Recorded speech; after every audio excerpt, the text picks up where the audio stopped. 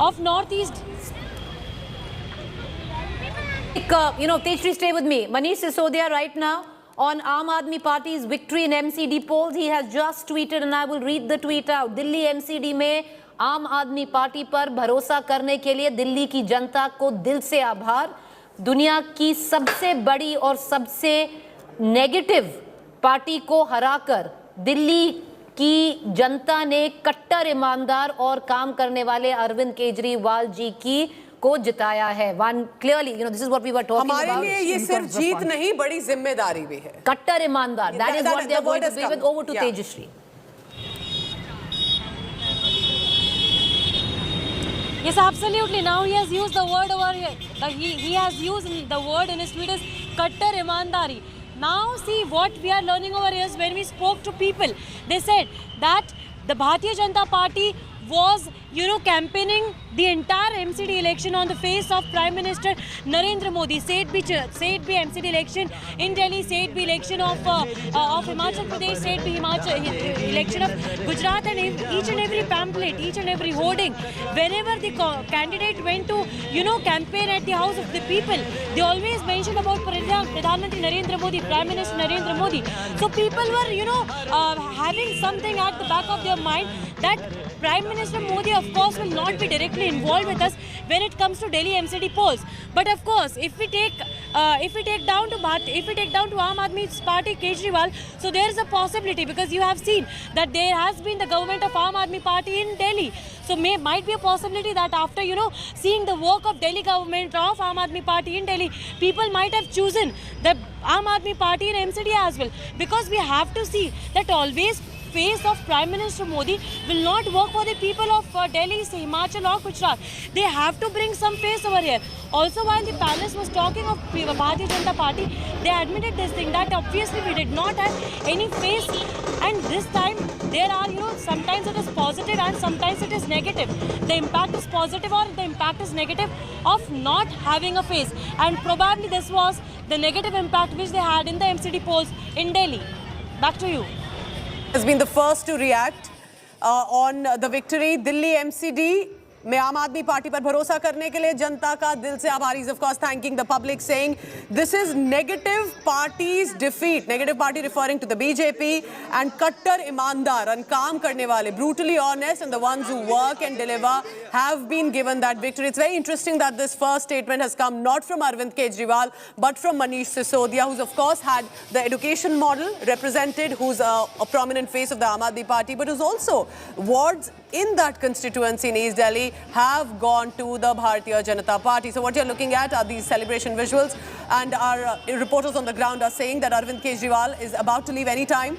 There's been a huddle going on for the longest time at the civil rights residence of Arvind Kejriwal in Delhi. About 7 to 8 vehicles, and of course the security protocol around that, because it's also Punjab Chief Minister Bhagwant Mann, Member of Parliament Sanjay Singh, all of them together about to leave from the civil rights residence. Laddus are out, being distributed cautiously for now. They'll want to wait for the final numbers to come. Aam Aadmi Party was quoting about 200 wards to be won. It has come to about the half majority mark of 126. Could it go more? Could the BJP manage to restrain it 205? This is going to be very interesting the next half an hour. Perhaps we'll have that clarity coming in from the counting centres. These visuals from the Aam Aadmi Party headquarters.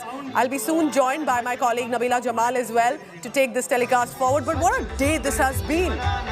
The exit poll predicting about 91 maximum. Aam Aadmi Party not getting as much as they would have expected. The BJP getting slightly more. Let's listen in to the celebrations.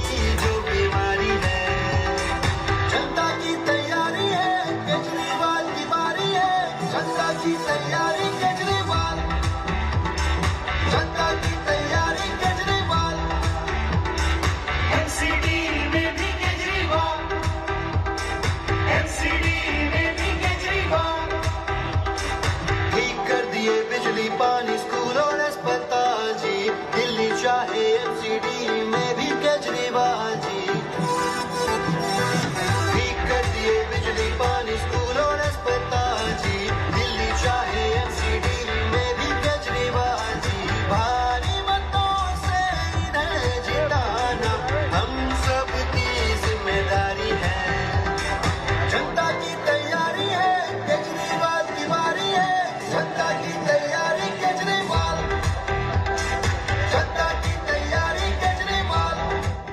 access in Delhi in just about the next few minutes. Arvind Kejriwal and all the top members of the team will be reaching there. Nabila Jamal now joins me. Nabila, it's been an interesting day. A lot of surprises, shocks. But of course, even interestingly, what the Congress performance has a lot to say. So that's the first visual of these netas leaving from civil lines residence.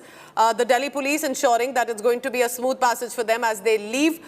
But what a day, and it will be very interesting to see what Arvind Kejriwal says. Aishwarya there. In fact, Aishwarya joining us right at the office, the house where the netas are just exiting. The mood and fervour undoubtedly upbeat. Aishwarya, over to you. Visuals now. Manish Sisodia there. Sir, जीत गए. बहुत बड़ी जीत, बहुत बड़ी जीत. बहुत बड़ी जीत है. बहुत बड़ी जीत. दिल्ली की जनता का धन्यवाद. Manish Sisodia there, telling us that it is a big victory for him. The cavalcade leaving now. You have the visuals. Bhagwat Man. The cars now leaving for the Aam Aadmi Party headquarters, and we are showing you the cavalcade. Manish Sisodia clearly saying that this is a big victory for the Aam Aadmi Party.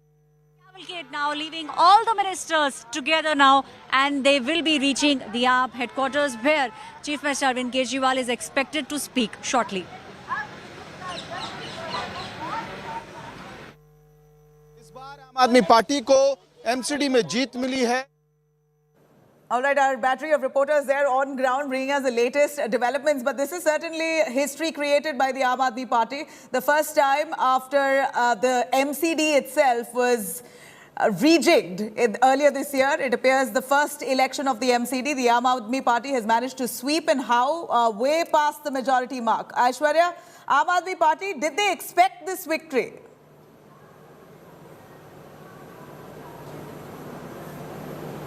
Aishwarya.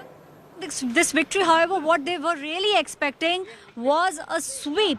They actually wanted it to be a sweep, but that is something which did not take place. Manish Sisodia exclusively spoke with India Today, and he said that nonetheless, this is a big victory for the Aam Aadmi Party. We just showed you how the cavalcade, just left a few minutes back. They will be reaching the Aam Aadmi Party headquarters very shortly. Play out that reaction that you just sent us. Manish Sisodia, Delhi's Deputy Chief Minister, saying "बहुत बड़ी जीत है," which is, it is quite surprising because in his own constituency area, the wards have not really gone to the Aam Aadmi Party, but to the Bharatiya Janata Party, and yet the first reaction comes in quickly to Aishwarya of India Today when he says it's a big victory while dance and dholak is out. So, it looks like with Arvind Kejriwal smiling and giving a thumbs up in that vehicle, Aishwarya, that they want to look like that they've pulled off something which has been historic and unprecedented. Well, definitely. They have been talking about the fact that they want to sweep the elections. They want to make Delhi a clean city. And, talking also about the symbol, the Jharu symbol. They are now saying that this is time for them to take responsibility. The people have given them a mandate and they will work tirelessly for the next 5 years. All the ministers smiling. So definitely, they have arrived. This is what they want to give as a signal to the Bharatiya Janata Party. All of them will now be reaching there. They will be speaking. That's what we are, that's what we are told, that it will be the Chief Minister Arvind Kejriwal who will be speaking, and they will talk about what a big victory definitely it has been. They were obviously expecting 180 to 200. That's something which has not happened. Nonetheless, they have won the MCD. That's the big takeaway for the Aam Aadmi Party and Chief Minister Arvind Kejriwal today.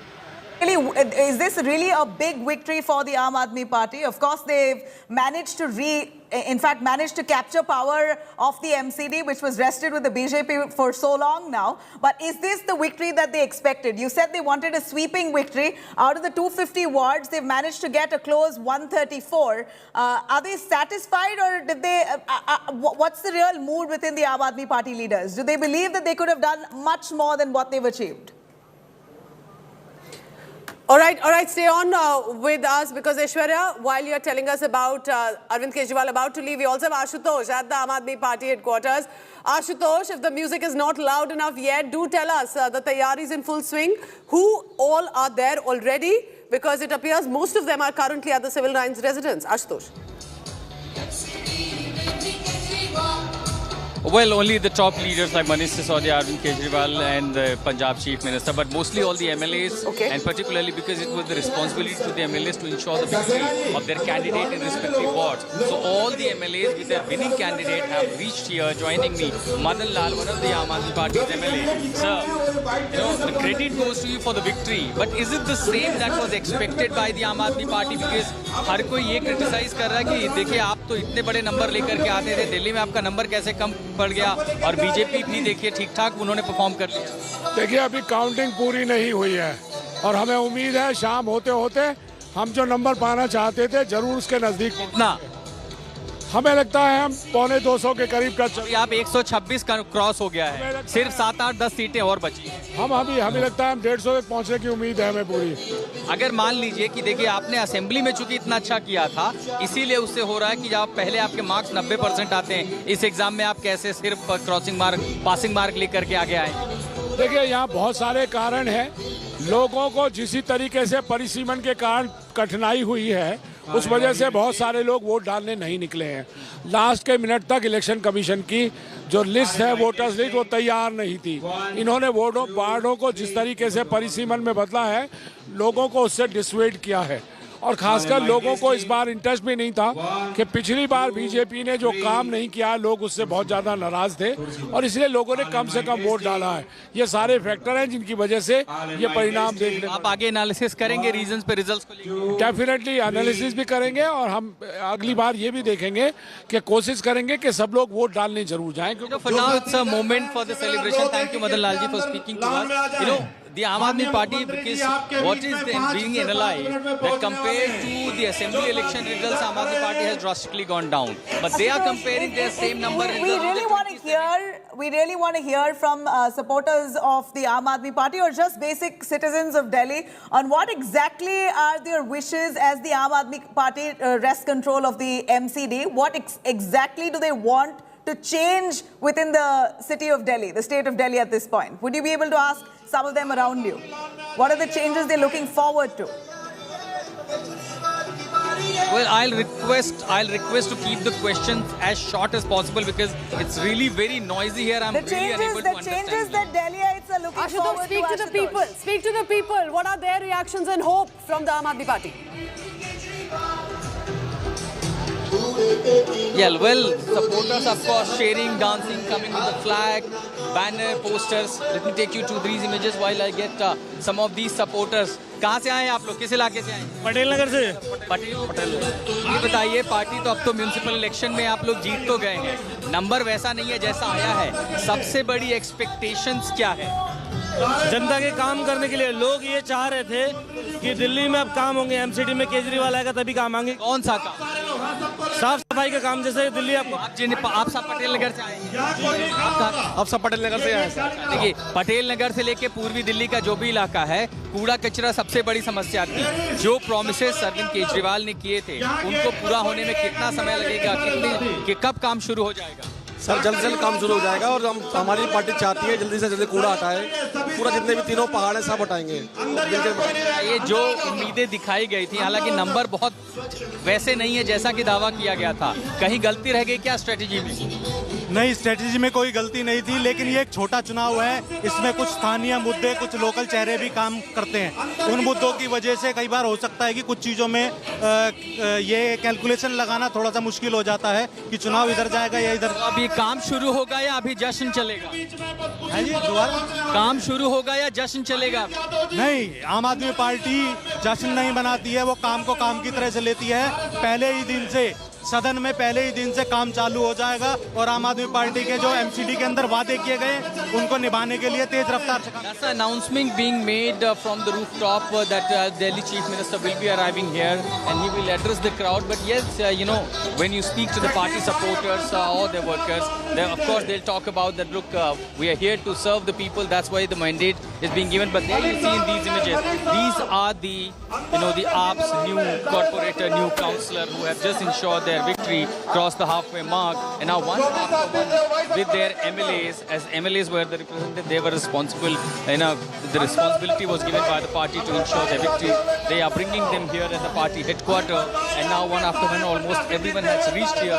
Few those who are left will be coming here with their certificate. All I can say, the mostly MLAs are here, and any moment At the Aam Aadmi Party headquarters, you can see balloons, flags, banners. In just a short while, as we are tracking closely, the whole entourage, the cavalcade of Arvind Kejriwal and the core team members just about to reach. But Manish Sisodia did give a quick reaction just before they were leaving for the headquarters. Here's what he told India Today's Aishwarya.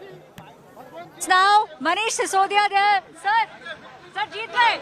बहुत बड़ी जीत, बहुत बड़ी जीत, बहुत बड़ी जीत है. बहुत बड़ी जीत. दिल्ली की जनता का धन्यवाद. Now, Manish Sisodia there. Sir, जीत गए. बहुत बड़ी जीत, बहुत बड़ी जीत, बहुत बड़ी जीत है. बहुत बड़ी जीत. दिल्ली की जनता का धन्यवाद. Now, Manish Sisodia there. Sir, जीत गए. बहुत बड़ी जीत, बहुत बड़ी जीत, बहुत बड़ी जीत है. बहुत बड़ी जीत. दिल्ली की जनता का धन्यवाद.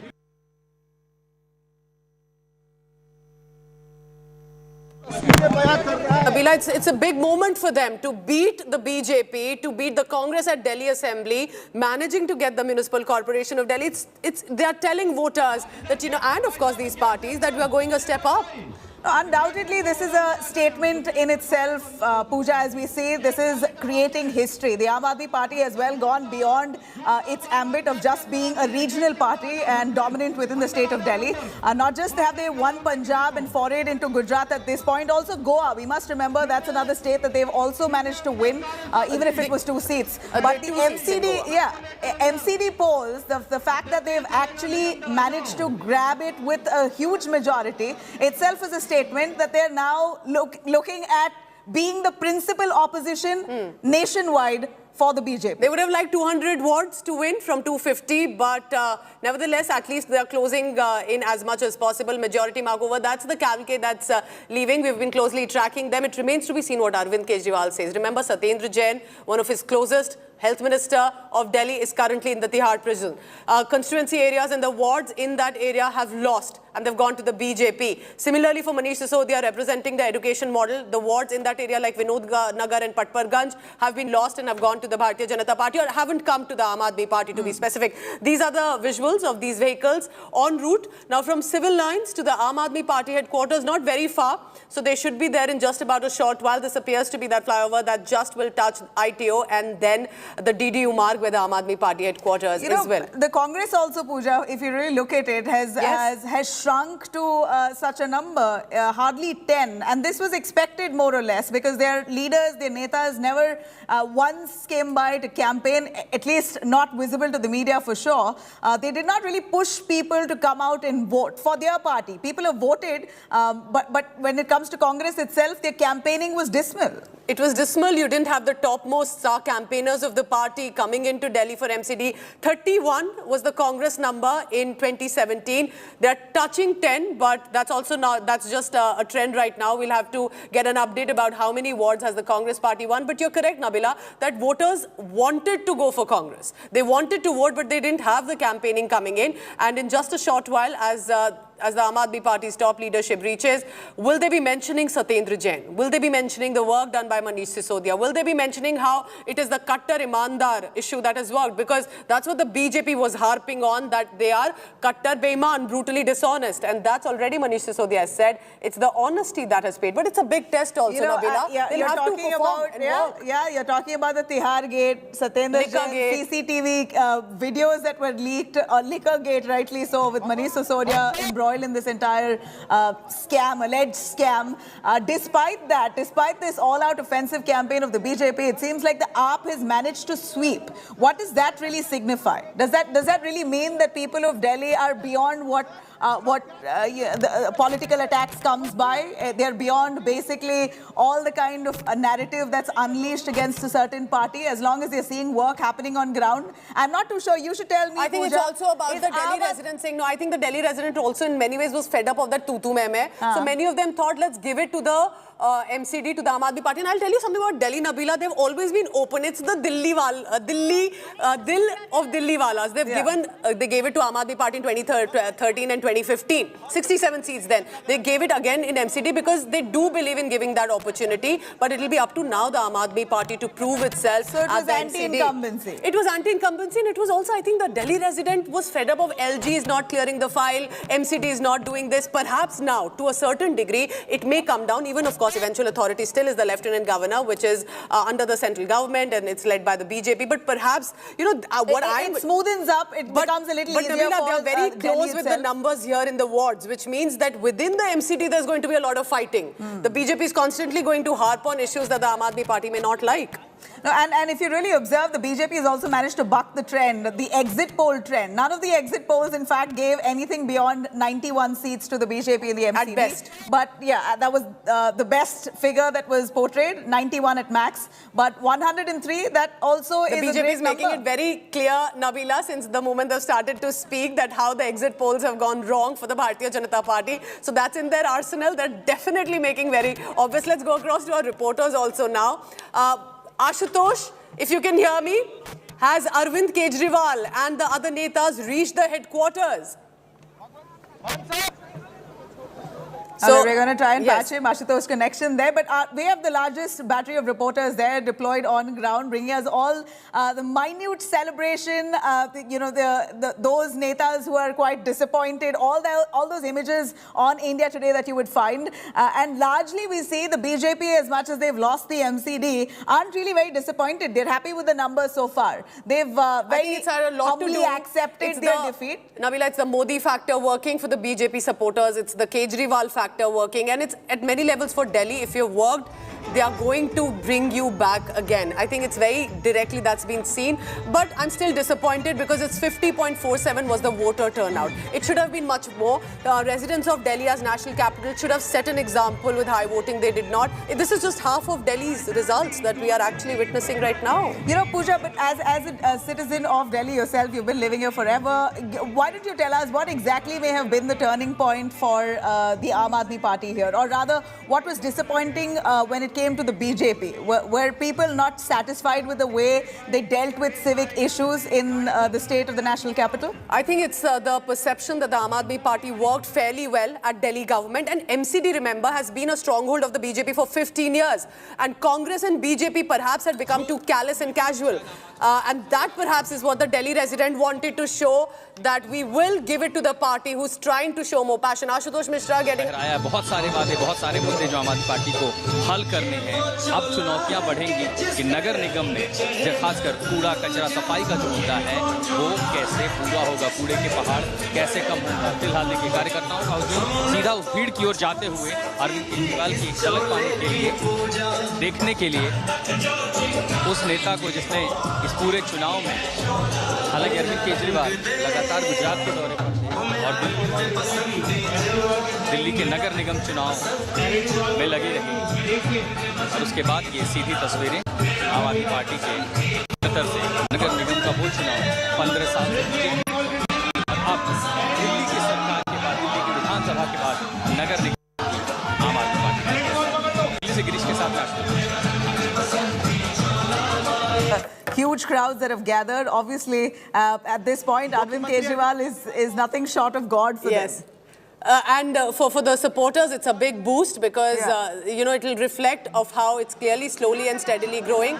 So a navy blue shirt, a sweater, not a muffler, the trademark of Arvind Kejriwal for the longest time there. We'll try and get you better visuals coming in from the Aam Aadmi Party headquarters. This is the DDU Mark, Central Delhi. I can only imagine right now the kind of traffic snarls outside and the crowd inside. That's Pankaj Jain, my colleague, bringing us the latest coming in. Remember, they're just waiting. This quiet that you see is because Arvind Kejriwal in just a short while will be coming up on the stage, and then it's going to erupt in a roar. 15-year rule of the BJP to actually trump over the BJP with the MCD is certainly no joke. Nabila, considering the BJP is very popular in urban areas. Across pan-India, when it comes to urban areas, especially the civic bodies, the BJP is quite popular, have done great work. But for the Aam Aadmi Party here to trump the BJP's 15-year rule is certainly no joke. Absolutely. I think I agree to that. Even though, yes, BJP's core vote bank has voted for them even now, but for a new party, barely about a decade old, to take on a party like BJP or even a grand old party like Congress, it's a huge achievement. And I can tell you here, this is Aam Aadmi Party creating another record. It was in 2013 and then in 2015 it routed off the Congress party after 15 years rule of Sheila Dikshit in Delhi government. Now in 2022, again after 15 years, BJP routed out of MCD. Joining us. सबसे बड़ी चुनौती होती है, तमाम कार्यकर्ता यहाँ से सीधे छत पर जाएंगे। छत पर पहुंचकर अरविंद केजरीवाल जो विजयी भाषण है वो देंगे।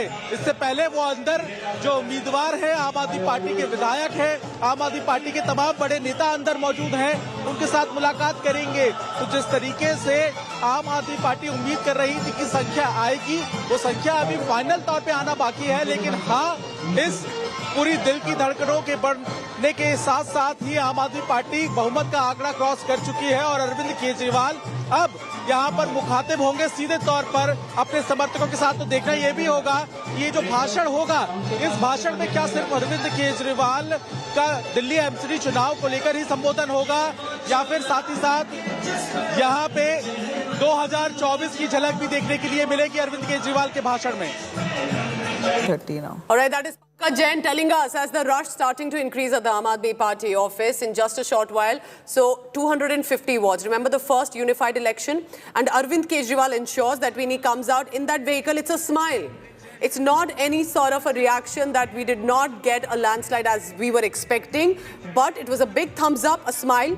Sitting behind him is Punjab Chief Minister Bhagwant Mann. 2 states now. So to say 2 states, considering Delhi is not a full statehood, but Delhi and Punjab with the Aam Aadmi Party. Now Delhi more to do with the Aam Aadmi Party, with the municipal corporation. Many would be asking why so much importance to civic body elections, because the civic body shows a party like Aam Aadmi Party is becoming bigger. Yeah, not just that, it certainly shows the Aam Aadmi Party trumping over the BJP national party with all that might, money and stature. At this point, they're known as the strongest party in the country as they are ruling, quite evidently, and also the richest party in the world. If people aren't aware, BJP is known as the richest, most wealthiest party, political party in the globe. So at a time like this and this political climate, Aam Aadmi Party trumping the BJP after its 15-year rule of the MCD is certainly what is making news. And Delhi, of course, the national capital, at the end of it, the way Delhi looks, the way it's spruced up, how clean it is, whether water, your electricity, all basic amenities are in place, really reflects what happens across India. But you know, Nabila, it's an important point here. Delhi, unlike other cities, has already had a lot of issues cleared for them. You know, there has been good electricity, water. Maybe in some areas it's not been at best. So it's not something that Aam Aadmi Party really had to work on. In fact, it is Sheila Dikshit's era that's known as perhaps making a lot of advancements for Delhi. But, you know, Sheila Dikshit's era is over. Congress era looks like it's got over. It's the Aam Aadmi Party and Kejriwal era for the national capital, Delhi. And we are witnessing how one by one it is treading into territories that have been stronghold of the BJP. And it is a boost for Arvind Kejriwal. It's getting into areas. Remember, an administrative officer a few years ago gets into activism, gets into India Against Corruption movement, becomes a chief minister with Aam Aadmi Party in its debut elections, then gets into the MCD. This definitely will be a boost, but is it also overestimating Arvind Kejriwal for national? You know, in Delhi, it does have a stronghold. Gujarat elections tomorrow will tell us where does the Aam Aadmi Party really stand, but they will be aiming 2024. They are aiming 2029. You know, but what is overestimating? Undoubtedly, this is something that the Aam Aadmi Party has to be proud of, and the fact that we are speaking about them today itself shows that they've gone far beyond their reach. Not just in Delhi, they were known as a regional party. Now they're called a national party. If they really open their account in Gujarat as well, not yet. Officially, they'll want to wait for Gujarat. If they open Still their a state account, party, if they open an account in Gujarat, then they're officially declared a national party. For them, they're far beyond their reach, and that itself is commendable. And that's what other parties, whether it's the Shiv Sena, the Trinamool Congress, or even the communist parties, will be closely watching. And it's very interesting to see, you know, Pooja, that we've never seen the Congress really so far address the Aam Aadmi Party at all. The fact that AAP is eating into the Congress votes extensively, the Congress is, as a party, as a grand old party, has not once really debated in the name of AAP. For them, they almost make it look like AAP is not even a player. और MCD के अंदर जो उन्होंने वादे किए हैं, वो वादों को पूरा करके दिखाएंगे। भारत माता की जय के नारे यहाँ पे लगने लगे हैं नेहा, जाहिर सी बात है ये इस बात का संकेत है कि कुछ ही देर में अरविंद केजरीवाल यहाँ पर भाषण देने के लिए पहुंच रहे हैं। इससे पहले पार्टी के जो बाकी नेता है, उम्मीद की जा रही है कि जो मनीष सिसोदिया है वो अरविंद केजरीवाल से पहले यहाँ पे भाषण देंगे, क्योंकि मनीष सिसोदिया हैं जो इस पूरे चुनाव में प्रचार की जिम्मेदारी को संभाल रहे थे। उन्हें सारा जिम्मा दिया गया था, एक दिन में 10 से 15 जनसभा रोड शो को वो अंजाम दे रहे थे। तो ऐसे में ये भी सुनना अहम होगा कि मनीष सिसोदिया क्या कुछ यहाँ पर भाषण देते हैं। और अब संजय सिंह जो है वो भाषण देने के लिए जा रहे हैं, तो उम्मीद है कि संजय सिंह जो है वो बीजेपी को घेरते हुए नजर आएंगे। अभी सुनेंगे कि क्या कुछ कहते हैं संजय सिंह भी। So that's Sanjay Singh speaking. But remember, it is true that it is Manish Sisodia's election in many ways. Arvind Kejriwal did not campaign as much. He was busy with campaigning in the state of Gujarat. MCD was primarily led by Manish Sisodia. You can see some of the netas there on the stage. That's the balcony. That's a very traditional manner in which the Aam Aadmi Party addresses and comes across as the first moment. That's Member of Parliament of the Aam Aadmi Party, Sanjay Singh, remember, has been with Arvind Kejriwal since day one as an activist in India against corruption in the Anna movement. You're looking at the members of parliament also of the Rajya Sabha there with the Aam Aadmi Party. Sanjay Singh speaking. Let's listen in now.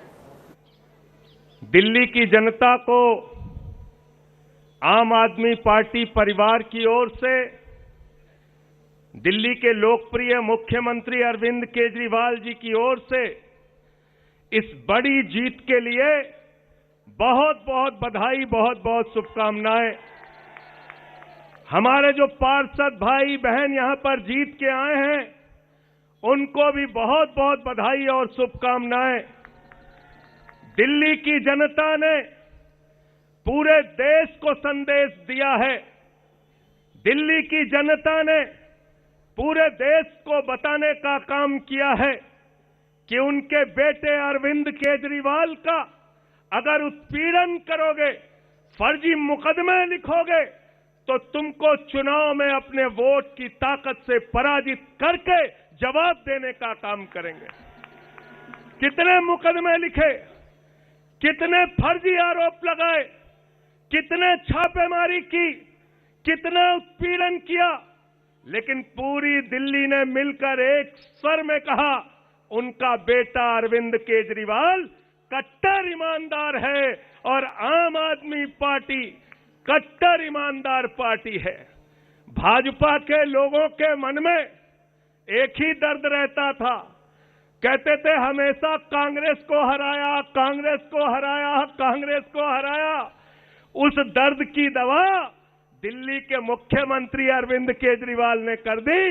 15 साल से जहां पर BJP का राज था, उस किले को ध्वस्त करने का काम अरविंद केजरीवाल और आम आदमी पार्टी ने किया। दिल्ली के अंदर अभी मैं भाजपाइयों को सुन रहा था, अभी भी कह रहे हैं मेयर हमारा होगा। 20-25 सीटें कम है और हमारी सीटें बहुमत से ज्यादा, काफी ज्यादा हैं, फिर भी कह रहे हैं मेयर हमारा होगा। दुनिया की सबसे बड़ी बेशर्म पार्टी है भारतीय जनता पार्टी, जो वो खुद ही कह रही है कि वो भारतीय खोखा पार्टी है, खोखा पार्टी है। इसलिए दिल्ली में मेयर भी आम आदमी पार्टी का होगा और दिल्ली के कूड़े के पहाड़ पर, दिल्ली के कूड़ा राज पर, एमसीडी के भ्रष्टाचार के राज पर दिल्ली की जनता ने झाड़ू चलाने का काम किया है। झाड़ू चलाने का काम किया है। मैं फिर से एक बार आप सबको हृदय की गहराइयों से बधाई देते हुए ये कहना चाहता हूं कि दुनिया की सबसे बड़ी पार्टी के लोगों, अहंकार में मत रहो। 400 सांसद तुमने दिल्ली में लगाए, मोदी जी, अमित शाह जी की फोटो लगाई, नड्डा जी को चुनाव का प्रभार दिया, 17 केंद्रीय मंत्री और 8 मुख्यमंत्री लगाए, बावजूद इसके दिल्ली के बेटे को, अरविंद केजरीवाल को दिल्ली की जनता ने जिताया। और देखिए मजेदार बात, अभी एक चैनल पे मैं एक भाजपाई को सुन रहा था, कह रहे थे हाँ इतने % वोट अरे भैया पिछले चुनाव के मुकाबले 80 सीट बीजेपी हारी है, 80 और पिछले चुनाव के मुकाबले 80 सीट ज्यादा जीते, 80 सीट ज्यादा जीते। ये बहुत बड़ी जीत है। एक बार जोरदार नारा हम लोग लगाएंगे, अरविंद केजरीवाल, अरविंद केजरीवाल, अरविंद केजरीवाल, दिल्ली का लाल, दिल्ली का लाल, भारत माता की, भारत माता की। बहुत बहुत धन्यवाद संजय भैया। अब मैं निवेदन करूंगा दिल्ली प्रदेश के अध्यक्ष और दिल्ली सरकार में कैबिनेट मंत्री आदरणीय गोपाल राय जी से कि वो हम सबको संबोधित करें। जोरदार तालियों से स्वागत करिए गोपाल राय जी का। भारत माता की।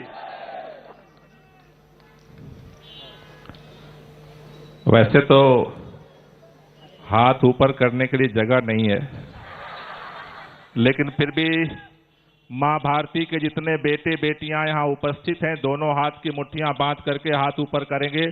सब लोगों का हाथ ऊपर होना चाहिए, पूरी ताकत के साथ बोलेंगे भारत माता की, भारत माता की। इनकलाब, इनकलाब, वंदे वंदे। दोस्तों,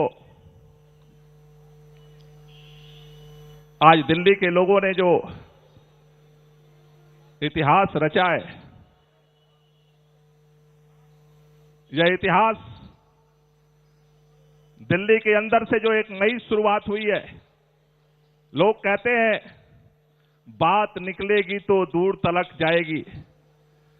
अब तक पूरे देश के अंदर भारतीय जनता पार्टी जो ये रट लगा रही थी, केजरीवाल तो कांग्रेस को हराते हैं, केजरीवाल तो कांग्रेस को हराते हैं। दिल्ली वालों ने आज ये संदेश दिया है, अरविंद केजरीवाल, कांग्रेस हो या भाजपा, अगर जनता का काम नहीं करोगे, बेईमानी करोगे, लिंटर वसूली करोगे, तो भ्रष्टाचार का एक ही काल है, उसका नाम है, आप जानते हो, मार्च के महीने में एमसीडी का चुनाव होने वाला था। यहां हमारे बहुत सारे कैंडिडेट जो जीत कर आए, मार्च के महीने में गली गली में गर्मी में कोई ऐसा चप्पा चप्पा नहीं था जहां पर आप सब लोग जनता के बीच में नहीं गए थे। आज जो परिणाम निकला, भारतीय जनता पार्टी ने सर्वे कराया, सर्वे में उस समय भाजपा हार रही थी। भाजपा ने, आपको याद होगा, देश के अंदर पहली घटना है जब चुनाव आयोग ने चुनाव घोषणा के लिए प्रेस कॉन्फ्रेंस बुलाई और आधे घंटे पहले होम मिनिस्ट्री से फोन आता है अमित शाह जी का, और चुनाव की घोषणा के लिए जो प्रेस कॉन्फ्रेंस बुलाई गई थी उसमें चुनाव आयुक्त कहते हैं कि चुनाव टाल दिया गया। हार के डर से एकीकरण का बहाना बनाया गया, चुनाव से भागी भाजपा। उसके बाद भाजपा ने षड्यंत्र रचा, कैसे अरविंद केजरीवाल को बदनाम किया जाए, हमारे मंत्री को जेल के अंदर डाल दिया, मनीष सिसोदिया जी के ऊपर घर पर छापा मारा, बैंक में छापा मारा, गांव में छापा मारा, देश के अंदर चप्पे चप्पे पर छापा मार करके खंगाला गया। डेली बदनाम करने की, अपमानित करने की कोशिश की गई, बीजेपी भागती रही। फिर उसे लगा अब तो अरविंद केजरीवाल गुजरात में बिजी हैं, इसलिए चुनाव का दांव चल दो। भाजपा वालों, तुम भागते रहे, भागते रहे, भागते रहे। जनता ने तुम्हें अस्थायी तौर पर दिल्ली से, एमसीडी से भगा दिया है और जनता ने यह फैसला ले लिया है। कूड़े का नाम लेते ही करंट लगता था इनको, चाहे वो भाजपा का राष्ट्रीय अध्यक्ष नड्डा जी हो और चाहे गली के अंदर भाजपा का कैंडिडेट हो। जनता ज्यों कूड़े का नाम लेती थी त्यों वो तिहाड़ का वीडियो लेकर के आते थे। ज्यों जनता कूड़े का पहाड़ का नाम लेती थी, वो जो मनीष सिसोदिया जी का लिस्ट लेकर आते थे, इतने का घोटाला हो गया, इतने का घोटाला हो गया। भाजपाइयों, दिल्ली वाले ने फैसला कर दिया। अरविंद केजरीवाल, मनीष सिसोदिया, सत्येंद्र जैन, आम आदमी पार्टी ने भ्रष्टाचार नहीं किया। तुम्हारे पार्षदों ने लिंटर में वसूली की, लिंटर में भ्रष्टाचार किया, उसका ये लिए जो जनता ने जवाब दिया है। इसलिए आपसे कहना चाहता हूं, साथियों, दिल्ली के लोगों ने हम लोगों के ऊपर एक बड़ी जिम्मेदारी दी है। दिल्ली के लोगों ने आम आदमी पार्टी पर आपके ऊपर भरोसा करके एक बड़ी जिम्मेदारी दी है। भाजपाई कह रहे हैं जीत तो आम आदमी पार्टी को दिया है जनता ने, मेयर हम बनाएंगे। भाजपा के लोगों को चैलेंज देकर कहना चाहता हूं, तुम्हारे हर षड्यंत्र का मुकाबला पहले भी किया है और तुम्हारे हर षड्यंत्र का मुकाबला अब भी करेंगे।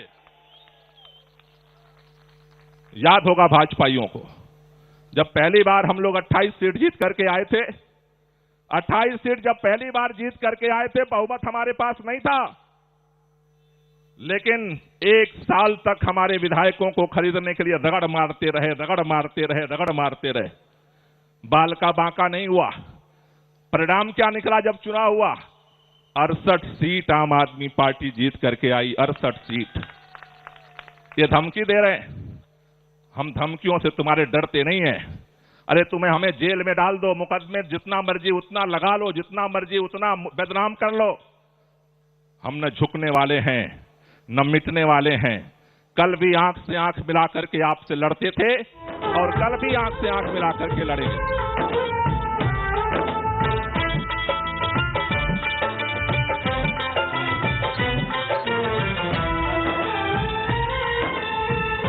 There, Aam Aadmi Party Neta, who's quite ecstatic, and this is of course a show of strength and lapping up the victory, coming out in pride. There you have Arvind Kejriwal himself. Arvind Kejriwal, Aam Aadmi Party's national convener, another victory after 2015 and 2020 assembly elections. First for MCD, accompanied by Bhagwant Mann, but that's his closest aide. In red, Manish Sisodia, the one who led the Delhi campaign for municipal corporation.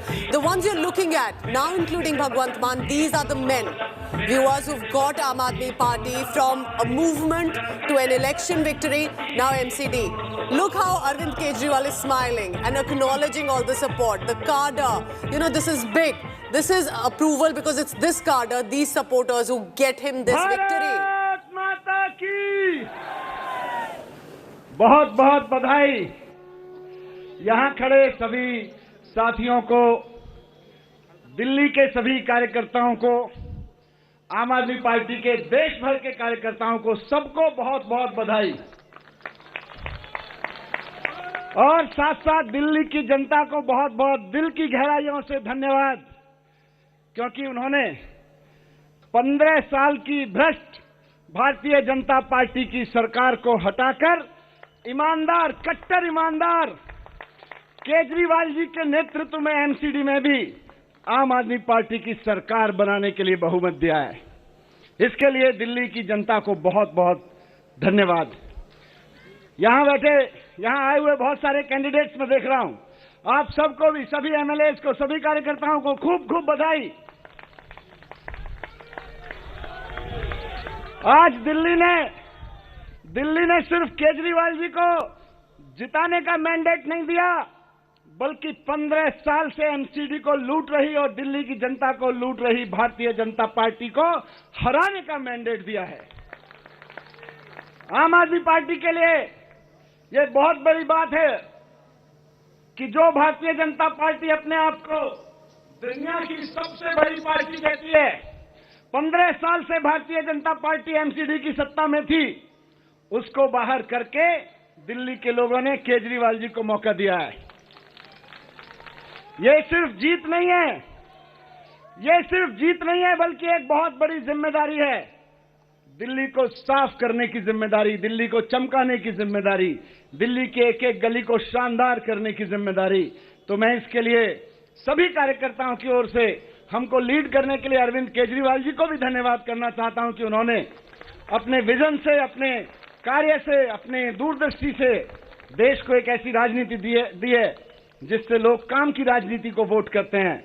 मैं आगे के लिए अब अपने भाई और पंजाब के मुख्यमंत्री मानजोग भगवंत मान जी को बुलाना चाहता हूं, वो भी अपने 2 शब्द यहां पे रखें।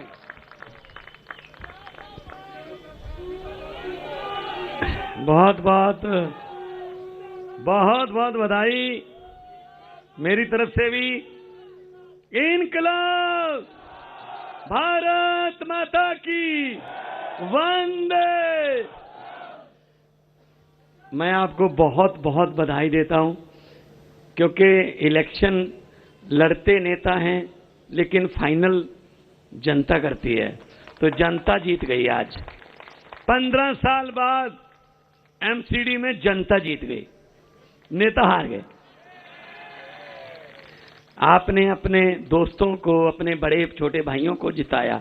अरविंद केजरीवाल जी ने कहा था कि मुझे एमसीडी भी दे दो, मैं ये भी ठीक कर दूंगा। देखो, दिल्ली को देश का दिल कहा जाता है और आम आदमी पार्टी 10 साल की हुई अभी 26 नवंबर को, और दिल्ली आम आदमी पार्टी ने दिल्ली भी जीती है और दिल भी जीते हैं। हुकूमत वो करते हैं जिनका दिलों पर राज होता है। यूं कहने को तो मुर्गे के सर पे भी ताज होता है। तो आप लोगों ने हमारे दिल जीते हैं। जिस तरीके से आप लोगों ने बाहर आके वोट किया, आपने विश्वास जताया, चाहे वो दिल्ली में हो, तीसरी बार, चौथी बार हो गया अब तो एमसीडी, पंजाब में हो, और कल शाम तक आपको गुजरात में भी ऐसा नहीं। आज एक प्रवक्ता बीजेपी का, पत्रकार कोई था, वो प्रवक्ता ही होते हैं उनके, तो कह रहे जी, बीजेपी वाले कह रहे हैं आज का जो पोल एग्जिट पोल वो गलत साबित हो गया। जो 170 180 बोल रहे थे वो नहीं आई। मैंने कहा अच्छा चलो, आज वाला गलत साबित हो गया तो कल वाला गलत साबित नहीं हो सकता? जो कल होगा वो भी गलत साबित होगा। गुजरात में आम आदमी पार्टी को बहुत बड़ा चमत्कार आपको देखने के लिए मिलेगा। कल सुबह जैसे आज उठे होंगे 6 बजे, इधर उधर तैयारी की, 8 बजे टीवी लगाया, 4 बजे उठे, है ना? कल भी उतने बजे उठना है। और कल जब 8:15 बजेंगे आपको, नहीं वैसे तो ये जो मीडिया है ना, सभी नहीं, जो आए हैं इनकी हिम्मत को भी दाद देता हूं, धन्यवाद भाई साहब। आ तो गए यहां,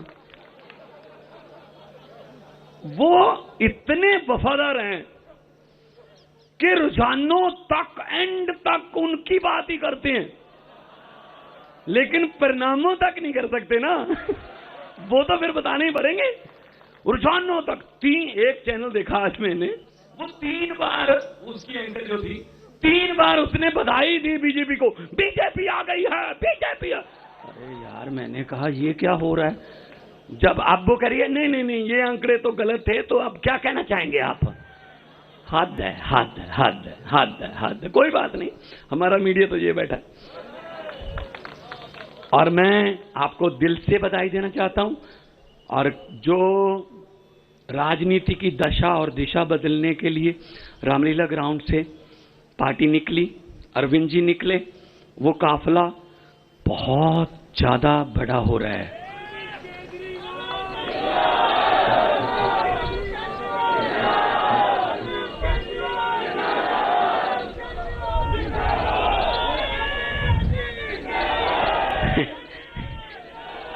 देखिए, हम वादे नहीं करते, हम गारंटियां देते हैं कि 1 जुलाई से हमने गारंटी दी थी। 1 जुलाई से पंजाब में बिजली के बिल हमने फ्री किए। 75 लाख मीटर हैं, उसमें से 61 लाख मीटरों को बिजली का बिल 0 आया जी। और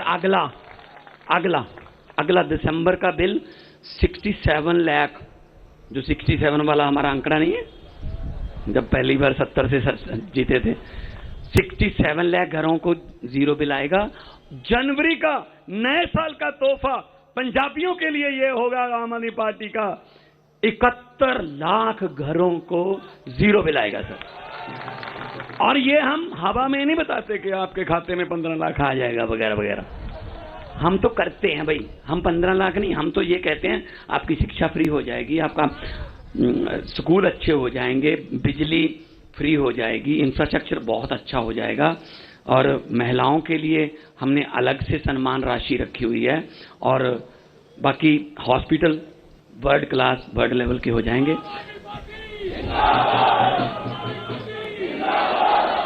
देखो हम तो बोलते ही रहते हैं, एक सिर्फ 25 सेकंड के लिए आप अपने दिल की भड़ास चीख मारकर जो निकालना चाहते हो निकाल।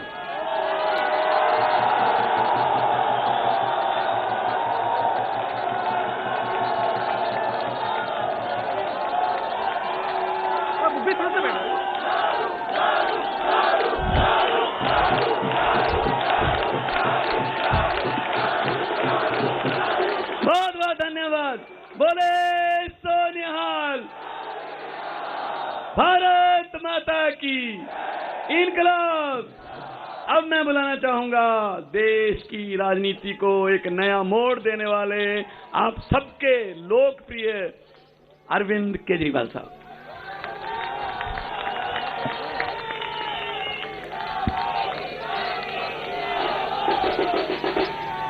भारत माता की, भारत माता की इनकलाब, वंदे।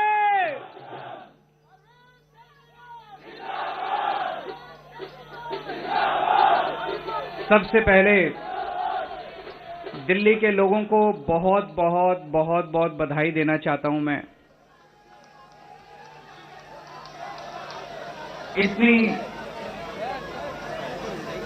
इतनी बड़ी जीत के लिए, इतनी शानदार जीत के लिए, इतने बड़े बदलाव के लिए, इतने बड़े परिवर्तन के लिए मैं दिल्ली के लोगों को बहुत बहुत बधाई देना चाहता हूं। मैं दिल्ली के लोगों का बहुत बहुत शुक्रिया अदा करना चाहता हूं कि उन्होंने अपने बेटे को, अपने भाई को इस लायक समझा कि उन्होंने आज हमारे को नौकरी दी है। अभी तक उन्होंने हमें जो जिम्मेदारी, लोगों ने शिक्षा की जिम्मेदारी दी, स्कूलों की जिम्मेदारी दी, हमने रात दिन मेहनत करके स्कूल ठीक किए, लाखों करोड़ों बच्चों का भविष्य बनाया। लोगों ने हमें अस्पतालों की जिम्मेदारी दी, हमने रात दिन मेहनत करके अस्पताल ठीक किए, लोगों के इलाज का इंतजाम किया, अच्छे इलाज का इंतजाम किया। लोगों ने हमें बिजली की जिम्मेदारी दी, हमने बिजली ठीक की, बिजली मुफ्त की, 24 घंटे बिजली की। आज दिल्ली के लोगों ने अपने बेटे को, अपने भाई को दिल्ली की सफाई करने की जिम्मेदारी दी है, भ्रष्टाचार दूर करने की जिम्मेदारी दी है, पार्कों को ठीक करने की जिम्मेदारी दी है, कई सारी जिम्मेदारियां आज दी हैं। इतना प्यार दिया आपने, इतना विश्वास किया आपने मेरे ऊपर, इसके लिए मैं आपका ऋण कभी नहीं चुका सकता। मैं पूरी कोशिश करूंगा रात दिन मेहनत करके आपके इस भरोसे को कायम रखूं, ऐसी मेरी हमेशा कोशिश रहेगी।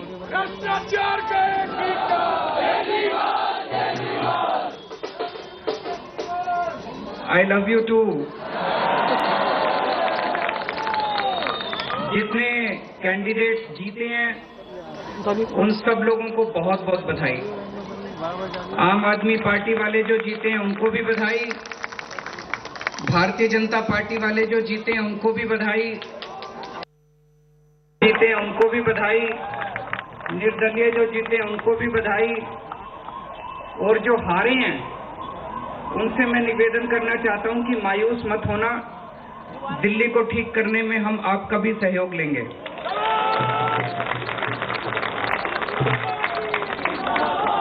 अब अपने को सबको मिलके काम करना है।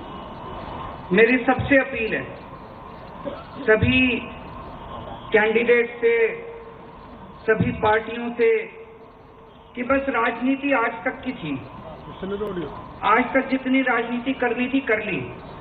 अब अपने को सबको मिलके काम करना है, सबको मिलके दिल्ली ठीक करनी है। इसमें मैं बीजेपी का भी सहयोग चाहता हूं, इसमें मैं कांग्रेस का भी सहयोग चाहता हूं, मैं सबका सहयोग चाहता हूं। सबके सहयोग से हम दिल्ली को ठीक करेंगे, सब मिलके दिल्ली को ठीक करेंगे। 250 के 250 पार्षद जो चुन के आए हैं, मैं अब उनसे निवेदन करता हूं कि आप किसी पार्टी के पार्षद नहीं, अब आप दिल्ली के पार्षद हैं, मिलके दिल्ली को ठीक करेंगे। और आज के बाद से मैं सभी पार्टियों का भी सहयोग की अपेक्षा करता हूं कि हम सारी पार्टियों को साथ लेके चलेंगे। जिन लोगों ने हमें वोट दिया उनका बहुत बहुत शुक्रिया, जिन्होंने वोट नहीं दिया उनको मैं कहना चाहता हूं पहले आपके काम कराएंगे फिर दूसरों के काम कराएंगे।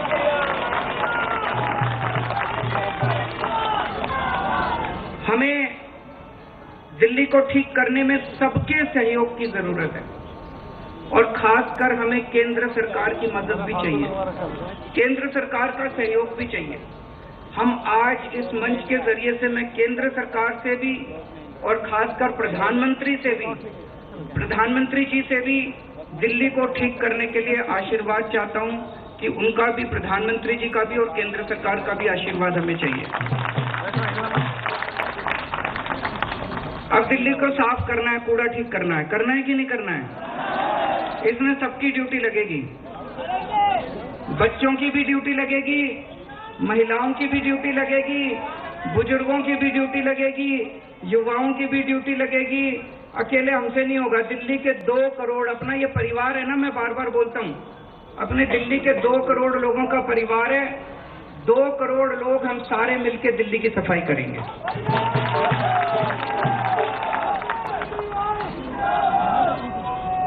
अपने को भ्रष्टाचार भी दूर करना है।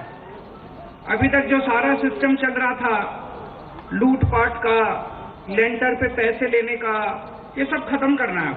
अपने को जैसे दिल्ली सरकार साफ सुथरी करी हमने, दिल्ली सरकार के अंदर अब भ्रष्टाचार नहीं होता, ऐसे ही अब नगर निगम को भी साफ करना है। सारे हमारी तरफ देख रहे हैं, बहुत बड़ी जिम्मेदारी है। और दिल्ली के लोगों ने तो पूरे देश को एक मैसेज दिया है, सारे देश को एक मैसेज दिया है। क्या मैसेज है? मेरे पास बहुत लोग आते हैं, बड़े बड़े नेता, कई कई सालों के नेता, पुरानी पार्टियों वाले, सब कहते हैं केजरीवाल जी आप जो करते हो इससे वोट नहीं मिलते।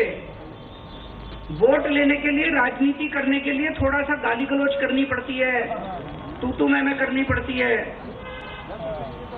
मैं आज आप सब लोगों को कहना चाहता हूं, हम गाली गलौज करने नहीं आए, हम शरीफों की पार्टी है, हम अच्छे लोगों की पार्टी है। जब भी कोई आम आदमी पार्टी वाले को देखे तो उसके मन में श्रद्धा जागनी चाहिए, उसके मन में एक रिस्पेक्ट होनी चाहिए, आम आदमी पार्टी वाला है। हमें कोई कितना भी उकसाए, हमें गाली गलौज नहीं करना, हमें नेगेटिव राजनीति नहीं करनी। लोग कहते हैं कि आप ये स्कूल बनवाते हो, अस्पताल बनवाते हो, इससे वोट थोड़ी मिलती है। आज दिल्ली के लोगों ने सारे देश को मैसेज दिया है कि स्कूल और अस्पताल से भी वोट मिलती है। अगर हम स्कूल और अस्पताल नहीं बनाएंगे, सड़क ठीक नहीं करेंगे, बिजली ठीक नहीं करेंगे, पानी ठीक नहीं करेंगे, गाली गलौज करते रहेंगे तो देश की तरक्की कैसे होगी? देश की तरक्की तो असल मुद्दों से होगी ना, जो आम आदमी पार्टी उठा रही है। आज दिल्ली में 4था चुनाव जीते हम, स्कूल, अस्पताल, बिजली, पानी मुद्दों से।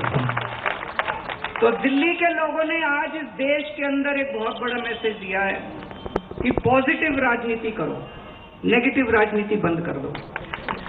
हमने पूरा चुनाव हमने पॉजिटिव तरीके से राजनीति की, मुद्दों की राजनीति की। हम जनता में जाके क्या कहते हैं? हम ये कहते हैं कि हमने आपके बच्चों के लिए स्कूल बना दिया, हमको वोट दो। हम ये कहते हैं कि हमने आपके परिवार के लिए इलाज का इंतजाम कर दिया, हमको वोट दो। हम गाली गलौज तो नहीं करते, दूसरों के साथ मारपीट तो नहीं करते, झूठे झूठे इल्जाम तो नहीं लगाते। तो ये पॉजिटिव राजनीति को आगे लेके जाना है और मेरा दिल कहता है कि जैसे जैसे देश के अंदर ये पॉजिटिव राजनीति बढ़ेगी, हमारे देश को दुनिया का नंबर 1 देश बनाने से कोई नहीं रोक सकता। और यही है जो देश को आगे बढ़ाएगा। गाली गलौज से देश आगे नहीं बढ़ेगा, गुंडागर्दी से, लफंगई से, मारपीट से देश आगे नहीं बढ़ने वाला। 75 साल बीत गए इस देश को, 75 साल में हम पीछे रह गए। अब टाइम नहीं है, जनता बड़ी बेचैन हो रही है। अब अगर अपने को अपने देश को आगे ले जाना है, पॉजिटिव राजनीति करनी पड़ेगी, विकास की राजनीति करनी पड़ेगी। स्कूल, अस्पताल, बिजली, पानी, ये असल मुद्दे हैं जिसकी वजह से देश परेशान है। इनकी राजनीति करनी पड़ेगी। मैं फिर से दिल्ली के लोगों को बहुत बहुत बधाई देना चाहता हूं और साथ सबको एक चीज और कहना चाहता हूं, अहंकार मत करना। बड़े बड़े सत्ता गिर गए हैं अहंकार से। अहंकार कभी मत करना। कई सारे आप में से काउंसलर बने हो, कई सारे आप में से एमएलए भी बने हो, कई सारे आज मान साहब भी खड़े हैं, पंजाब के हमारे मंत्रीगण भी सुन रहे होंगे। उन सबको मैं कहना चाहता हूं, कोई अहंकार मत करना। अगर हमने अहंकार किया तो ऊपर वाला जनता माफ करे ना, ऊपर वाला कभी माफ नहीं करेगा। आपके पतन पक्का है उसको। भारत माता की।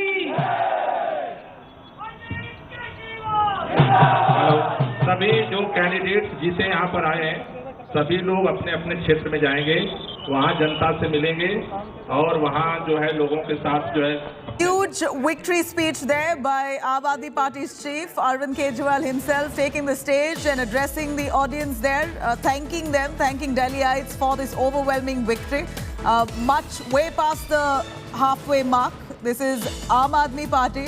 At this point, 3 p.m., we hear that they've managed to garner 134 wards and they are leading in about 4 wards, while the BJP at 104. We heard Arvind Kejriwal a little before that, Bhagwant Mann, Punjab Chief Minister, both of them speaking on Aam Aadmi Party's style of governance, which has really won the hearts of Delhiites. Of course, the Aam Aadmi Party at this point were quite keen on winning the MCD polls as they want to really stamp their complete authority over administration of Delhi, be it the MCD as well as the state. It appears now the Delhi's double engine, Aam Aadmi Party, will be wresting control on all issues, including that of education, healthcare, a lot of them that overlapped when it came to MCD and the Delhi state government. There were a lot of facilities that were already overlapping. Now, it appears the Aam Aadmi Party will have full control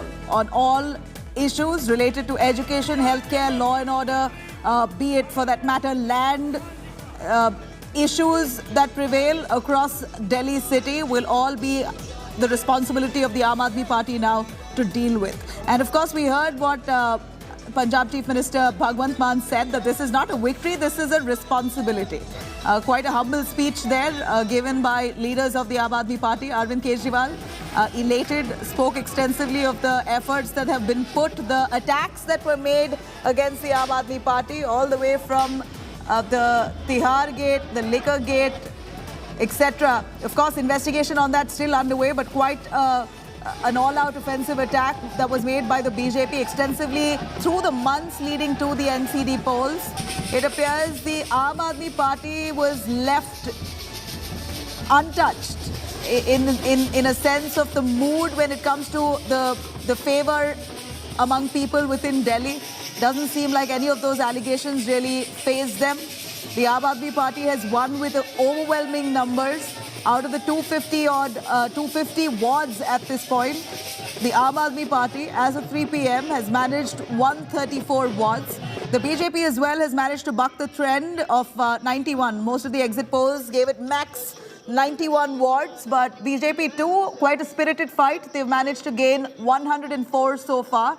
The Congress door has shrunk quite extensively to 9.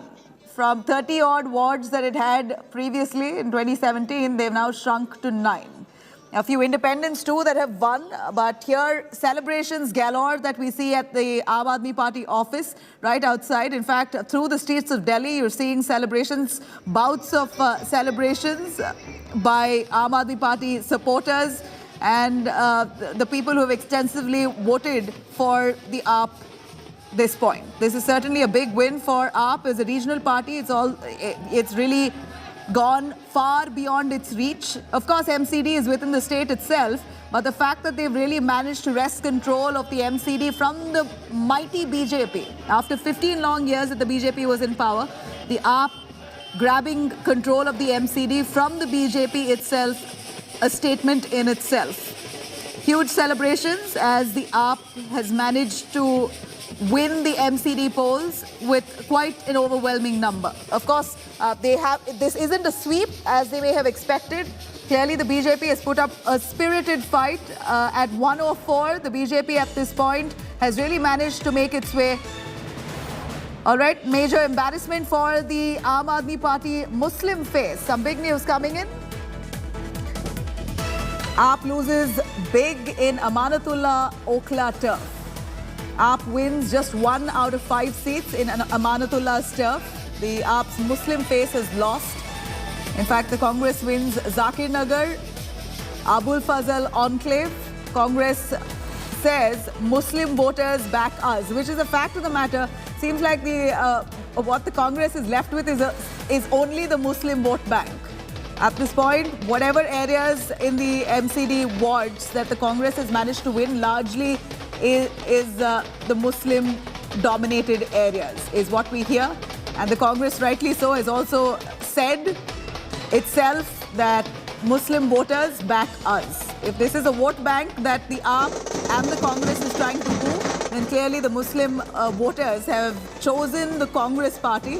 Amanatullah Khan, one of the few faces, the Muslim faces of the Aam Aadmi Party, has lost his turf. In fact, here AAP wins only 1 out of 5 wards in Amanatullah's constituency, which is quite an embarrassment. Most of them have decided to go with the Congress.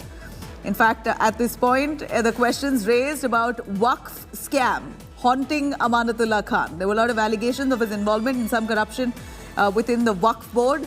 And here it appears that people have chosen the Congress candidate in Amanatullah's Okhla turf instead of the Aam Aadmi Party.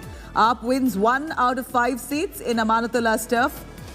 This also raises several questions on the Congress itself wooing a certain vote bank alone, because most of the seats that the Congress, most of the wards that the Congress have managed to win among the 9, most of them are Muslim-dominated areas. So the Muslim vote bank itself in Delhi largely has gone with the Congress party. The one of the only faces in the Aam Aadmi Party, Amanatullah Khan's own turf, the Okhla turf, at least 4 of his wards has gone to the Congress. Only 1 the AAP has managed to win.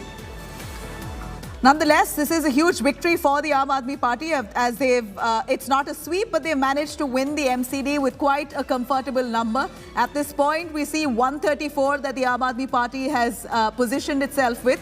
And they're also leading in 4 seats, is what we hear. The Congress has managed to win about 9. The numbers might vary a slight bit. In just a little while, we'll get pakka numbers, confirmed concrete numbers. The numbers will settle in maybe an hour's time. But this is more or less where it settles. The Aam Aadmi Party, a clear victor, followed by the BJP.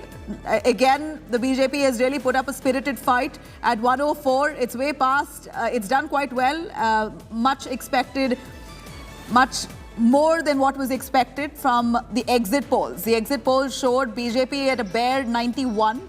But clearly the BJP has managed to buck that trend, the exit poll trend, and has now appeared to have got about 104 wards. With the Congress, though, has really been reduced to the margins, barely 9 wards that they've managed to win, and predominantly in Muslim areas.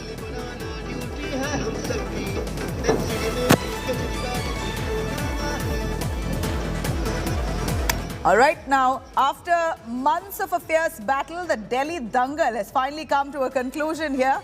In fact, the Aam Aadmi Party itself has breached the BJP's bastion, winning the civic body polls by a comfortable margin. The win for the Aam Aadmi Party means now that they are in full control of the state as well as the MCD. They did want complete control of the administration when it came to Delhi, and they've got it now.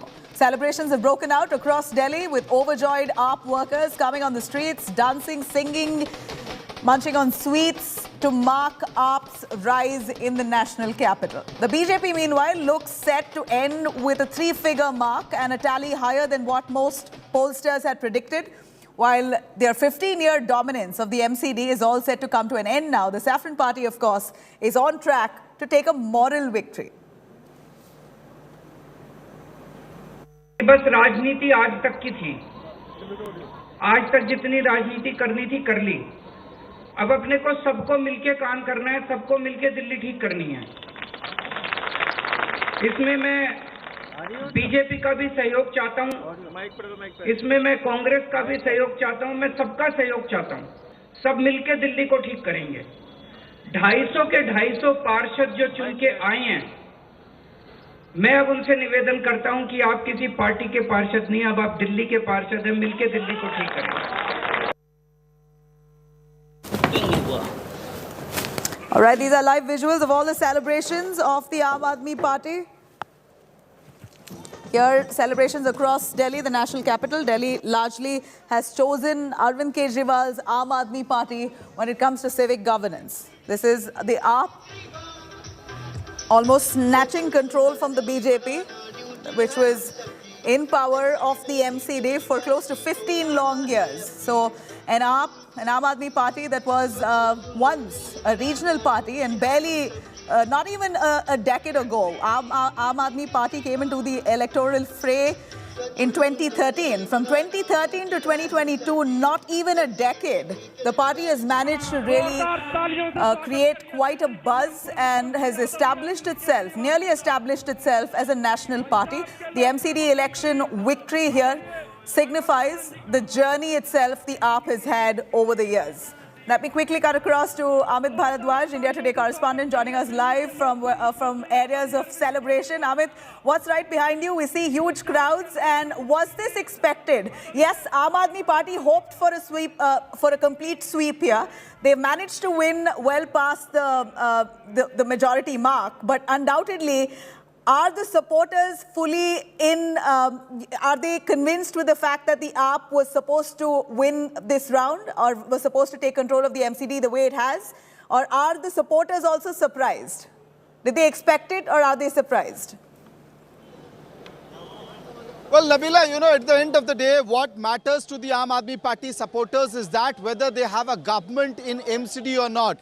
And, you know, the mandate is clear. The mandate is in favor of Aam Aadmi Party. It is in favor of Aam Aadmi Party's slogan, Kejriwal ki sarkar, Kejriwal ka parshad, which means that now on the Civic Center, the headquarters of the MCD in Delhi, there will be a flag of Aam Aadmi Party flying high. And it also means that MCD, which was under control of the BJP for the past 15 years, that BJP era in MCD ends. And that is why Aam Aadmi Party workers are happy, they're excited. The dhols and nagaras have not stopped playing out at the Aam Aadmi Party office. And many of the AAP workers are still raising the flag of, of their party, celebrating this victory which has come hard way their side, because they had attempted a similar, march towards the MCD even in 2017, but back then they did not succeed. But today it is a historic day for them, because they will be governing the Delhi government as well as the MCD, which means they will be in complete control of the affairs in the national capital. And we'll also try to speak to the supporters here.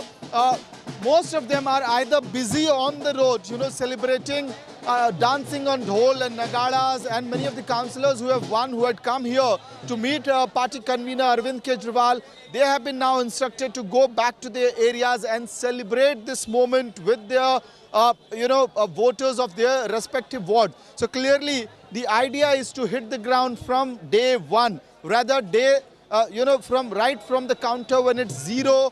And out there, I'll request Gaurav, however, he is standing at a very difficult area right now to pan the camera. But the action is happening right outside the Aam Aadmi Party headquarters, where dhols and nagaras are playing out, and the councillors are now moving out of the national headquarters and they are heading towards their respective wards. But it's a moment of celebration, moment of victory for Aam Aadmi Party. Yes, they had expected that they will be touching 170, 180 mark. They would be, registering a massive victory in the MCD. That has not happened, but the moment is obviously of the Aam Aadmi Party to celebrate. आप लोग खुश हैं अभी जीत हुई है, या थोड़ा लग रहा है कि जितनी बड़ी जीत की उम्मीद थी उतनी बड़ी जीत मिली नहीं? इससे बड़ी जीत की उम्मीद थी, पर जो भी जीते केजरीवाल जी के नाम पे जीते, अच्छा जीते। क्या नाम है आपका? हर्ष शर्मा। चुनाव लड़ रहे थे आप? मैं 2 बार पहले निगम पार्षद रह चुका हूँ। मेरी सीट ऐसी थी तो मेरा दूसरा भाई लड़ रहा था। आपके पार्टी के ही कोई और कार्यकर्ता लड़ रहे थे? दोनों सीटें जीते। दोनों सीटें जीत गए। कई सारे वार्ड्स है जहाँ पे उस तरह का मैंडेट नहीं मिला आप लोगों को, खास करके माइनॉरिटी वाले जो इलाके थे, तो क्या आप दोबारा स्ट्रैटेजी बनाने की जरूरत है उस मुद्दे पे? उस पर हम जल्दी चर्चा करेंगे। माइनॉरिटी में हमें क्यों कम वोट पड़ा और कम क्यों शेयर पड़ा, पर हमारे पुरानी दिल्ली के माइनॉरिटी में हम सारे जीते हैं। अच्छा, पुरानी दिल्ली से हैं? जहाँ चांदनी चौक से। वहाँ आपका करिश्मा सारे आप आप लोग कितने खुश हैं? देखिए जी, बड़े दिनों से एक चर्चा होती थी कि दिल्ली में केजरीवाल जी को अगर मौका मिलेगा निगम में तो जनता का काम होगा। 15 साल से बीजेपी थी, लोगों के पूरे काम नहीं कर पाए। दिल्ली सरकार बैठी है और आपस में इनका समन्वय बैठेगा और हो सकता है दिल्ली की जनता का भला हो। लोगों ने इसी के लिए वोट किया है, वोटर हैं वोटर। लेकिन जिम्मेदारी बड़ी है, कैसे करेंगे साहब? केजरीवाल साहब बैठे हैं, केजरीवाल साहब ने जिस जिस जगह काम किया है लोगों ने, जनता ने अपार समर्थन दिया है और जनता काम को समर्थन करती है, जनता काम को समर्थन कर रही है। केजरीवाल कहाँ रहते हैं आप? कहाँ रहते हैं? Chandni Chowk. Chandni Chowk. So all of these people are from the old Delhi areas, and you would see, you know, many people from across the national capital who had come here. In fact, many of them are also from Haryana, Punjab, who have come here in big numbers. And it's a moment to celebrate, you know, and that's what they are doing. That's what they are busy doing. And in fact, Arvind Kejriwal, while speaking or addressing to the supporters today, did say that it's a moment of victory as well as responsibility. And one thing very interesting, Nabila, what Arvind Kejriwal said today is to be noted, is that he sought Prime Minister Narendra Modi's Ashirwad. He sought BJP central government's support. So clearly he also understands that henceforth now the victory has come their way. The responsibility of Aam Aadmi Party is even bigger. At the end of it, it's not possible for the Aam Aadmi Party to carry out governance, civic governance on its own. Because if you look at it, the BJP has managed close to 104. That's a good number, and they're going to have to share much of the decision that they carry out for Delhi when it comes to civic governance. They've got to keep the BJP in good humor, because if the 104 ward candidates do not agree with what the AAP has to say, then it's going to be a battle between the two within the civic body itself. That will be quite a task for the AAP to tide over. So clearly him sending out the message that I'm hoping for support from the BJP and the Congress equally, hope we work together for better Delhi, is something that he has to say. He can't ignore the fact that the BJP has got 104. So, you know, at this point, would you say that the BJP, what's the sentiment within the BJP? We've heard many of those spokespersons speaking on our channel saying that they take this with much humility, but they will ensure that they will pin the responsibility on AAP now that they have such a big task to carry forward. They will hold AAP responsible for all that happens in the city of Delhi. But at the end of it, are they in tandem with AAP? Will they work at pace with the AAP? Are they showing any kind of sensitivity towards the AAP at this point? Well, Nabila, the politics in the national capital is going to get only interesting henceforth. Because as you mentioned, Aam Aadmi Party has touched the majority mark. They have good numbers in MCD now, but BJP also has good numbers. And possibly this is the, you know, greater the number than the BJP's expectation. Because the kind of anti-incumbency wave that was against the BJP, they would ideally they could not have even touched the 100 mark. And the kind of candidate selection which has been done by the BJP possibly has done this magic on the ground in the last moment, you know, making sure it for the Saffron Party to touch 100 mark. And why I'm saying that the politics in national capital is going to get interesting from here is because MCD governance is a bit different from how the normal governance in the state governments happen. You know, right here you will have the opposition which is strong, which means running the house in the civic center is going to get very difficult for Aam Aadmi Party, and Aam Aadmi Party would be winning or getting control of the MCD for the first time. So they will take time to understand how this works, how to control the house, how to manage the opposition. Second thing, the power of the MCD is very much, you know, divested or it has been decentralized in the standing committees, which again means that if you have to get any policy passed by the MCD, it has to be also get cleared by the regional standing committees, by the standing committees. So the policy matter has to get a green signal from the standing committee, which means the BJP will also have a fair amount of representation in standing committee, which means, you know, more difficulty for the Aam Aadmi Party to get their work done. And that is precisely why, as you were pointing out, Arvind Kejriwal was now seeking support of the Congress Party, of the BJP, of the centre, as well as Ashirwad of Prime Minister Narendra Modi. He knows that if they have to work and deliver on the promises given out by Aam Aadmi Party, they would need support from BJP and the central government. Because you know, now they if can't the work work does alone. not get Clearly, done, their numbers at 104. BJP is at 104, AAP at 134. They've got to work together. They cannot be warring within the MCD. Let's hope they do. Let me quickly cut across to exactly what Arvind Kejriwal said as he took stage in a victory speech a little while ago, along with, of course, Manish Sisodia and Punjab Chief Minister Bhagwant Mann. हमने रात दिन मेहनत करके school ठीक किए, लाखों करोड़ों बच्चों का भविष्य बनाया। लोगों ने हमें अस्पतालों की जिम्मेदारी दी, हमने रात दिन मेहनत करके अस्पताल ठीक किए। बिजली की जिम्मेदारी दी, हमने बिजली ठीक की, बिजली मुफ्त की, 24 घंटे बिजली की। आज दिल्ली के लोगों ने अपने बेटे को, अपने भाई को दिल्ली की सफाई करने की जिम्मेदारी दी है, भ्रष्टाचार दूर करने की जिम्मेदारी दी है। दिल्ली के लोगों को बहुत बहुत बहुत बहुत बधाई देना चाहता हूं मैं। इतनी बड़ी जीत के लिए, इतनी शानदार जीत के लिए, इतने बड़े बदलाव के लिए, इतने बड़े परिवर्तन के लिए मैं दिल्ली के लोगों को बहुत बहुत बधाई देना चाहता हूं। Now, Manish Sisodia there, sir. Cut across to Reena Gupta. Ashutosh is joining us. Reena Gupta speaking to India Today. Listen in. Well, Nabila, you know, indeed it's a victory for the Aam Aadmi Party, but perhaps not with the same number that Aam Aadmi Party was anticipating. I remember the claim by Arvind Kejriwal, 220 seats out of 250. You end up at 134. But one thing is very clear, that the people of Delhi have given a decisive vote in the favor of Aam Aadmi Party. It is very clear that the only person they trust to run Delhi is Arvind Kejriwal. Bharatiya Janata Party tried everything in their toolkit, from delimitation to delaying of elections, but nothing worked for them. In the end, the people of Delhi chose a clean party, which is Aam Aadmi Party. What is also very interesting is that now even if Bharatiya Janata Party has 100 parshads, but these parshads will not be able to behave like your typical BJP parshads, corrupt parshads, because the mayor of Aam Aadmi Party will make sure that these parshads don't do the linter ke naam pe ugai and everything else that they were doing before that. So Delhi is excited, Delhi is very happy that we are going to have a clean government both in MCD and in the state. You know, what happens is, when you make such a claim, then an analyst gets an opportunity to compare your vote share from the assembly polls to the municipal election. And there is a drastic drop, whereas the BJP is being seen to fight anti-incumbency, gaining certain amount of votes. So you can look at numbers any which way you want.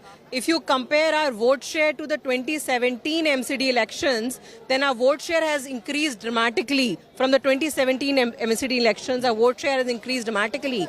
And our number of seats has increased dramatically. So I think it's a very, very decisive and clear vote in favor of clean politics. And the Aam Aadmi Party mayor is going to make sure that we get a Delhi that we deserve. You know, we are also going to now get the presidency of G20. A lot of international leaders will be coming to India, and Delhi is the gateway to India. So we need to make sure that Delhi looks like a world-class city, and the Aam Aadmi Party government in MCD and the Aam Aadmi Party mayor will make sure that Delhi is a world-class city. One another question, that BJP raised the corruption issues against Aam Aadmi Party. You contested over the issues of corruption against the BJP. But when it comes to the numbers tally, both Satyendra Jain and Manish Sisodia, you see the bastion is totally collapsed. Satyendra Jain lost all his seat. Manish Sisodia barely survived one of his wards in his constituency.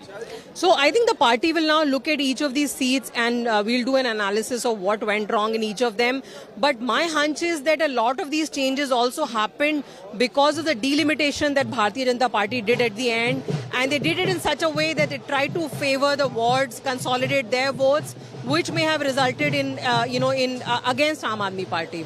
Well, analysis and observations will come later. But for now, congratulations to you. It's a celebration moment. Congratulations to Delhi. Congratulations to Delhi, of course. After all, the voter is voters' victory and everyone should respect the mandate by the voters. For now, it's a celebration moment, Nabila, here at the Aam Aadmi Party headquarters. Indeed, there will be a moment when party will analyze. At one point, being compared with the assembly results with the municipal body. Subsequently, they're also comparing 2017 municipal results with this year and also comparing the general election trends, voter share with this municipal corporation. So clearly, everyone has, their own point and everyone has their own brownie points to be happy about. For now, it's Aam Aadmi Party's moment, getting the MCD, literally in the straight fight with the BJP and finally victory. And of course, we see the Aam Aadmi Party gloating, no doubt, and rightly so, because they've managed to win the MCD, taking control away from the BJP after 15 long years. So this is not easy, and the Aam Aadmi Party has really shown that it can do.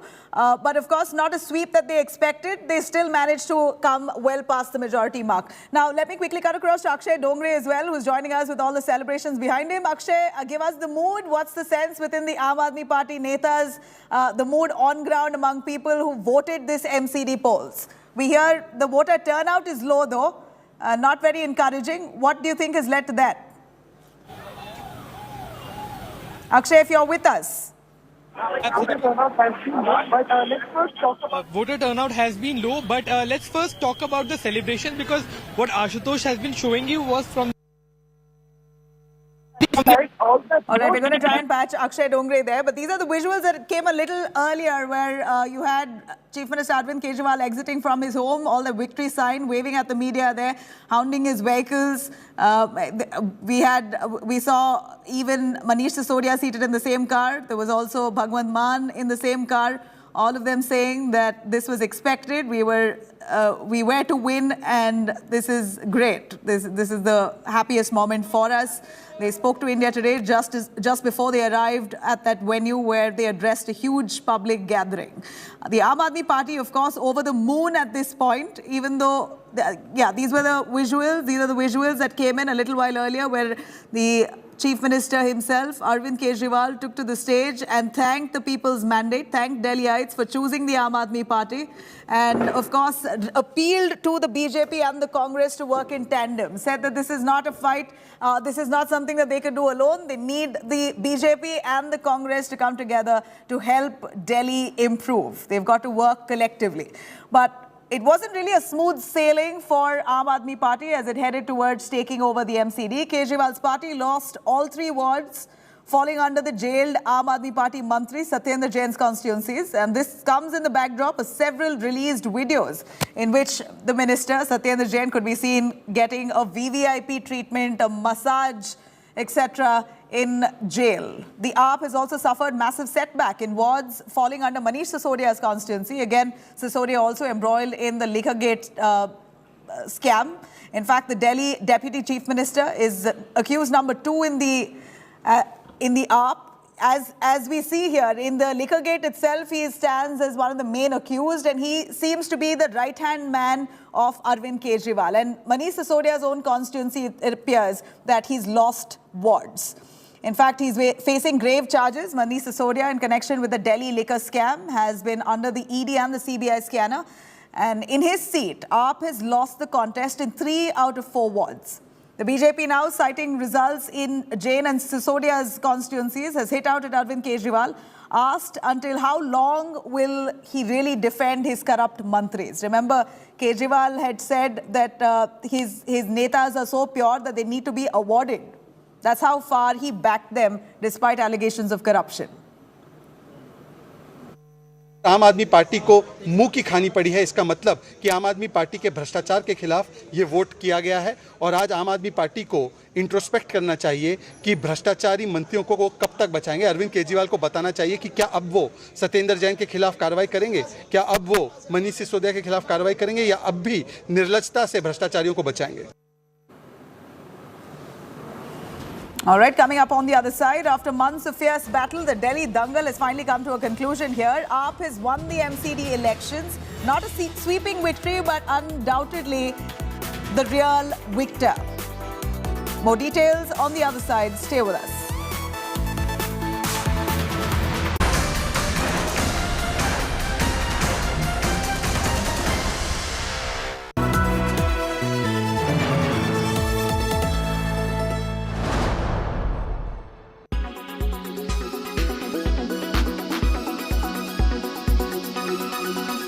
Shashank, thank you so much for joining us. Thank you. Set of numbers reported by the company. Domestic passenger vehicle sales up 20%. Total wholesale numbers up 14%. So what is an indicator about? So I think the domestic demand continues to be strong on the demand parameters, whether it is inquiries or booking, seems to be stabilized. The number for the industry for the month of November, 3,23,000 almost. When you compare with last year's 2.46, the growth of almost 32%. And it's the highest ever November wholesale, for the industry as far as passenger vehicle is concerned.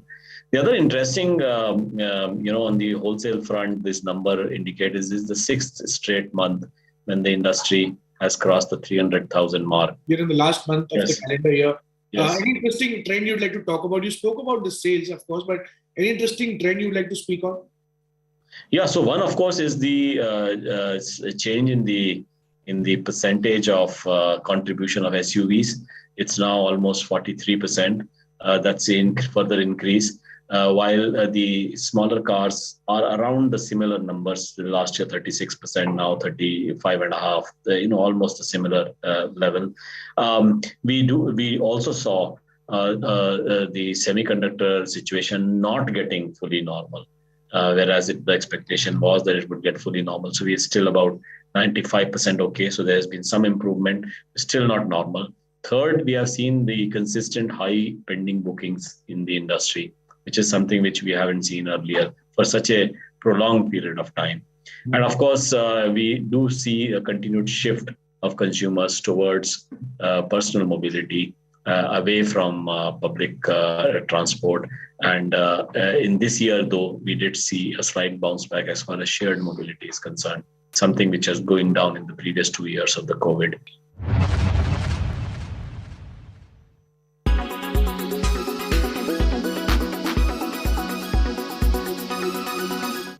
Everyone's busy finding what's trending. You're busy finding out why.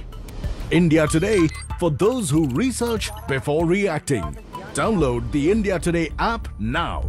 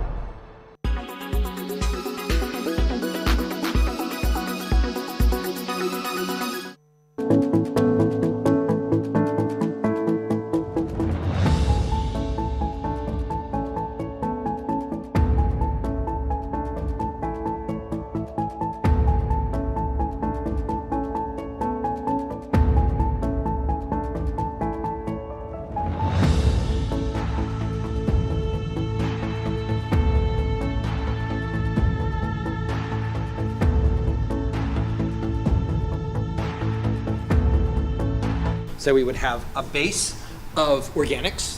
The body would be placed here. The rest of the organics and flowers would be placed here. We would simply close the lid and we would be set.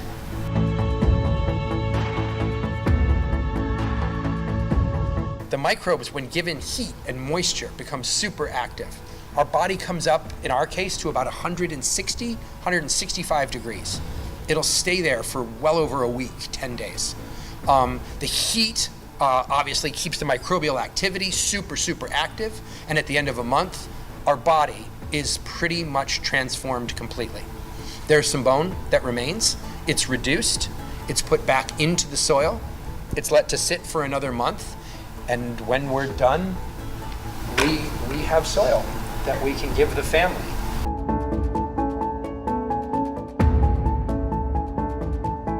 Cremation takes 30 gallons of fuel and pumps about 540 pounds of CO2 into the atmosphere every cremation.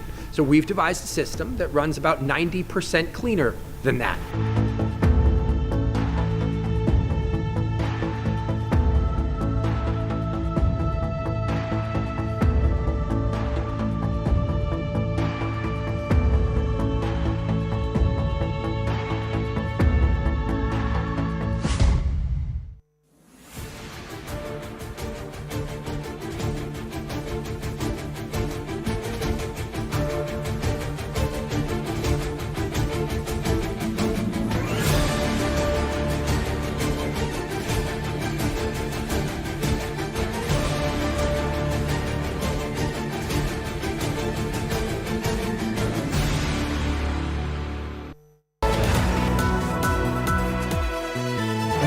Gujarat is one of my home states, and I've spent the last few weeks crisscrossing the battleground state of Gujarat. Now I'm back in the studio to bring you my insights and knowledge on the situation in Gujarat and beyond as we turn to our big counting day coverage, 6 a.m. onwards, December 8th, only on India Today.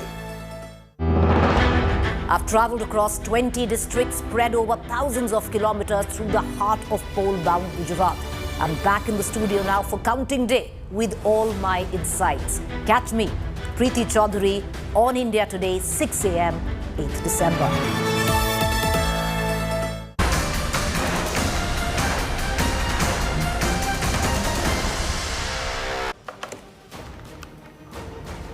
All right, big blow to the Aam Aadmi Party in parts of Delhi. Delhi's Okhla seat, the municipal poll results indicated that the Muslim vote, which helped the Aam Aadmi Party substantially, was divided between the Bharatiya Janata Party and the Congress.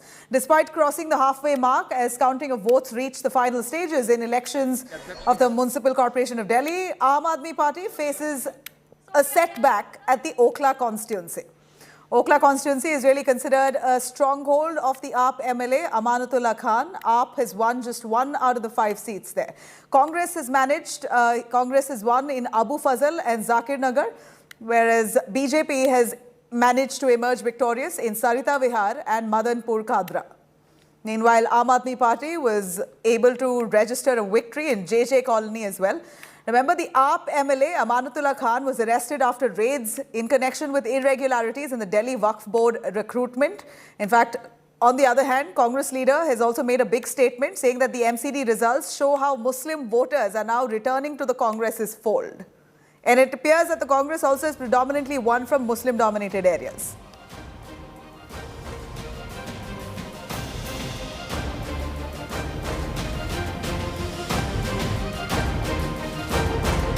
देखने वाली बात है कि चौहान बांगर में 15,000 से ज़्यादा vote से कांग्रेस का प्रत्याशी जीत रहा है। इसमें कोई दो राय नहीं कि अल्पसंख्यक परंपरागत वोटर रहा है, वो वापस लौटा है कांग्रेस की तरफ। दिल्ली MCD के चुनाव ने ये बात तो साबित कर दी है और मैं बतौर माइनॉरिटी डिपार्टमेंट के अध्यक्ष की हैसियत से इस बात से खुश हूँ कि हम सबकी मेहनत जो है वो ज़मीन पे वापस दिख रही है और अल्पसंख्यक वापस लौट रहा है। तो मुझे तो व्यक्तिगत तौर पर इस बात की खुशी है।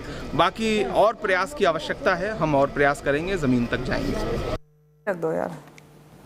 All right, let me quickly cut across to Amit Bharadwaj and Akshay Dongre, both of them joining us amid all the celebrations for the Aam Aadmi Party.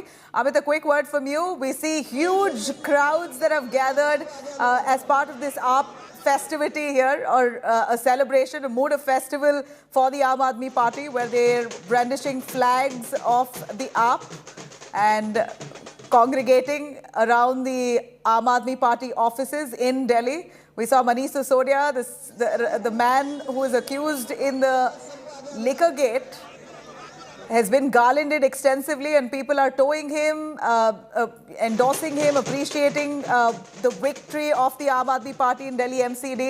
So really, all the allegations of corruption against the Aam Aadmi Party has had absolutely no effect on the MCD polls and their numbers there. Right, Nabila, and in fact, Aam Aadmi Party's victory in MCD proves that they have gotten the mandate yet again from the voters of the national capital. And there are very interesting visuals coming from the Aam Aadmi Party national headquarters right there. This child that you see dressed up as Kejriwal or Chota Kejriwal, she is Akriti, 3-year-old resident from Delhi, and dressed up like Arvind Kejriwal, showing victory sign. Muffler man has become one of the favorite outfits of the day, like this one when Aam Aadmi Party registers a victory. क्या नाम है और आप क्या बन के आई हैं आज? केजरीवाल। कहाँ से हैं आप लोग?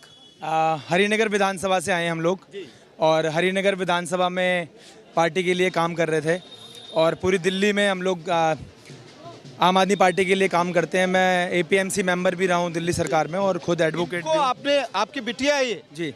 इनको केजरीवाल की तरह आप बना के लेके आए हैं, क्या वजह है? देखो, हम लोग आम आदमी पार्टी से जुड़े हुए हैं, 10 साल से काम कर रहे हैं, तो हमारा परिवार भी आम आदमी पार्टी केजरीवाल को बहुत उनको मोहब्बत करता है, बहुत प्यार करता है, दिल से चाहता है। तो हमारे बच्चे भी चाह रहे थे केजरीवाल जी से मिलें।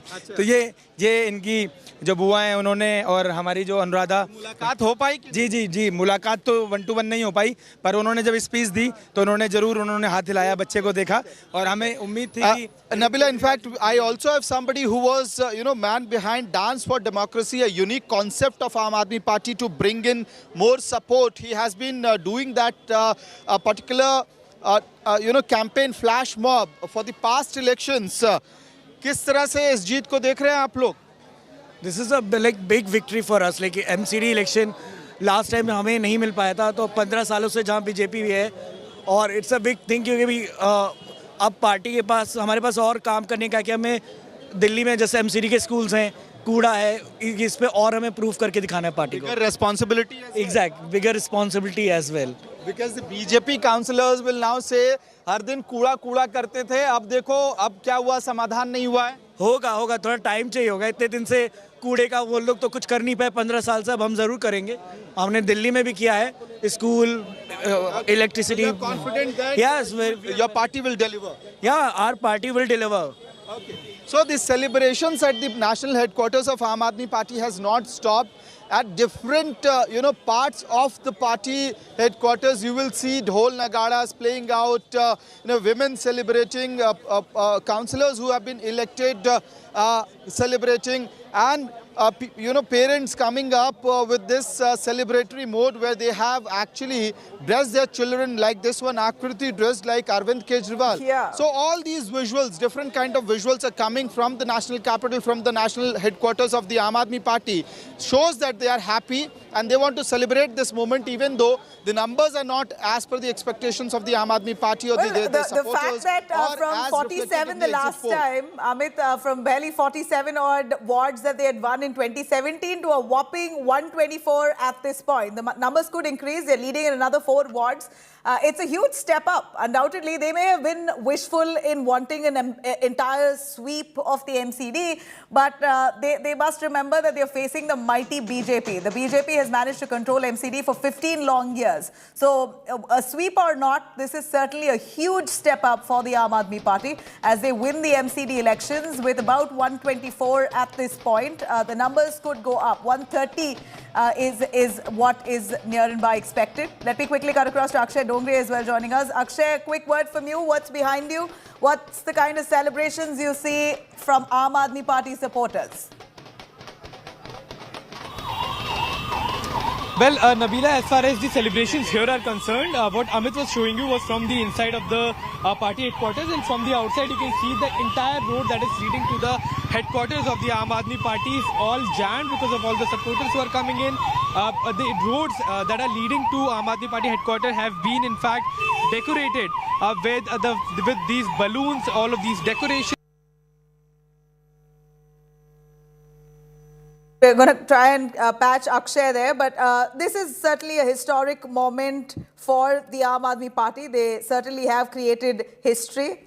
At this point, after 15 long years, the AAP wrests control of the MCD. In fact, many of the services which the MCD offered, like education and healthcare, even the Delhi state government had offered, it often overlapped. And now, with the Aam Aadmi Party winning control of the MCD, it appears that they're going to stamp their authority across administration in the state of Delhi. So this is a huge win, undoubtedly, and they have certainly created history. A sweep or not, this is certainly a massive step up for the Aam Aadmi Party. At this time, the AAP has really managed to decimate BJP, but from all the talk that BJP will not pass 91 seats, all the exit polls max gave BJP about 91 wards. They've really managed to buck that trend though. BJP has gotten at least 104 at this point. Numbers could change slight bit, but more or less this is what we see as of now. Reactions coming in from all parties. Listen in. आम आदमी party की तो नैतिक रूप से हार हो चुकी है। जिस प्रकार से उनका दावा था, जैसा वो इसको बताते थे कि हम 225 सीट नैतिक हार है, तो आपकी कौन सी वाली हार? नहीं, हमारी तो चौथी बार हम इसमें आने जा रहे हैं। तो चौथी बार आने के बाद भी इतना समर्थन दिल्ली का एक बहुत बड़ा नैतिक जीत है। इसको कैसे भूल सकते हैं आप?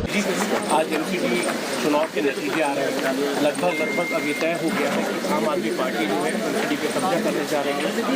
नहीं। भारतीय जनता पार्टी को जितनी सीटें 2017 में मिली उससे बहुत कम। नहीं, आप थोड़ी देर का इंतजार करिए। अभी हम लोग अभी काउंटिंग चल रही है, हम लोग जीतेंगे, पक्का जीतेंगे, कमल खिलेगा। लेकिन क्यों नहीं इतनी सीटें पे दिख रही है भारतीय जनता पार्टी 2012 में या 17 में था? कुछ ही देर आगे मुझे लग रहा है पूरा। All right, of course, a spirited fight that the BJP has put out undoubtedly.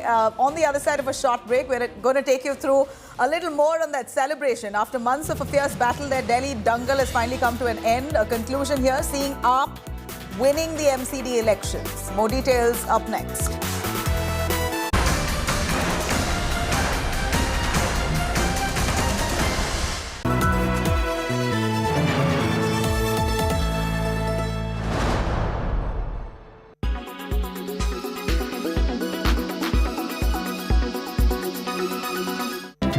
The lotus, the national flower, and now our G20 logo. G20 India 2023. One Earth, one family, one future. This flower is now in the midst of a heated political fight, as the opposition claims that the lotus has been chosen because it is also the Bharatiya Janata Party's symbol. The latest critique is Bengal Chief Minister Mamata Banerjee, who questioned why, of all national symbols, the lotus was chosen. जब national flower तो election commission एक party को दे दिए जब तो वो flower को use नहीं करके और भी नेशनल कितना चीज था, इसी के लिए हम इसके इशू नहीं बनाया. But it is not a non-issue. It's an important issue, and I think they should think over the matter. Kamal national flower है, उसका स्वागत है, लेकिन लोगों में किसी भी पॉलिटिकल पार्टी के चुनाव चिन्ह को प्रमुखता नहीं दी जानी चाहिए. These attacks come after Congress just days ago taunted the Prime Minister for what they called drama over G20. Taking to Twitter, Congress communications in charge Jairam Ramesh said that while the G20 presidency is rotational, no other country staged a high-voltage drama that is being done around India. And the opposition is lashing out at the government, despite the Prime Minister's message on why the lotus was chosen. The symbol of the lotus in the G20 logo is a representation of hope in these times. But beyond this war of words, what made headlines was the bonhomie witnessed at the G20 all-party meet. An all-party meeting was called by the Prime Minister Narendra Modi, which was attended by top mantris of his cabinet, chief ministers of several states, as well as top opposition netas were also present at the gathering. Keeping their personal rivalry aside, most of the netas looked in a cheerful mood.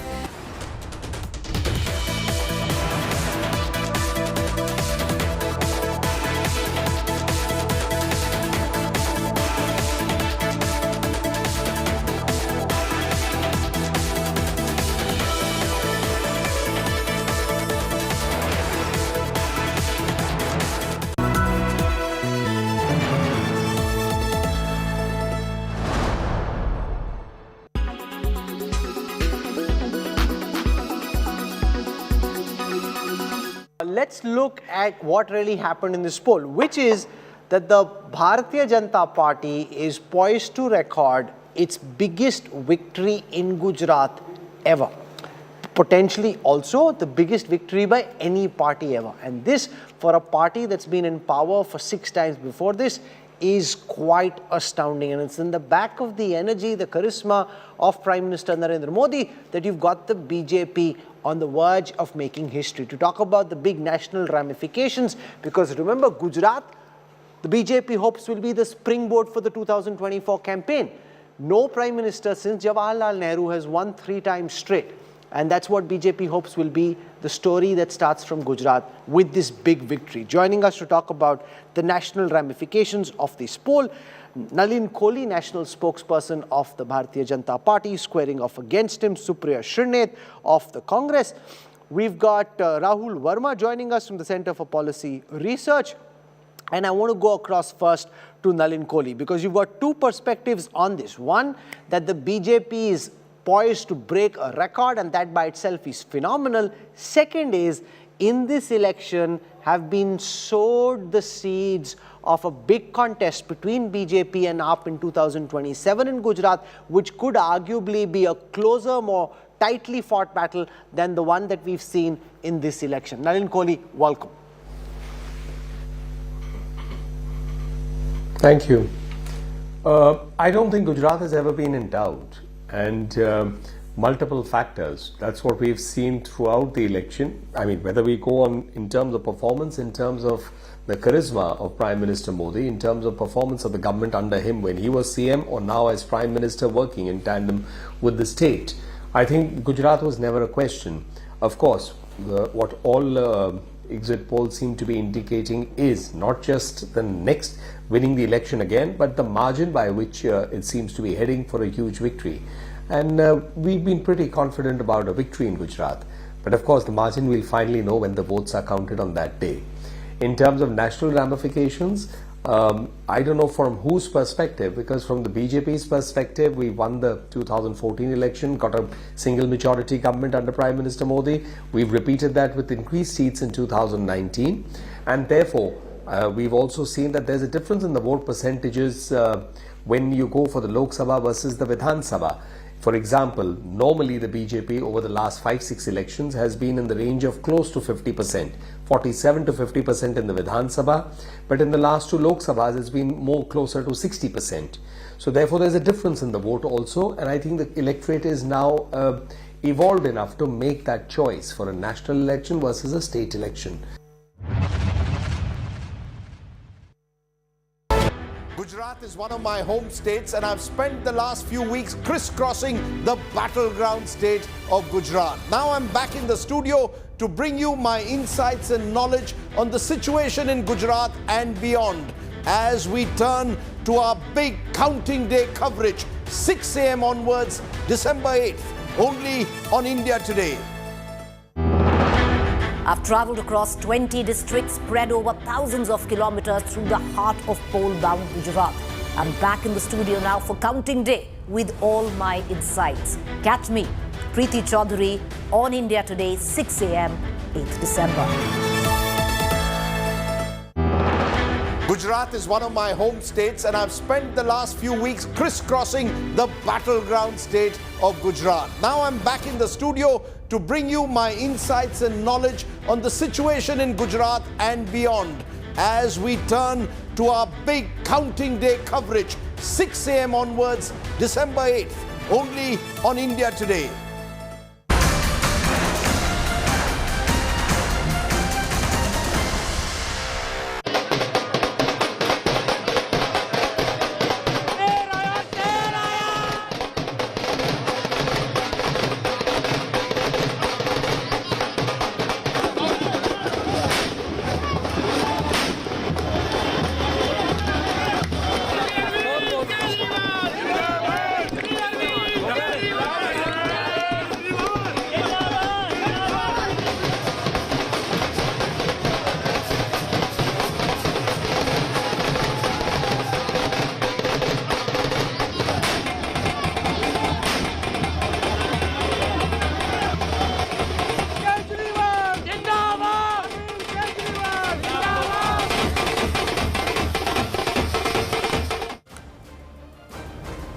A very good evening. You're watching India Today. I'm Nabila Jamal. We're tracking the Aam Aadmi Party's victory here over the MCD, India Today's largest team on ground, bringing us all the developments. Akshita Nandagopal from the Aam Aadmi Party's office. I'm going to toss to her right after the top headlines. Aam Aadmi Party wins Delhi civic polls. Kejriwal's party gets 134 out of 250 wards. BJP wins 104. Delhi Chief Minister seeks the Prime Minister's blessing. Says we've all got to work together for Delhi. आज इस मंच के जरिए से मैं केंद्र सरकार से भी और खासकर प्रधानमंत्री जी से भी दिल्ली को ठीक करने के लिए आशीर्वाद चाहता हूं। AAP loses big in constituencies held by tainted Delhi ministers. The party has won only one ward in Sisodia's constituency, 0 in Satyendra Jain's Sakur Basti constituency. BJP wins 104 wards.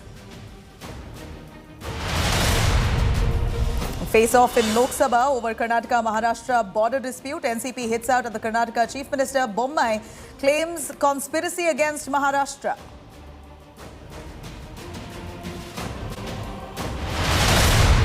Prime Minister Modi kicks off winter session of the Parliament with appeal to opposition for productive discussions, reiterates that disruptions can't be the norm and urges parties to allow young MPs to debate in the House. मैं बहुत ही आग्रह के साथ सभी दलों से, सभी सांसदों से इस सत्र को और अधिक प्रोडक्टिव बनाने की दिशा में सामूहिक प्रयास हो।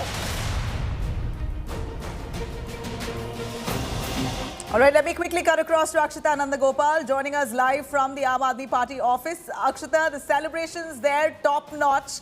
The Aam Aadmi Party has managed to wrestle control of the MCD after 15 long years under the BJP's rule, indeed creating history.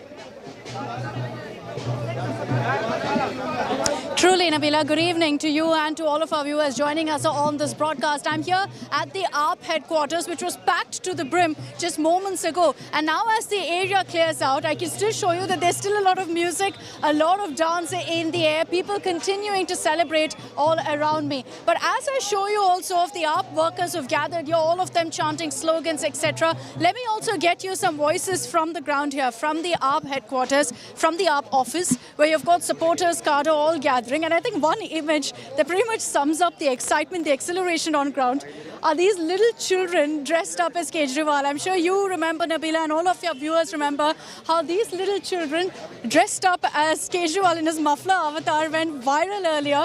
It's become quite a rage here as well. आप बताइए, आप खुश हैं? बहुत खुश हैं, बहुत खुश हैं, बहुत खुश हैं। तो आपने कैसे मनाए आज? आज नाच गा के मनाया और अरविंद केजरीवाल जी से मुलाकात हुई, बात हुई, उन्होंने बधाइयाँ दी। तो इस खुशी में हम अपने बच्चे को भी लेके आए और हमारा पूरा परिवार केजरीवाल को बहुत पसंद करता है क्योंकि क्या आपके बच्चे से मुलाकात किया केजरीवाल जी ने? जी, मुलाकात तो नहीं हो पाई पर ऊपर से उन्होंने हाई किया, तो इसने भी आकृति ने हाई किया केजरीवाल जी को। मुलाकात करवाना चाहते थे पर कोई बात नहीं, क्योंकि बड़ी खुशी का दिन था, बहुत सारे लोग थे और अरविंद जी से हम लोगों की मुलाकात होती रहती है, मिलते रहते हैं हम लोग। तो इस जश्न में हम लोगों को शामिल होना था पूरे परिवार के साथ, क्योंकि उन्होंने शिक्षा के क्षेत्र में बहुत अच्छा काम किया है और ये देश के लिए बहुत अच्छा है।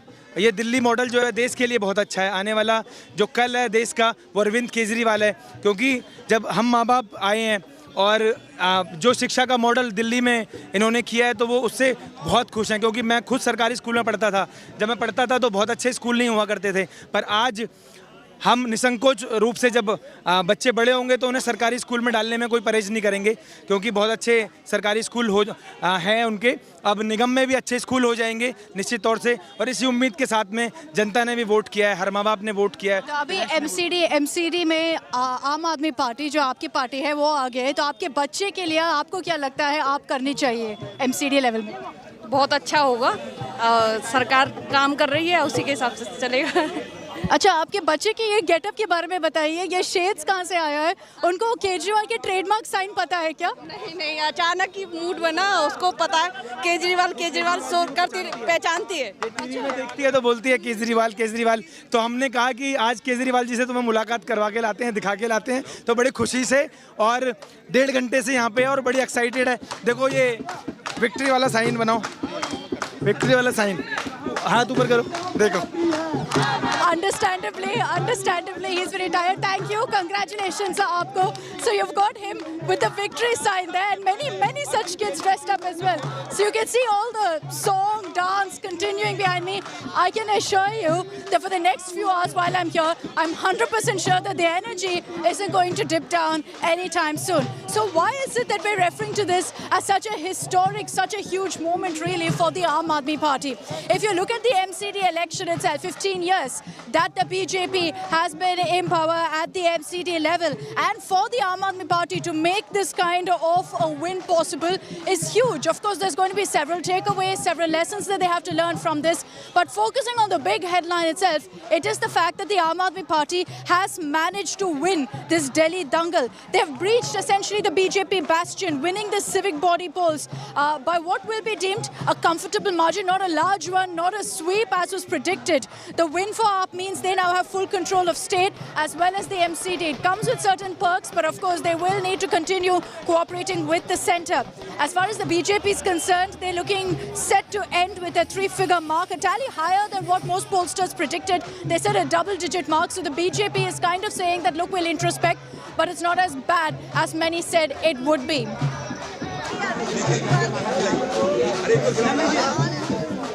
बस राजनीति आज तक की थी, आज तक जितनी राजनीति करनी थी कर ली। अब अपने को सबको मिलके काम करना है, सबको मिलके दिल्ली ठीक करनी है। इसमें मैं बीजेपी का भी सहयोग चाहता हूं, इसमें मैं कांग्रेस का भी सहयोग चाहता हूं, मैं सबका सहयोग चाहता हूं। सब मिलके दिल्ली को ठीक करेंगे। 250 के 250 पार्षद जो चुन के आए हैं, मैं अब उनसे निवेदन करता हूं कि आप किसी पार्टी के पार्षद नहीं, अब आप दिल्ली के पार्षद हैं, मिलके दिल्ली को ठीक करेंगे। हमने रात दिन मेहनत करके स्कूल ठीक किए, लाखों करोड़ों बच्चों का भविष्य बनाया।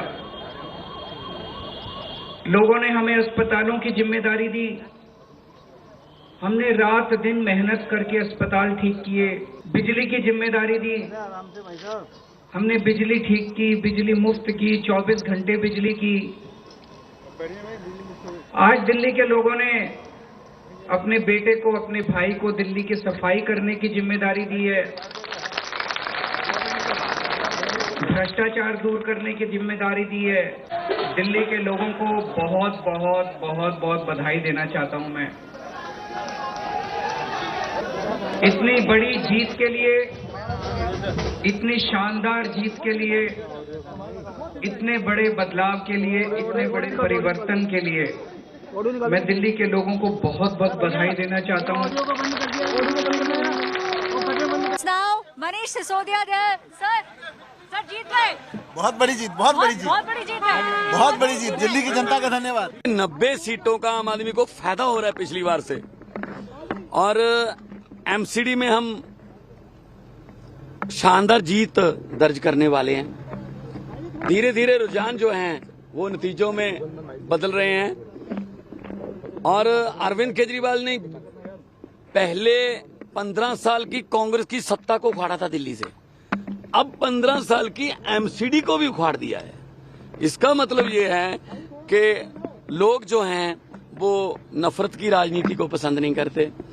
लोग स्कूल, अस्पताल, बिजली, सफाई, इंफ्रास्ट्रक्चर को वोट देते हैं। दिल्ली के लोगों ने अपने परिवार के बड़े बेटे अरविंद केजरीवाल जी को भरपूर आशीर्वाद दिया है। जैसे दिल्ली वालों ने दिल्ली सरकार की चाबी, दिल्ली सरकार की जिम्मेदारी अपने बेटे अरविंद केजरीवाल जी को सौंपी थी, आज दिल्ली के लोगों ने नगर निगम की भी चाबियां बड़े विश्वास, प्यार और आशीर्वाद से अपने बेटे अरविंद केजरीवाल जी को सौंपी है। दिल्ली के लोगों ने एक संदेश दिया है कि हम काम करने वालों को वोट देते हैं, बदनाम करने वालों को वोट नहीं देते हैं। काम करने वालों से मोहब्बत करते हैं, बदनाम करने वालों से मोहब्बत नहीं करते हैं। बीजेपी वालों के मन में एक ही दर्द रहता था, बार बार विचारण कहते थे कांग्रेस को हराया, हमको नहीं हराया, कांग्रेस को हराया, हमको नहीं हराया। आज अरविंद केजरीवाल जी ने आम आदमी पार्टी ने भारतीय जनता पार्टी का 15 साल पुराना किला ध्वस्त किया। 17 केंद्रीय मंत्री, 8 मुख्यमंत्री, सैकड़ों सांसद, सारी ताकत लगाने के बावजूद भारतीय जनता पार्टी जहां पे बीजेपी का 15 साल तक राज था वहां पे हार गई। दूसरी बात, दिल्ली की जनता ने अपने बेटे अरविंद केजरीवाल के लिए ये वोट किया है और ये बताया है देश को, संदेश दिया है देश को कि अरविंद ईमानदार नेता है। आम आदमी पार्टी एक कट्टर ईमानदार पार्टी है। आम आदमी पार्टी के प्रवक्ता विधायक सौरभ भारद्वाज हमारे साथ हैं। ढोल नगाड़े पहुंच गए हैं आम आदमी पार्टी में फाइनली। मैं आपसे सवाल यही कर रहा था कि क्या आपका दिल धक धक कर रहा था? देखिए, दिल तो धड़कता ही है। आप किसी एंट्रेंस एग्जाम में जाएं, तैयारी कितनी भी हो, दिल धड़कता है। आप कोई टेस्ट दें, तैयारी कितनी भी हो, दिल धड़कता है। और ये चुनाव इतना ज़्यादा माइक्रो लेवल पे लड़ा जाता है, इतना ज़्यादा हाइपर लोकल ये चुनाव होता है। हर मोहल्ले और हर गली के अंदर ट्रेंड बदलता है इसका, तो इसके अंदर अनुमान लगाना अक्सर मुश्किल होता है। मगर मुझे बहुत खुशी है इस बात की और बड़ा धैर्य है इस बात का कि दिल्ली वालों ने 15 साल बाद जो है MCD के अंदर एक बड़ा परिवर्तन किया है। और अब अरविंद जी का जो सपना है, दिल्ली को साफ, सुंदर और चमकती हुई दिल्ली बनाने का सपना है, उसके ऊपर हम लोग काम शुरू करेंगे। लेकिन साथ ही सवाल ये भी है कि बीजेपी भी उधर ढोल नगाड़े बजा रही है, तो क्या इशारा कर रही है बीजेपी? अब देखिए, ढोल तो 2500 रुपए के अंदर आ जाता है, कोई भी लाके बजवा ले। बसपा चाहे तो बसपा बजवा ले, कांग्रेस चाहे तो कांग्रेस बजवा ले, उसको तो कोई रोक नहीं सकते। मगर जो है नंबर आपके सामने है, मेयर हमारी बनने जा रही है, सरकार हमारी बनने जा रही है। अब भारतीय जनता पार्टी अगर हमारी खुशी में शामिल होकर ढोल बजा रही है तो बजाए। आपने गाना गाया, आपका गाना बज भी रहा था, गाना दिल्ली वालों को पसंद आया क्या पांडे जी? बिल्कुल पसंद आया और वही वजह है कि दिल्ली की जनता 15 साल के निकम्मेपन के खिलाफ भाजपा के लामबंद हुई और नतीजा ये रहा कि देश छोड़िए, दुनिया की सबसे बड़ी पार्टी भारतीय जनता पार्टी को आम आदमी पार्टी से एक छोटी सी पार्टी ने हरा दिया। 15 साल की जो सत्ता की जो जड़ें जमी हुई थी MCD के अंदर, उसको उखाड़ फेंका। ये आज के चुनाव परिणामों की बड़ी बात है। कह रहे हैं हरा दिया, वहाँ बीजेपी कह रही है अभी 2 घंटा और रुकिए, नतीजे बदलेंगे, मेयर हमारा होगा। आप 2 घंटा रुकिए चाहे 4 घंटा रुकिए, आम आदमी पार्टी की झाड़ू चल गई है निगम के अंदर और दिल्ली की जनता ने बेईमानों के खिलाफ, बोगस प्रोपेगेंडा चलाने वालों के खिलाफ, झूठ फैलाने वालों के खिलाफ जनादेश दिया है। 15 साल जिन्होंने दिल्ली का बेड़ा गर्क किया, उसके खिलाफ जनादेश दिया। लेकिन क्या ये वही नतीजे हैं जिस तरह के नतीजे आम आदमी पार्टी ने विधानसभाओं में दिखाए हैं? 200% ये नतीजा, हमारी उम्मीद यही थी कि झाड़ू चले और निगम के अंदर से भारतीय जनता पार्टी का सफाया हो और इनके कम दिख रहा है। सी के कम तो नहीं पड़ गई झाड़ू? बिल्कुल नहीं, बिल्कुल झाड़ू चली है। 15 साल तक जो गहरी जड़ें जमी थी भारतीय जनता पार्टी के निगम के अंदर, दिल्ली की जनता ने इकट्ठा होकर झाड़ू चला के और जड़ें उखाड़ के बाहर फेंक दी। गुजरात का चुनाव हो रहा है, उसी समय MCD का चुनाव करा दो तो शायद जीत जाएंगे। लेकिन सभी 3 तिकड़म को भारतीय जनता पार्टी के दिल्ली के लोगों ने नकार दिया है और ये फैसला दिया है कि चाहे कांग्रेस हो और चाहे भाजपा हो, अगर वो भ्रष्टाचार करेंगे, अगर वो जनता का काम नहीं करेंगे तो जनता अरविंद केजरीवाल को चुनेगी, आम आदमी पार्टी को चुनेगी। ये फैसला दिल्ली के लोगों ने दिया है, जिसके लिए तहे दिल से लोगों को बधाई। दिल्ली, पंजाब, पूरे देश में बहुत अच्छे से इन्होंने अपना नाम कमाया हुआ है और हमें बहुत खुशी है कि इनकी वजह से हमें पूरा देश जानता है। And let's get in also our reporters are on the ground. As I get you a sense of what's been happening here at the AAP headquarters, we've got a huge battery of reporters across the national capital getting you every update, every big takeaway of this mega Delhi verdict that's come in. Amit Bharadwaj is live with us, Aishwarya Paliwal, Akshay Dongre, all of them live with me to break down the results right now for you. I'd like to begin with Amit. As the music once again picks up pace here at the AAP office, Amit, take us through, the scenes that you're witnessing around you. Why is the Aam Aadmi Party really deeming this to be a historic moment for them?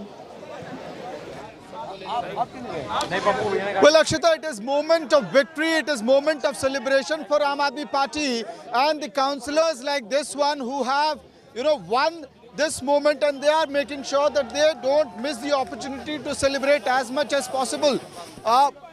किस तरह से इसको देख रहे हैं, जीत के तौर पे, जिम्मेदारी के तौर पे, क्योंकि बीजेपी 100 के आंकड़े के पार है?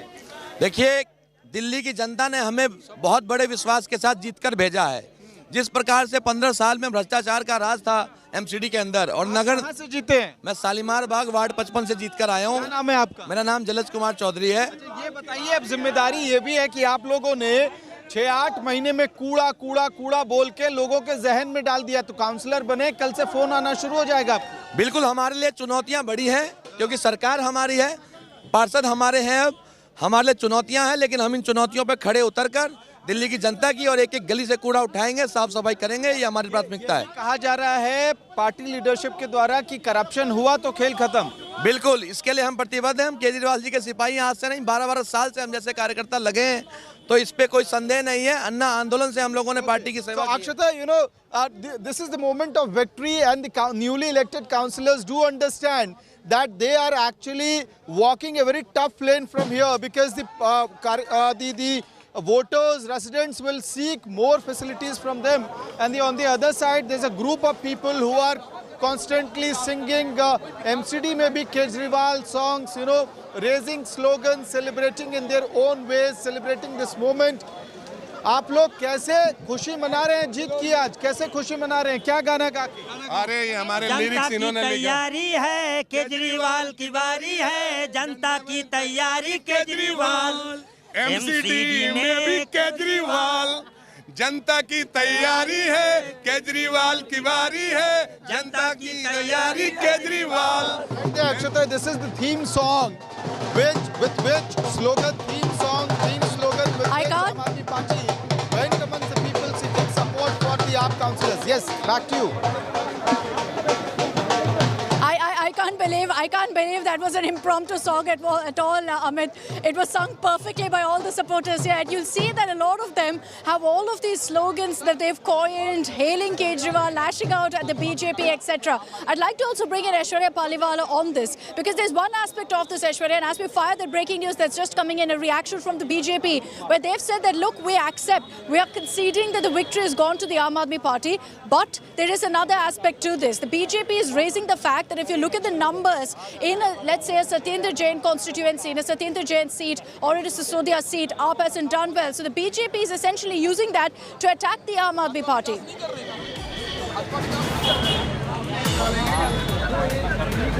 बहुत खराब कनेक्शन है, कुछ आवाज ही नहीं आ रहा। Aishwarya, can you hear me? All right, let's just quickly put out that breaking update that's coming in. Let's fire the breaking news also of the BJP's reaction right now of how they've latched on to the numbers that have come in from the Satyendra Jain constituency and the Sisodia seat, saying that if you look at how AAP's performed there, what do they have to say? That's a clear response to the allegation of scam against these leaders, against these ministers. Aishwarya, if you can hear me, take us through how the BJP really is highlighting, you know, some of these constituencies to say that the AAP has no reason to celebrate. Well, we obviously are seeing, you know, one kind of celebration which is taking place, Akshata, inside the Aam Aadmi Party headquarters, and also the kind of celebration that took place at the Chief Minister's house. But definitely, BJP now pointing out towards those areas which come under the major leaders of Aam Aadmi Party, and from there, all those constituencies, most of those have been lost, which is why the BJP is now pointing fingers. But, you know, let's move on to the kind of celebration that I see around. Akshata, the dhol that you see, you know, is clearly telling you what mood the Aam Aadmi Party supporters, workers are in at the moment. The balloons that you see, you know, just outside the beach, the Aam Aadmi Party headquarters, and the slogan, "Achhe honge 5 saal, MCD mein bhi Kejriwal." So all these things are telling us how happy the Aam Aadmi Party is at the moment. The BJP obviously trying to point towards those areas which come under big leaders like Manish Sisodia. Those areas which have been lost is something that the Bharatiya Janata Party is now trying to focus on. The Aam Aadmi Party not looking at those things, only basking in the glory of what has happened today. Akshata, cutting to the visuals of people singing, people dancing. That's expected. You know, that is, yeah. Go ahead, Aishwarya, show us around.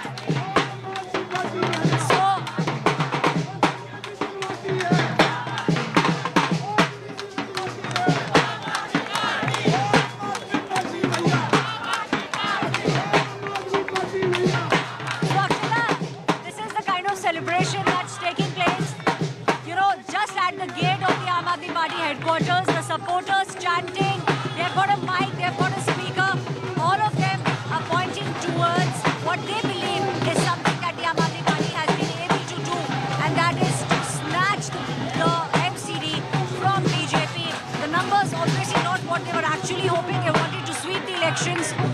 Nevertheless, they have won it, and now they believe that the next 5 years is for them to prove their mettle and to prove to the people of Delhi what they can do.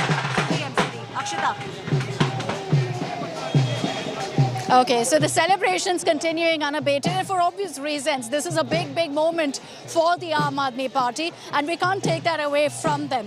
While we cover really the celebrations, the aspect of why AAP is rejoicing so much, it's important to highlight here what the BJP is referring to, and we don't mean to, pour water over the grand plans that the AAP has, but they have to also do some introspection. If you look at the numbers that have come in, there are certain constituencies, and these are supposed strongholds of the AAP because these are some of their biggest leaders.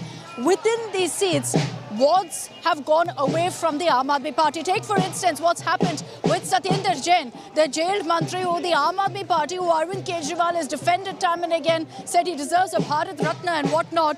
His constituency, all 3 wards, the Aam Aadmi Party has lost. And that's why the BJP is saying that, look, no matter what you say, scam-tainted mantris, the public will not accept. So as I mentioned, 3 wards falling under Satyendra Jain's constituency, all of which Aam Aadmi Party is lost. They've also, not just that, suffered massive setbacks in wards that are falling under Manish Sisodia's constituency. Manish Sisodia, remember, has been accused in the Liquorgate controversy by the BJP as well. He is the number 2 of AAP, but despite that, the fact that the AAP hasn't fared so well in his seat is bad news for the party. In his seat, AAP has lost the contest in 3 out of the 4 wards, and that speaks volumes, really. The BJP is citing this to hit out at Kejriwal and asked how long will Kejriwal continue to defend his corrupt ministers. We are going to try and get an answer from the Aam Aadmi Party on this, particularly because there are questions being asked as to whether AAP made a mistake by backing the likes of Satyendra Jain despite him sitting behind bars in Tihar. आम आदमी party को मुंह की खानी पड़ी है। इसका मतलब कि आम आदमी पार्टी के भ्रष्टाचार के खिलाफ ये वोट किया गया है और आज आम आदमी पार्टी को इंट्रोस्पेक्ट करना चाहिए कि भ्रष्टाचारी मंत्रियों को वो कब तक बचाएंगे। अरविंद केजरीवाल को बताना चाहिए कि क्या अब वो सत्येंद्र जैन के खिलाफ कार्रवाई करेंगे, क्या अब वो मनीष सिसोदिया के खिलाफ कार्रवाई करेंगे, या अब भी निर्लजता से भ्रष्टाचारियों को बचाएंगे। कई सीटों पर हम ऑलरेडी जीत चुके हैं, तो जो भी रुझान है उससे बेहतर ही होगा। दिल्ली की जनता अरविंद केजरीवाल जी के सारे झूठों को पहचान चुकी है, वो किस तरीके से झूठ बोलने में माहिर हैं। और एक बात हम यहाँ पर ये भी मानते हैं कि 15 साल से भारतीय जनता पार्टी MCD में है, तो कुछ एंटी इनकम्बेंसी रहती है, मगर उसके बावजूद भी दिल्ली की जनता MCD के कामों से खुश थी। हमारे साथ इस वक्त मौजूद है नीमा भगत, फॉर्मर मेयर हैं और जीत हासिल करी है गीता कॉलोनी वार्ड से जीत हासिल हुई है। क्या किसको श्रेय? कार्यकर्ताओं को और अपने शीर्ष नेतृत्व को, मेरे जो शुभचिंतक हैं उनको। अच्छा, लगातार जिसने 15 साल की एंटी कैंपेंसी थी, क्या लगता है कि वो थी या नहीं थी आपकी जीत को लेकर? ऐसा कुछ नहीं था कि एंटी कैंपेंसी नहीं थी, जनता में काफ़ी उत्साह था मुझको लेकर, और क्योंकि केजरीवाल जी ने आपको पता है फंड ही नहीं दिया था, तो इसलिए जनता को ये चीज़ पता थी। अच्छा, लगता है कि ये पहली आप जब जीत करके आए हैं, क्या चुनौतियां रहेंगी आप सबके लिए? देखिए, जो कार्य हम फंड की कमी के कारण नहीं कर पाए थे, उन सारे कार्यों को हम करेंगे और बता देंगे कि फंड की कमी अब नहीं रहेगी और हम काम करेंगे। जीत का फैक्टर क्या था? जीत का फैक्टर मेरी ईमानदारी थी, मेरी पार्टी का मेरे पर विश्वास था और जनता का प्यार और मेरे कार्यकर्ताओं का सहयोग, और जो हमारे शीर्ष नेतृत्व और हमारे नरेंद्र भाई मोदी जी हैं, उनका अपार जनता को प्यार।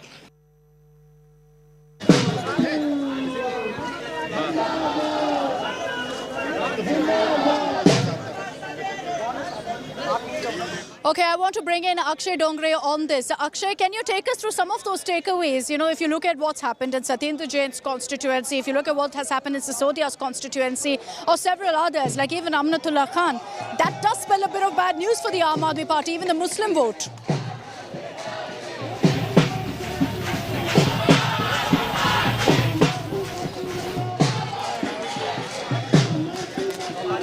Akshay, can you hear me? Okay, we've got a bit of a problem there with Akshay's connection because there's a lot of dance music in the air. A bit difficult for my reporters to also hear me right now. Let's have, in fact, one of the winning candidates today, because it's all about her. Can you introduce yourself for our viewers, please? Yes. First of all, I would like to thank to all my, voters of Rohtash Nagar Vidhan Sabha Ward number 223, and I won from the 223 Ward Rohtash Nagar. Ji. How, if you don't mind me asking, how old are you? I am 24-year-old. So are you, by any chance, do you know if you're the youngest candidate? Yes, I am the youngest candidate and now I am the youngest Nigam Parshad. So what is your vision? Because, you know, there's a lot of talk about the youth factor in elections, about adequate representation of youngsters. What is going to be your focus for your ward? Yeah. For my ward, my most primarily focus is on education factor, Delhi Nagar Nigam schools, and on basically corruption. Can you basically say that? Lenter mafia. And secondary things are cleanliness and more than that. So I have a full-proof plan. You will see that. At 24, when did you enter politics and what is your vision going forward? Basically, I was a volunteer from 3 to 4 years in Aam Aadmi Party, and my inspiration is Mr. Arvind Kejriwal ji. I'm his soldier. So basically, I'll represent my ward as his soldier. So I'll definitely I'm very happy today. That's why I'm very nervous. So basically, I'll make him proud. I'm glad. Thank you so much. Congratulations to you. It's amazing to see a young 24-year-old girl who's just won the elections, by the way. You can see that she's excited, a bit nervous as well, but she promises to do her best. And this is where change really matters, because the Aam Aadmi Party has been told and time and again praised for this aspect of giving tickets to young people with no experience, and yet they managed to shine through, like you just saw with her, because of the fact that she's made several promises. She has a certain vision for the youth in her constituency. Aishwarya Paliwal is still with us. Aishwarya, before we focus really on some of the aspects that the Aam Aadmi Party needs to look into and introspect as far as these results are concerned, take us through what's happening really around you, because I can hear all of the music and the dance. Well, Akshata, there obviously is a lot of dance that's taking place. There are songs that are being sung. People are talking about what Arvind Kejriwal will do for them, what the symbol Jharu will do for the national capital. Cutting through the visuals directly, you're seeing people dancing. There are drums which are being beaten, the dhol here, as you can see. Music going on, chanting taking place, just outside the headquarters of the Aam Aadmi Party. Balloons everywhere. The color of the Aam Aadmi Party, yellow and blue, very prominent. People are now saying that he's the son. Beta ban ke aayega is what they are singing, that he is the son of the national capital. Ye Delhi ka beta hai is what these people are now saying. And the dance obviously taking place. People are happy. The supporters are descending in large numbers. A lot of them, in fact, wanted to speak with Arvind Kejriwal, wanted to congratulate him in person. They could not do that. So they have gathered and now they are singing. They have mics, they have dhol and music and dance taking place here, which is showing the kind of support that the Aam Aadmi Party has been able to garner. Now the big question, Akshata, is will they be able to repeat this in the 2025 elections? That's what's on everyone's mind, and that obviously will also be on the minds of the leaders now. Akshata. Very true. That's what the Aam Aadmi Party at least is promising. You look at the kind of slogans that are written all over. It says, Achhe honge 5 saal, MCD may be Kejriwal. And this is what is pasted across. They're talking about a brand new Delhi under the Aam Aadmi Party, with the state and now the MCD, the local municipal corporation also under their control. As we focus on the big takeaways, I mentioned some of the seats that does spell some bad news that will prompt some introspection for the Aam Aadmi Party. The other big aspect is that of the Muslim vote, and the fact that that didn't go overwhelmingly in favor of the AAP as well. In fact, rather underwhelming performance. If you look at how AAP is fared, it's some of those seats which are Muslim dominated. For example, in Okhla, where the MLA is actually Amanatullah Khan from the Aam Aadmi Party. The municipal poll results do indicate that the Muslim vote, which actually helped AAP substantially earlier, was divided between the BJP and the Congress. AAP has faced a big blow, for example, in Okhla. AAP won just 1 out of the 5 seats there, so that's something that they will look into. Besides that, other Muslim-dominated areas like Abu Fazal, Zakir Nagar, all of that Congress has won in. BJP emerged victor in Sarita Vihar and Madanpur Khadra. AAP was able to register with win in JJ Colony. Remember that again, there's another aspect to this. While we also talk about the Muslim vote, there is the factor of Amrutullah Khan having faced allegations in the Waqf scam. So has that really backfired on the AAP again is a question, because there's a clear thread here of commonality if you look at what happened with Sodhya, Satyendra Jain, or now for that matter, Amrutullah Khan. ये देखने वाली बात है कि चौहान बांगर में 15,000 से ज़्यादा vote से कांग्रेस का प्रत्याशी जीत रहा है। इसमें कोई दो राय नहीं कि अल्पसंख्यक परंपरागत वोटर रहा है, वो वापस लौटा है कांग्रेस की तरफ। दिल्ली MCD के चुनाव ने ये बात तो साबित कर दी है और मैं बतौर माइनॉरिटी डिपार्टमेंट के अध्यक्ष की हैसियत से इस बात से खुश हूँ कि हम सबकी मेहनत जो है वो ज़मीन पे वापस दिख रही है और अल्पसंख्यक वापस लौट रहा है। तो मुझे तो व्यक्तिगत तौर पर इस बात की खुशी है। बाकी और प्रयास की आवश्यकता है, हम और प्रयास करेंगे, ज़मीन तक जाएंगे।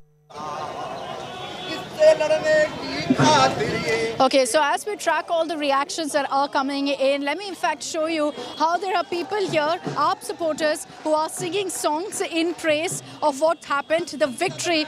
They've come fully prepared to in fact attack the BJP. And you've got all of these songs, supporters who've gathered here who are singing praises of Arvind Kejriwal, lashing out to the BJP, saying this is the time for the Aam Aadmi Party to shine. As we continue getting you all of the reactions from Ground Zero, you can see that the crowd is slightly thinning out, most of them leaving because Arvind Kejriwal was here just about an hour ago speaking. They caught a glimpse of him. They were here for his big message. You saw the roads completely filled with supporters at that point as hundreds had come together here. Now as they head home, you know, the results really sinking in. As I said, the next 24 hours, while the Aam Aadmi Party will be happy with this result, they won't be elated, and they will be looking into why their prediction, which was that there will be a landslide win, a sweep, hasn't really happened. For most political parties, there's some introspection or the other they will need to do. For the Aam Aadmi Party, of course, it is going to be into the factors that I also already mentioned about some of their key seats not going their way.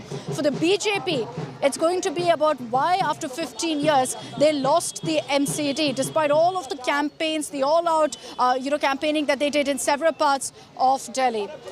Now, I also, as I wrap up this broadcast from here, from the AAP headquarters, I want to take you through a moment that brought about a lot of smiles. There was an ironic attack at the BJP as well. You had AAP workers at the spot, at the AAP office, coming together to dance to Manoj Tiwari's very, very popular song, Rinkiya Ki Papa. I enjoyed this video. I'm slipping into a very short break.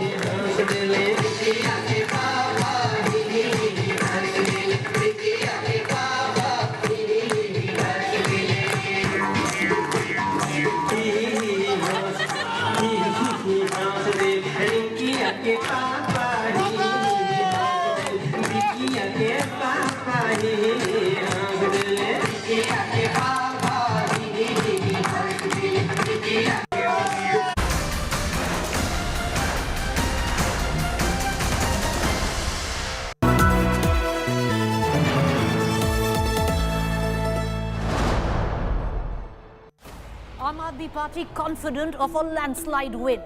Can the Congress Party make inroads? Will BJP retain power? Who will win Delhi ka dil? The dangal is over. Get ready now for the verdict. Tune into India Today for the fastest and accurate results. Verdict with Preeti Chaudhary and Pooja Shan on 7th December. Only on India Today TV.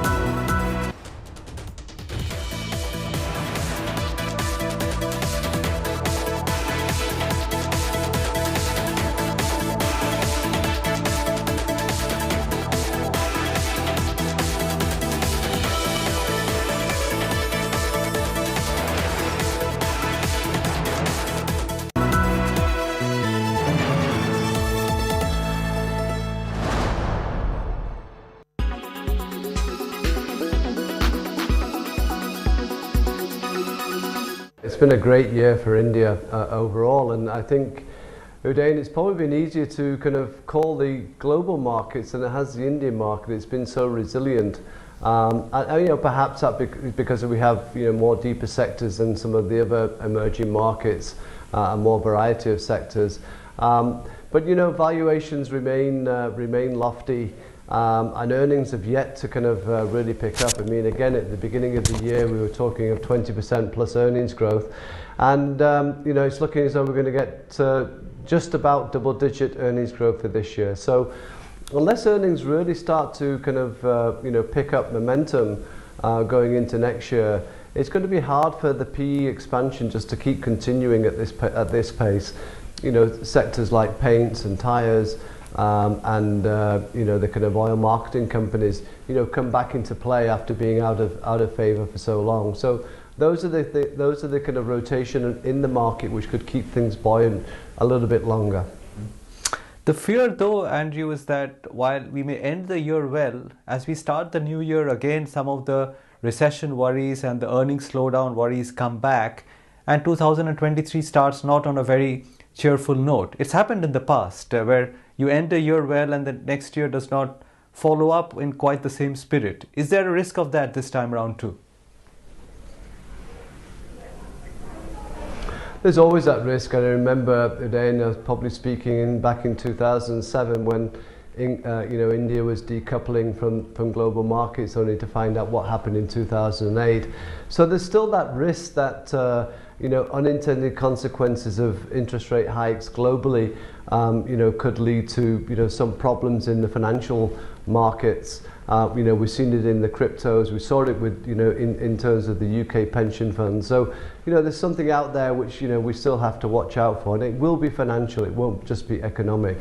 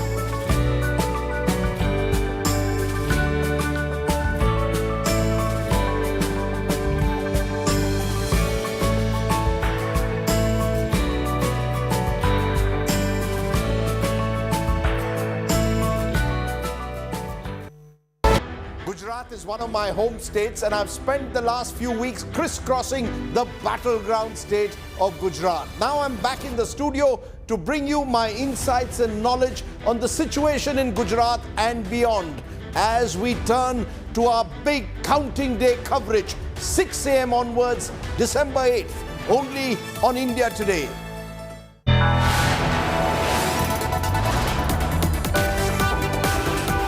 You are watching India Today.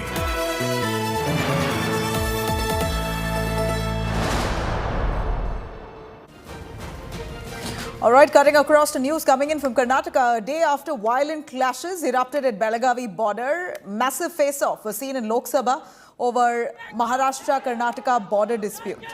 In fact, the issue was raised by NCP MP Supriya Sule, who slammed the Karnataka Chief Minister over the issue. She said that Chief Minister Bommai is speaking nonsense, called the row an ongoing conspiracy against Maharashtra. Shiv Sena MP Vinayak Rao has also slammed the Karnataka government over the border dispute, stating that Bommai government is committing atrocities against Marathi-speaking people. Speaker Om Birla has responded to the MPs, saying that it's not the centre's role to play in this matter. The issue should be dealt with between two states.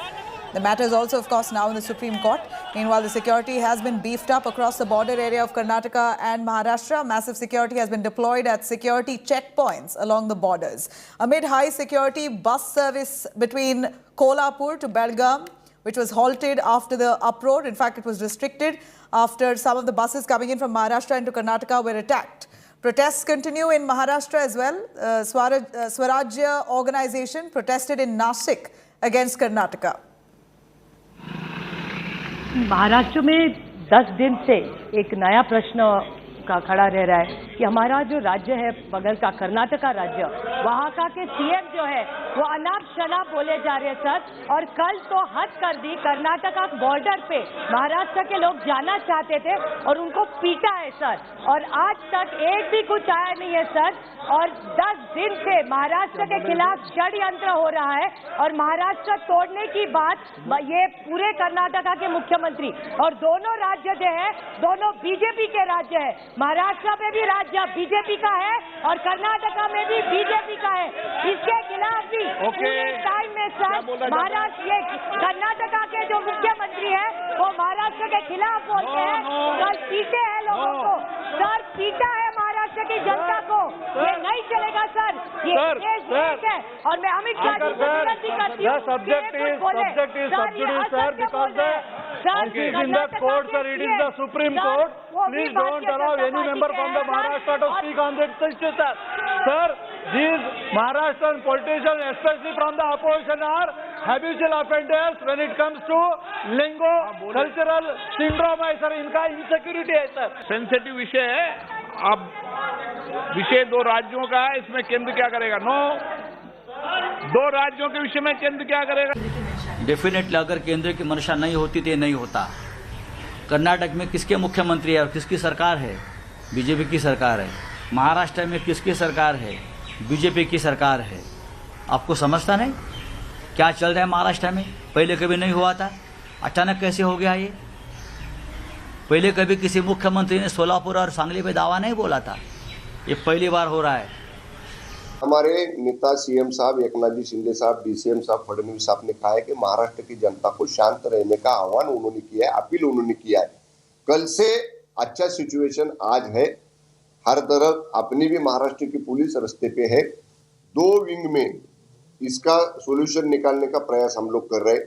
जो legal matter है उसके बारे में हमारी जो legal team है वो उसके ऊपर काम कर रही है। केंद्र सरकार ने इसमें दोनों राज्यों को सामने बिठा के उसका कॉम्प्रोमाइजिंग सॉल्यूशन निकालना चाहिए। दोनों तरफ से हमारा प्रयास ये इशू रिजॉल्व करने के लिए चल रहा है।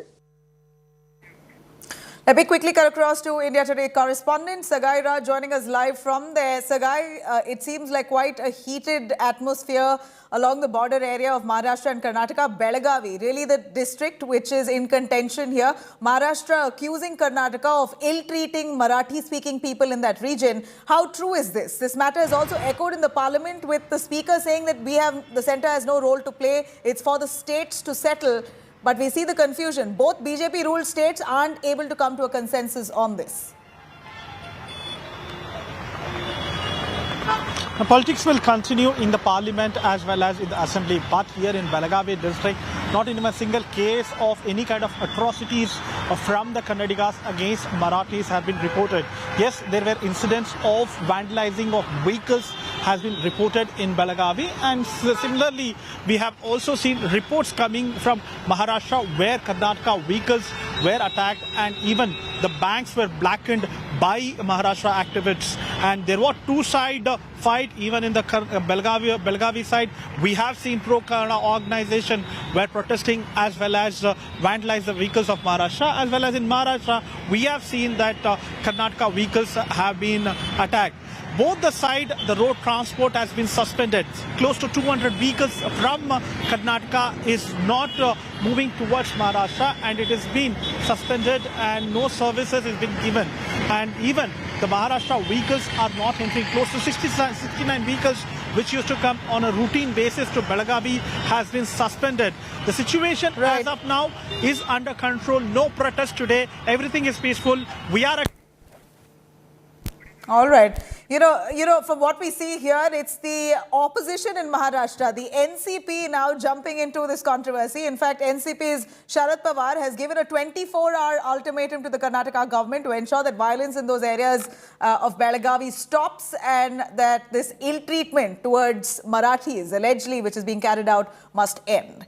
Now, this is a poll-bound state. Karnataka is going into elections in 2023, barely 5 months' time, and Karnataka's unabated polarization Nataka in the state only peaking. After BJP's C.T. Ravi has accused Basaraj Bommai, or rather C.T. Ravi in fact has said that there is Siddaramaiah, who is the former Chief Minister of Karnataka. He is trying to appease the Muslim vote bank and therefore called him Siddaramullah.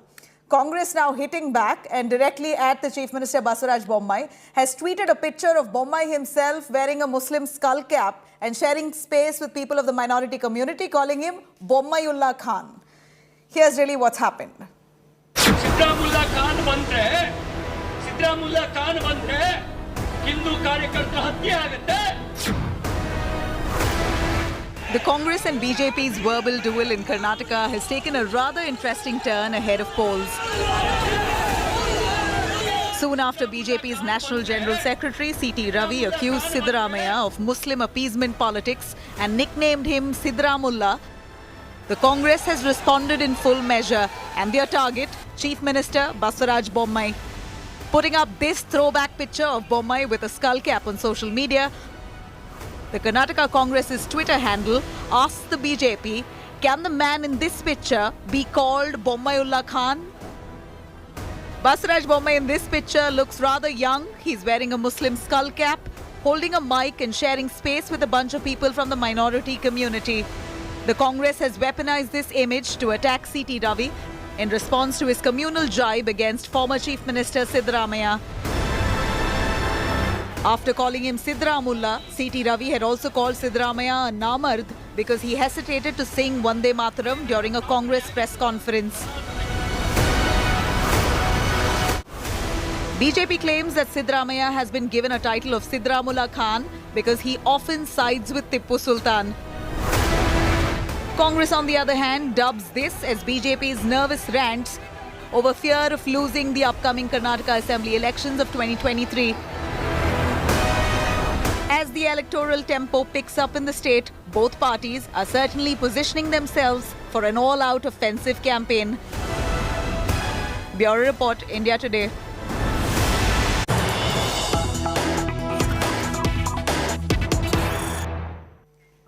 All right, here's some big news coming in. Siddaramaiah now takes on the BJP for calling him Siddaramullah Khan. He says, I cannot be silenced by the BJP. I don't mind adding a Muslim name to my name as Siddaramullah Khan. What's wrong in it? We have the heritage of Shishanala Sharif, the disciple of Govinda Bhatt, poet Kabir, disciple of Saint Ramananda. So they rewarded my belief in secularism by attaching a Muslim name to my name. I take no objection to it. This is Siddaramaiah's response to the tag being given to him by the BJP. BJP has called him Siddaramullah Khan, accusing him of Muslim appeasement politics. And Siddaramaiah says, well, I don't mind adding a Muslim name to my name. We really have a heritage of all disciples and scholars, all the way from Shishanala Sharif, disciple of Govinda Bhatt, poet Kabir, disciple of Saint Ramananda. So they rewarded me. Basically, BJP has rewarded me for my secularism by attaching a Muslim name to my name. In fact, just a few days ago, and you had C.T. Ravi, the BJP National General Secretary, who had accused Siddaramaiah of Muslim appeasement politics and called him Siddaramullah Khan. And in return, the Congress now has put up an image of Basaraj Bommai himself wearing a Muslim skull cap, hobnobbing with people of the minority community with a mic in hand, a throwback picture, and Congress calling Bommai here Bommayullah Khan.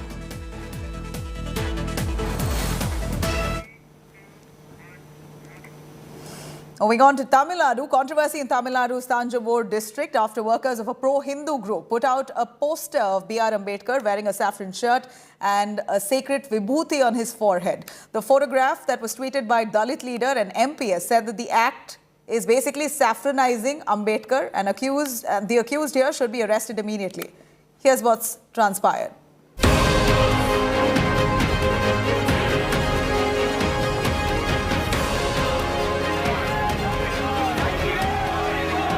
This is how most remember Bhimrao Ambedkar. Usually clad in a suit and tie. One of the most recognizable images of an iconic Indian historical figure. But now, here's how at least one saffron group in Tamil Nadu is viewing the father of the Indian Constitution.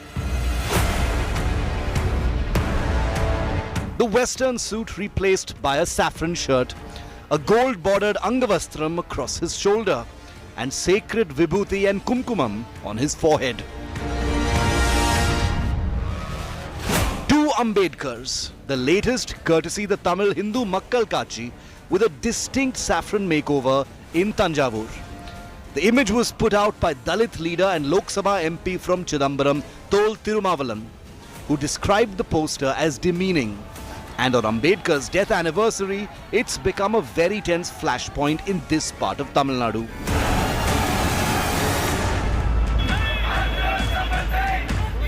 The issue triggered protests in Tanjavur and loud calls for the makers of the poster to be arrested immediately. And an all-out street war around a popular statue of the Dalit icon. But the group behind the saffronized Ambedkar has stood its ground. Sirmavalan trying to Periyarize Ambedkar. Ambedkar is our national leader. Okay. He is Bharat Ratna.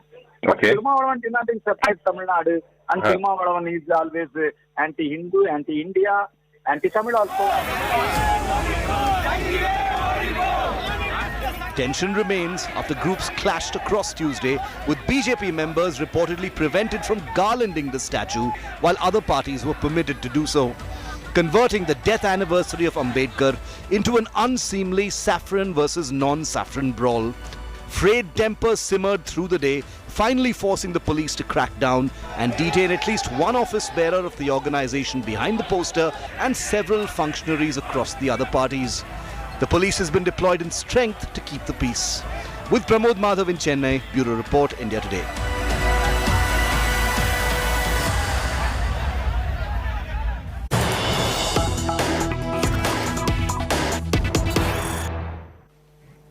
All right, here's some big news coming in. Delhi Liquor Gate, as investigations intensifies into the Delhi liquor policy, ED gets 7 days further custody of Amit Arora.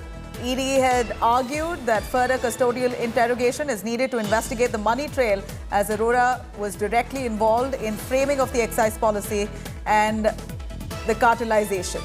This is the Enforcement Directorate placing its case as it gets 7-day further custody of Amit Arora, who's said to be a close associate of Deputy Chief Minister Manish Sisodia, who's also accused in the Delhi Liquor Gate.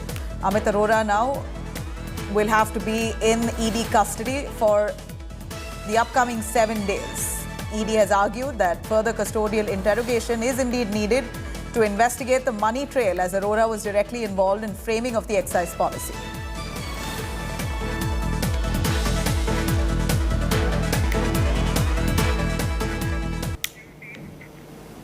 All right, coming up on the other side of a short break, Aam Aadmi Party loses big in constituencies held by tainted Delhi ministers. The party has won only 1 ward in Sisodia's constituency, 0 in Satyendra Jain's Shakur Basti constituency. BJP wins 104 wards. We're going to take you through details and an understanding on what the MCD polls really signify on the other side of a short break. Stay with us.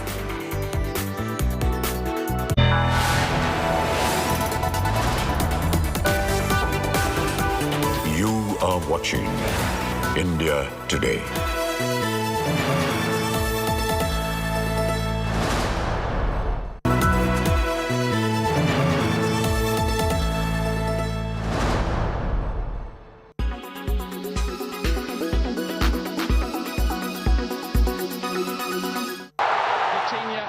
They have looked scratchy at times and lost their final group stage match against South Korea. But some quality players in their lineup, coupled with Cristiano Ronaldo's mental toughness, can take them all the way. They are number 5 on our list of contenders. At number 4 are the 3 Lions. They marched into the quarterfinals in some style as they put 3 goals past Senegal and kept a clean sheet. England have shown great promise as they hope to end a long wait for their second World Cup title. Leo Messi's Argentina are making their presence felt at the FIFA World Cup. Lionel Messi. And Messi is having his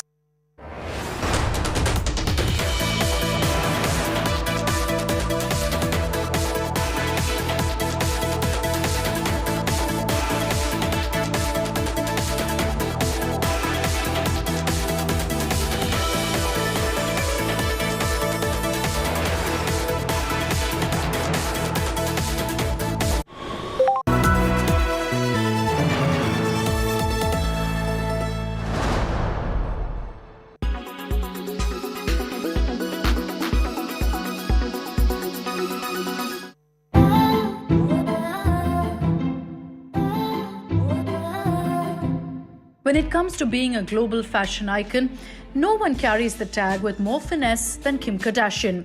The reality star and social media sensation can step out in just about anything and turn it into the hottest trend in fashion. And our Desi divas are heavily inspired by her. From Malaika Arora to Noura Fatehi, here are a few who've rocked the Kim Kardashian look. When it comes to Desi fashion icons, Malaika Arora gets a special mention. This woman simply doesn't go wrong with fashion like ever. From Kim's airport looks to being a golden goddess, she's tried it all. And she doesn't keep it to just clothes. Malaika Arora has tried her hairstyle too. Malaika has left no stone unturned to seem to be a fan of this Kardashian fashion staple.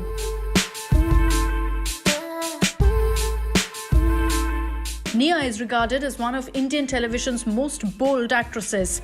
Nia's style statement consistently astounds her fans. She is very much inspired by Kim Kardashian by following her style in makeup and in dress-up. If you were to go through Nia Sharma's pictures, the similarity to Kim is uncanny. Bollywood actress Isha Gupta is oozing hotness in every new social share. This specific one, where she's wearing a waist-high slit skirt, truly sets the bar high. Now check out this picture of Kim Kardashian.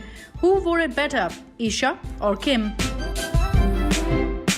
Noura Fatehi apparently holds the title of being Bollywood's Kim Kardashian. Let's find out why. She gave off vibes similar to Hollywood diva Kim Kardashian and raised temperatures on social media a couple of times. From nude lips to bodycon dresses, what's not a Kardashian look? Well, we have to say Noura Fatehi and Kim Kardashian are dreamers and achievers. Don't you feel that both the ladies exude a common vibe? That of a goddess.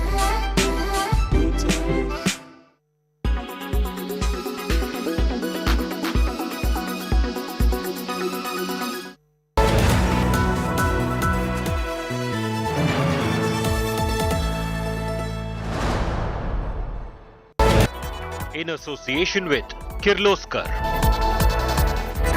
JioMart, हर घर का mart, ArcelorMittal Nippon Steel India.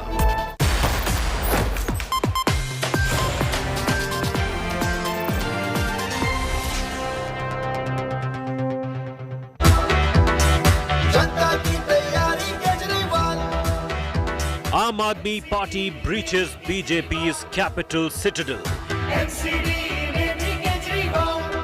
2 years after Delhi Assembly sweep, Kejriwal and co. set for MCD innings. Celebrations, crackers across Delhi. Naj Gana by Aam Aadmi Party workers. Delhi के लोगों ने अपने बेटे अरविंद केजरीवाल को vote दिया। Now MCD में भी Kejriwal.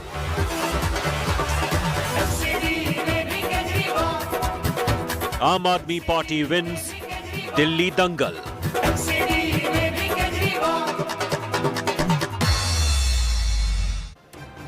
All right, there you have it. After months of a fierce battle, Aam Aadmi Party finally wrests control of the MCD, snatching it away from the BJP after 15 long years. You're watching 5 Live. I'm Nabila Jamal, taking you through those updates. The headlines first. AAP loses big in constituencies held by tainted Delhi ministers. The party has won only 1 ward in Sisodia's constituency, 0 in Satyendra Jain's Shakur Basti constituency. BJP has won 104 wards. AAP wins just 1 out of the 5 seats on Muslim face Amanatullah Khan's Okhla turf. Congress bags 2 seats, claims Muslim voters back with the party, the Congress party. Face-off in Lok Sabha over Karnataka-Maharashtra border dispute. NCP hits out at the Karnataka Chief Minister Basuraj Bommai, claims conspiracy against Maharashtra. Former Karnataka Chief Minister Siddaramaiah takes on the BJP for Siddaramullah Khan taunt, says secular beliefs awarded and doesn't mind adding a Muslim name to his identity. Prime Minister Modi kicks off the winter session of the Parliament with appeal to opposition for productive discussions, reiterates that disruptions can't be the norm and urges parties to allow young MPs to debate in the House. मैं बहुत ही आग्रह के साथ सभी दलों से, सभी सांसदों से इस सत्र को और अधिक प्रोडक्टिव बनाने की दिशा में सामूहिक प्रयास हो।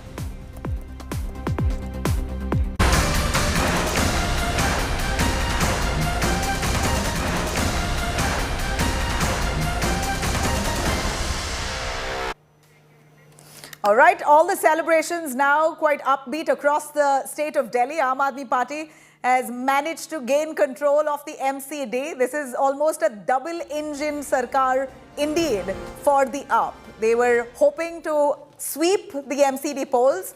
Certainly not a sweep, as BJP has put out a spirited fight, but undoubtedly a huge step up from 2017 to 2022. The Aam Aadmi Party finally gains control of the MCD and now will stamp their authority across the state. These are visuals of celebrations coming in from different parts of Delhi. Huge celebrations as leaders of the AAP, including Arvind Kejriwal himself, goes on a victory lap. Let me cut across to some big breaking news coming in on this. Arvind Kejriwal and the Aam Aadmi Party has won the MCD dangal. AAP wins 134 out of the 250 MCD wards. BJP performs quite better than expected, gets 104 wards. Now, Mayor of Delhi will be elected. It will all depend on which way the nominated councillors vote. 12 councillors are nominated by the Delhi LG. Developments coming in at this point. Let me quickly cut across to Amit Bharadwaj, who's joining us live from the Aam Aadmi Party headquarters. Amit, a quick word from you. A declaration here. Aam Aadmi Party has managed to secure 134 wards, while the BJP 104. Not a sweeping victory, we'll say that again, for the only reason because exit polls extensively had projected Aam Aadmi Party's clean sweep. And the BJP nothing more than 91. But BJP has managed to buck that trend and AAP, a disappointment that it wasn't a sweep but a huge step up. What's the mood there within the AAP, Aam Aadmi Party netas? Well, Nabila, for the Aam Aadmi Party netas, workers, councillors and volunteers, what they are concerned about is that at the end of the day, they have managed to win this battle. It was an 8-month-long campaign for Aam Aadmi Party because remember, in April itself, Aam Aadmi Party had geared up completely to fight out this battle, but the election got delayed. They got stuck in several of the controversies, and eventually the MCD polls happened at a time when Gujarat elections were also happening. Arvind Kejriwal was busy there. So because of all these factors, they are also happy that despite all the challenges that came their way, they have managed to win this election. But yes, that question will remain. The numbers that have gone down. खुशी है या थोड़ी खुशी में लगा कि कमी हो गई क्योंकि आंकड़े कम आए हैं? नहीं, हमें बहुत अच्छी खुशी है कि थोड़े आंकड़े कम आए हैं, लेकिन हमें जो 15 साल का जो हमें गंदगी मिली है, कूड़े के ढेर जो मिले हैं, सफाई नहीं होती थी, उसका जवाब हमें देने लायक हो गए हैं कि हम जवाब दे सकते हैं और अपने 5 साल का जो पीरियड मिला है हमें काम करने का, हम बढ़िया काम करेंगे। कब तक जवाब दे पाएंगे आप लोग, क्योंकि उम्मीदें और चैलेंज ज़्यादा होगा आप लोगों के साथ? नहीं, ऐसा कुछ नहीं है। अगर केजरीवाल जी को देखा जाए तो केजरीवाल जी को वैसे तो दिल्ली का श्रवण कुमार कहा जाता है, हम तो श्रवण कुमार के नाम से ही उनको जानते हैं, हमारे लोकप्रिय नेता है। तो काम करने वाले को वक्त की डिमांड नहीं जाती, काम करने वाला एक सवाल आप लोगों से ये माना जा रहा है कि कांग्रेस ने जहां जहां सीटें निकाली है वो ज़्यादातर माइनॉरिटी डोमिनेटेड इलाके थे और जो मुस्लिम वोट बैंक था अभी तक 15 और 20 में आम आदमी पार्टी के साथ रहा, लेकिन इस बार वो वोट एक मुश्त तरीके से एकजुट होकर आम आदमी पार्टी को नहीं मिला, इस वजह से नंबर्स घटे हैं। देखिए ऐसी बात नहीं है, जहां पर आम आदमी पार्टी का प्रत्याशी हरा है कहीं ना कहीं उसकी कमी रही होगी, वरना तो मिला जुला के पूरे दिल्ली के अंदर माइनॉरिटी के लोगों ने आम आदमी पार्टी को वोट दिया है, कहीं पर उनको भी दिया होगा, लेकिन ज़्यादातर आम आदमी पार्टी को दिया है। निश्चित रूप से आप देखिएगा माइनॉरिटी के लोग भी बहुत जीत के आए हैं। और रही बात, मैं चांदनी चौक से हूँ। आपके इलाके में पार्टी के कैंडिडेट वो जीता है, प्रहलाद सिंह साहनी एमएलए, उसका बेटा जीता है। अच्छा, ठीक है। But you know the bigger challenge now is whether Aam Aadmi Party is able to get its mayor elected or not. So that is the big challenge right in front of the Aam Aadmi Party now. All the rules and regulations will chip in. Permutation and combination has to be worked out. Aam Aadmi Party will also have to ensure there's no poaching, no cross-voting, because remember there is no anti-defection law here, Nabila, which means that on the day of voting when the mayor needs to be elected, you know, the party councillors could actually cross-vote and there will be no disciplinary action against them. That is why Aam Aadmi Party will first have to strategize as to how to ensure there's no cross-voting. Number second, a candidate which can appeal all the people. Number third, get those nominated candidates that is to be sent by LG, and all other procedures has to be minutely monitored from here. And after that, Nabila, once if they are able to get their mayor in seat, in control of the MCD, then begins the ticking clock. Because remember, Aam Aadmi Party for the 8 months have been talking about garbage, landfill sites, corruption. So now the BJP councillors will train the guns at Aam Aadmi Party, saying that what have you done? How are you performing? How are you taking care of the garbage and sanitation in the national capital? Yeah. But those are the challenges which await them in the months to come. For now, it's a moment of victory for Aam Aadmi Party supporters, Nabila, with smiles and happy faces at different we saw that, and those are that's precisely the defining images that I have of the day. Aam Aadmi Party extensively rejoicing over this victory. They've gained control of the MCD after 15 long years from the mighty BJP. Here's a look at all the celebrations that broke out across Delhi with overjoyed Aam Aadmi Party workers coming to the streets, supporters dancing to the beats of drums, songs, all that and more. BJP MP Manoj Tiwari, on the other hand, here we see, let's take a listen at the song behind.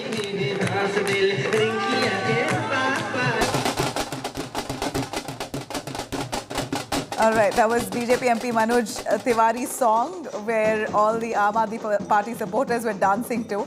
And here we saw images of mini Kejriwal joining the AAP's celebrations for Delhi civic polls win. Children dressed in a sweater, sporting moustache, an AAP cap, the signature muffler mimicking Arvind Kejriwal's look. Yet another round of celebration for these kids, as we've seen them extensively even during the assembly elections a little earlier this year. And MCD poll sounds all in colour at AAP office as we see supporters bursting firecrackers during the victory celebrations. The AAP office right now is really a fortress with supporters coming in from far and wide and celebrating in every way possible.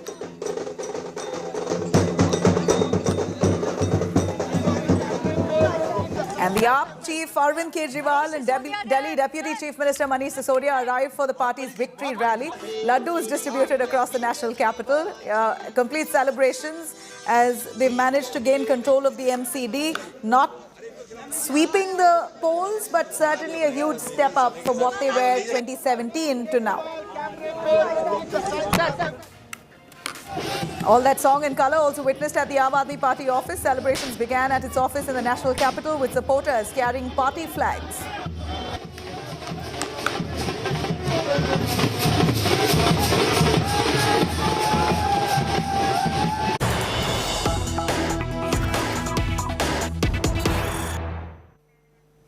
All right, here's some big news coming in from Coimbatore. NIA arrests 3 more persons in connection with the Coimbatore blast. NIA officials have arrested 3 people, Omar Farooq, Tawfiq and Feroz Khan in connection with the Coimbatore car blast case. NIA says investigations have revealed that the accused persons, Omar Farooq and Feroz Khan, were part of the conspiracy meetings attended by Jamisha Mubin in Omar's residence at Kunur, Nilgiris, Tamil Nadu. And they had also provided support to Jamisha Mubin in the commission of the terror acts. Mohammad Tawfiq was in possession of incriminating literature, books connected to radical Islam, and also had handwritten notes on preparation of explosives. Yet another arrest by the NIA. 3 more people who've been arrested by the NIA, and it appears these are the people who've been extensively supporting the accused in the blast with all sorts of ammunition, including the training that they gave tacitly on the radical side of Islam, and basically trying to radicalize the youth there and pushing them into this kind of terror act. The NIA now arresting 3 more in the Coimbatore case. In fact, from what the NIA has found, we hear that they've got some incriminating evidence from the accused. Investigations here revealed that the accused persons, Omar Farooq and Feroz Khan, were part of conspiracy meetings that were attended by Jamisha Mubin in Omar's residence at Kunur. This is in Tamil Nadu. And they also provided extensive support to Jamisha Mubin in the Commission of Terror Act. Mohammad Tawfiq was in possession of incriminating literature, books connected to radical Islam, and also had written, they found handwritten notes on preparation of explosives and how to really produce or make explosives with bare minimum material. All that and more, the NIA has managed to find from the home of these accused. 3 more arrested, and these arrested people have been attending meetings with Mubin. The NIA now, as it investigates the case, the Coimbatore blast case, have found some rather larger plan and a conspiracy of terror linked to these radical Islamists. They've managed to extensively hold meetings, radicalized a bunch of youth, and in fact pushed them to carry out that blast, one of which was in Coimbatore. And thankfully, the blast resulted in the death of that suicide bomber itself. None around received the kind of injuries that they may have hoped.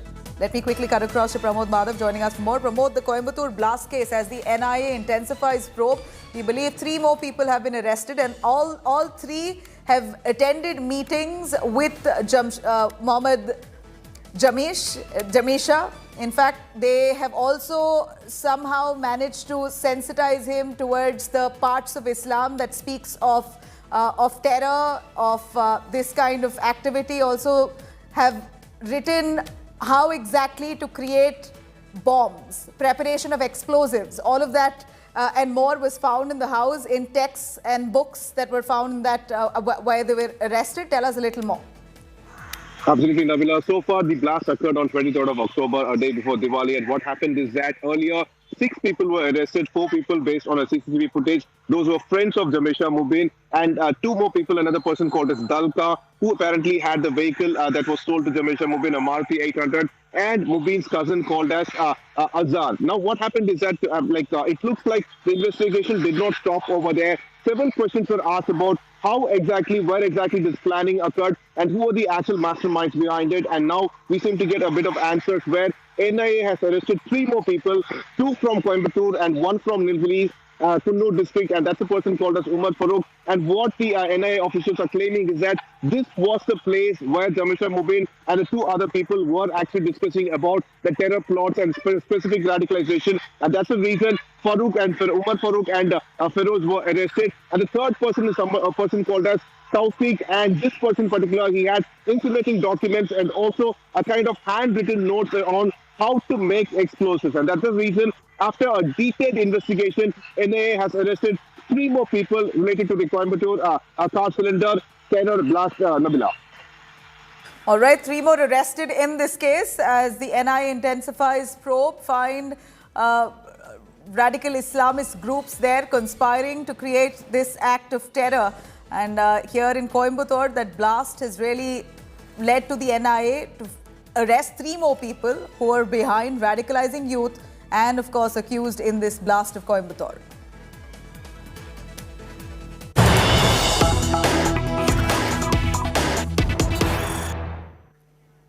All right, here's some big news coming in from Himachal Pradesh as the exit polls predict the Congress and the BJP in a neck-and-neck fight. The Congress now keeping a close watch on the Himachal verdict as they're quite worried that there may be instances of poaching. And here, the Congress, not wanting to take a chance in Himachal, keeps its flock together. Congress now has decided, we believe, or is mulling over to shift all its MLAs out of Himachal post-December 8th verdict. Congress is likely to shift their MLAs to Rajasthan. This is what sources tell us. Bhupendra Hooda and Bhupesh Baghel have been assigned to keep these MLAs together. Priyanka Gandhi Vadra as well, personally monitoring the situation.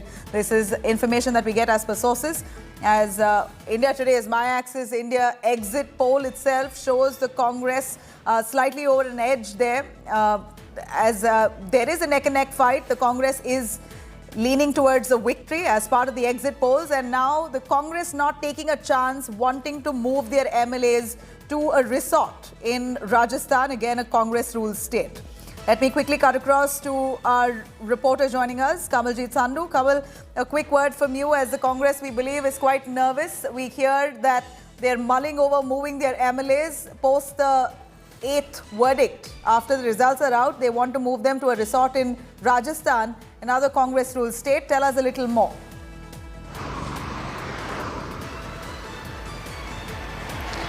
As the countdown to the counting has begun, the Congress doesn't want to take any chances. They were actually citing Manipur and Goa as instances where they had the numbers, but it was BJP which formed the government. But coming to the point where several of the exit polls are now giving an edge to the BJP, barring the India Today Access My Poll. So very clearly, what is important and significant for the grand old party is to keep its flock together. Now, they are worried already that the BJP would use money power or actually do some sort of horse trading, something they've been worried about. Now, Bhupesh Baghel, who's from Chhattisgarh, is the chief minister. That is one of the considerations. The other is Rajasthan. Ashok Gehlot was also camping here. So the closest in terms of location is definitely Rajasthan, but the other option of Chhattisgarh has also been kept in hand. What is clear is that once they get the numbers, they don't want to give it any sort of a slip or an opportunity to the BJP, who's very quick to react in such things. So obviously, Vikramaditya at that point of time has already spoken out and saying this is an opportunity. They will not give it on a platter to the BJP, and that is why they're keeping. The other part, obviously, Nabila, is very significant, is about the rebel candidates. Now, there have been a sizable number as far as the BJP is concerned, at least 20 of them, several of them who stood as independent candidates. The Congress by far had lesser number of rebel candidates, but this has been a big headache, and now both the BJP and the Congress are keeping a very keen eye on these rebels, because if the numbers are very close, that's when these independents could really come in handy as far as a formation of government is concerned.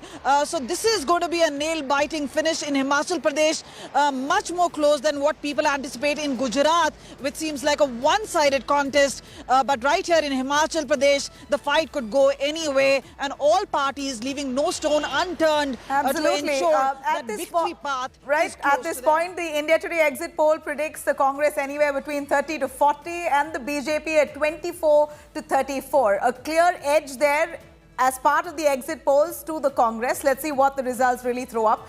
Thank you very much, Kamal. Clearly here, we're looking at the Congress slightly nervous, wanting to move their MLAs to Rajasthan to avoid any poaching bid. Now, after India Today's exact poll predicted a cliffhanger in Himachal Pradesh, with Congress given a slight edge here over the ruling party, horse trading fears has now emerged in the Hill state. Sources say that the Congress is now likely to move out their MLAs to Rajasthan. Not only that, the party's General Secretary Priyanka Gandhi herself is monitoring the situation, is likely to visit the Himalayan state. Let's take a quick look. It's neck and neck in Himachal Pradesh. The India Today Axis My India exit poll gives the Congress a slight edge over the BJP. The exit poll projections have given both the BJP and the Congress the jitters. While the Congress is likely to be ahead of the BJP by 2% votes, the likely slender margin is giving it a big headache. having lost out to the BJP in similar situations in Goa, Manipur and Madhya Pradesh in the past through defections, the grand old party is not taking any chances this time. Himachal जैसे state के अंदर जो है इस तरीके का analyse करना बड़ा कठिन है और मेरा अपना मानना है जो हमारी फील्ड की ग्राउंड की जानकारी है उसके आधार पर हम 40 के आसपास लाएंगे, एक ऊपर एक दो ऊपर एक दो कम. Sources tell India Today the Congress is likely to move its MLAs to Rajasthan after the results.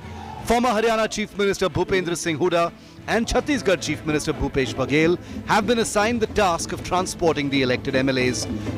Priyanka Gandhi Vadra herself is personally monitoring the situation and is also expected to reach Shimla today.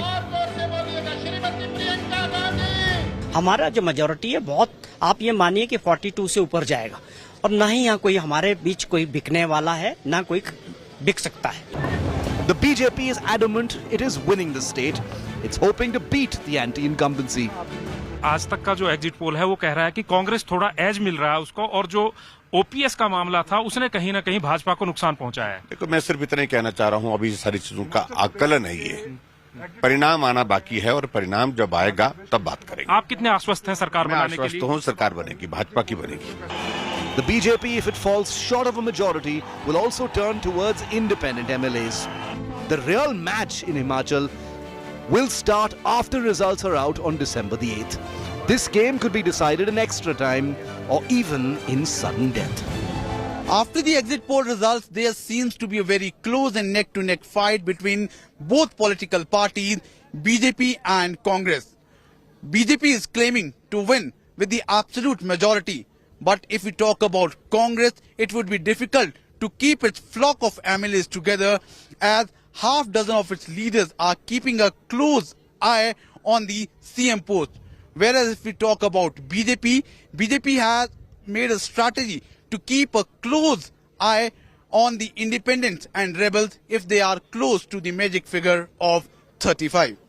With video journalist Chandiram, this is Lalit Sharma for India Today, Shimla. All right, let's quickly take you through a snippet of Rajdeep Sardesai, who is going to be bringing us the election results for Gujarat. He's really the man who is known as the knowledge bank when it comes to elections. Every little nuance of an election state, Rajdeep Sardesai, no one better than that. Right here on India Today. Gujarat is one of my home states, and I've spent the last few weeks crisscrossing the battleground state of Gujarat. Now I'm back in the studio to bring you my insights and knowledge on the situation in Gujarat and beyond as we turn to our big counting day coverage, 6 a.m. onwards, December 8th, only on India Today.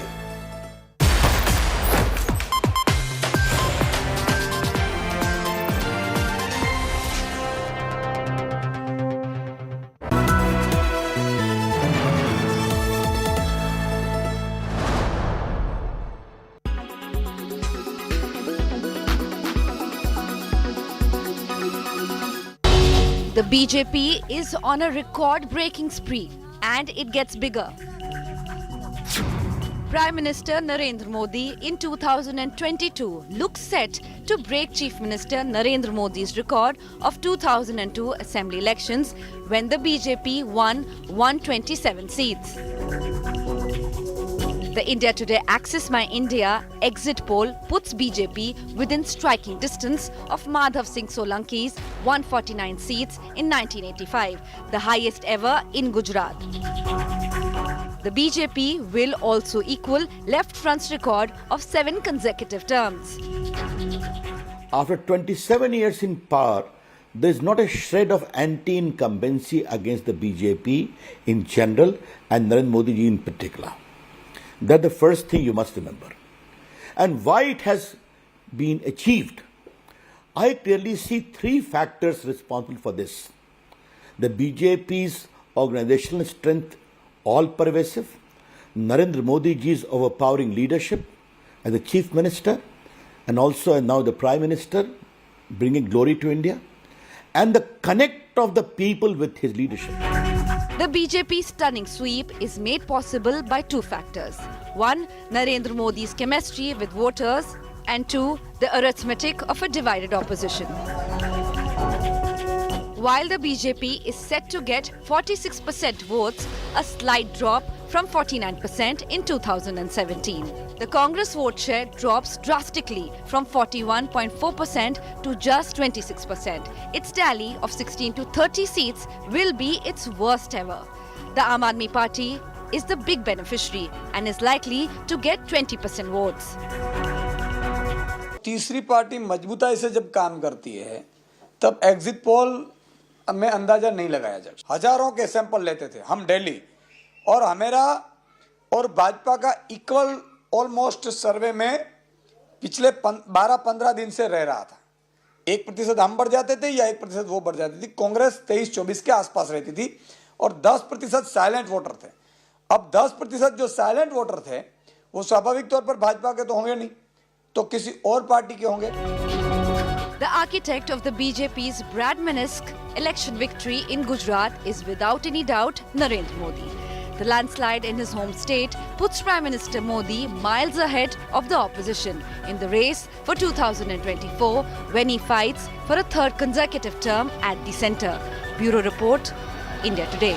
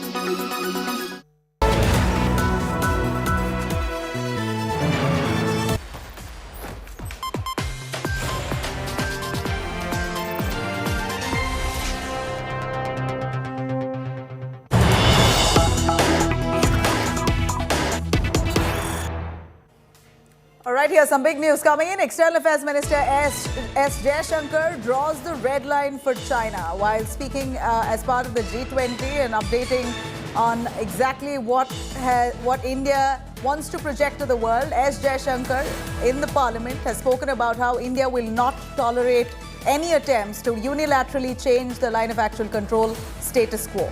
S. Jaishankar giving out a warning if China continues to do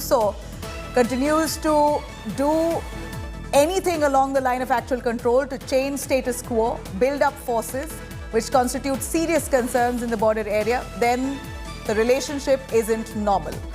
Giving a warning there, S. Jaishankar says that China cannot touch status quo at the line of actual control. Listen in.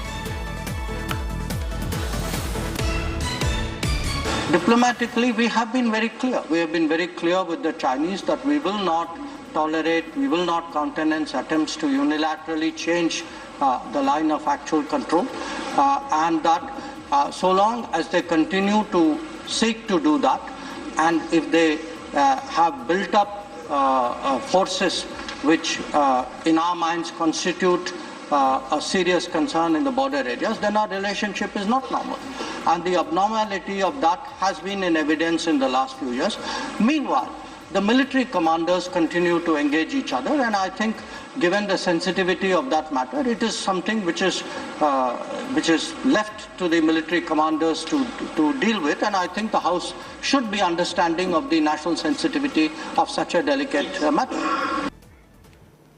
All right, there you have it. S. Jaishankar, External Affairs Minister, very clearly giving out a warning that China cannot possibly touch status quo along the line of actual control. This was his message in the parliament. Let me quickly cut across to Geeta Mohan for a little more on that. Geeta, Jaishankar saying if China continues to build up forces, then the relationship between us isn't normal. Do elaborate for us.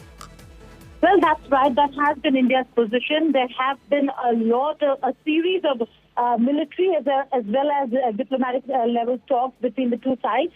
But there are still some of the areas which are still under Chinese control, which were traditionally on the Indian side of the LAC, while both sides are still trying to settle the boundary dispute between the two countries. And India, not just in the Rajya Sabha and the Lok Sabha in Parliament, but also in every platform that India has been representing itself, has told China in as many words that it cannot be business as usual. So the External Affairs Minister over here, while elaborating on India's foreign policy and developments on that front in the Parliament to both the houses, enumerated what India's stand really is going to be on China as well, and elaborated on that front, saying that a change in status quo certainly will not be tolerated, and also that it cannot be business as usual with China unless and until the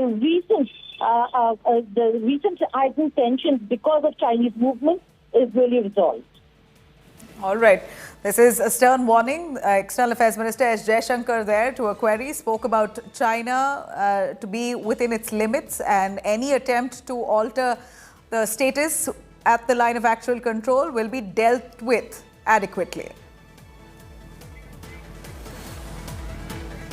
All right, on the other side of a short break, Aam Aadmi Party loses big in certain constituencies held by tainted Delhi ministers, Satyendra Jain and Manish Sisodia.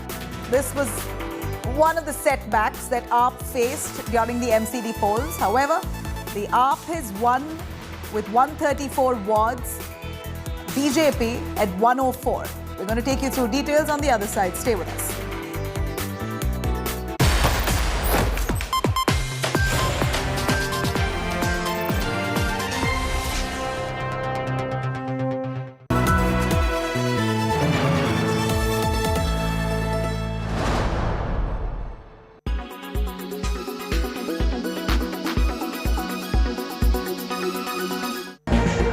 Days after protests against the proposed seaport project in Kerala's Viranium by the Adani Group escalated and turned violent, the Pinarayi Vijayan government has hit back. Chief Minister Pinarayi Vijayan has reiterated the government will not stop the project. He insists there is a propaganda campaign to tarnish the image of his government and stall development of the state. മറ്റൊരു ആരോപണം പറയുന്നത് കേന്ദ്രസേനയെ കൊണ്ടുവരുന്നു എന്നാണ്. കേന്ദ്രസേനയുടെ സുരക്ഷ ആവശ്യമാണെന്ന് അതിൻ്റെ നിർമ്മാതാക്കൾ ഹൈക്കോടതിയിൽ ആവശ്യപ്പെടുമ്പോൾ സർക്കാർ അതിനെ എതിർത്തില്ല എന്ന കാരണം പറഞ്ഞ് സമരത്തെ അടിച്ചമർത്താൻ കേന്ദ്രസേന വരുന്നു എന്ന വ്യാജ പ്രചരണം നടക്കുന്നുണ്ട്. The left front government lashed out at the protesters backed by the Latin Catholic Church. Fisheries Minister Abdur Rahman called the agitation anti-national activity aimed at blocking the development of Kerala.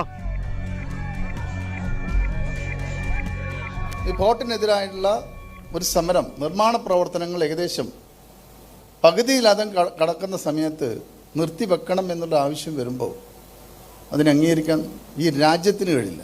ഒരു state ഗവൺമെൻറ്റിൻ്റെ കാര്യമൊന്നുമില്ല ഞാൻ പറഞ്ഞു.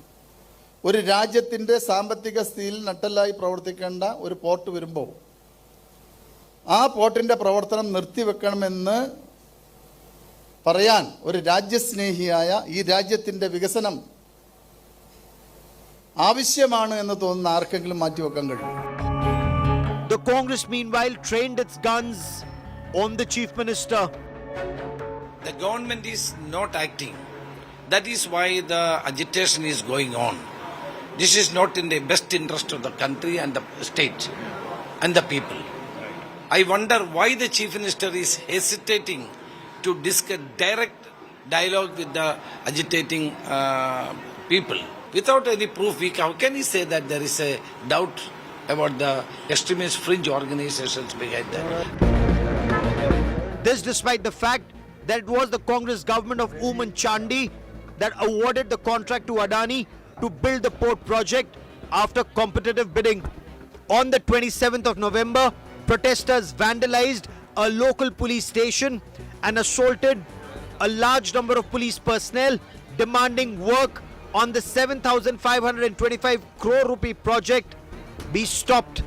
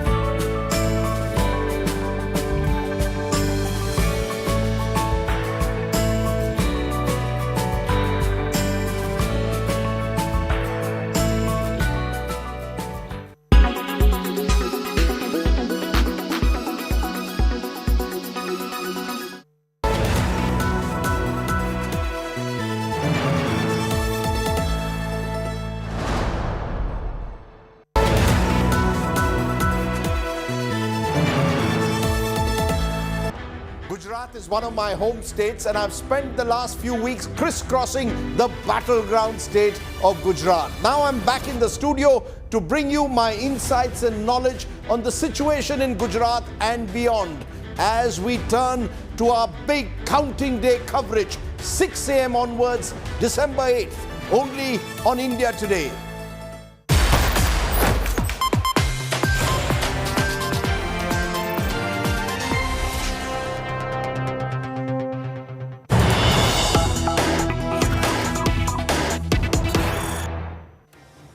All right, and a big news coming in. China has decided to ease COVID restrictions after much protests.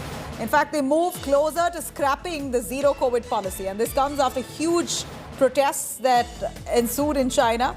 In fact, people infected with COVID but with mild or no symptoms can now finally isolate at home rather than a state-managed facility. This is a big development coming in China. Remember, China was attempting at a zero COVID policy, trying to ensure that anybody, even remotely showing symptoms of COVID-19, were all kept in government-run camps. They were imposing restrictions that were unreal and something that wouldn't be possible without using brute force. And that's what we saw. Chinese officials, they're extensively using force to a point that many people, many citizens in China have died due to lack of food or access, and because of being isolated in such a manner that many of them lost their lives due to that instead of more than actually dying to COVID itself. China now finally deciding to roll back its tough COVID rules after restrictions there sparked popular protests. In fact, all over the globe, there was talk about China's brutality when it came to this zero COVID policy implementation. And the world there hammered China extensively on easing restrictions and really allowing for citizens to move around. This is well past 3 years post the COVID pandemic breakout, and China attempting a zero COVID policy was really weighing down the people of China quite heavily.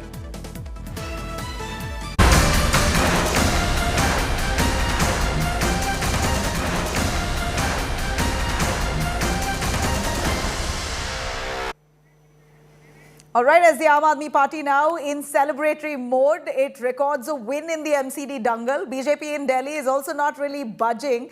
Saffron Party did not lose up. They didn't entirely lose to up, but not as badly as the pollsters predicted. They did, of course, They've lost control to the MCD, but certainly not a way that the exit polls may have predicted. 91 was the max that the BJP had projected to get, but they've bucked that trend, managed to gain 104 wards. Kejriwal's Aam Aadmi Party now, though, will rule the MCD, but not with a landslide victory, yet a huge step up from 2017.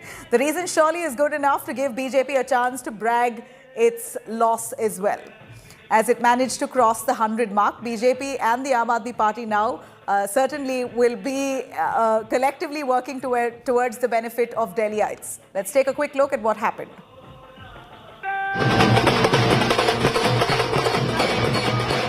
Posters had dismissed them. They were predicted to be crushed by Aam.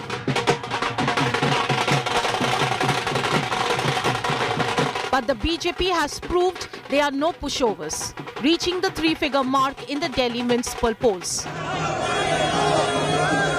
The party fought this election on the back of a 15-year anti-incumbency, facing a fierce competitor which only 2 years ago swept state polls. But the BJP managed to win 104 wards, claiming a moral victory, even as Kejriwal celebrated the rise of AAP's double engine in Delhi. चौथी बार आने के बाद भी इतना समर्थन दिल्ली का एक बहुत बड़ा नैतिक जीत है इसको कैसे भूल सकते हैं आप जोरदार तालियों से स्वागत करिए Much of the BJP's campaign revolved around tearing down Kejriwal's Kattar Imandar image. The BJP won all 3 wards which fall under Satyendra Jain's constituency. Jain, under investigation for alleged money laundering, has been facing fire over his VVIP treatment in his prison cell. आम आदमी party को मुंह की खानी पड़ी है। इसका मतलब कि आम आदमी पार्टी के भ्रष्टाचार के खिलाफ ये वोट किया गया है। अरविंद केजरीवाल को बताना चाहिए कि क्या अब वो सत्येंद्र जैन के खिलाफ कार्रवाई करेंगे, क्या अब वो मनीष सिसोदिया के खिलाफ कार्रवाई करेंगे या अब भी निर्लजता से भ्रष्टाचारियों को बचाएंगे। The Saffron Party also took 3 out of 4 wards, falling in Manish Sisodia's assembly constituency. The BJP had launched a vigorous campaign against AAP's number 2, accusing him of hand in liquor scam. Manish Sisodia की 4 में से 3 सीटें भाजपा ने जीती हैं। केजरीवाल बोल रहे थे 220 सीटें आएंगी, 220 सीटें आएंगी। केजरीवाल जी का दिल्ली से अब कोई कनेक्शन नहीं रह गया है। Another AAP minister facing graft charge was Kailash Gehlot, and from his constituency, the BJP won 3 out of 4 wards. The AAP, however, claims these results are not a reflection on their ministers facing corruption charges. कितने फर्जी आरोप लगाए, कितने छापेमारी की, कितना उत्पीड़न किया, लेकिन पूरी दिल्ली ने मिलकर एक स्वर में कहा उनका बेटा अरविंद केजरीवाल कट्टर ईमानदार है।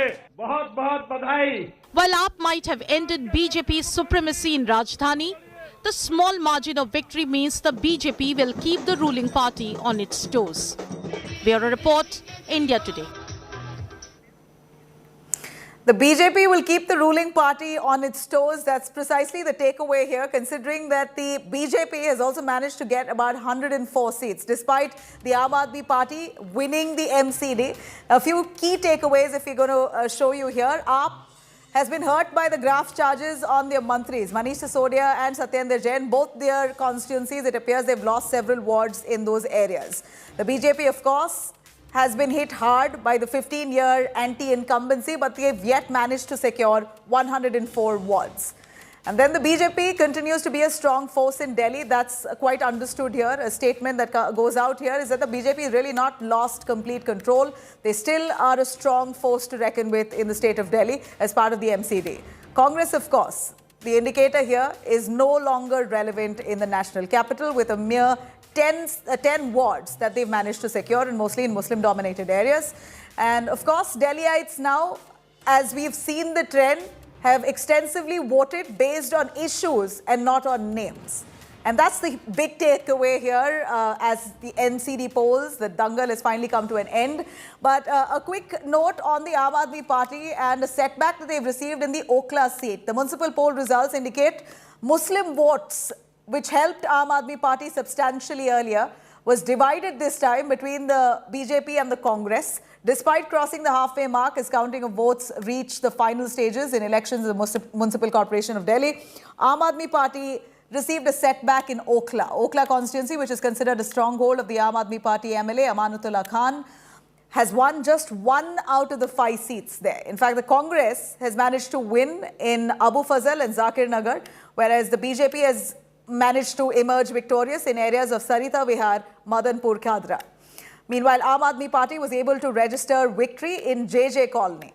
Remember, AAP's MLA Amanatullah Khan was arrested after raids in connection with irregularities in the Delhi Waqf Board recruitment, and that may have been a setback for him, which resulted in loss of votes in his constituency. Meanwhile, Congress leader, on the other hand, has made a big statement saying MCD results show that Muslim voters are with us. ये देखने वाली बात है कि चौहान बांगर में 15,000 से ज़्यादा vote से कांग्रेस का प्रत्याशी जीत रहा है। इसमें कोई दो राय नहीं कि अल्पसंख्यक परंपरागत वोटर रहा है, वो वापस लौटा है कांग्रेस की तरफ। दिल्ली MCD के चुनाव ने ये बात तो साबित कर दी है और मैं बतौर माइनॉरिटी डिपार्टमेंट के अध्यक्ष की हैसियत से इस बात से खुश हूँ कि हम सबकी मेहनत जो है वो ज़मीन पे वापस दिख रही है और अल्पसंख्यक वापस लौट रहा है। तो मुझे तो व्यक्तिगत तौर पर इस बात की खुशी है। बाकी और प्रयास की आवश्यकता है, हम और प्रयास करेंगे, ज़मीन तक जाएंगे।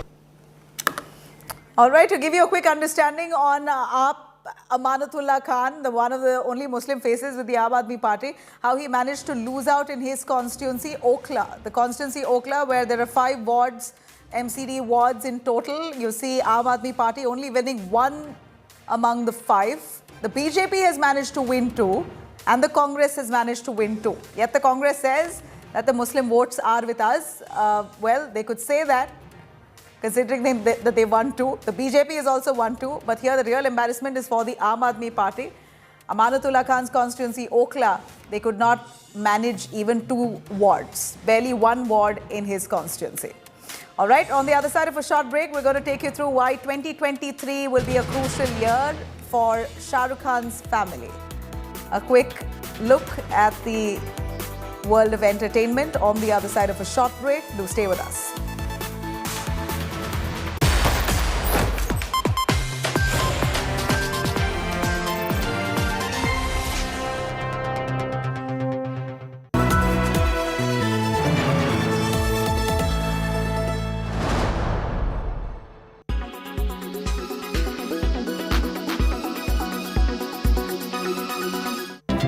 The lotus, the national flower, and now our G20 logo.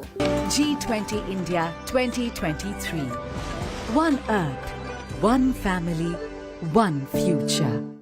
This flower is now in the midst of a heated political fight as the opposition claims that the lotus has been chosen because it is also the Bharatiya Janata Party's symbol. The latest critique is Bengal Chief Minister Mamata Banerjee, who questioned why, of all national symbols, the lotus was chosen. जब national flower तो election commission एक party को दे दिए जब तो वो flower को use नहीं करके और भी नेशनल कितना चीज था, इसी के लिए हम इसके इशू नहीं बनाया. But it is not a non-issue. It's an important issue, and I think they should think over the matter. Kamal national flower है, उसका स्वागत है, लेकिन लोगों में किसी भी पॉलिटिकल पार्टी के चुनाव चिन्ह को प्रमुखता नहीं दी जानी चाहिए. These attacks come after Congress just days ago taunted the Prime Minister for what they called drama over G20. Taking to Twitter, Congress communications in charge Jairam Ramesh said that while the G20 presidency is rotational, no other country staged a high-voltage drama that is being done around India. And the opposition is lashing out at the government, despite the Prime Minister's message on why the lotus was chosen. The symbol of the lotus in the G20 logo is a representation of hope in these times. But beyond this war of words, what made headlines was the bonhomie witnessed at the G20 all-party meet. An all-party meeting was called by the Prime Minister Narendra Modi, which was attended by top mantris of his cabinet, chief ministers of several states, as well as top opposition netas were also present at the gathering. Keeping their personal rivalry aside, most of the netas looked in a cheerful mood as they were greeted by the Prime Minister. Images of Kejriwal, Mamta and Kharge having a laugh with Prime Minister Modi were the highlights from the meeting.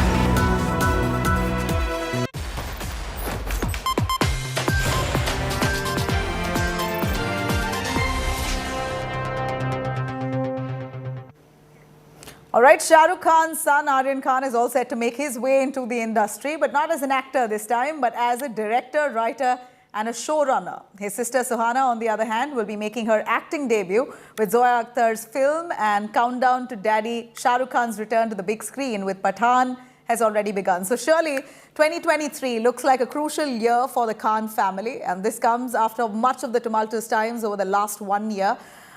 Let's take a quick look at the Khan family, their career moves and what's in store for their fans.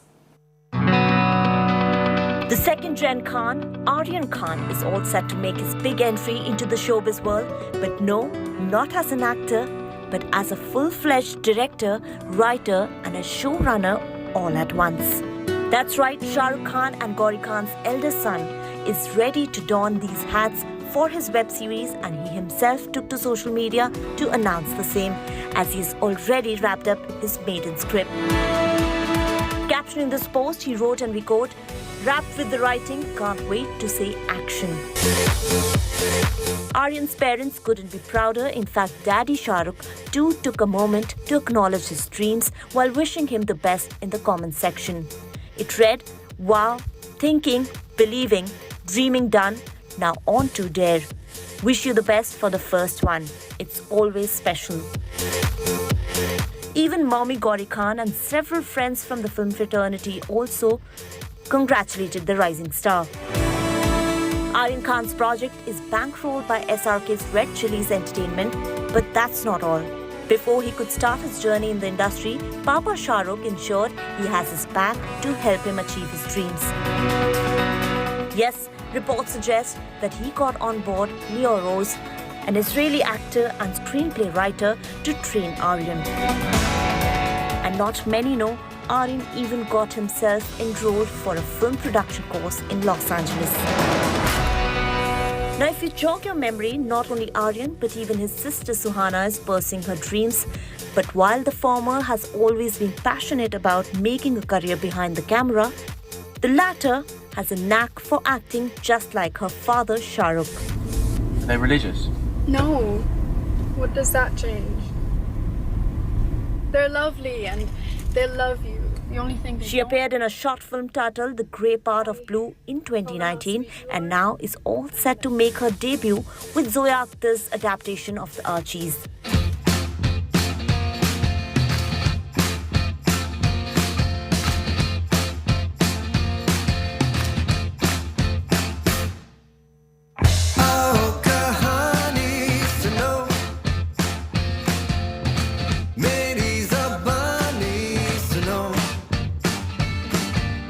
This live-action musical film set in 1960s India stars her as Veronica and is all set to release in 2023.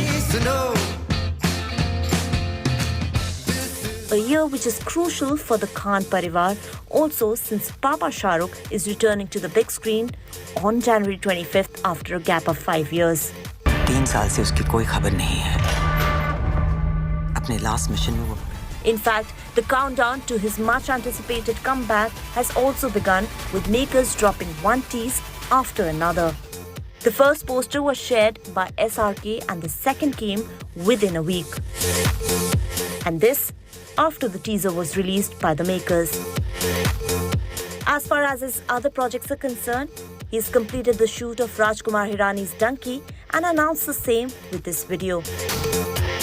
He thanked the team in Saudi for making sure that the shoot happened smoothly. And a special thanks to the Ministry of Culture and Films here in Saudi for giving us such spectacular locations, amazing arrangements and the warm hospitality. So a very, very big shukran to you all and barakallah fiku.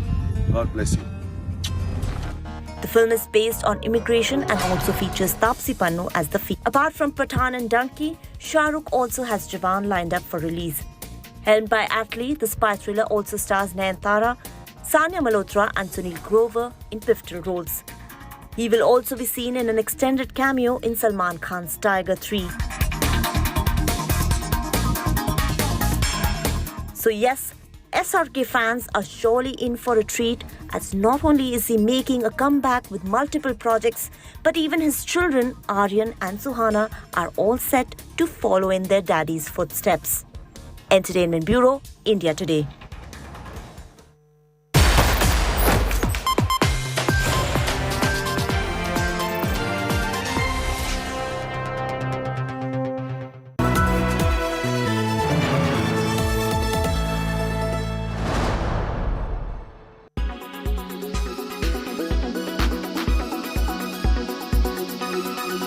Let's look at what really happened in this poll, which is that the Bharatiya Janata Party is poised to record its biggest victory in Gujarat ever.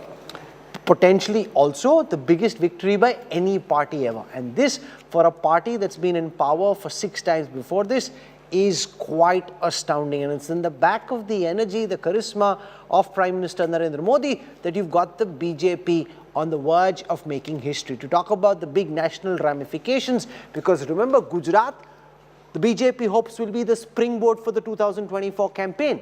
No Prime Minister since Jawaharlal Nehru has won 3 times straight.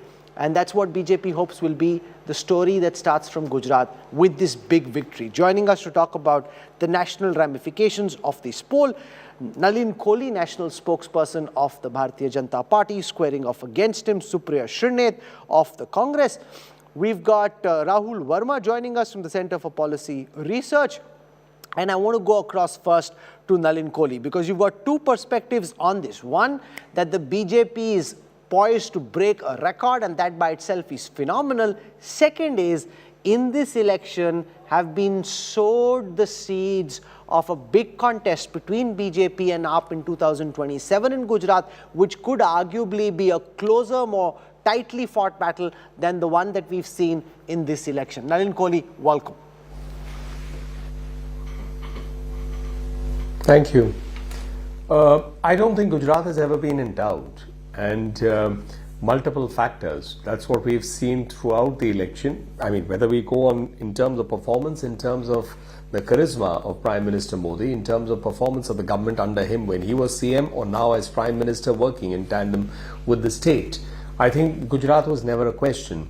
Of course, what all exit polls seem to be indicating is not just the next winning the election again, but the margin by which it seems to be heading for a huge victory. And we've been pretty confident about a victory in Gujarat. But of course, the margin we'll finally know when the votes are counted on that day. In terms of national ramifications, I don't know from whose perspective, because from the BJP's perspective, we won the 2014 election, got a single majority government under Prime Minister Modi. We've repeated that with increased seats in 2019. And therefore, we've also seen that there's a difference in the vote percentages when you go for the Lok Sabha versus the Vidhan Sabha. For example, normally the BJP over the last 5-6 elections has been in the range of close to 50%, 47 to 50% in the Vidhan Sabha, but in the last 2 Lok Sabhas it's been more closer to 60%. So therefore there's a difference in the vote also. Only OLX Autos gives the best price for your car. Co-powered by Buy, Sell, Rent on 99acres.com. In association with LIC, हर पल आपके साथ. Mutual funds सही हैं.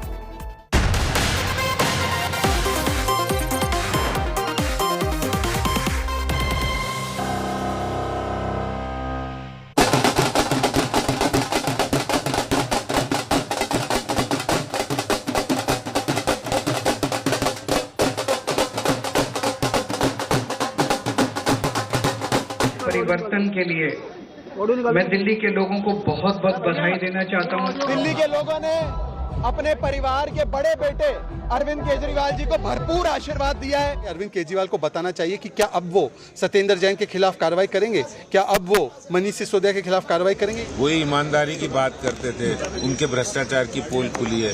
भ्रष्ट Bharatiya Janata party की सरकार को हटाकर ईमानदार, कट्टर ईमानदार केजरीवाल जी के नेतृत्व में एमसीडी में भी आम आदमी पार्टी की सरकार बनाने के लिए बहुमत दिया है।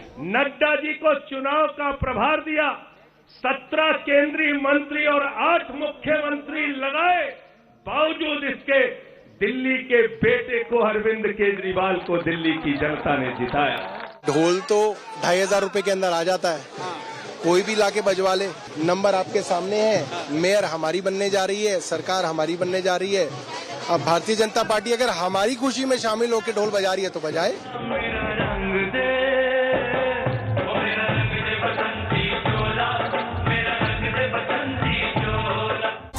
Hello and a very good evening. You're tuned into 6 p.m. Prime. I'm Akshita Nandagopal joining you this evening from the AAP headquarters. We just gave you a short glimpse of all the drama, the dance, the dhol that played out here at the AAP office from afternoon to right about now, when you had AAP workers here, hundreds of them gathered in large numbers to celebrate what they claim is history for the party. They've won the MCD, the local body polls here in the national capital. Over the next 1 hour, we're going to be doing a deep dive into the numbers and breaking down for you what this really means. Here at the AAP headquarters, after a day of complete celebrations, a lot of talking, etc., now you can see that this winter evening things have finally settled down. But they'll be going back to the talks table to kind of decode whether they've done the best the AAP could have actually. Let me first put out the numbers for you. The Aam Aadmi Party, this is where it settled finally. The tally of the MCD elections. The Aam Aadmi Party winning the Delhi Dangal with 134 wards going their way. The BJP at 104. So they've done better than what most pollsters had predicted. The Congress is at 9, while other, and these includes independents as well as other smaller parties, they've managed to get 3 seats. A lot of questions being asked to the Congress, a lot of introspection that the BJP, the AAP, everyone will have to do. We're going to be talking about all that. First, as always, here are the headlines.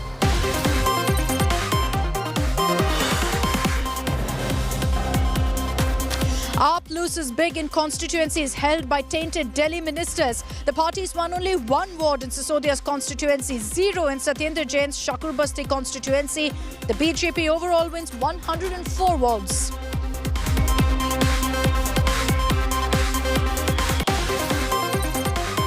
AAP wins just 1 out of 5 seats on Muslim face Amanatullah Khan's Okhla turf. Congress bags 2 seats, claims Muslim voters are back with the party.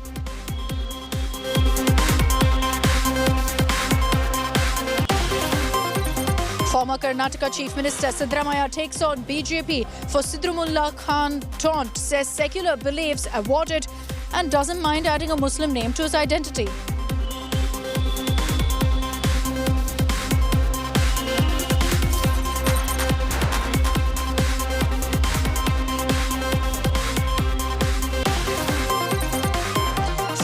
In Lok Sabha over Karnataka-Maharashtra border dispute, NCP hits out at Karnataka Chief Minister Bombay, claims it's a conspiracy that's underway against Maharashtra.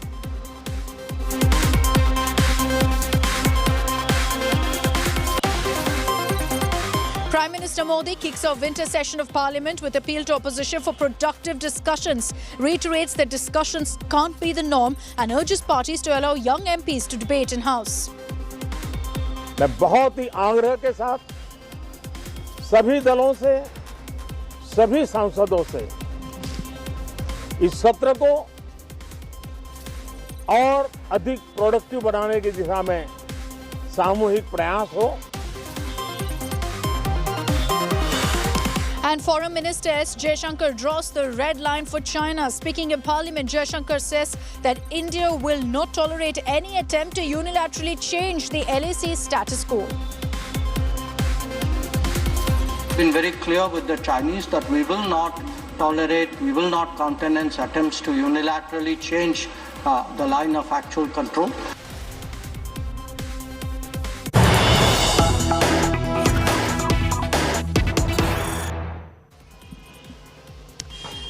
This evening, the Aam Aadmi Party has reason to celebrate. There's no doubt about that. They've scripted history. They've removed and ousted the BJP from the municipal corporation, which the BJP has ruled for 15 years. But there's also a lot of introspection that needs to be done about two issues that we mentioned earlier. One is the fact that in some of your biggest strongholds of the Aam Aadmi Party, like that of Satyendra Jain and Manish Sisodia, the Aam Aadmi Party hasn't fared well. And let's get you the first reaction that's come in from AAP Somnath Bharti. We've spoken to him here on India Today, and he's defended the losses that Aam Aadmi Party has faced in Sisodia as well as Satyendra Jain's seats.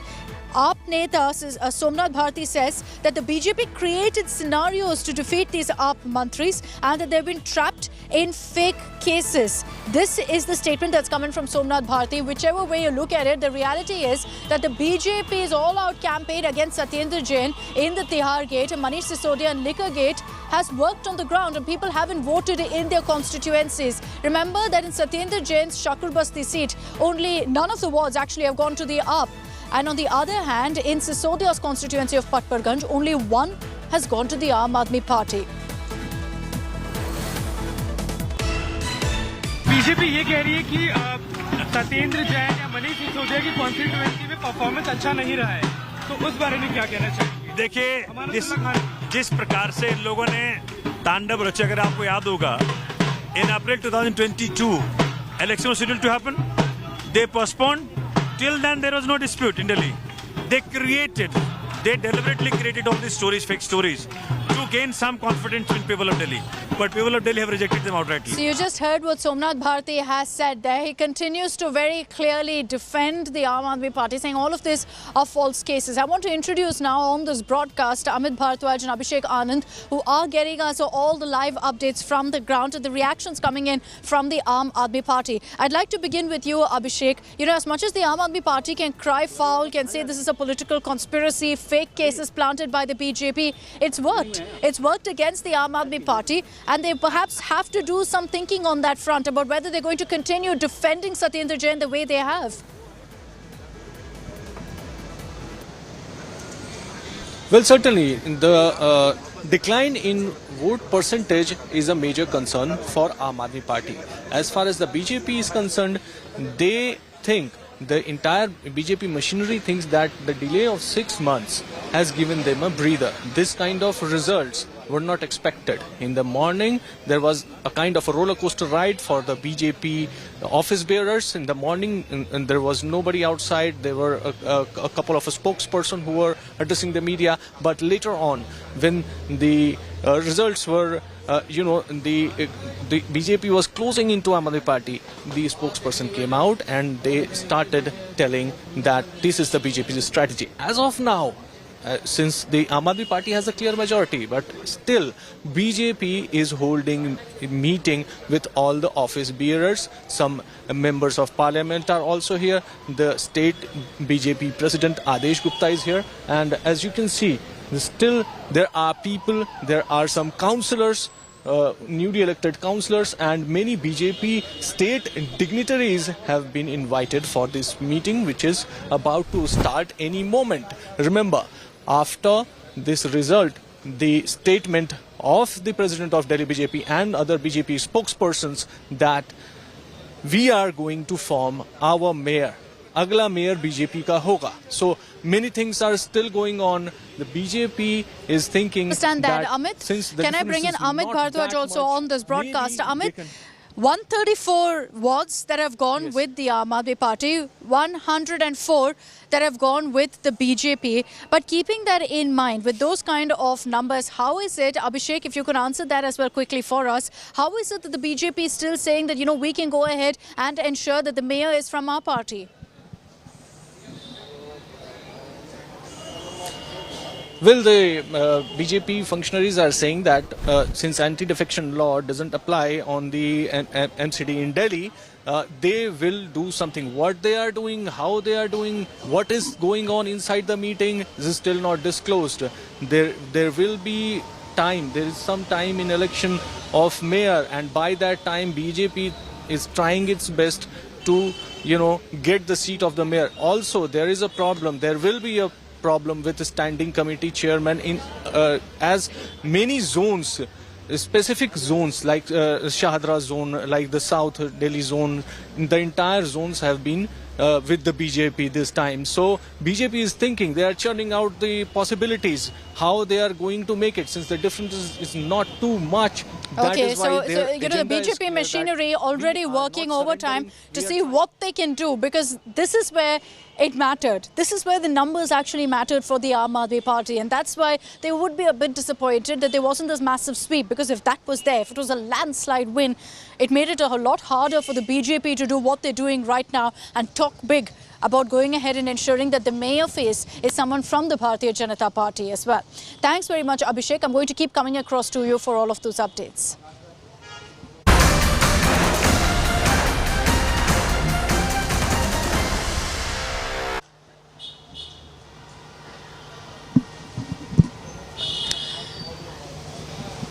Now, a lot of drama that we witnessed through the day here in the national capital, whether it's where I'm standing in the AAP office or the BJP office or the Congress headquarters. We've got you covered with all the latest updates. Let's round up the most defining images that have come in.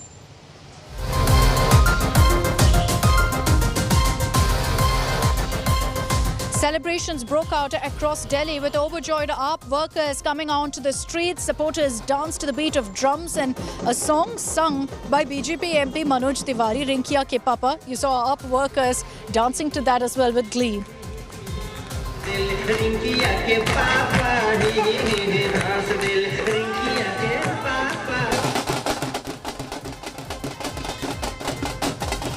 Many Kejriwals also joined the AAP celebrations for Delhi's civic polls win. Children dressed in a sweater, sporting moustaches and AAP cap with a muffler mimicking Arvind Kejriwal's look that's become so popular. It's almost become a trend now at every AAP win for children to be dressed like Kejriwal.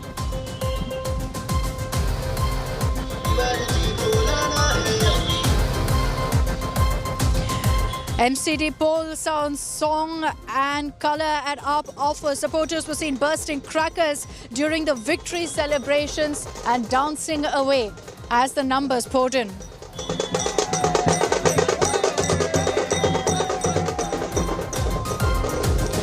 AAP Chief Arvind Kejriwal, Delhi Deputy Chief Minister Manish Sisodia, along with Punjab Chief Minister Bhagwat Mann arrived for the party's victory rally earlier. Sweets were distributed across the national capital as well.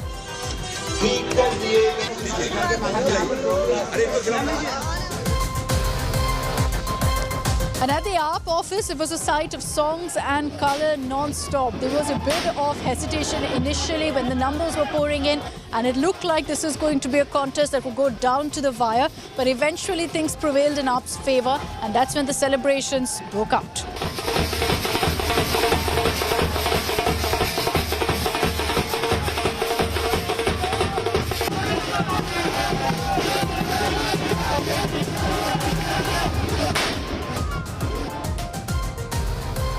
So what are the takeaways from this particular election? Yes, we recognize that this is a local body poll in Delhi, but the repercussions are huge, even has national repercussions as well, because we're talking about a party like the Aam Aadmi Party managing to bring down two giants who were considered to be unbeatable, the BJP and the Congress. What about the Congress's prospects? Have they bettered? Have they worsened in the crucial state in the national capital of Delhi? And what about the BJP? Was it anti-incumbency? Was it other factors that didn't work in their favour? We decode all of that and all the takeaways from this election result from the Delhi Dangal in our next report.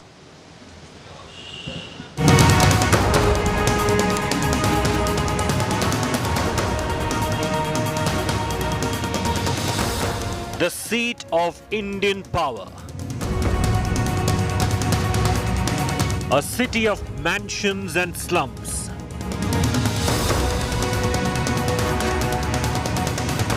Delhi has voted to elect a new municipality.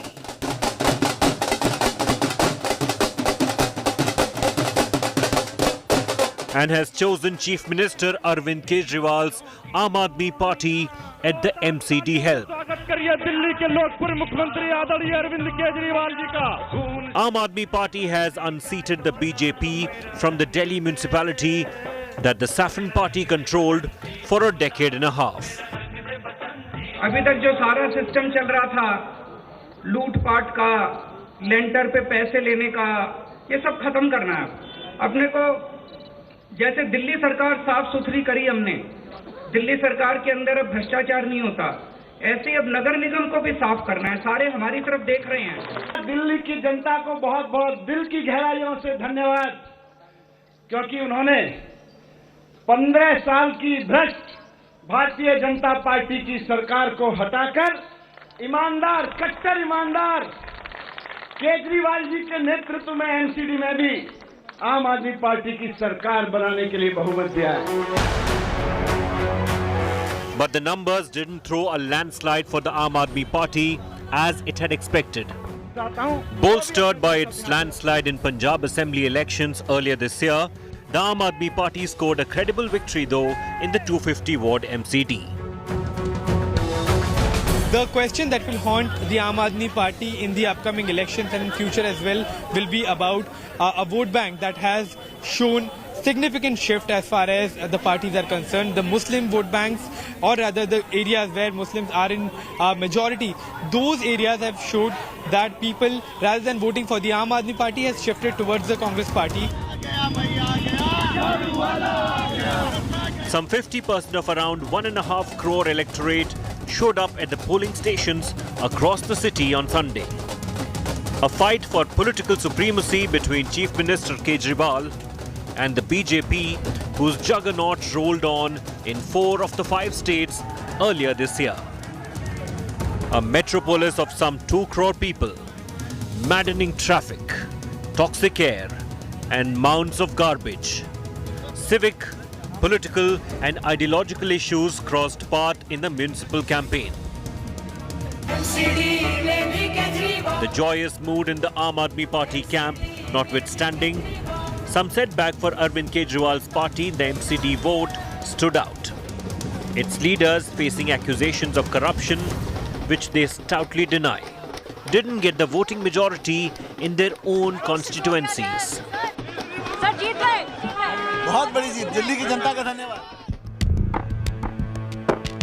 Aam Aadmi Party couldn't win a single MCD ward in jailed Delhi Minister Satyendra Jain's area. Of 4 wards in Deputy CM Manish Sisodia's Patpatganj constituency, the BJP secured 3 and Aam Aadmi Party 1. A poor show by the Aam Aadmi Party in Delhi Minister Kailash Gehlot's Najafgarh constituency. The worst performing Congress has been quick to claim Muslim support, after several Muslim-dominated areas of Delhi gave a thumbs down to Kejriwal's Aam Aadmi Party.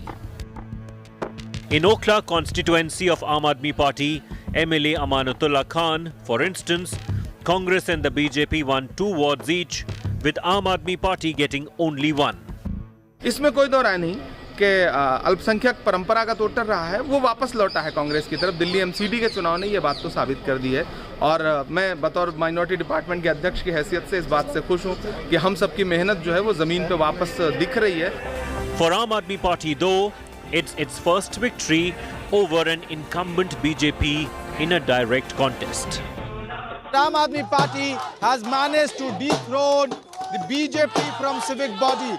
However, Arvind Kejriwal and his party do understand there's a bigger challenge at hand: cleaning the national capital, handling and managing the landfill sites, and managing the house where the BJP has managed to get more than 100 seats. With video journalist Gaurav and my colleagues Ashutosh Mishra, Akshay Dongre, Aishwarya Paliwal, Pankaj Jain. This is Amit Bhardwaj reporting for India Today from Delhi. Let's round up also for you all of the big political reactions that came in from different political parties as the results trickled in, showing clear trends favouring the Aam Aadmi Party. BJP वालों के मन में एक ही दर्द रहता था, बार बार विचारण कहते थे कांग्रेस को हराया हमको नहीं हराया, कांग्रेस को हराया हमको नहीं हराया। आज अरविंद केजरीवाल जी ने, आम आदमी पार्टी ने भारतीय जनता पार्टी का 15 साल पुराना किला ध्वस्त किया। 17 केंद्रीय मंत्री, 8 मुख्यमंत्री, सैकड़ों सांसद, सारी ताकत लगाने के बावजूद भारतीय जनता पार्टी जहां पे बीजेपी का 15 साल तक राज था वहां पे हार गई। दूसरी बात, दिल्ली की जनता ने अपने बेटे अरविंद केजरीवाल के लिए ये वोट किया है और ये बताया है देश को, संदेश दिया है देश को कि अरविंद केजरीवाल एक कट्टर ईमानदार नेता है। आम आदमी पार्टी एक कट्टर ईमानदार पार्टी है। आम आदमी पार्टी के प्रवक्ता विधायक सौरभ भारद्वाज हमारे साथ हैं। ढोल नगाड़े पहुंच गए हैं आम आदमी पार्टी में फाइनली। मैं आपसे सवाल यही कर रहा था कि क्या आपका दिल धक धक कर रहा था? देखिए, दिल तो धड़कता ही है। आप किसी एंट्रेंस एग्जाम में जाएं, तैयारी कितनी भी हो, दिल धड़कता है। आप कोई टेस्ट दें, तैयारी कितनी भी हो, दिल धड़कता है। और ये चुनाव इतना ज़्यादा माइक्रो लेवल पे लड़ा जाता है, इतना ज़्यादा हाइपर लोकल ये चुनाव होता है। हर मोहल्ले और हर गली के अंदर ट्रेंड बदलता है इसका, तो इसके अंदर अनुमान लगाना अक्सर मुश्किल होता है। मगर मुझे बहुत खुशी है इस बात की और बड़ा धैर्य है इस बात का कि दिल्ली वालों ने 15 साल बाद जो है MCD के अंदर एक बड़ा परिवर्तन किया है। और अब अरविंद जी का जो सपना है, दिल्ली को साफ, सुंदर और चमकती हुई दिल्ली बनाने का सपना है, उसके ऊपर हम लोग काम शुरू करेंगे। लेकिन साथ ही सवाल ये भी है कि बीजेपी भी उधर ढोल नगाड़े बजा रही है, तो क्या इशारा कर रही है बीजेपी? अब देखिए, ढोल तो 2500 रुपए के अंदर आ जाता है, कोई भी लाके बजवा ले। बसपा चाहे तो बसपा बजवा ले, कांग्रेस चाहे तो कांग्रेस बजवा ले, उसको तो कोई रोक नहीं सकते। मगर जो है नंबर आपके सामने है, मेयर हमारी बनने जा रही है, सरकार हमारी बनने जा रही है। अब भारतीय जनता पार्टी अगर हमारी खुशी में शामिल होकर ढोल बजा रही है तो बजाए। यह बहुत बड़ी जीत है। हर एक आदमी पार्टी के कार्यकर्ता को, केजरीवाल साहब, भगवंत मान साहब और राघव चड्ढा और जितने भी कार्यकर्ता हैं, सबको बहुत बहुत मुबारकबाद। और आज बहुत बड़ा दिन है हम सबके लिए, क्योंकि ये करना बहुत मुश्किल वाला काम था, पर जो जनता करती है वो तो फिर कुछ ऐसा ही होता है। तो बहुत बहुत मुबारकबाद। गुजरात का चुनाव हो रहा है, उसी समय MCD का चुनाव करा दो तो शायद जीत जाएंगे। लेकिन सभी 3 तिकड़म को भारतीय जनता पार्टी के दिल्ली के लोगों ने नकार दिया है और ये फैसला दिया है कि चाहे कांग्रेस हो और चाहे भाजपा हो, अगर वो भ्रष्टाचार करेंगे, अगर वो जनता का काम नहीं करेंगे, तो जनता अरविंद केजरीवाल को चुनेगी, आम आदमी पार्टी को चुनेगी। ये फैसला दिल्ली के लोगों ने दिया है, जिसके लिए तहे दिल से लोगों को बधाई। दिल्ली, पंजाब, पूरे देश में बहुत अच्छे से इन्होंने अपना नाम कमाया हुआ है और हमें बहुत खुशी है कि इनकी वजह से हमें पूरा देश जानता है। So like I said, this perhaps wasn't the result that any party actually hoped for, including the Aam Aadmi Party. Yes, in the face of it, they're saying it's historic, etc. But there are certain negatives that they will look into and analyze as well. Amit Bharadwaj is joining us with more on that. Amit, are parties right now going ahead and discussing these results? Are there internal party huddles that are lined up for tomorrow? Perhaps, you know, after all of the dust settles on these results? Well, Akshita, absolutely right. You know, results are a matter of victory or defeat, and Aam Aadmi Party has won this election, that is for sure. They have celebrated the day, and from tomorrow there will be several strategies, multi-pronged approach from here. Number one would be ensuring that they get their mayor elected in the MCD, because that is a big battle that they have to fight it out, because BJP is definitely trying to claim, or there's a psychological warfare by the BJP saying that, you know, BJP mayor would be elected eventually, because there's no anti-defection law. That is area that Aam Aadmi Party would like to focus upon. But besides that, you know, and after that standing committee, control over the standing committees. But after all these micro level management, the bigger challenges or the brainstorming that needs to be done by the party, and which will be brainstormed, would be its reduced vote share. Aam Aadmi Party's vote share has gone down by 11 to 12% when compared to the assembly elections. Yes, this was not a wave election. It is fought on what to what level. There are local factors which do come into play. But definitely, as far as the Aam Aadmi Party is concerned, they would want to ponder upon as to why their vote share reduced. Number two is the minority vote bank. You know, Congress has done good in the minority dominated areas, where 7 of its councillors are from the minority dominated areas. So it's a ray of hope for the Congress party in Delhi. Whether playing out this kind of politics could help them grow, or at least bounce back in the national capital. On the other side, for Aam Aadmi Party, it's a big concern, because the road for the Lok Sabha elections begins from here. Aam Aadmi Party is going to, you know, draw a strategy for the Lok Sabha elections, and for that minority vote bank is a very important aspect for AAP. Back to you. You know, it's something that we definitely need to analyze, because on one hand, the Aam Aadmi Party was counting on the Muslim vote. They didn't get it. What backfired on them? The Congress, there will be questions about whether they campaigned at all, or whether the Muslim voters simply didn't want to choose between the AAP or the BJP and so resorted to choosing the Congress. But either way, the Congress is saying that, look, the Muslim voters are coming back to us. And you take the example of a seat like Okla, which is the AAP MLA Amanatullah Khan's seat.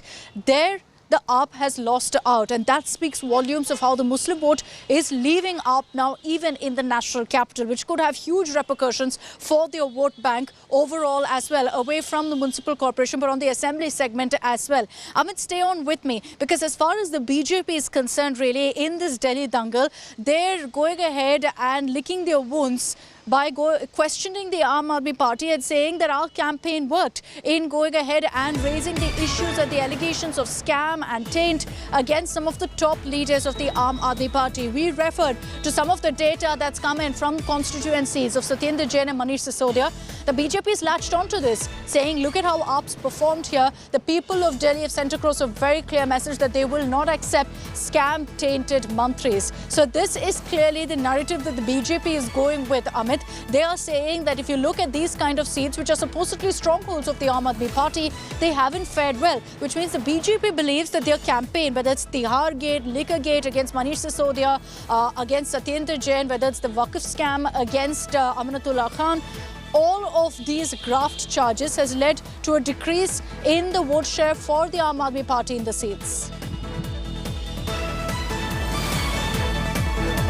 BJP can certainly talk about these factors or claim that these certain factors have contributed to their increased numbers in the MCD elections, and that is for every party to play it out in a way or spin it in a way that benefits or at least consolidates their claim.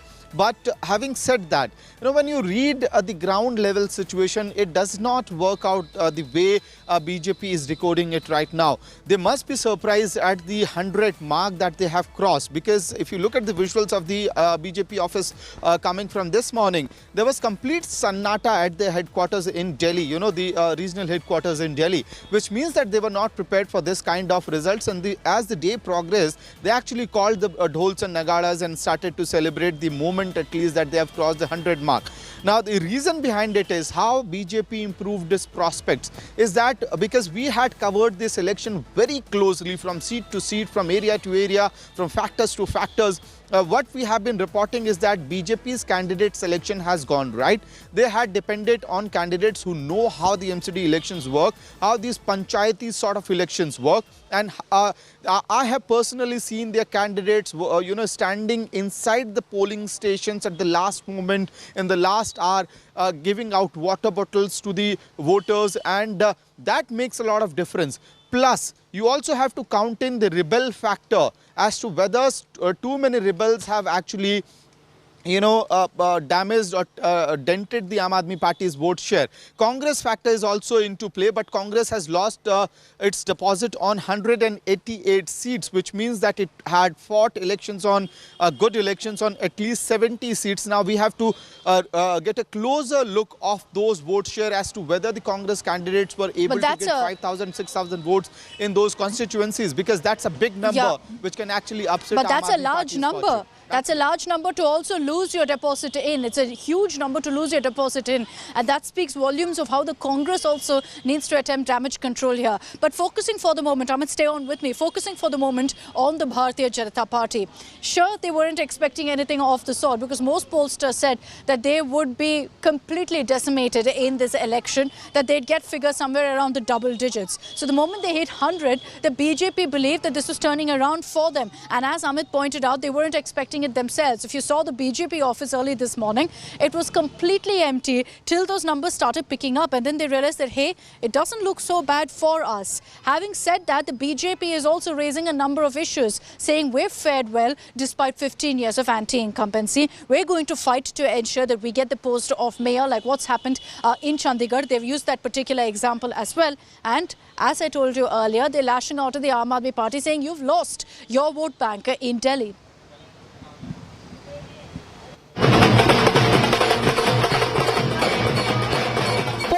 Congress had dismissed them. They were predicted to be crushed by AAP.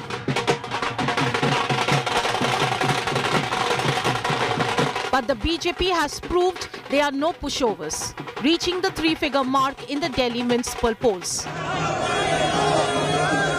The party fought this election on the back of a 15-year anti-incumbency, facing a fierce competitor which only 2 years ago swept state polls. But the BJP managed to win 104 wards, claiming a moral victory, even as Kejriwal celebrated the rise of AAP's double engine in Delhi.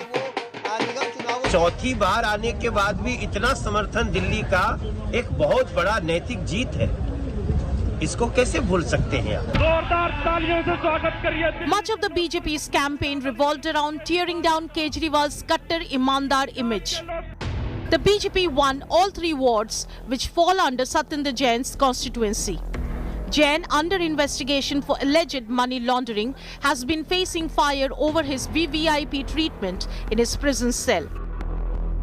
आम आदमी party को मुंह की खानी पड़ी है इसका मतलब कि आम आदमी पार्टी के भ्रष्टाचार के खिलाफ ये वोट किया गया है। अरविंद केजरीवाल को बताना चाहिए कि क्या अब वो सत्येंद्र जैन के खिलाफ कार्रवाई करेंगे, क्या अब वो मनीष सिसोदिया के खिलाफ कार्रवाई करेंगे या अब भी निर्लजता से भ्रष्टाचारियों को बचाएंगे। The Saffron Party also took 3 out of 4 wards, falling in Manish Sisodia's assembly constituency. The BJP had launched a vigorous campaign against AAP's number 2, accusing him of hand in liquor scam. Manish Sisodia की 4 में से 3 सीटें भाजपा ने जीती हैं। केजरीवाल बोल रहे थे 220 सीटें आएंगी, 220 सीटें आएंगी। केजरीवाल जी का दिल्ली से अब कोई कनेक्शन नहीं रह गया है। Another AAP minister facing graft charge was Kailash Gehlot, and from his constituency, the BJP won 3 out of 4 wards. The AAP, however, claims these results are not a reflection on their ministers facing corruption charges.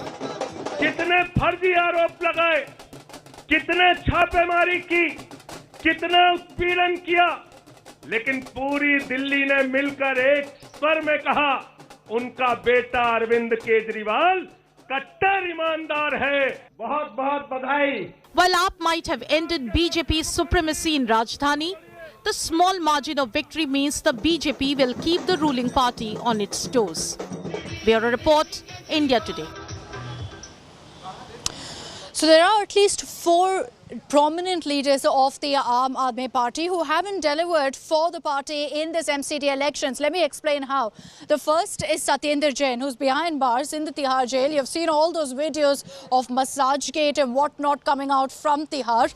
It looks like that's dented him. And here's why. You look at the numbers in his constituency of Chakarbasti. There are in fact 3 wards there. 0 have gone to AAP. All 3 have gone to the BJP. And that clearly shows you that there's some impact of the BJP's campaign against Satyendra Jain, referring to him as corrupt, the money laundering case against him, and then the Tihar Gate scandal as well. There's been an impact of that on the ground. Then let's focus on Manish Sisodia, the number 2 man in the Aam Aadmi Party. He didn't deliver either. In his stronghold, in his constituency of Patparganj, there were 4 wards. The AAP managed to get just 1. All the other 3 went to the Bharatiya Janata Party. Again, perhaps a signal that the BJP's campaign against him in Liquorgate was a success. The third leader, Amritullah Khan, AAP MLA from Okhla constituency. Amritullah Khan's constituency, what's happened is that while there are 5 wards, only 1 has gone the Aam Aadmi Party's way. 2 have gone to the BJP. 2, interestingly, have gone to the Congress, because remember, Okhla is in fact a Muslim belt. So there are a large number of Muslim voters there.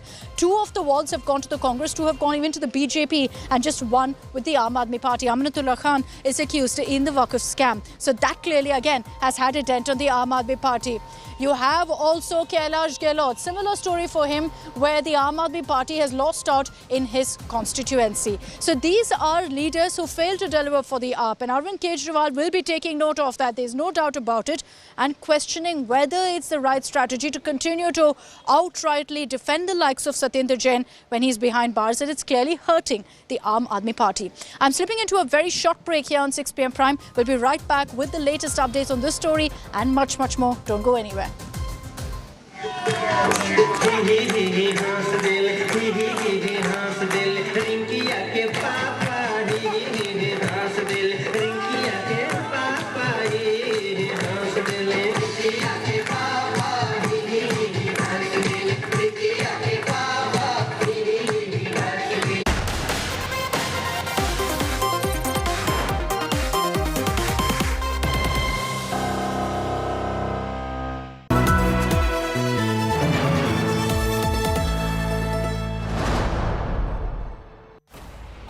Aadmi Party confident of a landslide win?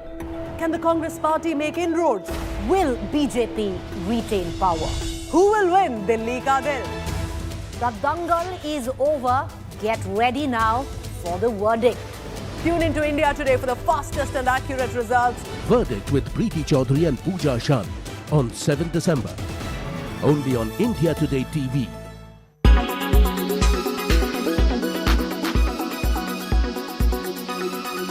It's been a great year for India overall, and I think, Udain, it's probably been easier to kind of call the global markets than it has the Indian market. It's been so resilient. Perhaps that because we have more deeper sectors than some of the other emerging markets, and more variety of sectors. But valuations remain lofty, and earnings have yet to kind of really pick up. I mean, again, at the beginning of the year, we were talking of 20% plus earnings growth, and it's looking as though we're going to get just about double-digit earnings growth for this year. So, unless earnings really start to kind of pick up momentum going into next year, it's going to be hard for the PE expansion just to keep continuing at this pace. Sectors like paints and tyres and the kind of oil marketing companies come back into play after being out of favour for so long. So those are the kind of rotation in the market which could keep things buoyant a little bit longer. The fear, though, Andrew, is that while we may end the year well, as we start the new year again, some of the recession worries and the earnings slowdown worries come back, and 2023 starts not on a very cheerful note. It's happened in the past where you end a year well and the next year does not follow up in quite the same spirit. Is there a risk of that this time around too? There's always that risk, and I remember again, I was probably speaking back in 2007 when India was decoupling from global markets, only to find out what happened in 2008. So there's still that risk that unintended consequences of interest rate hikes globally could lead to some problems in the financial markets. We've seen it in the cryptos. We saw it with in terms of the UK pension funds. So there's something out there which we still have to watch out for, and it will be financial. It won't just be economic.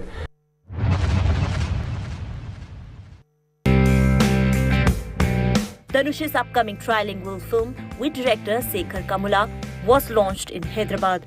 The project was commenced with a customary puja with the producers in attendance. The makers are planning to shoot and release the film simultaneously in Tamil, Telugu and Hindi. Dhanush was last seen in director Selva Raghavan's Nani Varuvan, which was released recently, and now the actor will be seen in director Venki Atluri's bilingual film Vathi, which is all set to roll out in theatres next year. Educational Institute la junior teacher. He also has Captain Miller and Ira Thil Oruvun 2 in pipeline.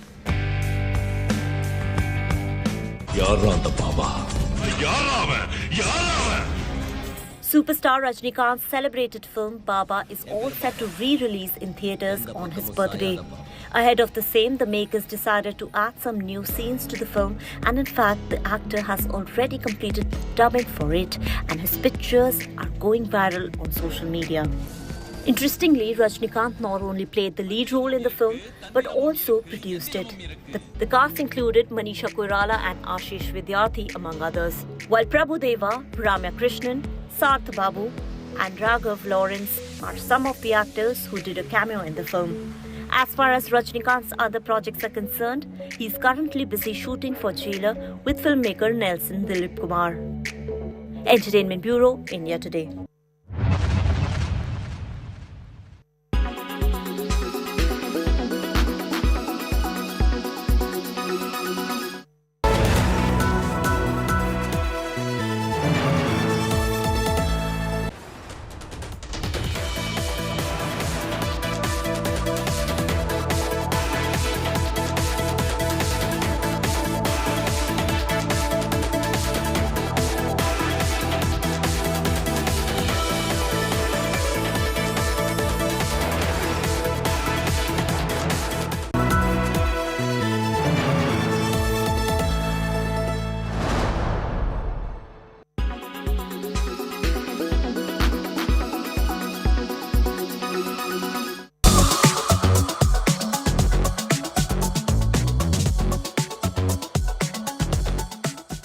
a grocery store today and you will find a range of nutraceuticals that promise to aid your nutritional needs. You can buy them without a prescription too.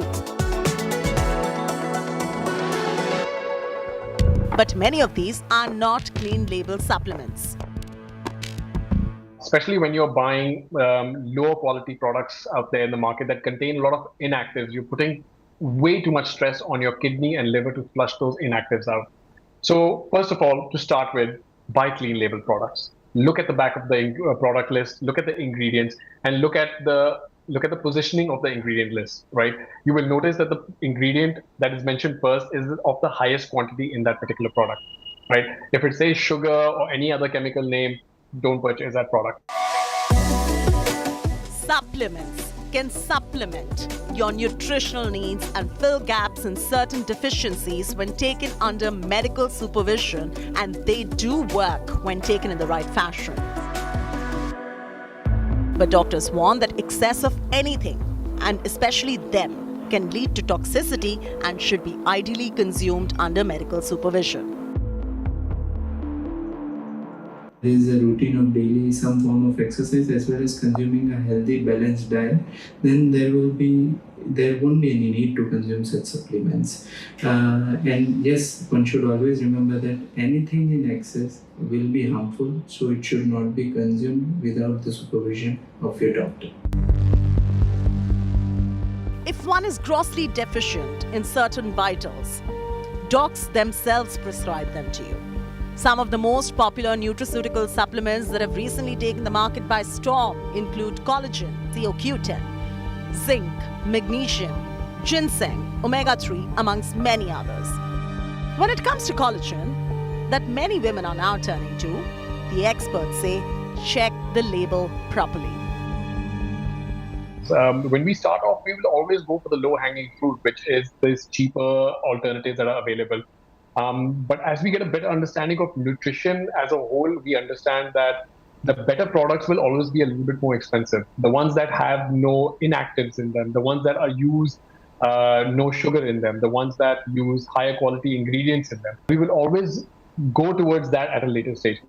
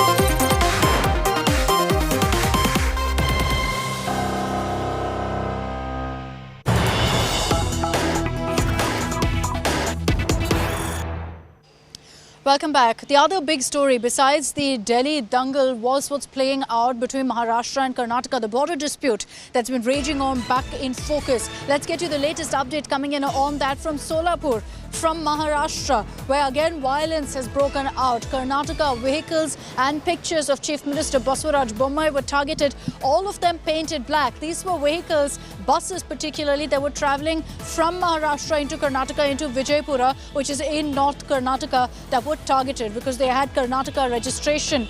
This is clearly heating up.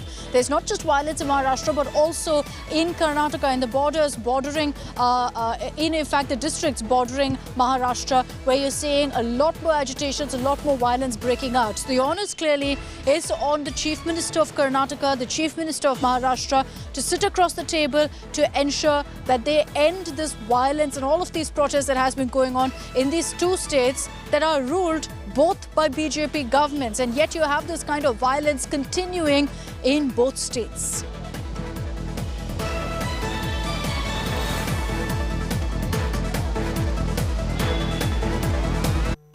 That's all we have time for in this edition of 6 p.m. Prime. Thanks very much for tuning in. This is me, Akshata Nandagopal, signing off from the AAP headquarters. Coming up on the other side, Preeti Chaudhary decodes every single takeaway and every detail you need to know on the big MCD result.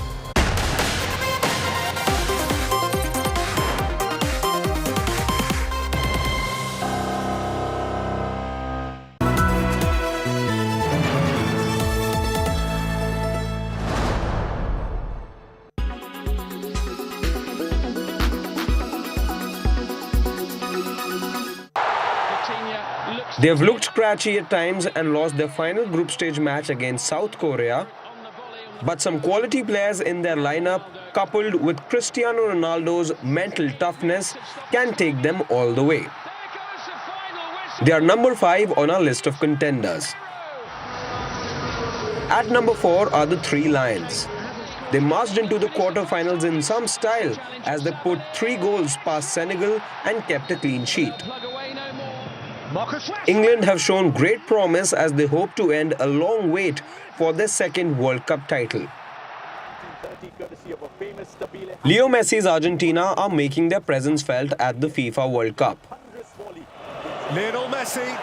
And Messi is having his say in it. After a shock loss against Saudi Arabia, Argentina have resurrected their campaign and are well and truly firing on all cylinders. Mbappe once again. The defending champions are in a league of their own right now, and their star boy Kylian Mbappe is tearing up defenses for fun. Mbappe for Giroud. With an in-form Olivier Giroud alongside him, France are well in contention for a successive World Cup title.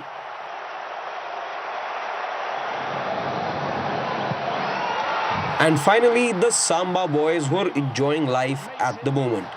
Brazil put up a scintillating show in their round of 16 match and look hungry for a record-extending 6th title. With Neymar back after recovering from injury and Brazil playing some sublime football, the Samba boys may well go on to become champions. Sports Bureau, India Today. From superstar Kamal Haasan to Yash, there are other big newsmakers as well and are all from regional cinema. Take a look at our trending segment Up South.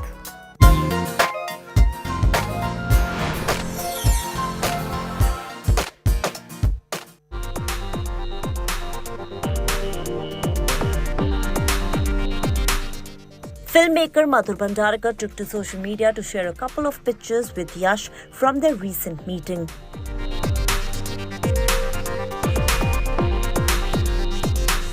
He captioned the post as, "Had the privilege of interacting with the highly successful Kannada heartthrob superstar Yash in Goa. Wished him more successful films and for great future endeavours. Thanked him for his great contribution to pan-Indian cinema." Soon after the pictures surfaced online, excited fans of Yash couldn't stop but ask for a film collaboration.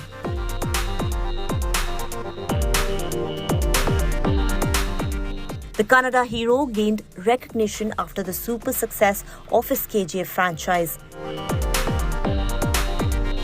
The Prashant Neel directorial depicted the story of Rocky, a common man, and his rise while he battles the strongest people within the system.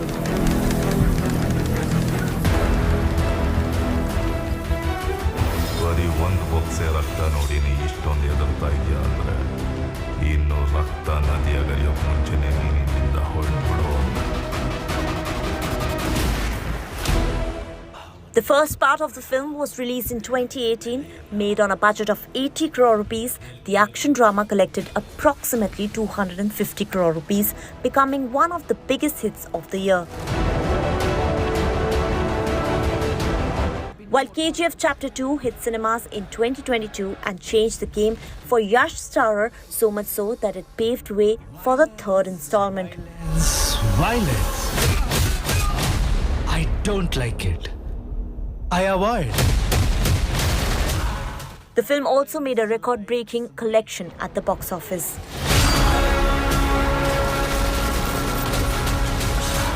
Meanwhile, Madhur Bhandarkar, on the other hand, is awaiting the release of his film India Lockdown. वालों ने meets आने जाने पे रोक लगाया है और गरीब लोग तो कोरोना से बाद में भूखमरी से पहले मर जाएंगे uncle ji. So, how's your lockdown going? घर बैठे बैठे बोर हो रहा हूँ.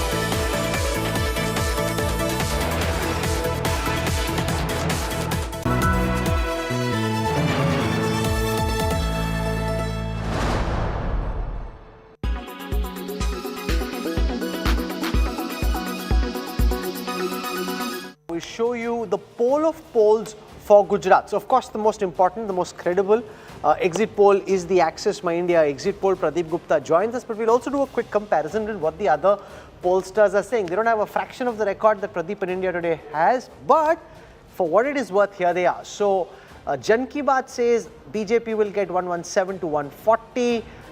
You've got P. Mark saying BJP will get 128 to 148. You've got a TV9 survey saying 125 to 131. You've got ETG saying 131 for the BJP. Basically, you're predicting a bigger victory. You're saying, Pradeep, that Madhav Singh Solanki's record of 149 also potentially could be broken? Yes, it seems to be. So you're saying that's on your top end. Modi's record of 2002 as Chief Minister is broken, you're certain of that? That and is you're for saying sure. 149 is also possible? Yes, it is very much possible. And reason is very simple. Though BJP is getting 3 percentage point less than last assembly election, they got 49. Now they seems to be getting 46%. But the reality is that the other side, the opposition side, there is a sharp split of votes because of entry of Aam Aadmi Party in Gujarat. What is most fascinating in this analysis that Pradeep Gupta has done for Access My India, for the India Today group, is that you're saying that there was a time when AAP was actually ahead of the Congress and it has slipped on account of what happened at the time of the Bilkis Bano episode. Explain why you think the AAP got it wrong. Yeah, so we start our ground preparation for any election state 1 year prior to that, and 3 months back we could easily see that AAP was riding very high. What were they at that time in terms of votes? In term of vote, they were second position for sure and 30% They plus were hitting votes, 30. 30% plus. And once they started coming, trying to woo the Hindu voters in the lines of BJP, first they came out saying that there should be the Hindu gods photo should be on the currency notes. Then they were silent on the Bilkis Bano case, and third, they were supporting uniform civil codes. Then Musalman and Dalit and Adivasi. If you see the Gujarat, you should see like this. All these three constituents got 10% each, which is 30% of total vote. 30% is OBC on Gujarat, and 30% is the only state where upper caste is there. That includes Patels also. And 10% is Kolis, Thakurs, and like that, some others.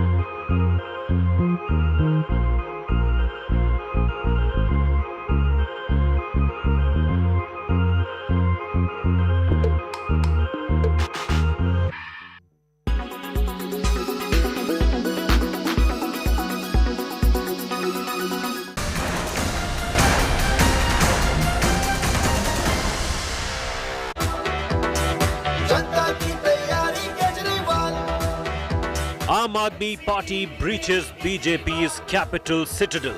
MCD में भी Kejriwal. 2 years after Delhi Assembly sweep, Kejriwal and co. set for MCD innings. Celebrations, crackers across Delhi. Naach Gana by Aam Aadmi Party workers.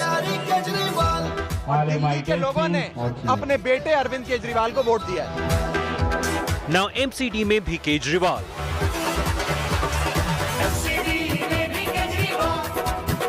Aam Aadmi Party wins Delhi Dangal.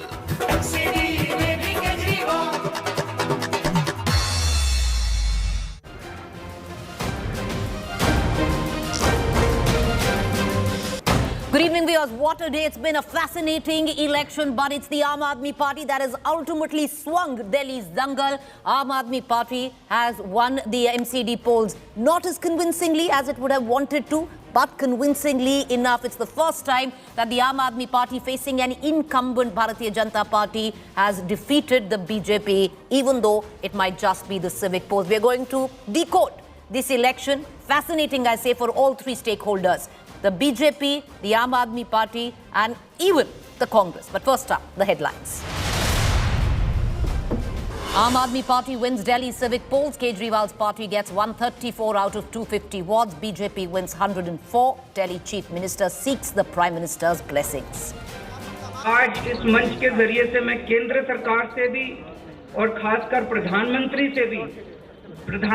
जी से भी दिल्ली को ठीक करने के लिए आशीर्वाद चाहता हूं। Aam Aadmi Party loses big in constituencies held by tainted Delhi ministers. The party's won only 1 ward in Sisodia's constituency, 0 in Satyendra Jain's Shakur Basti constituency. Face-off in Lok Sabha over Karnataka-Maharashtra border dispute. NCP hits out at Karnataka Chief Minister Bommai, claims conspiracy against Maharashtra. Former Karnataka Chief Minister Siddaramaiah takes on Bharatiya Janata Party for Sidra Mullah Khan taunt. Says secular beliefs awarded and doesn't mind adding Muslim name to identity. Prime Minister Modi kicks off winter session of Parliament with appeal to opposition for productive discussions, reiterates that disruptions cannot be norm and urges parties to allow young MPs to debate in House. बहुत ही आग्रह के साथ सभी दलों से, सभी सांसदों से इस सत्र को और अधिक प्रोडक्टिव बनाने की दिशा में सामूहिक प्रयास हो। Foreign Minister S. Jaishankar draws the red line for China. Speaking in Parliament, Jaishankar says India will not tolerate any attempt to unilaterally change LEC status quo. We have been very clear with the Chinese that we will not tolerate, we will not countenance attempts to unilaterally change the line of actual control. It's been a good day at the hustings for the Aam Aadmi Party when it comes down to the MCD polls. Let's look at all the festivities that broke out. The Aam Aadmi Party would have ideally to have a bigger margin. They would have wanted a bigger margin. Well, most poll pundits, even pollsters, possibly read the tea leaves wrong when it came down to the MCD polls.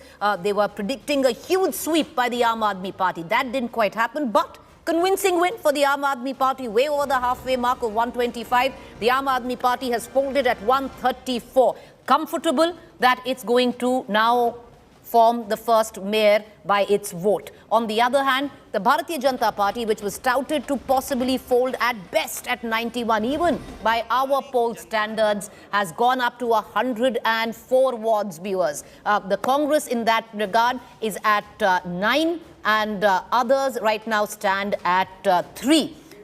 Subject to change, but this is what the political chessboard right now looks at where the MCD elections are concerned. What you see are 7 images of festivities for the Aam Aadmi Party. Once again, they would have wanted a bigger win to consolidate their position in Delhi. That quite didn't happen, but a win is a win and convincing enough. They were up against the machinery, entire machinery of the Bharatiya Janata Party, and this is the first time that the BJP, that the Aam Aadmi Party has faced off with an incumbent BJP and defeated it. These are all the reactions that have come in.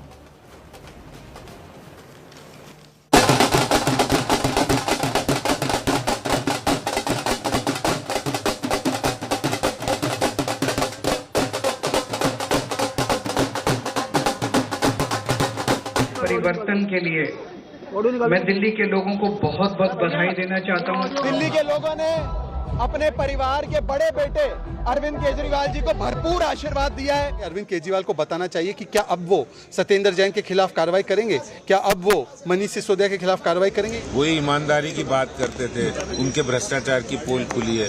भ्रष्ट Bharatiya Janata party की सरकार को हटाकर ईमानदार, कट्टर ईमानदार केजरीवाल जी के नेतृत्व में एमसीडी में भी आम आदमी पार्टी की सरकार बनाने के लिए बहुमत दिया है। नड्डा जी को चुनाव का प्रभार दिया, 17 केंद्रीय मंत्री और 8 मुख्यमंत्री लगाए, बावजूद इसके दिल्ली के बेटे को अरविंद केजरीवाल को दिल्ली की जनता ने जिताया। ढोल तो 2500 रुपए के अंदर आ जाता है, कोई भी लाके बजवा ले। नंबर आपके सामने है, मेयर हमारी बनने जा रही है, सरकार हमारी बनने जा रही है। अब भारतीय जनता पार्टी अगर हमारी खुशी में शामिल होकर ढोल बजा रही है तो बजाए।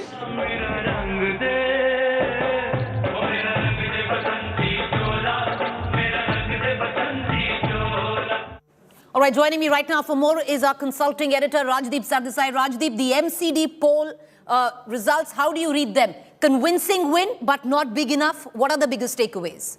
You know, Preeti, let me put a caveat right at the start. I'm a little hesitant in making big takeaways based on a municipal election where the margins can be very narrow, because with low voter turnout, small size constituencies, to make big takeaways would be a little dangerous and perhaps at times even erroneous.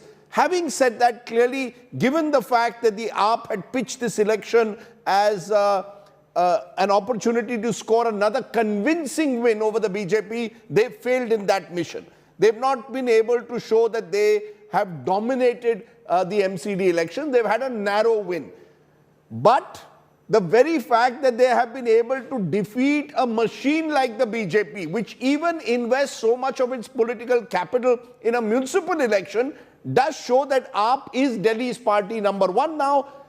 It also shows that the BJP, with about a 39% vote share, retains a very strong base in the national capital. They've been able to use that base very successfully, Preeti, in Lok Sabha elections, not so successfully in the last 2 Vidhan Sabha elections. As far as the Congress is concerned, they've had again a setback because they are simply unable to totally lift themselves. But I think there is a lesson for the AAP that if they want to maintain their complete dominance over Delhi, they're going to have to deliver on the ground. They've made a lot of promises in this election, and I think voters will judge them more and more harshly, and they too will suffer from anti-incumbency over time. So I think net-net, the AAP has had a narrow win, which will give them relief, but it can't be an occasion for them to triumph as much as to introspect. No, convincing win at that. This is the first time that the Aam Aadmi Party was facing an incumbent Bharatiya Janata Party in terms of the MCD polls. But I'm going to ask you 2 very quick questions, Rajdeep. I'm going to bring you in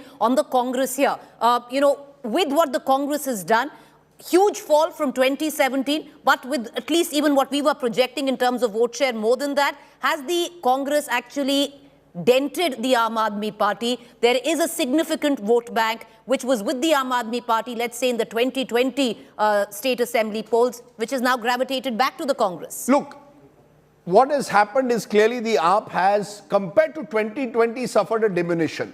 And the Congress has had a minor bump up compared to 2020, mainly in some of the minority-dominated areas.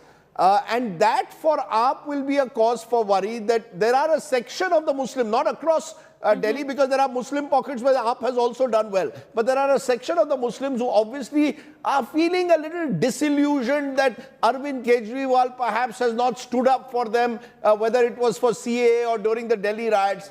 But having said that, you know, the Congress party is clutching at straws.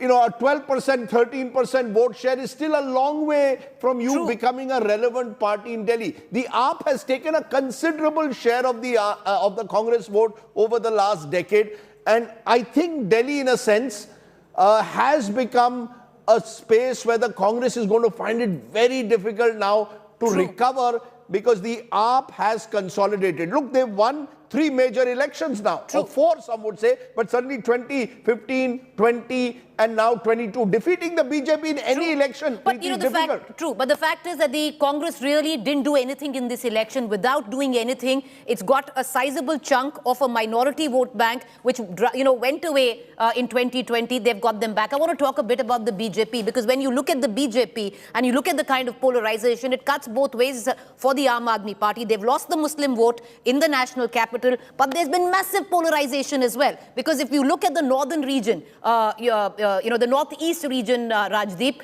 even in the rural belts also, huge support for the Bharatiya Janata Party. And that they would tantamount to polarization. There has been, and it's gravitated entirely towards the BJP. Not just the northeast, but the east of Delhi. Yes. You will see the BJP having done better. Northeast was where the unfortunate riots took place in 2020. And we've seen in the past where riots take place, an element of communal polarization takes place on the ground. The scars and the wounds are still very raw.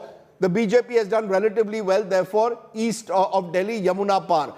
But the BJP too has not been able, the BJP has not been able to really offset the incumbency disadvantage that it faced by pushing the Prime Minister's face, by putting up all those union ministers, chief ministers, going in for delimitation, attacking the AAP on corruption. Look, the BJP used every weapon available. They even delayed these MCD polls so that AAP would not get a bump straight after the Punjab election. Despite all that, while the BJP has certainly held on to its core vote and thereby established, as I said, the fact that it's not going anywhere, it wasn't able to do enough to displace the AAP as Delhi's party number 1. And therefore, the BJP also has to introspect. It's a strange election where all the three players have to introspect for different reasons. The AAP, because it has to realize that it cannot be ideologically flexible all the time. It's going to have to deliver on promises. BJP, because it cannot put all its eggs in Mr. Modi's basket in every election. And the Congress, because it needs a narrative for revival. It needs a leadership that will inspire on the ground, even at a civic election. Well, you're bang on, Rajdeep, because for the Aam Aadmi Party, it's lost the minority vote to the Congress, and where it comes down to the majority, with the counter-polarization, at least in the northeast area, it's even lost the majority of that Hindu vote in that segment as well. So where does the AAP stand? It will have to go back to the drawing board, at least in this regard. Thank you, Rajdeep, for joining us. Let's move on. All right, I want to cut across to Amit Bhardwaj, who's still at the Aam Aadmi Party headquarters. Amit, many senior leaders that we spoke to during the day said, कुछ वक्त के लिए गला सूख गया था, especially when it had gotten extremely close. But the Aam Aadmi Party would be happy, not ecstatic, with this win registered. What are you picking up? What is the Aam Aadmi Party's takeaway from these numbers? Well, Preeti, absolutely at the end of the day, it's victory that matters. Aam Aadmi Party has won the election. They are going to form the government in the MCD, or at least that's what they are hoping, because the mayor voting contest is still left, and BJP is claiming that it is going to form its own mayor in the MCD despite losing the elections. But there are other areas that Aam Aadmi Party must be concerned about. A reduction in the vote share, 41% vote share is something that they must be concerned about. 42% vote share that they must be concerned about, because there's a drop of 11 to 12% vote share right there. Muslim minority areas where they have gotten lesser votes, or Congress improving its numbers in the minority dominated areas and being able to ensure that its local candidates win. So these are the key areas that Aam Aadmi Party would be concerned about right now, will probably brainstorm about. And there's a bit of disappointment if we read into the cadres or the volunteers who were involved in the election management this time around, because they were at least hoping that 150 mark, Aam Aadmi Party would touch 150 mark. That has not happened. But at the end of the day, you know, it's Aam Aadmi Party which has dethroned the BJP and has managed to put its flag on the civic center. But there are bigger challenges right ahead of the Aam Aadmi Party right now. Number one challenge would be getting its mayor elected in the national capital, in the civic body, and after that standing committees, you know, ensuring the house runs the way it should be, and then delivering on the promises that. Well, all right, Amit, appreciate you joining us. Thank you, my colleague Amit Bhardwaj, reporting from the Aam Aadmi Party headquarters. Like I said, Aam Aadmi Party would be very happy, not ecstatic, but many of the Aam Aadmi Party leaders would have heaved a sigh of relief and at least gone back home happy. Some of them would be joining us through the course of this bulletin, but I want to cut across to two people. Abhishek Anand joins us from the BJP headquarters. We also have Shehzad Poonawala in the studio with us to break down how the BJP reads this verdict. Abhishek, early morning, it was tepid when it came down to the BJP headquarters. Suddenly, there was it was completely energized. We saw Shehzad as well there. He said he was there from 7 a.m. We didn't see him earlier. But when the numbers got close, we saw a flurry of activity. How is the BJP reading it? Were they expecting what the pollsters were expecting? Were they expecting to do better? Or are they happy with this result?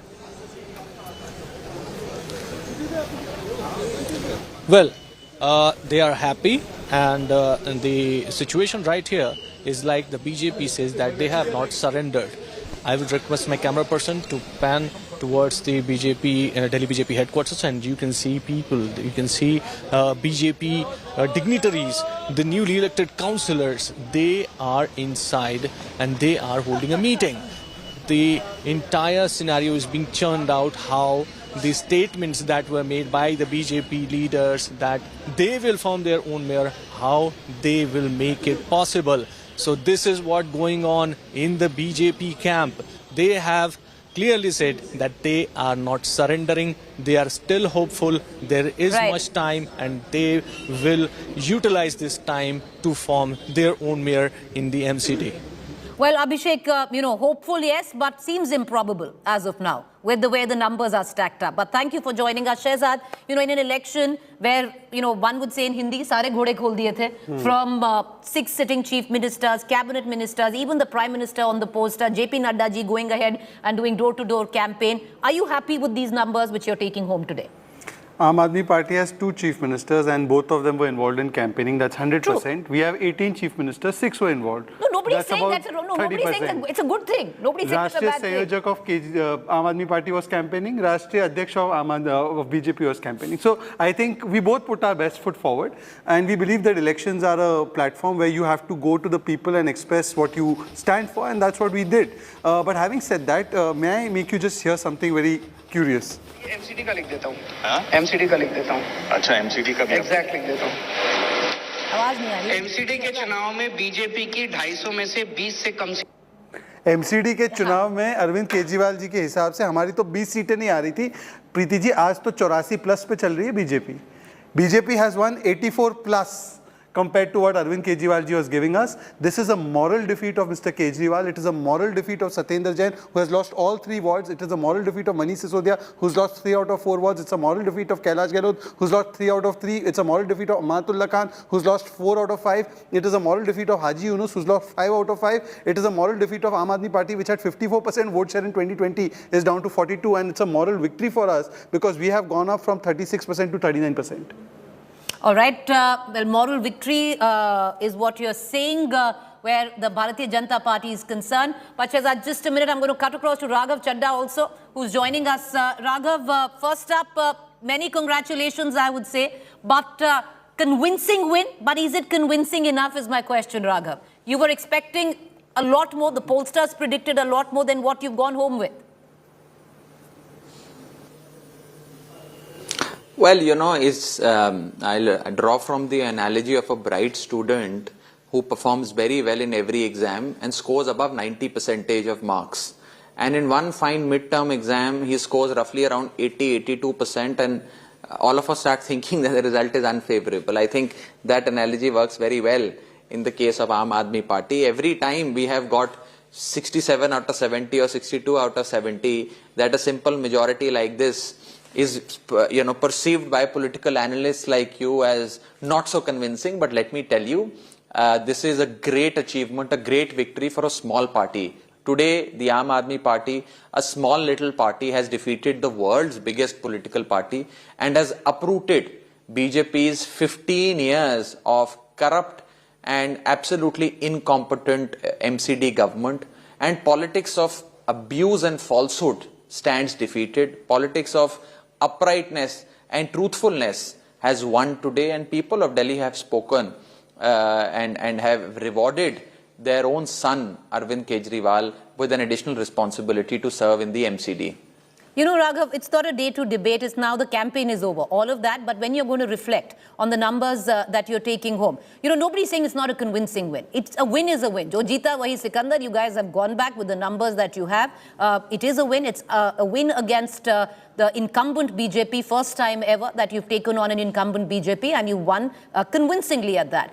You know, but when I say, is it convincing enough? Because you yourself were expecting over 160. You had, you know, the Chief Minister of Delhi who said 220, who said the BJP was not going to go over 20 seats. So in light of all of that, what is your biggest reflection? Is it that the Congress maybe now has eaten into a part of your... Yeah, go ahead, go ahead. Preeti, every political party must introspect whether they win or lose, or win big or lose big. Every political party must introspect. While Aam Aadmi Party will certainly introspect as to which all areas we are lagging behind, or in which all areas have we exceeded even our own expectations. But it is also, and my unsolicited advice to the BJP is for them to introspect as well, that whether this politics of abuse and falsehood is taking them on the right path or on the wrong trajectory. And quite frankly, this election, which Aam Aadmi Party fought on the issues that concern and govern the MCD, like sanitation, like cleanliness, so on and so forth. BJP tried to run away from these elections first by postponing them, by unifying the MCD, and then once the elections were imposed on them, they tried to digress from the real issues. They got 7 chief ministers in Delhi, 17 union ministers in Delhi, hundreds of members of parliament, entire national organization of BJP and RSS, and above all, CBI, Enforcement Directorate, Income Tax, and a convict who's a con man suffering a sentence in Tihar to become their star campaigner. They put all their might to stop one man called Arvind Kejriwal. Yet the people of Delhi rewarded Arvind Kejriwal, and they said that, look, you have done remarkably well in your administration in the Delhi government, be it water, electricity, healthcare, education, and we want you to do well in MCD also. We are fed up of this garbage party and the garbage that they spread on the streets, and therefore they wanted to get rid of the BJP. Raghav, the dichotomy, I'll come to you. Let's not get into a debate. No, it's not. It can't be a one-on. Is there a problem in a debate in a democracy? So let me just counter a couple of points. I'm sure Raghav doesn't mind a young person. I may not be an MP, but I can still speak my mind. So let me speak. Let me make a counter on this point. I'll come to this. Let me make a counter. It's how debate should be done. No, let me make a counter. It's in the spirit of, unless he's scared of a debate. No, I don't want to get into a debate right now. So the world's most advertised party said that this was a party that had done a lot of kachra of Delhi in the areas that were most affected by this entire narrative. East Delhi, the Aam Aadmi Party has lost completely. The BJP has swept. In Manish Sisodia's area, they have lost all but one seat. And now on corruption, the courts have also not given bail to Satyendra. 1 second, let me have at least half the time he had. You will get as much if not more. Let me just complete. It's a debate. We can have debates. It's no problem. Raghav does not need to run away. He's not running away. Now, those who speak about uprightness and honesty in politics, what would they make if this mandate sent a message across to the people? What would they make about the fact that Satyendra Jain loses all his seats, Manish Sisodia loses all but one, Kailash Gehlot loses all his seats? This is a message as much they should also realize from, as much as we, in all humility, take a message from this verdict. Why aren't they? And after 15 years of anti-incumbency, according to them, they are just 25 seats ahead of us, 25, 30 seats ahead. Okay, all right. I just want to turn it back, and let's not try and, like I said, you know, the campaigning is over. The heat and dust of that is settled. The numbers are in. The Aam Aadmi Party has won this election. There are takeaways for both political parties. The BJP has done better than what it expected to do. But Raghav, I'll come back to you, and there are a couple of questions that need to be asked. One, of course, the fact that in constituencies of many of your leaders, when it came down to a moral victory of sorts, and you have claimed moral victory, but some of those leaders and, you know, the wards in their constituencies, you have lost. Well, first the BJP wanted us to lose the entire election. When we won the election, now they want to zoom in on select constituencies and make a very convenient assessment for their petty politics. I think BJP stands defeated in Delhi to a point where their defeat that's been handed out to them by the people of Delhi has in fact become humiliating for the BJP now. They can conquer wherever Aam Aadmi Party is not there, but wherever Aam Aadmi Party is the principal challenger, BJP is served with cold dish called defeat. Now let me tell you that if you were to do an assessment of assembly constituencies, then kindly do the assessment of Adesh Gupta, the state president's assembly constituency, where he lost all the wards. And I can name several BJP leaders. I think it's very puerile and quite frankly childish to zoom in on one or two constituencies and try to, pronounce this mega verdict.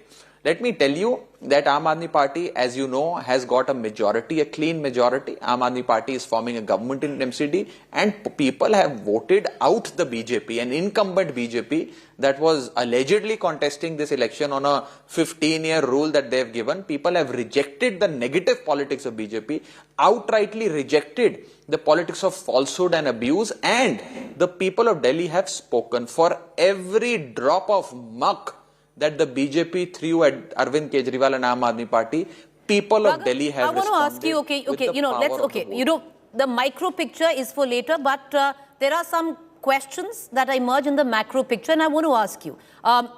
One of them is, when we talk about the takeaways, is the Aam Aadmi Party actually going to look at a possible vote bank that it's alienated? 2022, a lot of, the minority voted for you, especially in the riot-torn area, and that entire vote bank seems to have gravitated towards the Congress back, which you had taken away from it. Is that a lesson, or you're not looking at that at all? Preeti, first of all, for every 4 seats of a particular religious minority that you would want to show to me, I will show you 40 seats of the same religious minority. So quite frankly, this is again a wrong assessment. When Aam Aadmi Party works, it works for everyone. When we give electricity, we give free electricity to all.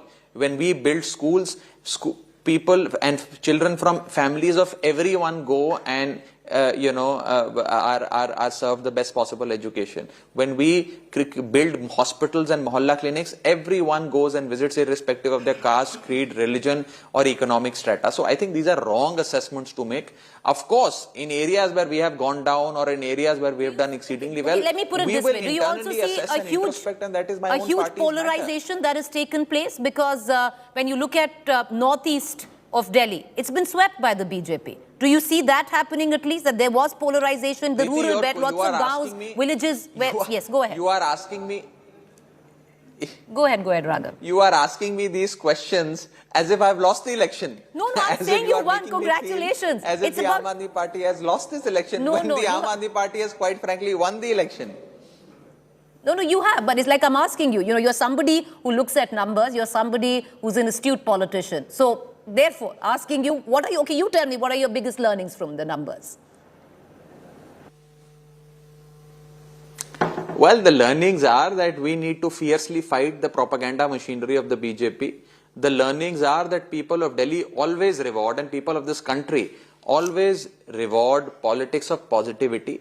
They want elections to be fought and won, governance to be given only and only on issues of basic amenities, giving them livelihood, an upright environment, a clean environment, jobs, employment, electricity, water, sanitation, cleanliness, and not on this propaganda, falsehood and fictional allegations that the other party has been leveling for such a long time. I think that is the biggest takeaway, and I think it is time for the BJP also to introspect that despite being in power in the MCD for 15 long years, being the incumbent, how have they suffered a defeat at the hands of such a small party, that is the Aam Aadmi Party? When BJP has everything, they have all the central agencies, the might of the CBI, ED, income tax, Raghav, I'm going to ask you one quick question before I let you go. Unlimited amount of resources. But I wish I could also get an opportunity to counter, because a debate in essence, I know Raghav has told you that he will go only one-on-one, but that's not the way a debate should be done. Okay, no, I mean, it's just unfair. Debate, that's why. But we can have, then let me counter him. I'm sure he's not afraid of a debate. He's answered one of your questions. Okay, Raghav, I'll ask you one quick question before I let you go. I'm sure he's not afraid. I that he question gets. comes I from know the he's fact uncomfortable with the debate. Tomorrow are the Gujarat results. How confident? Okay, yes, Raga, what are you saying? How confident are you of the Gujarat results and the predictions? It seems it's a 15% or a 20% vote share at best, where the conversion in seats between 9 to 20.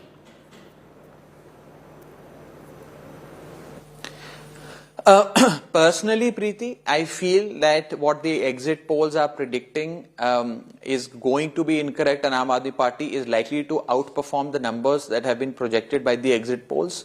Usually, there is a tendency in exit polls that, you know, a new entrant that is contesting an election with all its might for the first time is underestimated always in every first exit poll that happens after it fights its first election. Something similar happened in the year 2013 also in Delhi, when exit polls gave us 3 to 4 seats and we got 28 out of 70. So therefore exit polls have an inherent tendency to underestimate a new entrant.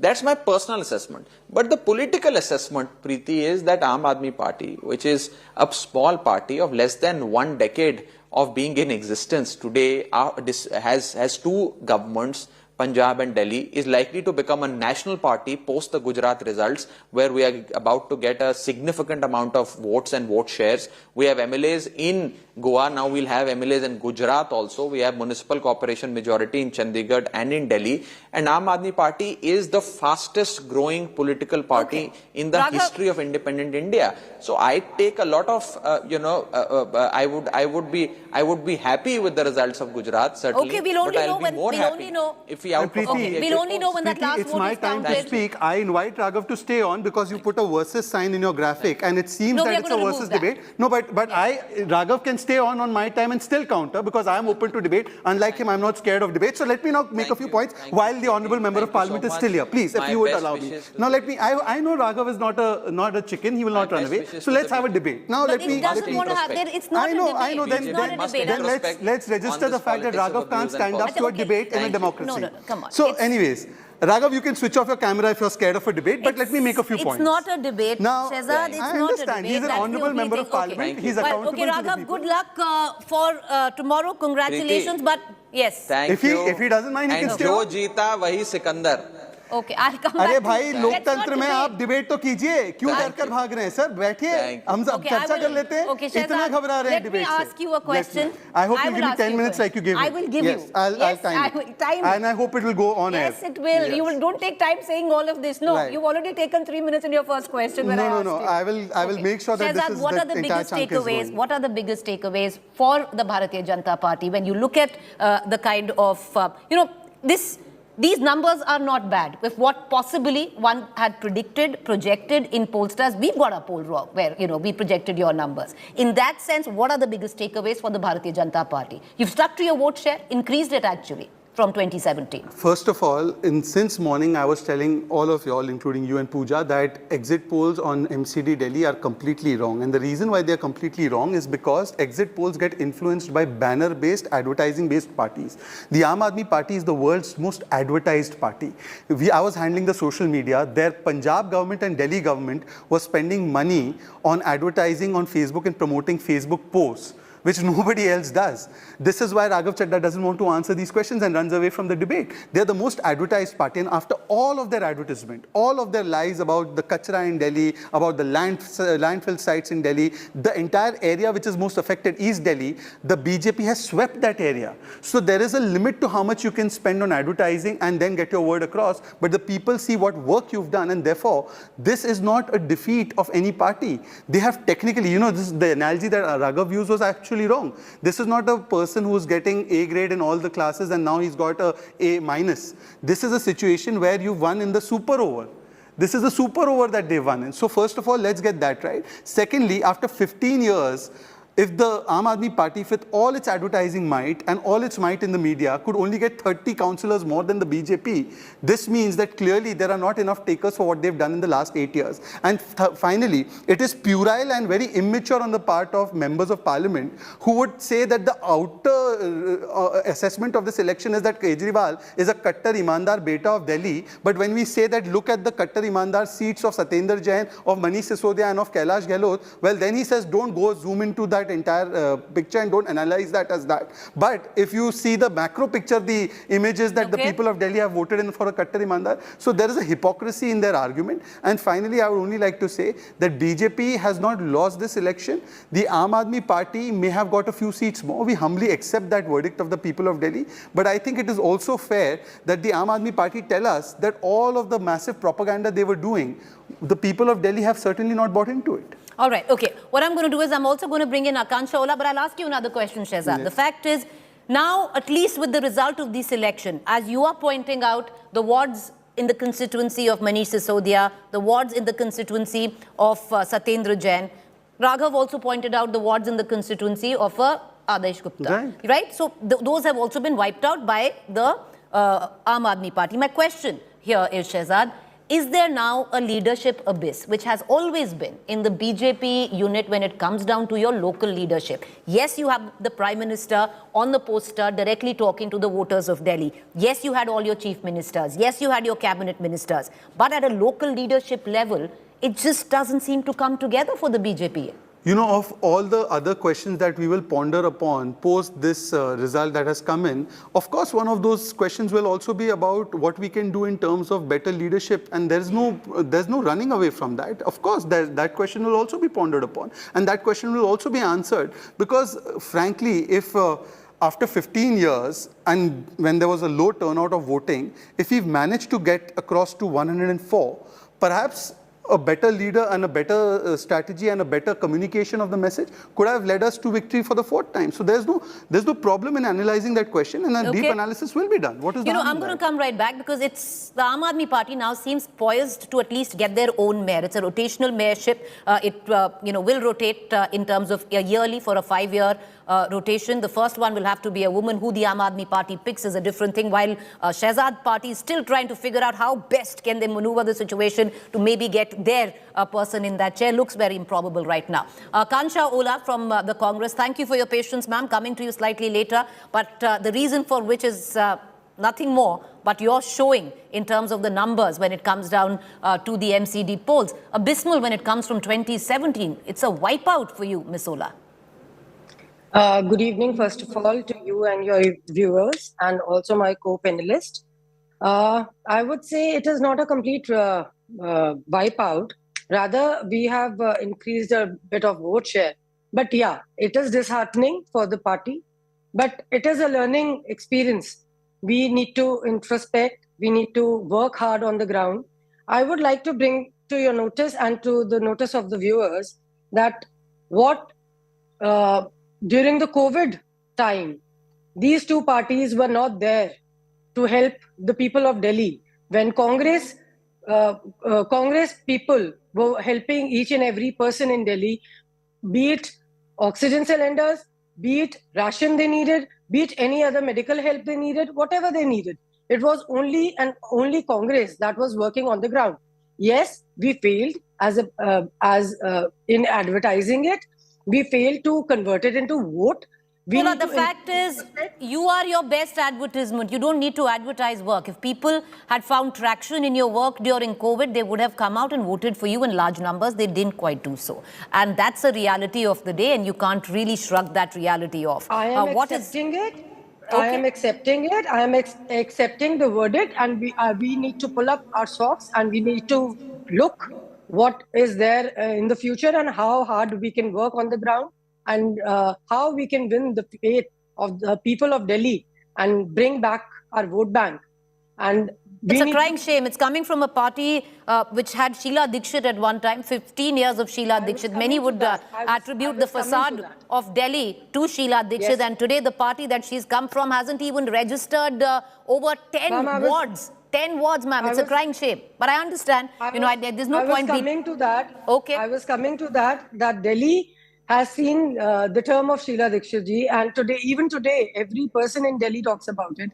Okay. And one party which has Sheila Dikshit ji was one person who has given green Delhi clean Delhi. Well, that's the sad part, ma'am. It's all a part of history now. The facade, the politics, the narrative of Delhi is very, very different than Sheila ji. And you don't feature in it, whether you like it or not. But Shehzad, you wanted to come in. I want to, you wanted to come in for a rebuttal here. I want to go also to our intelligence election dashboard and get you actually the figures on what the map looks like from 2017 to now. All right, let's look at our election intelligence dashboard and let's go full screen with this. This is what the map right now of Delhi looks like from 2017, which was awash saffron. The Aam Aadmi Party making massive, massive changes to the political map when it comes down to the civic polls of the national capital. This is what it looks like, viewers. From 22, from 51, I beg your pardon, wards, the Aam Aadmi Party has risen to a convincing win of 134. The Bharatiya Janata Party has now come down to 104 wards as of now. Huge changes where the civic map is concerned. Shehzad, you might say you've done better, but ultimately this is the map that stays. It is the AAP which will now run the MCD. Well, we'll see about that because they have had an opportunity to run the Delhi government and how they've done has not necessarily convinced the people of Delhi. And therefore, Raghav is a CA by profession, but he forgot to tell you that if your profit was supposed to be 100 rupees and then you end up only getting 20 rupees as profit, it's not actually profit, it's loss. So they have actually lost 84 seats as per Mr. Kejriwal. So I wish Raghav Chadda was here. He would have analyzed this map and what could have been has not actually transpired for Aam Aadmi Party because in the last 8 years, they haven't delivered to the people. And on the other side, the MCD, despite 15 years of being in power, the BJP, the people of Delhi have been served well. We didn't advertise as much. Perhaps that was one of our weaknesses. Okay. I appreciate both of you for joining us. Thank you, Shehzad Poonawalla from the Bharatiya Janata Party and our Congress spokesperson, Ms. Ola. With that, a quick break to stay with us. On the other side, we're going to come back to all the celebrations that took place across the capital where the Aam Aadmi Party was concerned.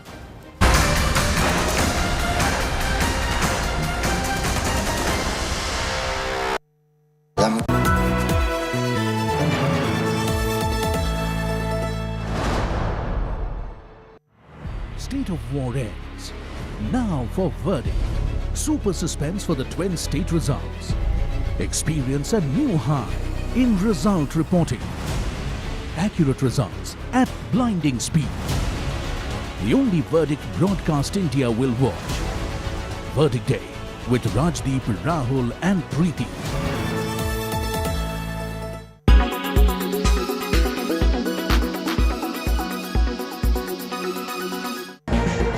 Days after protests against the proposed seaport project in Kerala's Vizhinjam by the Adani Group escalated and turned violent, the Pinarayi Vijayan government has hit back. Chief Minister Pinarayi Vijayan has reiterated the government will not stop the project. He insists there is a propaganda campaign to tarnish the image of his government and stall development of the state.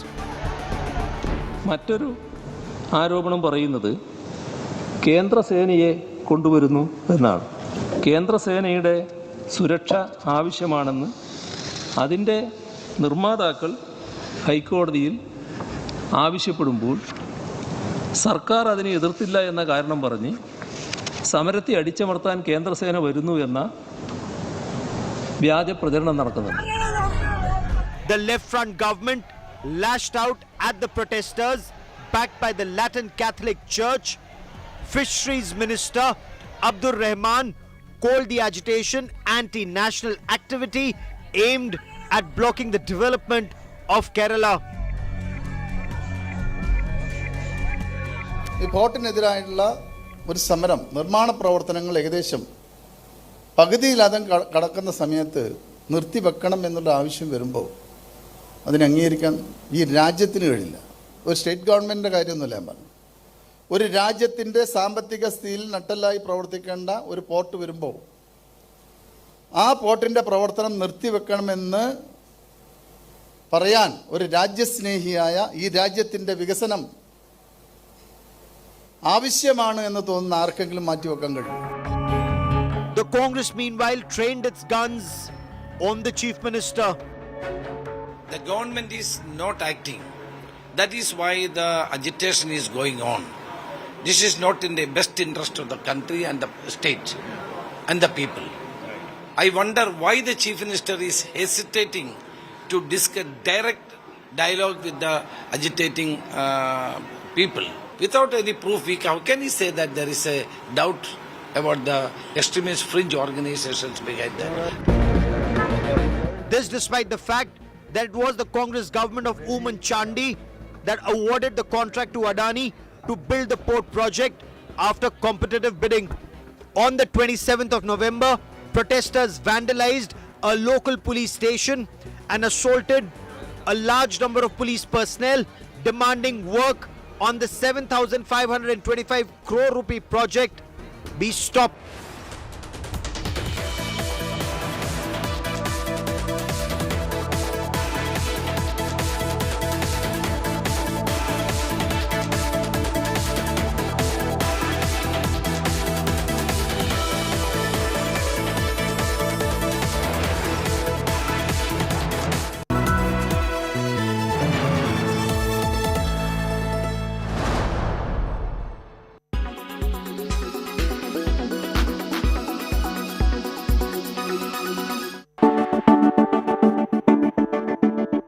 You see this glazed donut?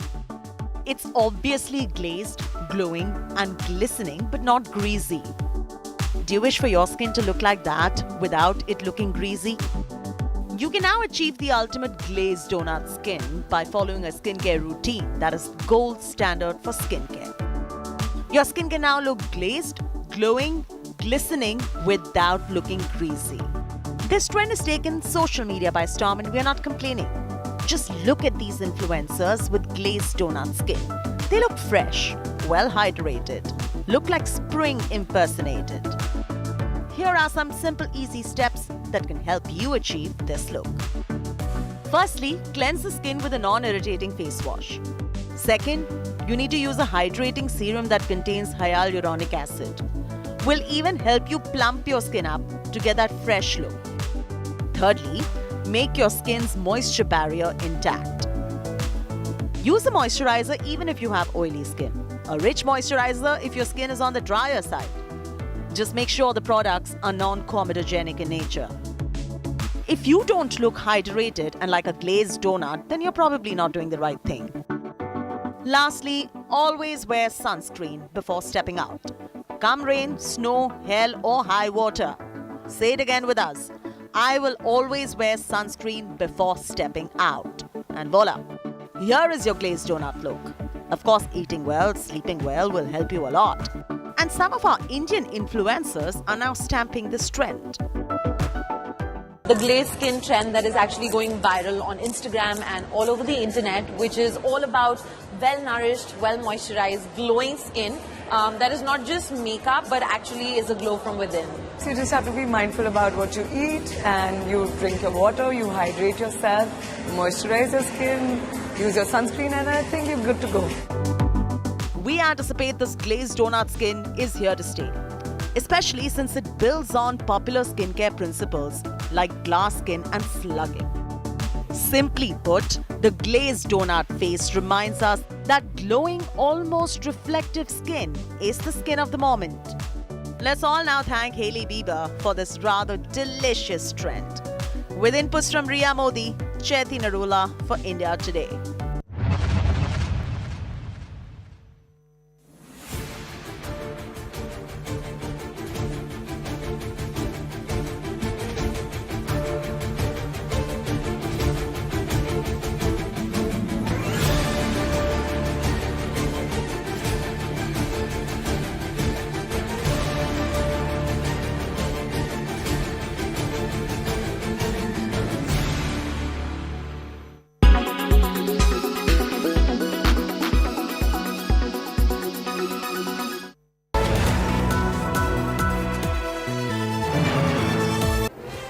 India Today's double engine in top gear. This is where you get all the data on India's election destination. So we spent the last 24 hours going through the India Today Access My India poll results with a fine-tooth comb. You'll see the big headlines, but what is moving on the ground and why? We'll try and get you the kind of insights you won't find anywhere else. on 2022's biggest verdict day. Nothing matches Rajdeep plus Rahul. The Modi factor is critical. The BJP is brand BJP today is not as powerful as brand Modi. How many people said हमने भाजपा को vote दिया because of Prime Minister Modi? I'll get you those details. Very fascinating insights, and this is actually backed by data. So you'll see the Modi factor. Unmatched. These are the big seat share numbers. 182 seats. Where does it stand? Has the BJP benefited from this fragmented vote? You bet it has. Unmissable. Himachal is important because we know that Gujarat is going the BJP's way, barring some kind of absolute miracle. We know that MCD is going the way of AAP. Himachal, Rahul will decide whether this election means the Congress completely isolated or does the Congress still have hope in certain states. Unrelenting. Blazing fast results with Rahul and Rajdeep. Verdict Super Thursday begins at 6 a.m.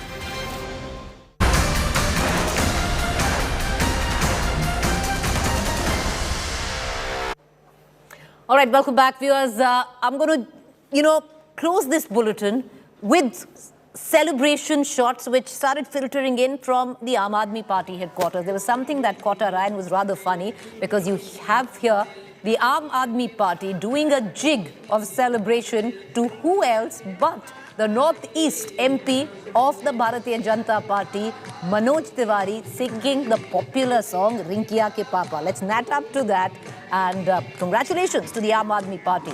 They've had a good day at the hustings.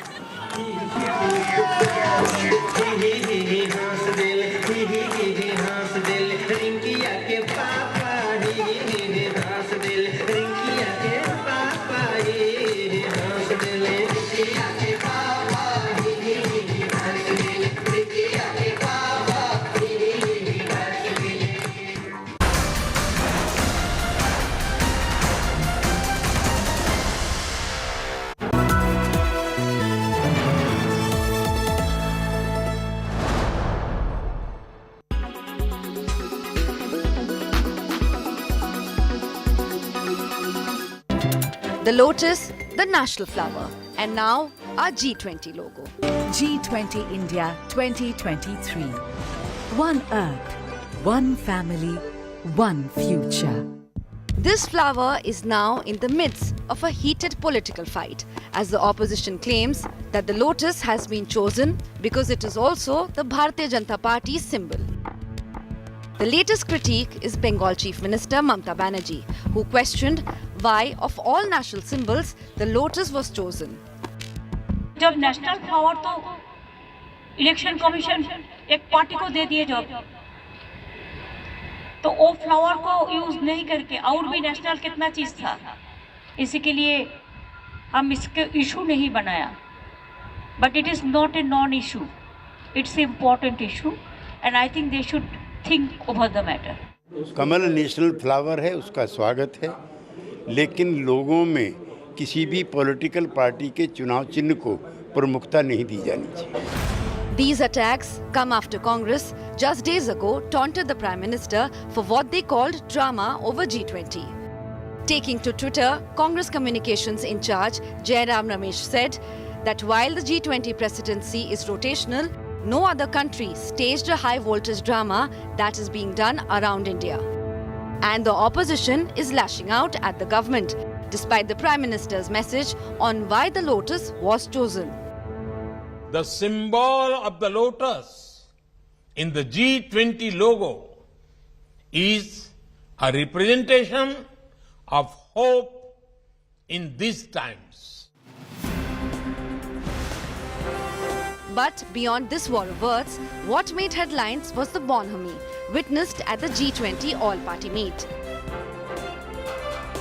An all-party meeting was called by the Prime Minister Narendra Modi, which was attended by top mantris of his cabinet, chief ministers of several states, as well as top opposition netas were also present at the gathering. Keeping their personal rivalry aside, most of the netas looked in a cheerful mood as they were greeted by the Prime Minister. Images of Kejriwal, Mamta and Kharge having a laugh with Prime Minister Modi were the highlights from the meeting.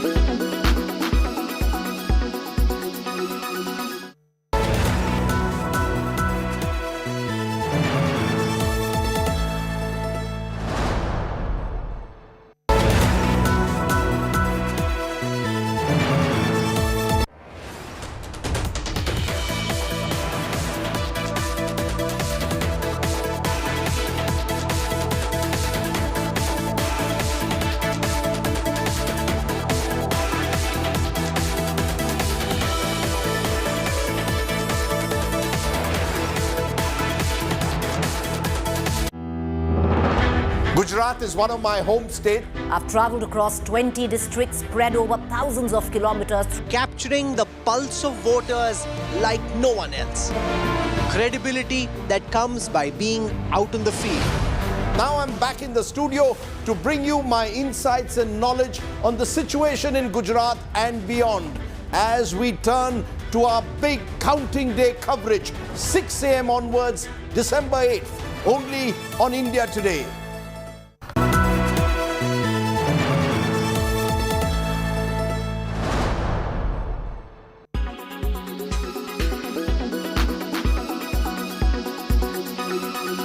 Let's look at what really happened in this poll, which is that the Bharatiya Janata Party is poised to record its biggest victory in Gujarat ever.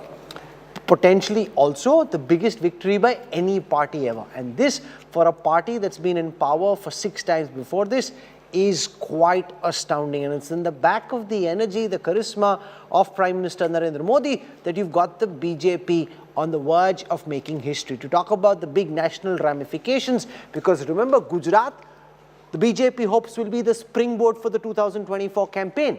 No Prime Minister since Jawaharlal Nehru has won 3 times straight. And that's what BJP hopes will be the story that starts from Gujarat with this big victory. Joining us to talk about the national ramifications of this poll, Nalin Kohli, national spokesperson of the Bharatiya Janata Party, squaring off against him, Supriya Shrineth of the Congress. We've got Rahul Verma joining us from the Center for Policy Research.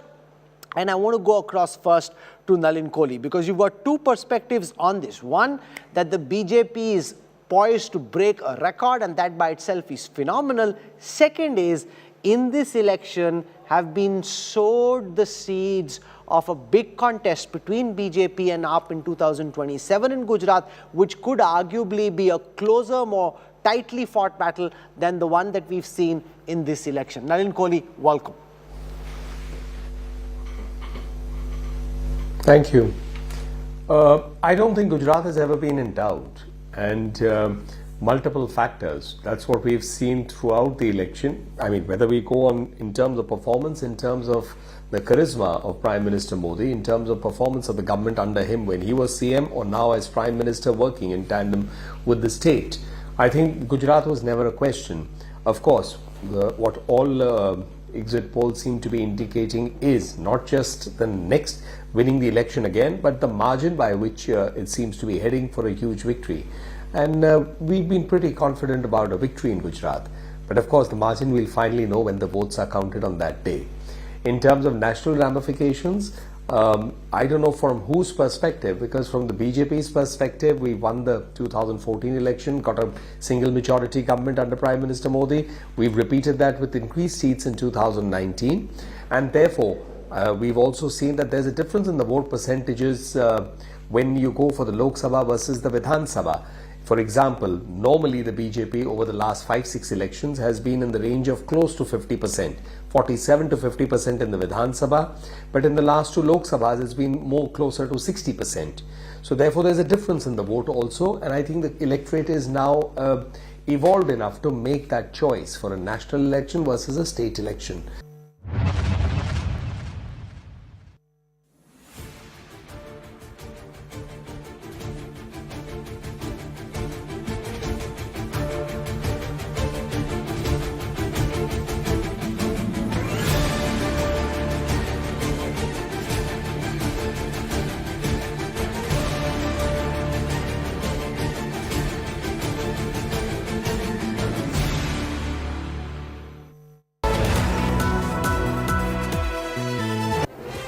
India today's double engine in top gear.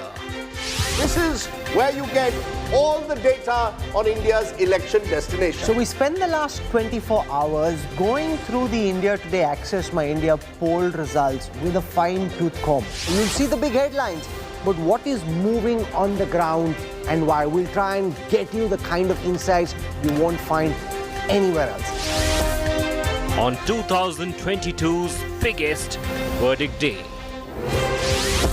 Nothing matches Rajdeep plus Rahul. The Modi factor is critical. The brand BJP today is not as powerful as brand Modi. How many people said हमने भाजपा को vote दिया because of Prime Minister Modi? I'll get you those details. Very fascinating insights, and this is actually backed by data. So you'll see the Modi factor. Unmatched. These are the big seat share numbers. 182 seats. Where does it stand? Has the BJP benefited from this fragmented vote? You bet it has. Unmissable. Himachal is important because we know that Gujarat is going the BJP's way, barring some kind of absolute miracle. We know that MCD is going the way of AAP. Himachal, Rahul will decide whether this election means the Congress completely isolated, or does the Congress still have hope in certain states? Unrelenting. Blazing fast results with Rahul and Rajdeep. Verdict Super Thursday begins at 6 a.m.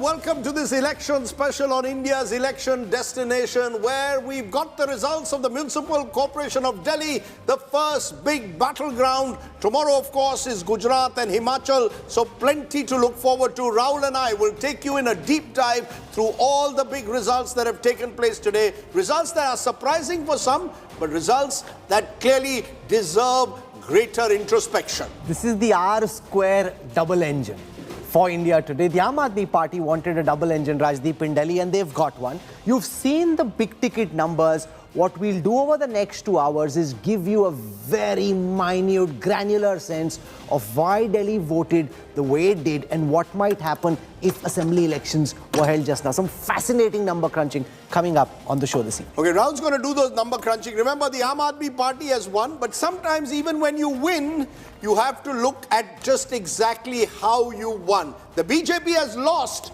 but can the BJP clutch on to something even in their loss? And what of the Congress party? Pradeep Gupta, our pollster extraordinaire from Access My India, is with us. But first, Rahul, you want to tell us the big picture. Oh, so let's take our viewers through why Delhi voted the way it did. Remember, 73 lakh votes were cast. There were about 28,000 odd votes in every ward. So it's a tough poll to call. This is the overall big picture. AAP at 134, 126 is what they needed. So they're comfortably placed, relatively speaking, unless BJP makes a grab and tries to break some of these AAP MLAs away, these Parshads away. The BJP at 104 in a respectable triple-digit figure. That's the overall seat share at the end of the day. Let's look at how things have moved between the last assembly elections and now. 2020 February was the assembly election in Delhi. From there, the Aam Aadmi Party's vote share has come down by 12, from 54 to 42. The BJP's vote share has moved from 41 to 39. The big change, and we'll talk a bit about this, is the Congress's vote share going up from a pathetic 5% to a low but not as pathetic 12%, a 7% increase. And this 7% change in the Congress's vote share is why the AAP didn't do as well as they would have hoped for. Why did AAP lose about 12% vote share? How did Congress gain this 7% vote share? Let's try and dive straight into it. And the big factor here really is the fact that Muslim votes have gravitated away from AAP and gone back to some extent to the Congress. And this really is one of the biggest stories of these MCD elections. The fact that Muslim vote for the Aam Aadmi Party has now come down to 53, which is about 14% down from the last elections. The Congress's Muslim vote share has actually gone up to about 30, which again is a gain of about 13%. So the fact that you've got the Aam Aadmi Party losing about 14% of its Muslim votes and the Congress gaining 13% Muslim votes is very important, because remember, Kejriwal is playing this double game, Lakshmi and Ganesh on currency notes, not taking an open position on the Delhi riots, on issues like Bilkis Bano. That seems to have hurt. And this also plays out when you see the 3 Lok Sabha constituencies where Muslims are present in big numbers. So if I look at what happened in those 3 Lok Sabha constituencies, which is Northeast Delhi, where the Muslim population is about 23%, Chandni Chowk of Harshvardhan, where the Muslim population is about 30%, and Gautam Gambhir's East Delhi, where the Muslim population is 15%. In these seats, you've got the BJP actually ahead of AAP. So BJP has 21 wards out of 41 in Northeast Delhi, 16 wards out of 30 in Chandni Chowk, 22 wards out of 36 in East Delhi. So Rajdeep, this whole idea that somehow Kejriwal thought he could hunt with, run with the hare and hunt with the hound, Muslim voters are telling us you can't be so ideologically flexible.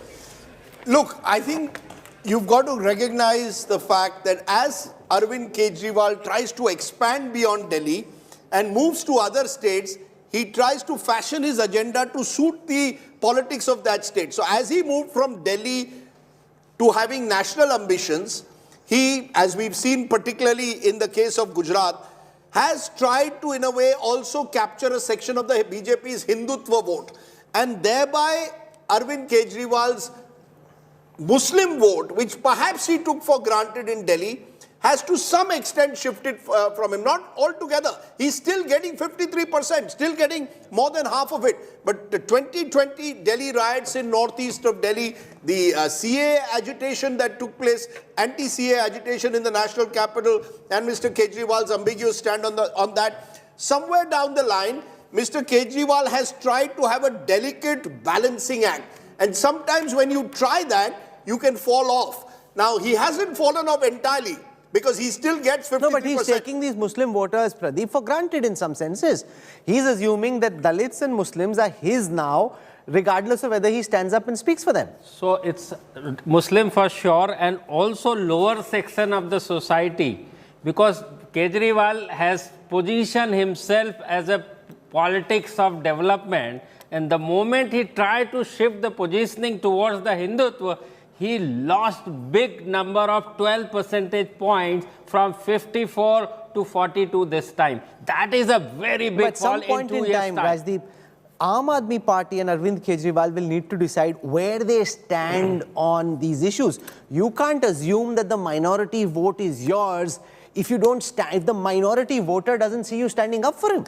Absolutely, Rahul. But I will still say that at the end of the day, he has won this election. Oh, sure. He has defeated. If you look at the vote share percentage in comparison with 2020 Assembly, which is the closest comparative, his vote share is down more than 10%. But if you look at Delhi, he will, I'll tell you what will happen. He will say, compare me to 2017 MCD, compare apples to apples. Look, if you look at what is happening in Delhi, 2014 and 2019, Rahul, the BJP gets almost close to 60% in one of those elections, certainly well over 50%. An election is held 6 months after 2019 in the Vidhan Sabha. The Aam Aadmi Party gets over 50%. The BJP comes down into the 40s. So I think Delhi's voters are very selective. And this was a municipal corporation election when local candidates also matter. You will see a lot of the AAP strong Muslim candidates have done well. In Balli Maran, for example, the AAP has done very well in those wards. You go to certain areas where you give new candidates tickets, people who are not as influential in their area, they lose. And many of the margins are 50 votes, 100 votes, 300 votes, 500 votes. So I am a little hesitant to give big takeaways based on this, but you're right. As a general principle, I think Arvind Kejriwal has to be worried that the Muslim voter no longer sees him as the natural opposition to the BJP. And we saw that even in Pradeep's exit poll for Gujarat. It is among Muslim voters that the Congress is ahead of him in Gujarat. No, I don't agree with Rajdeep. The fact is here the Muslim voters are giving you a very clear signal, Pradeep, that you can't take our vote for granted. If you assume that we'll vote for you even if you don't speak up for us, whether it's on the issue of the riots, look at what happened in the riot-affected constituencies. There again, the AAP has lost. You can't take anybody's vote for granted. You can't, but you see the flip side, Rahul, very quickly, is that you also have to recognize that you can't play Muslim-centric politics. You see, that's the problem of Indian politics. The Congress at some stage paid a heavy price because the BJP successfully portrayed the Congress as pro-Muslim and anti-Hindu. Kejriwal is so conscious of that. You remember how he recited the Hanuman Chalisa before the 2020 elections? He wanted to make clear, I cannot lose the Hindu vote to the BJP. I can afford to lose a section of the Muslim vote, but that Hindu vote cannot go to the BJP. Let me tell you, in the interest of our viewers, there is a thin line between Hindu and upper caste and religious politics. Please understand this. The moment you say Hindu, you cannot ignore Dalits, you cannot ignore Yadavs, you cannot ignore OBCs. So even Congress tried to do the same thing what BJP is doing by Hanuman Chalisa and all that. Politics, that is only 20%, and 80% of Hindu constituency is not that mandir politics the way Arvind Kejriwal tried to attract the Hindu by saying that Lakshmi and Ganesh should be there. Okay. The fact is, not only Muslim, even Dalits never like this positioning. Let me show that to our viewers. Remember, a lot of the backward vote of the Congress had switched virtually en masse to the Aam Aadmi Party. That's changed. I'll take you through the Dalit vote of Delhi. Now, if you see the Dalit vote coming down from 64% in the 2020 assembly elections to about 48% now. The BJP picking up just a little bit from 29 to 31, but the Congress has gained 14% extra Dalit vote, going up to 18. So you've actually got the AAP losing 16% of its Dalit voters. You've got the Congress gaining 14% of that. That again, one of the big stories of this assembly election. From there, can I come now to the next community that we are tracking, which is the upper caste vote. There again, in comparison to 2020, the Aam Aadmi Party losing about 13% of its upper caste vote, the BJP gaining about 5%, the Congress gaining about 7%. But that story that I just gave you about a big chunk of the Dalit voters, 16% of the Dalit voters moving away, Rajdeep, from the Aam Aadmi Party, added to the fact that you've got Muslims moving away as well, really tells you why AAP hasn't won as big as they have. You can say Jo Jeeta Wahi Sikandar, but they were hoping for a Portugal-style 6-1 victory. That hasn't happened. All we are trying to do how Aam Aadmi Party lost 12 percentage vote. This is what we are trying to do. That's right. And if you see where the vote has been lost, you'll see the AAP hasn't done as well Yamuna Par in East Delhi. In Northeast and East Delhi, in some of the poorer parts, where you will have large lower income groups among Dalits in particular, and the AAP did extremely well here. You see, the AAP took away the Congress vote bank after 2013, and it started with Muslims and Dalits drifting towards the AAP because they saw AAP as a contender challenging the BJP. Now, 8 years later, in a municipal election, they are putting Arvind Kejriwal in a way on notice. As I said, I don't think that they have drifted completely away. They have put him on notice. They're saying, if you don't deliver on your promises to us, or if now you are saying what we started saying at the beginning of the show. Now he's come around to that position. No, I'm not. I'm still, look, please appreciate, Rahul, he has still got 54% of the Muslim vote, which means that the majority of the Muslims have still gone with him. However, they have put him on notice that this time a substantial section has shifted to the Congress. If you continue on this path of playing this balancing act, even more could shift.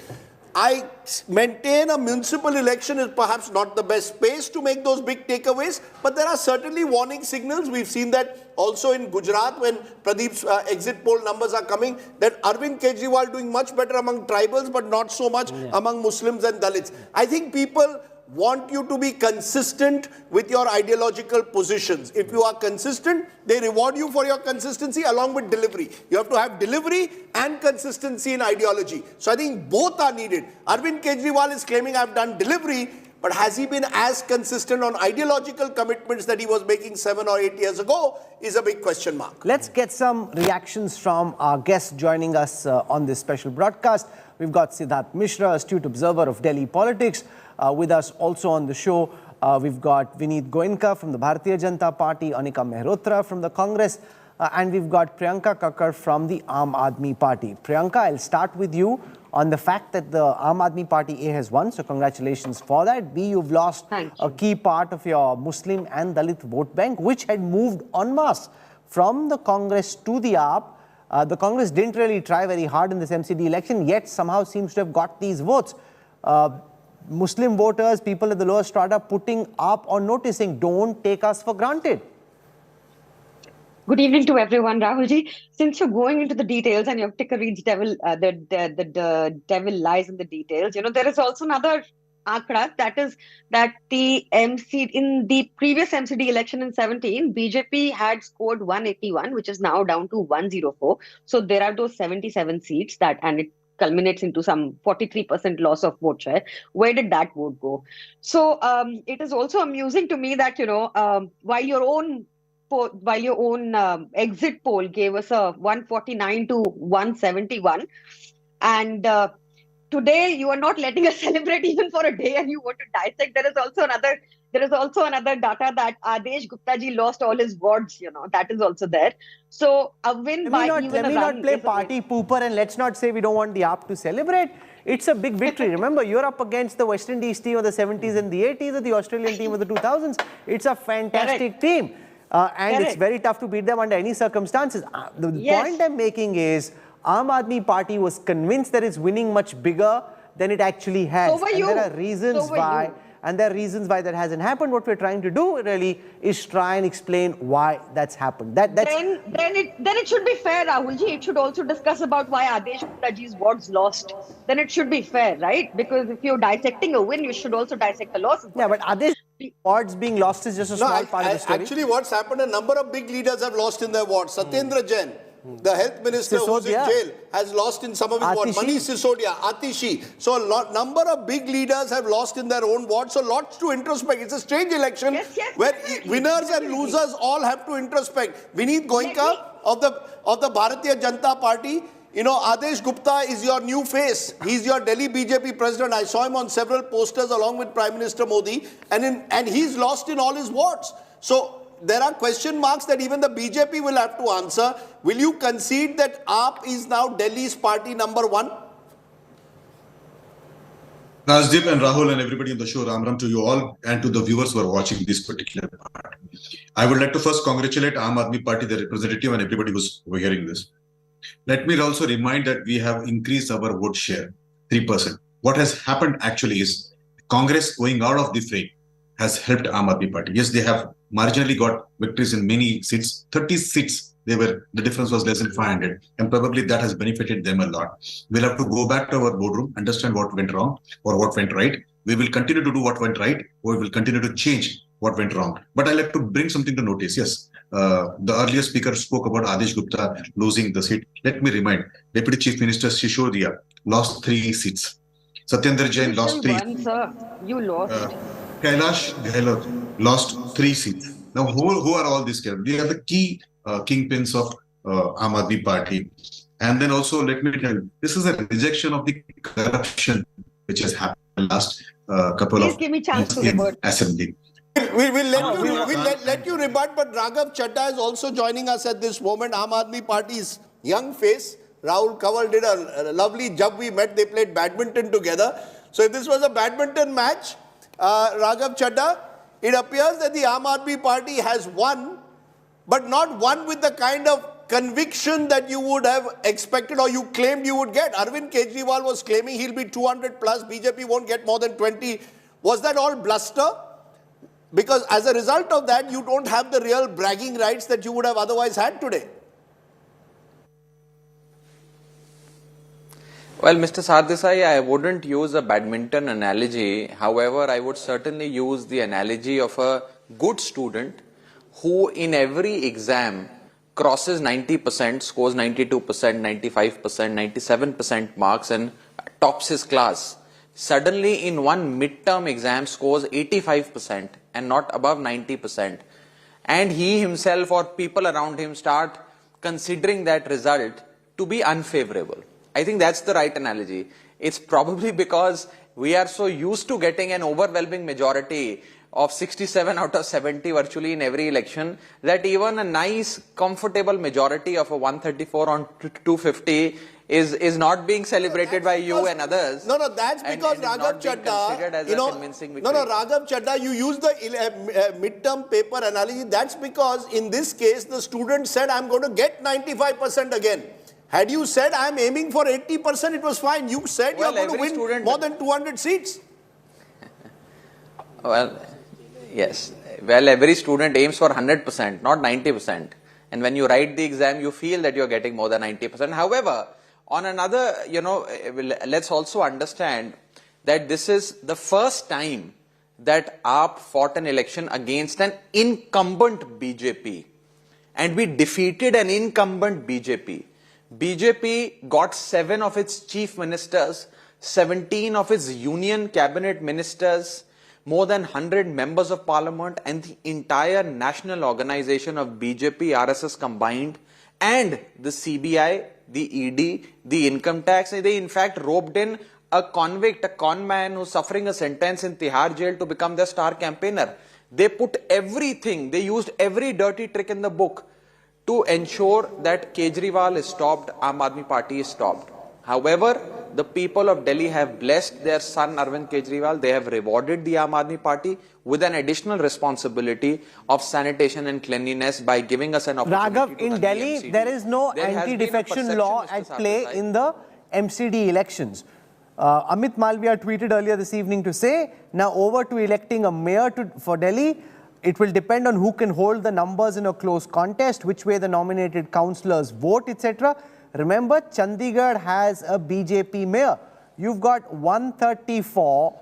The BJP in the past, in Uttarakhand, Arunachal, Madhya Pradesh, elsewhere, has been able to form governments in tricky and tight situations. Are you concerned that some of your new parshads could potentially leave and there could be an MCD which still has a BJP mayor? Point number 1, nominated councillors do not have voting rights in the MCD. Point number 1. So his assessment and all this filibustering is absolutely, not even worth considering.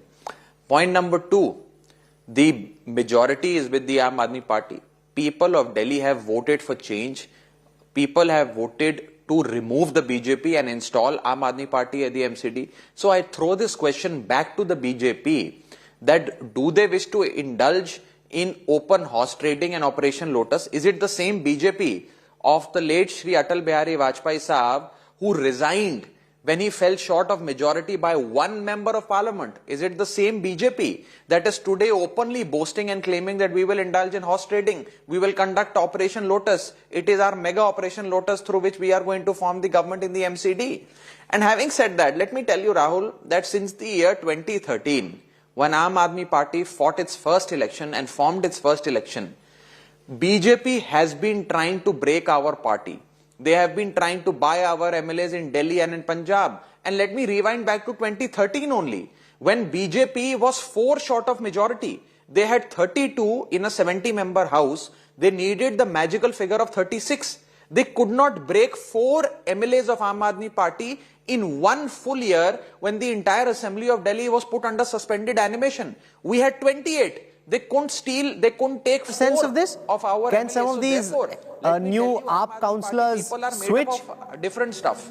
Look, I think councillors are far more prone. There are no defection laws. Sure. You know, the cases that you mentioned, Madhya Pradesh, Goa, Arunachal, Manipur, we can go on and on, are all states where there are defection laws. Yet the BJP was able to either break governments, form governments. Much easier to do that in the MCD. Having said that, I do believe initially at least the AAP has the advantage. With 134, I don't know whether BJP on day one will want to be starting an MCD by breaking another party, given that I think that will send out the wrong signal. But 6 months down the line, 9 months down the line, there's a rotational mayorship, so you don't know what the future will bring. Raghav Chadda says, my MLAs have stood like a rock behind us. MLAs, yes. Municipal councillors, we don't know, because, you know, they have the way municipal councillors unfortunately operate in several parts of this country. They are available sometimes to the highest bidder. We've seen that across this country. You know, municipal councillors have quadrupled their assets in a very short period of time. So the temptations are great. However, I think with these numbers, advantage AAP at least for the first few months. I don't know what will happen 6 months from now. Yes, Raghav. Mr. Sardesai, should we not ask this question to the BJP? I understand everyone is asking this question to us. What will happen if BJP tries to buy your MLAs and indulge in open horse trading? Shouldn't this question go to the BJP that originally started with this slogan of party with a difference? Is it the same Atal Bihari Vajpayee Saab's party who resigned when he fell short of majority by one member of parliament, who resigned as the prime minister of the country? Is it the very same BJP who claims its propriety on national interest and strengthening democracy, strengthening institutions, and so on and so forth? I think this question needs to be thrown back at the BJP. Be a postscript, or would the BJP not want to meddle with this? People of Delhi have rejected your politics of abuse and falsehood. Will you do injustice to Delhi? Will you do injustice to the people of Delhi? They have rejected you. They have rejected your dirty politics of abuse and falsehood. They have stood with their own son Arvind Kejriwal. They have rewarded him with an additional responsibility. Will you now try to snatch it away through illegitimate, ill-gotten means? I think this question needs to be thrown back to the BJP. We've got a BJP guest. I'll answer this.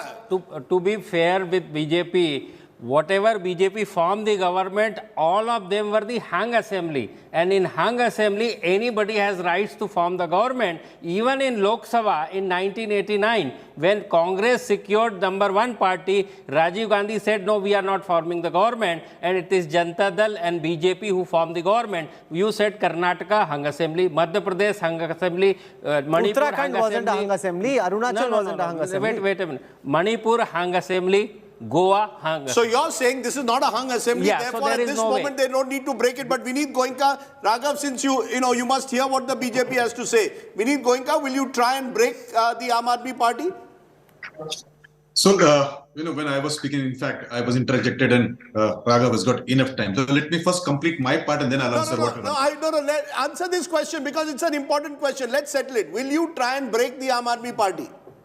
No, it is not an important question because just he has raised it. The important question is Aam Aadmi Party been rejected today? They have one number of seats, but they have been rejected summarily in Delhi. And let me put this to you and to Raghav Chadda also. Manish Sisodiya is Deputy Chief Minister and also very looming luminary of Aam Aadmi Party, loses 3 seats within his assembly. Satyendra Jain loses it.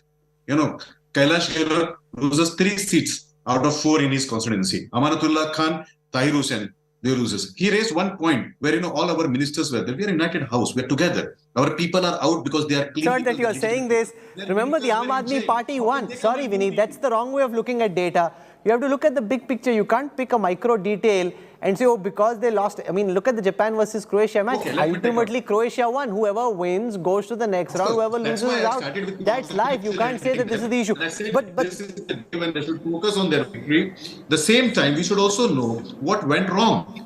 Bharatiya Janata Party has grown up from 36% to 39%, whereas Aam Aadmi Party, which has got 52% in 2020 assembly election, has come down to 42%. Is that so? Let me put that. You have to look at what goes wrong. So let me put that question to Raghav Chadda. Raghav, let's look for a moment at what potentially didn't go the way you would have wanted. In the 2015 assembly elections and in 2020, the Muslim and the Dalit voter of the Congress switched in large part to AAP. The data today shows a big chunk of that vote has gone back to the Congress. Your voting percentage amongst the Muslim community is down 14%. Amongst the Dalit as well, you're losing substantial chunk of your vote. Now how worrying is that for you? It seems you are taking these communities for granted, not taking a position on the Delhi riots, not taking a position on issues like Bilkis Bano. Your voters are giving you a strong signal, don't take us for granted. Rahul, for every one constituency of a particular community that you show to me to come out with this assessment, I can show you 40 such constituencies where the same community dominates, and all those constituencies have been won by the Aam Aadmi Party, and this assessment will be proven to be incorrect. I think this is a completely incorrect assessment.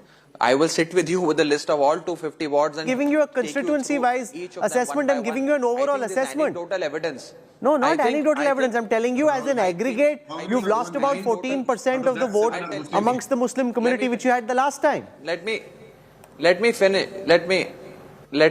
finish. This anecdotal evidence that in one particular ward which you lost, one community was dominating and therefore that community hasn't voted for you. That's not what we're saying. I can show you 40 such constituencies where the SCs, the Dalits, people from across the caste, religion and socio-economic strata have voted for the Aam Aadmi Party. Look, Rahul, our politics is different. When we build schools, we build it for all people.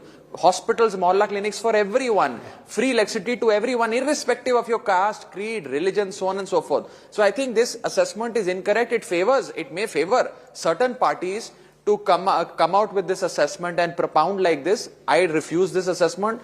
Everyone voted for the Aam Aadmi Party when we got 67 out of 70. Many of them voted for us when we got 62 out of 70. And many of them have voted for us even now. We have got the majority. People have voted for Arvind Kejriwal. People have voted out the BJP. That's the big message. And So are you saying, Raghav Chadha, since you're from Punjab, sab changa hai, that everything all is well, that there is no need to introspect? Are you saying that these numbers give you only reason to celebrate? Is that what you're saying today? Or do you fear that the Aam Aadmi Party has also been put on notice? Every election creates a need for introspection. There must be introspection. Even if we would have got 230 out of 250, we should have introspected, and we will even introspect now. The constituencies where we were hoping we'll do well, but we haven't done so well. In constituencies and wards where we were thinking we will do, our performance is going to be average and we've done exceedingly well. Introspection has to be done by every party. And I think my unsolicited advice to the BJP is that they must introspect that whether their politics of abuse and falsehood has been rejected, and are they on the wrong trajectory by throwing muck at the opposition parties and coming out with this fabricated videos and fictional scams. And let me in conclusion, Mr. Sardesai, leave one very important point with you. This was the first time that AAP fought against an incumbent BJP and defeated the BJP.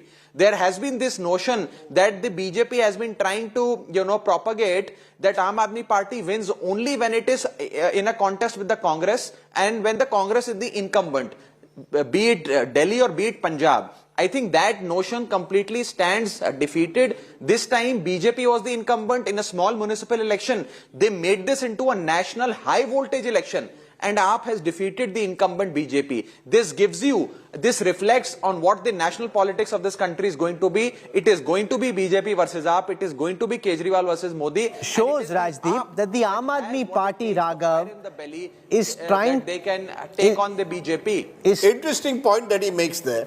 And I think this is what the AAP will play. They will say, we are the challengers. We've been saying, I think this phase of elections, we'll see what happens tomorrow, is kaun banega challenger in a way. AAP wants to claim we are a small party, we've taken on the big party, we are in a better position to take on the BJP. I don't think you can again extrapolate that based on a municipal election yet. It's just in Delhi. You're going to have to do it in state after state. I think AAP has proved itself in Delhi as party number one. But across India, can we say today that it's the challenge? I think this is, I appreciate that Raghav Chadha, hopes for the best for the future. But the AAP needs to do this step by step. Rajdeep, are they a party in a hurry? In the world of startups, the Aam Aadmi Party as a PE VC favorite, private equity venture capital favorite, has a big valuation story happening where they're talking up their own story, but the cash flows don't add up. So the voting percentage may not necessarily add to some of the hype. Now, some of it is for real, some of it is hype. And I want to show this one data set which tells you just how close the MCD election was. So what we did is, we compared the seats won by the Aam Aadmi Party, the BJP and the Congress with very tight margins. So let's take you through that. So if you see, out of these 250 wards, how many of these wards were won with a margin of less than 100 seats? AAP won 2 of those, the BJP won, the Congress won. Between 100 to 300 votes, you've got the BJP winning 10, the AAP winning 4, the Congress not winning any. Between 300 to 500, you've got the AAP winning 6, you've got the BJP winning 5 and the Congress winning 1. Between 500 to 1000, 16 for AAP, 8 for the BJP, 1 for the Congress. Rajdeep, that's how close this election really was. Because if you add up 16, 22, 26, 28, 28 seats won by the AAP with a margin of less than 1,000 votes. Which is why it's a nightmare for Pradeep Gupta to predict. Pradeep, you've got to be much more cautious. Corporation elections. You know, you want to tell us where in the numbers, perhaps, that you didn't get it exact this time? So that's what we are trying to decode, but Raghav is not trying to understand. This 12% fall of vote is quite a substantial number. We are trying to decode where it is getting fall from. And he's talking about the BJP and he took on the BJP. I must congratulate him that Aam Aadmi Party is now in 3rd office after Delhi and Punjab and now MCD. But the reality on the ground is that BJP has increased their vote share from 36 to 39 this time from MCD, and they are holding back their vote share of 39% from 2020 assembly elections. Now it is clearly evident whom to introspect, and on the other end, Congress has increased from 4.5% to 12%. You know, let's take that Congress point, because Onika Mehrotra, the fact is, yes, you've increased from 4.5 to 12%, but you're still a party which essentially is way behind the others. Are you going to clutch on to this straw that, look, we've got, you know, section of the Muslims have returned to us, Dalit vote is slowly returning back? Because the fact is, the Aam Aadmi Party has taken on the BJP and defeated them. So Raghav Chadha can turn around and say, look, we are the real challengers to the BJP, not just in Delhi, but possibly beyond. Is the Congress a party which will believe that this election offers you any hope of recovery? Rajiv sir and Rahul ji agreed that we are not getting that much of vote share. At least in the media, give us that space. We request you for that. All proportionate to vote share. Airtime proportionate to vote share. Please go ahead. All right. A big shout out to the winners. And rightly said, let's see who's going to be the winner till they elect the mayor. And, well, you know how BJP is smart enough to do it. Coming to Congress. Just a minute. Will you support the AAP? Is there any possibility of the Congress supporting an AAP mayor to keep the BJP away? Not at all. See, both have actually failed because, you know, each one to their own freebies, Rajiv ji, from free water to, you know, bus rides to electricity to all. And despite that, you know, they've got whatever vote share they've got. But yes, for the Congress, it's time to introspect because Vidhan Sabha elections are not far away. So we also need to see as to why people are dwindling away from us and what is it that we have to offer to people of Delhi, and not only Delhi. You see, the Bharat Jodo Yatra definitely has got an edge for all these matters. But we need to convert into votes. Rajdeep, can I reframe your question? Really it's not about whether the Congress will officially support the BJP. It's about these 9 MLAs. Could what happened in Goa get repeated in Delhi, where these 9 MLAs could go to the highest bidder, whether it's the BJP, the Parshads could go either to the BJP or to the AAP. No, but I would go along. I would go along with Pradeep Gupta here. That I think, given the fact that the AAP has won, it's not a hung assembly. Yeah. I do believe, at least as I said in the first stage, whether that's 6 months, whether that's 1 year, I don't see the BJP trying to be seen as a party that is breaking a government which has been formed, or in this case, a municipal corporation of Delhi. Yeah. Had they been below 125, the BJP would have said, look, there is no mandate. I've heard BJP leaders like Aarti Mehra, senior former mayor, saying today, yes, the AAP has won. They've got the mandate. They must now perform. You see, it will benefit the BJP in a strange way. Now Arvind Kejriwal has the government of Delhi. He has the MCD. He has a government in Punjab. In the next 2 years, he has to start delivering on his promises. If he doesn't deliver, then come 2024 or 2025 in this instance of January, the BJP can then hope that anti-incumbency has fully set in against Arvind Kejriwal. He will be in power for, 12 years? So therefore, I think the BJP will play now for 2025, thinking that they've got an opportunity. All they need is a leader.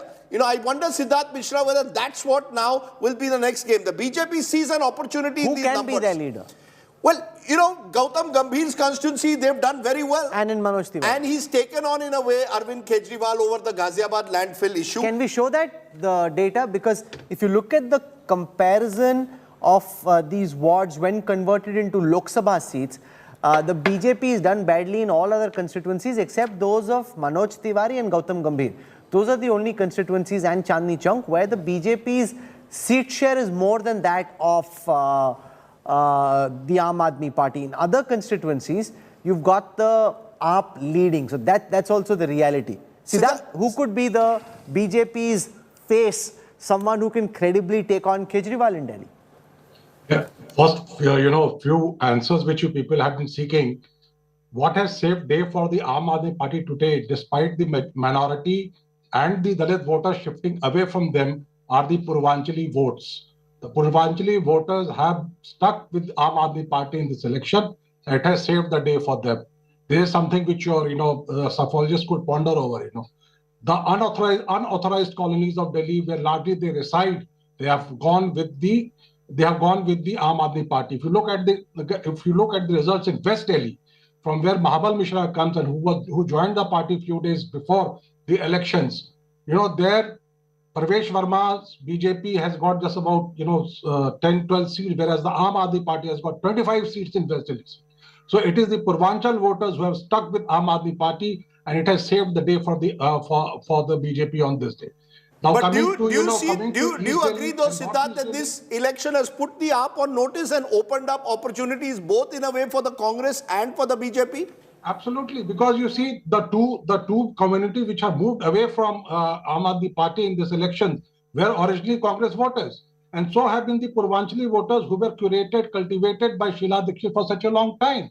In case they decide to shift base, it will be very difficult for Aam Aadmi Party, as the traditional BJP voters, the Punjabi and the others, whom the BJP looks forward to, are being retained by the party.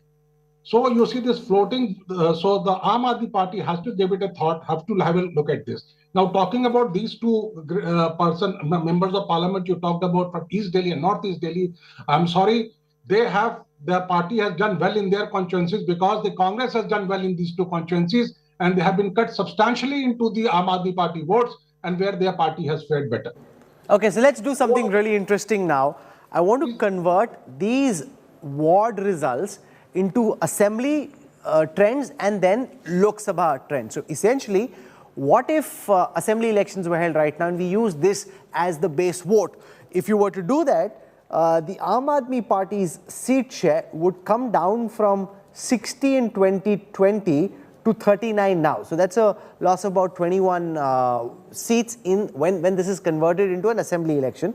The BJP's seat share would go up from 8 to 29. So you'd still have AAP with more than 35, so they'd still be able to form the government, but nowhere close to the kind of dominating victory that they had last time. And if I were to convert this now into Lok Sabha trends, remember the BJP won all 7 seats.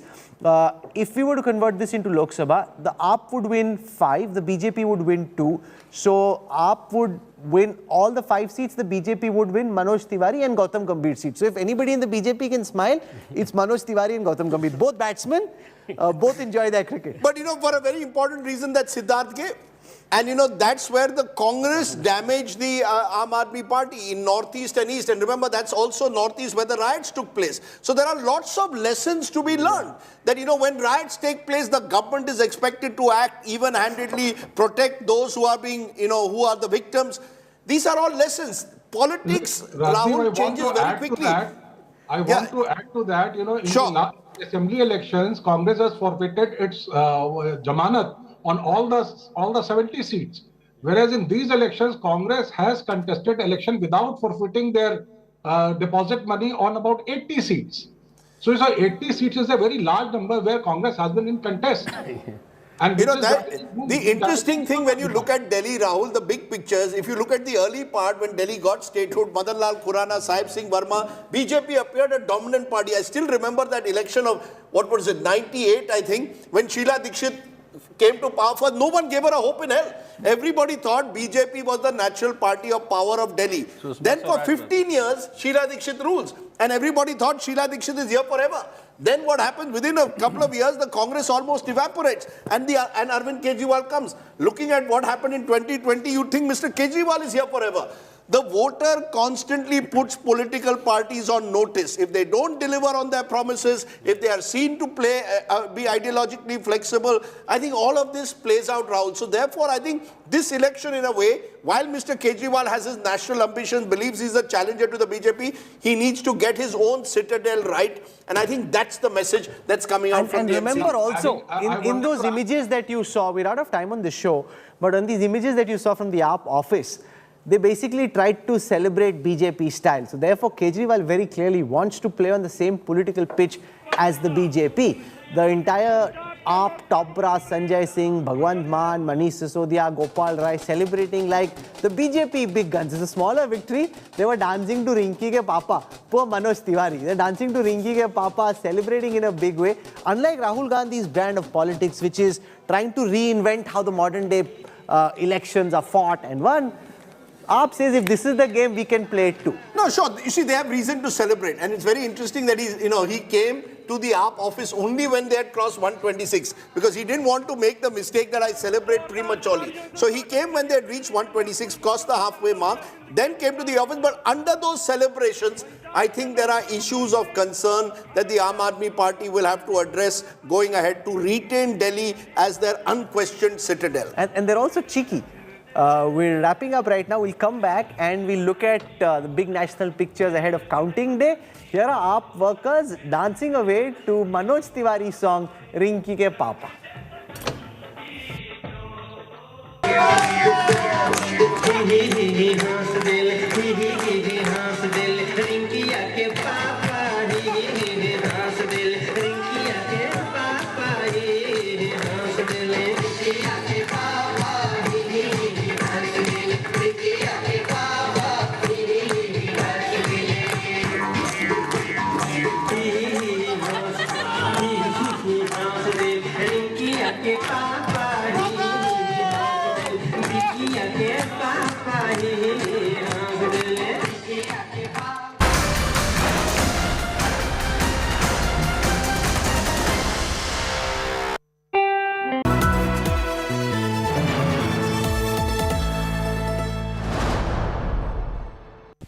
भैया जी हमला।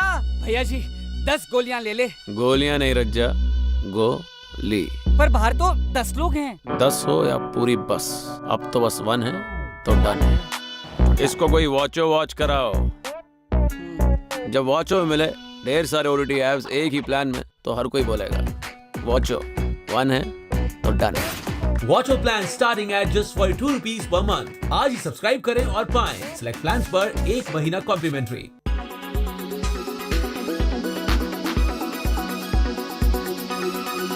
It's been a great year for India overall, and I think, Udain, it's probably been easier to kind of call the global markets than it has the Indian market. It's been so resilient. Perhaps that because we have more deeper sectors than some of the other emerging markets, and more variety of sectors. But valuations remain lofty. And earnings have yet to kind of really pick up. I mean, again, at the beginning of the year, we were talking of 20% plus earnings growth. And, it's looking as though we're going to get just about double-digit earnings growth for this year. So unless earnings really start to kind of, pick up momentum going into next year, it's going to be hard for the PE expansion just to keep continuing at this pace. Sectors like paints and tyres, and the kind of oil marketing companies come back into play after being out of favor for so long. So those are the kind of rotation in the market which could keep things buoyant a little bit longer. The fear, though, Andrew, is that while we may end the year well, as we start the new year again, some of the recession worries and the earnings slowdown worries come back, and 2023 starts not on a very cheerful note. It's happened in the past where you end a year well and the next year does not follow up in quite the same spirit. Is there a risk of that this time around too? There's always that risk, and I remember Udayan probably speaking back in 2007 when India was decoupling from global markets, only to find out what happened in 2008.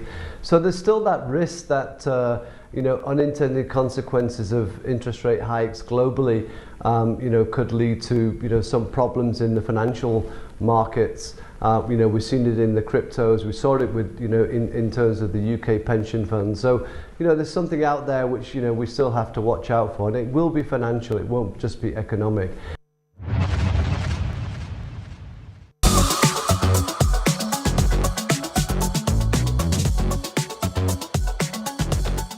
Walk into a grocery store today and you... India Today's double engine in top gear. This is where you get all the data on India's election destination. So we spent the last 24 hours going through the India Today Access My India poll results with a fine-tooth comb. You'll see the big headlines, but what is moving on the ground and why? We'll try and get you the kind of insights you won't find anywhere else. On 2022's biggest verdict day. Nothing matches Rajdeep plus Rahul. The Modi factor is critical. The BJP is brand BJP today is not as powerful as brand Modi. How many people said हमने भाजपा को vote दिया because of Prime Minister Modi? I'll get you those details. Very fascinating insights, and this is actually backed by data. So you'll see the Modi factor. Unmatched. These are the big seat share numbers. 182 seats. Where does it stand? Has the BJP benefited from this fragmented vote? You bet it has. Unmissable. Himachal is important because we know that Gujarat is going the BJP's way, barring some kind of absolute miracle. We know that MCD is going the way of AAP. Himachal, Rahul will decide whether this election means the Congress completely isolated, or does the Congress still have hope in certain states? Unrelenting. Blazing fast results with Rahul and Rajdeep. Verdict Super Thursday begins at 6 a.m.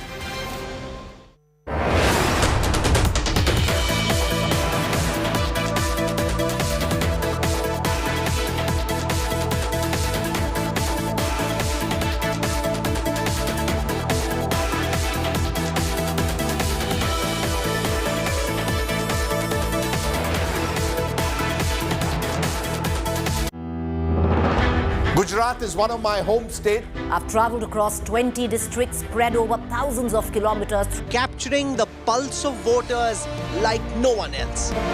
Credibility that comes by being out in the field. Now I'm back in the studio to bring you my insights and knowledge on the situation in Gujarat and beyond as we turn to our big counting day coverage, 6 a.m. onwards, December 8th, only on India Today.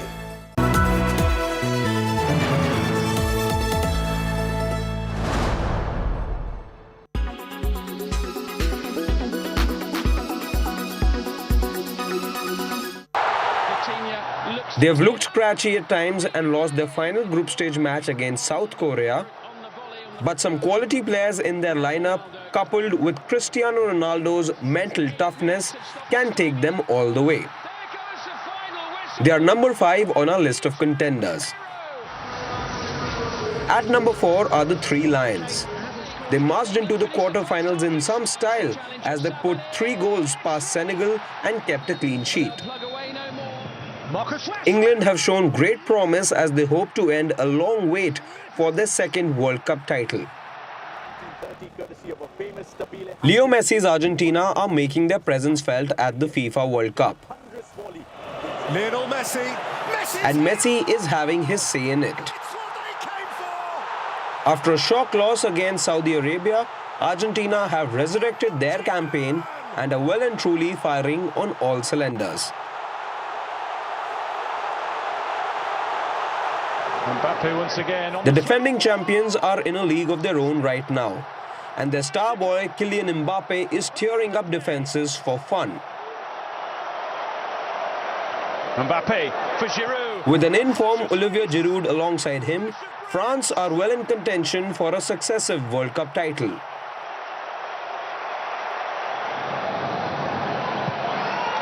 And finally, the Samba boys who are enjoying life at the moment. Brazil put up a scintillating show in their round of 16 match and look hungry for a record-extending 6th title. With Neymar back after recovering from injury and Brazil playing some sublime football, the Samba boys may well go on to become champions.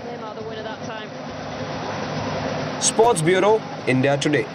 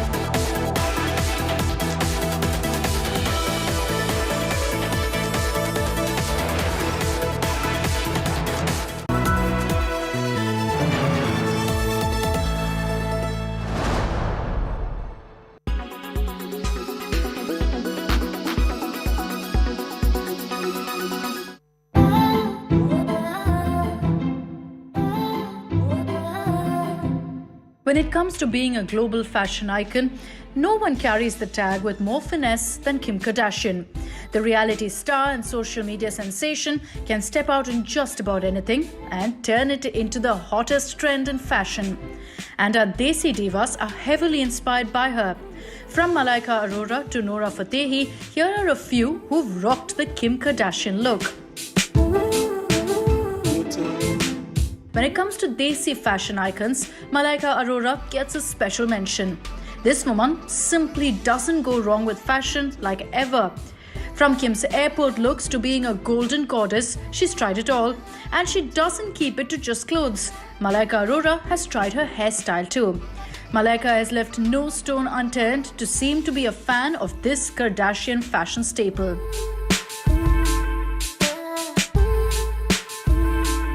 Nia is regarded as one of Indian television's most bold actresses. Nia's style statement consistently astounds her fans. She is very much inspired by Kim Kardashian by following her style in makeup and in dress-up. If you were to go through Nia Sharma's pictures, the similarity to Kim is uncanny. Bollywood actress Isha Gupta is oozing hotness in every new social share. This specific one, where she's wearing a waist-high slit skirt, truly sets the bar high. Now check out this picture of Kim Kardashian. Who wore it better, Isha or Kim?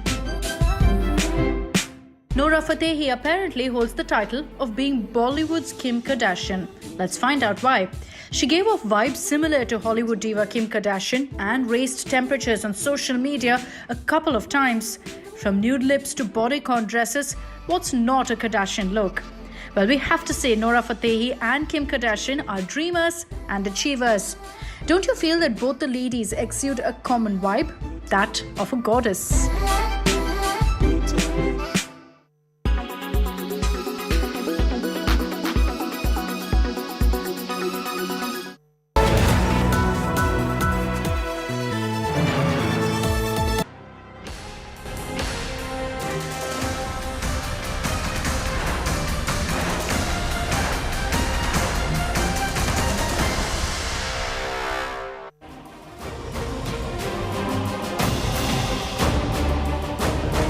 Good evening, hello and welcome. You're with our continuing coverage of this election special of 2022 on India's election destination. All eyes on tomorrow. What happens in Gujarat and Himachal, the last two big fights of this election season after today's Municipal Corporation of Delhi elections. Rahul and I are here with all the analysis and data that you need to understand what's happening in these elections. What we'll do in the next 1 hour is scenario modeling.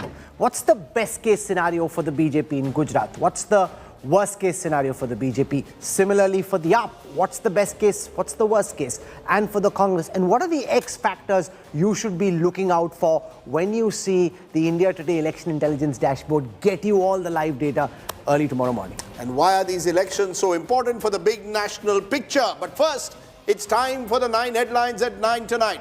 The Aam Aadmi Party wins the Delhi civic poll, ends the BJP's 15-year reign. Kejriwal's party doesn't get a sweep, gets 134 out of 250 wards. The BJP closed behind with 104. The Congress bags 9.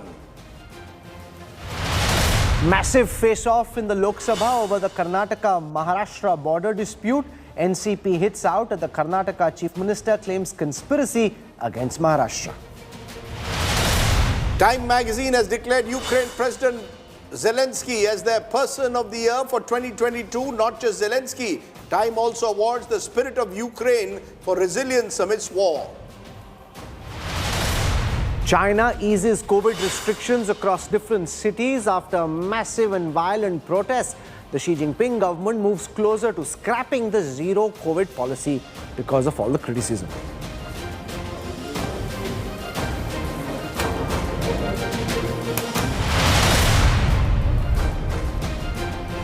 But today we'll do a deep dive into those big elections. Remember, tomorrow morning, Gujarat, the Prime Minister and the Home Minister's home state start counting, as does Himachal, where our Axis My India poll has predicted a virtual dead heat between the two main parties, BJP and Congress. What lies ahead? Rahul has some scenario modeling for you. Okay, so here's the way things are poised. A few hours before counting begins, we know that the BJP is likely to win.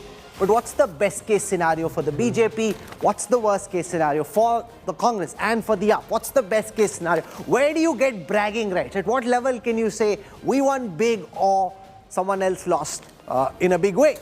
So who gets bragging rights on Thursday? Here it is. I'll start with the Aam Aadmi Party, because there's been so much conversation around the Aam Aadmi Party and what their best case scenario for Gujarat is. If they get anything more than 20% of the votes, or more than 20 seats, the AAP will say we've arrived in a big and dramatic fashion and that we are now the potent force in Gujarat. We'll take on the BJP next time. Bad case scenario for the AAP is when they get less than 10% of the votes, less than 5 seats, then the BJP will say it was all a media creation, hawa nikal gayi balloon ki, the AAP is anti-FIS and everything else that goes with it, because the AAP would have not done as well as they would have hoped, and some of the excitement and the hype that they built. A moderate case, which is not so good but not so bad, you get some presence, but it's not as if it's phenomenal, but it's not as if it's pathetic either, is between 10 to 20% of the vote share and between 5 and 10 seats. Between 5 and 10 seats is the moderate case scenario for the Aam Aadmi Party. From here, let's now come and look at the best case scenario for the BJP and the worst case scenario for the BJP. Anything more than 50% of the votes and 150 plus seats, the BJP will say, balle balle, this is breaking Madhav Singh Solanki's record. So they've got their eyes on 149. They'll be happy with 127. But if they can get 149 plus, the BJP will literally be in 7th heaven, because it's the 7th time they'll be winning in Gujarat, and that too with a massive record. A bad case scenario is if they get less than 45% of the votes. Remember, not since 1995 have they won anything less than 45% of the votes. So anything less than that is not good news. Anything less than 99 seats is not good news, and that would be problematic. Not so good but not so bad scenarios if they get between 45 and 50% of the vote and 110 plus seats, which again is quite phenomenal given that you're fighting and winning for the 7th time, but not as good as the BJP would want. From the Congress's perspective, does it stay as a force in Gujarat, or is it the beginning of the end for the Congress? If they get anything more than 50 seats or 30% of the vote, the Congress would be delighted. It will be a big come down from the last election, but they'd still be delighted. They won 42% of the vote in the last election, but anything more than 30, given how this campaign has been, the Congress would be quite happy. Bad case scenario is if they get less than 15% of the vote or less than 30 seats. That could really be the beginning of the end for the Congress. A moderate case scenario is less than 20, more than 20 but less than 30, and between 30 and 50, which again puts the Congress in a very, very awkward situation. Rajdeep, if you were a betting man, which of those scenarios do you think is most likely to unfold tomorrow? I'm not a betting man. I'm more interested at the moment who reaches the World Cup finals, to be very honest. Who do you think is reaching the finals? Look, my heart says Brazil versus Portugal.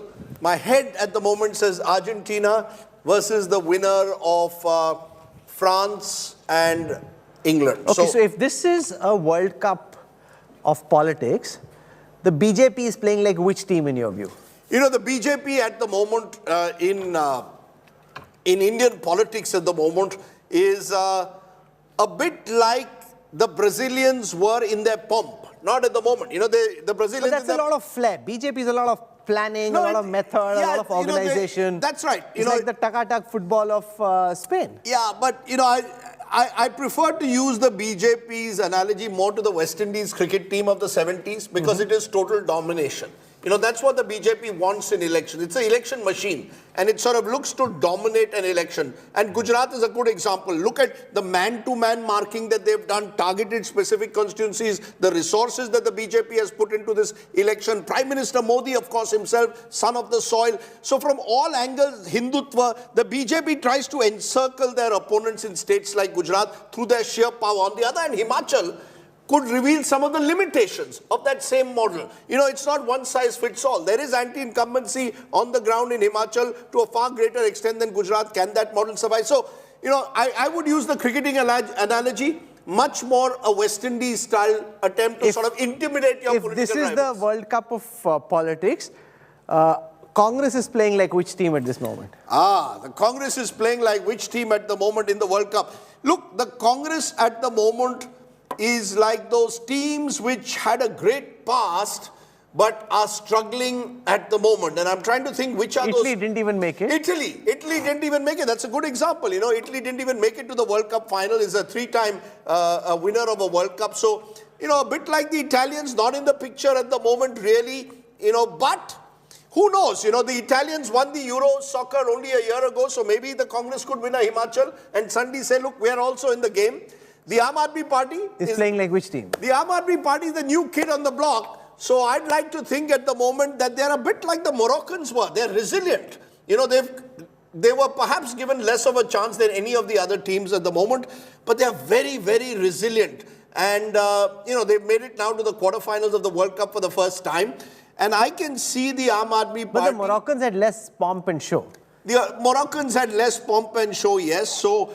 Okay, I'm going to tell you what, Rajdeep's going to think about the same question all evening. He'll come back tomorrow with different answers to the same question. See, as I said, you know, I come from Goa. And in Goa, the dream final that we've been waiting for a World Cup for years, for decades, is Brazil versus Portugal. You know, it's called the Lusitania. There's a very interesting tournament called the Lusitanians. Like the Commonwealth Games, very few people know that all the Portuguese colonies play a sport called in the Lusitanian Games, where Goa sends a team.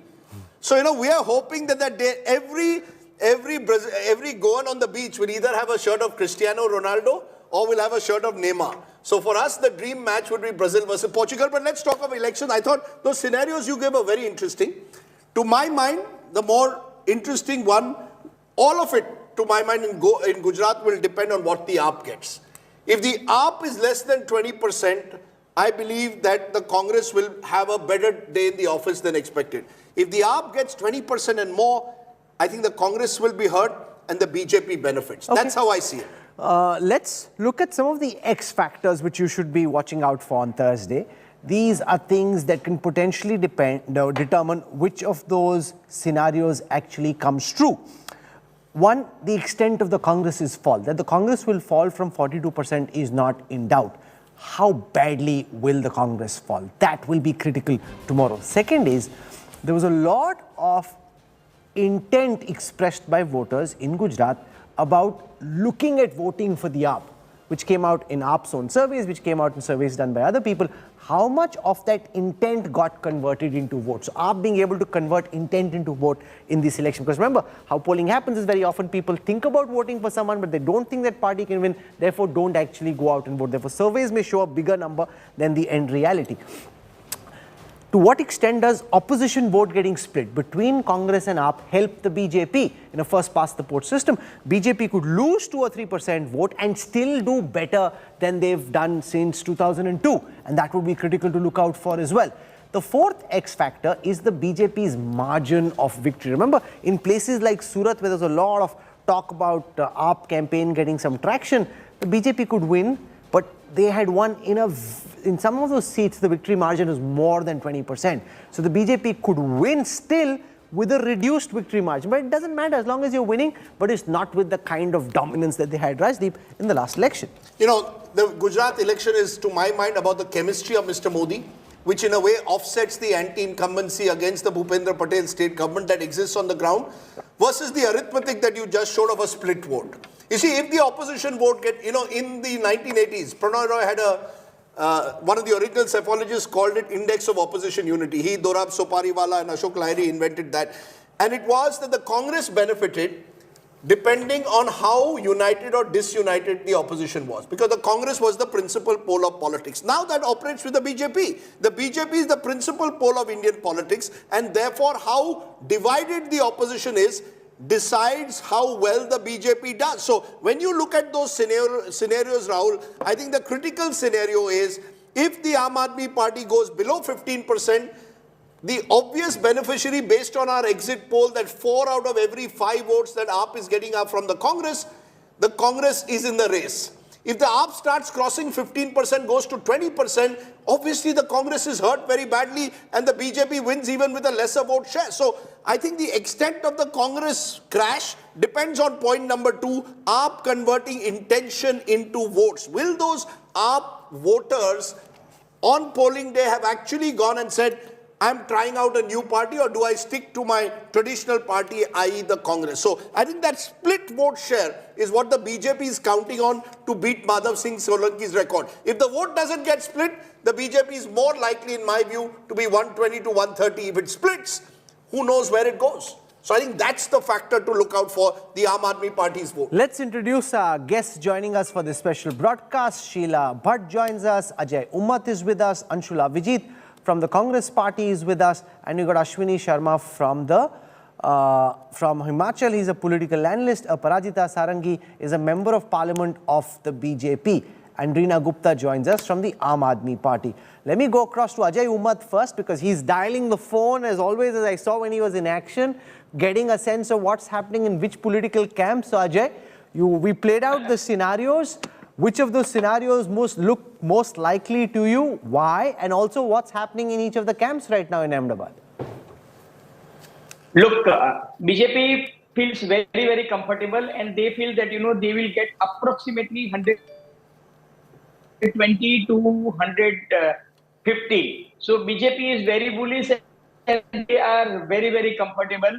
Aam Aadmi Party has started all the preparation for celebration at 12 o'clock at Somnath Temple and many other places, because they feel that, they are going to become national party tomorrow. So they are celebrating to become a national party, and they are now no more hopeful. I spoke to many senior leaders of Aam Aadmi Party, and they are not thinking that they are going to get even double digit. In all probability, they are getting maximum 4 to 5 seats in Gujarat.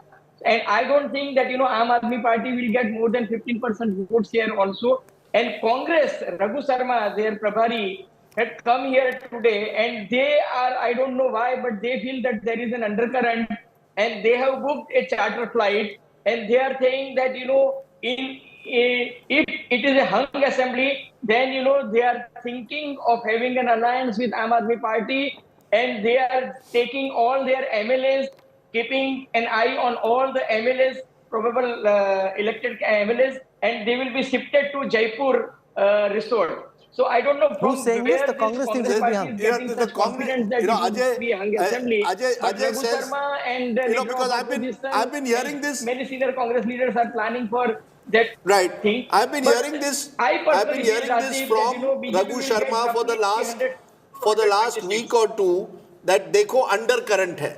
And frankly, I have heard an undercurrent in Gujarat for the last 20 years. In 2002, Rahul, you won't believe it, the night before the election verdict, December 2002, Kamal Nath, then the General Secretary, rings me up. What's your number, Rajdeep? I said, sir, I think BJP is winning 2/3. He says, you must be wrong. Congress is winning at least 100 plus. So I said, sir, where are you getting it? Undercurrent. Aren't you seeing the undercurrent? So I said, no, sir, I'm not seeing the undercurrent. So we had a bet, actually, a dinner bet, which he didn't finally pay up of, which was a dinner. This is like Praveen Chakravarti telling Rahul Gandhi that he's winning 2019. You know, so look, politicians will always believe. Raghu Sharma, to be fair, has worked hard. He's been there for the last 14 months, former Rajasthan health minister. So the Congress is hoping that the AAP collapses in the end, and therefore they are in the race much as they were in 2017. I don't think that's happening. But, you know, politicians will always hope for the best. But let's get scenarios from them. Aparajita Sarangi, what's your best case scenario? Are you really looking at breaking Madhav Singh Solanki's record of 149? Or are you hoping that AAP is the one that takes you close to that? What is your best case scenario? I want an honest answer. You've been an IAS officer.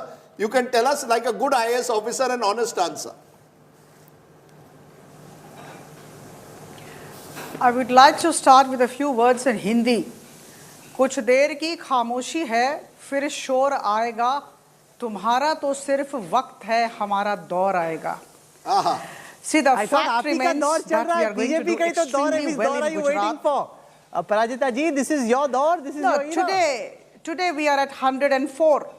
Okay. Today we are at 104, and that's why I said tomorrow the door will start. With Gujarat and Himachal Pradesh. We are going to win both the states. And let me tell you that as far as Gujarat is concerned, it would be around 150. So we would definitely be going beyond whatever the poll predictions are thrown by many of the channels. And we are extremely confident because we have seen things on the ground. Our Prime Minister has a huge connect everywhere, including in these two states with the people. And I think we are very well defined by three words. I'm talking of the Bharatiya Janata Party being very well defined by three words: Seva, Vikas and Sangathan. In fact, Prime Minister has told all of us to go to the people with the report cards. Right. He has also gone to the people with report card in Gujarat. Himachal Pradesh government, Jairam Thakurji has gone with the report card. So I think we have a lot of things to showcase and a lot of things to talk about. So you're saying you're looking more at the upper end of the. You're looking, Aparajita ji, more at the upper end of our Axis My India poll, 150. But that will require, we believe, the AAP to collapse. But the undercurrent theory, Anshul Abhijit, where is it coming from? All the polls are showing the Congress at best 50 seats out of 182. Where is this undercurrent theory coming from, Anshul Abhijit? Is the Congress clutching at straws in Gujarat yet again? Come on, Rajdeep. I mean, you're being cynical about optimism. You're mocking our attempts at being optimistic about this election, actually believing that there is an undercurrent. What is there to disbelieve? It can actually happen. We believe that it will happen. There was a different strategy that the Congress adopted in this particular campaign, a micro strategy going from mohalla to mohalla, gully to gully, trying to convince the people of your performance, of your history, of your accomplishments, the fact that we always fulfill our promises like we've done in Rajasthan, in Chhattisgarh. I believe, I have no doubt that this will have traction on the ground. You can't mock it at this point in time. I don't know why you're doing it, but you know the exit polls have anything to go by. No, Anshul Abhijit, I'm not mocking. I'm telling you the reality. Exit polls are way away from the belief that the Congress is getting a majority. Yeah, so I'm being realistic about the same exit polls. You were, with all respect to exit polls, I'm not going to mock exit polls. With all respect to them, I mean, you were way off the mark in Delhi, right? I mean, for whatever it was, you can get it wrong. It's absolutely fair. No, we picked the winner right. The margin of, 1 minute. Again, I must correct you. We picked the winner right. We said Aam Aadmi Party would get 150 to 171. They got 134. I concede that we didn't predict the No, but extent one second, Rajdeep. Yes. To say that we got the poll wrong demonstrates a very poor understanding of how polling happens in a municipal election. The fact that you've essentially got just 28,000 people voting in each ward to be able to pick the direction with this kind of sense is a pretty important accomplishment. It may not be exact in the way that some of the polls have been, but it's a very small election. Remember what happened very recently in the United States in the midterm elections, where a lot of the big pollsters in the US were actually predicting that the Republicans would win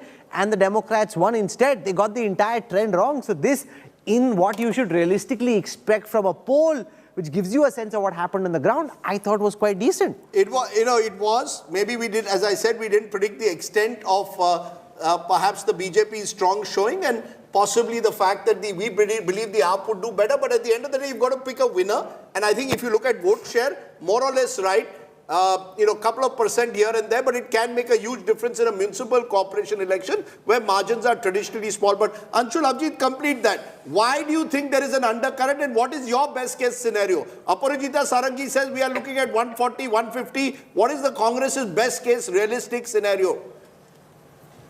But first of all, in Himachal, we are definitely forming the government. There's not just an undercurrent, there's an overcurrent over there. There's extreme anti-incumbency. And if the by-elections last year were anything to go by, and the remarks of Mr. Jairam Thakur himself, where it was an indictment of the central government about inflation, then we're wearing their hands down.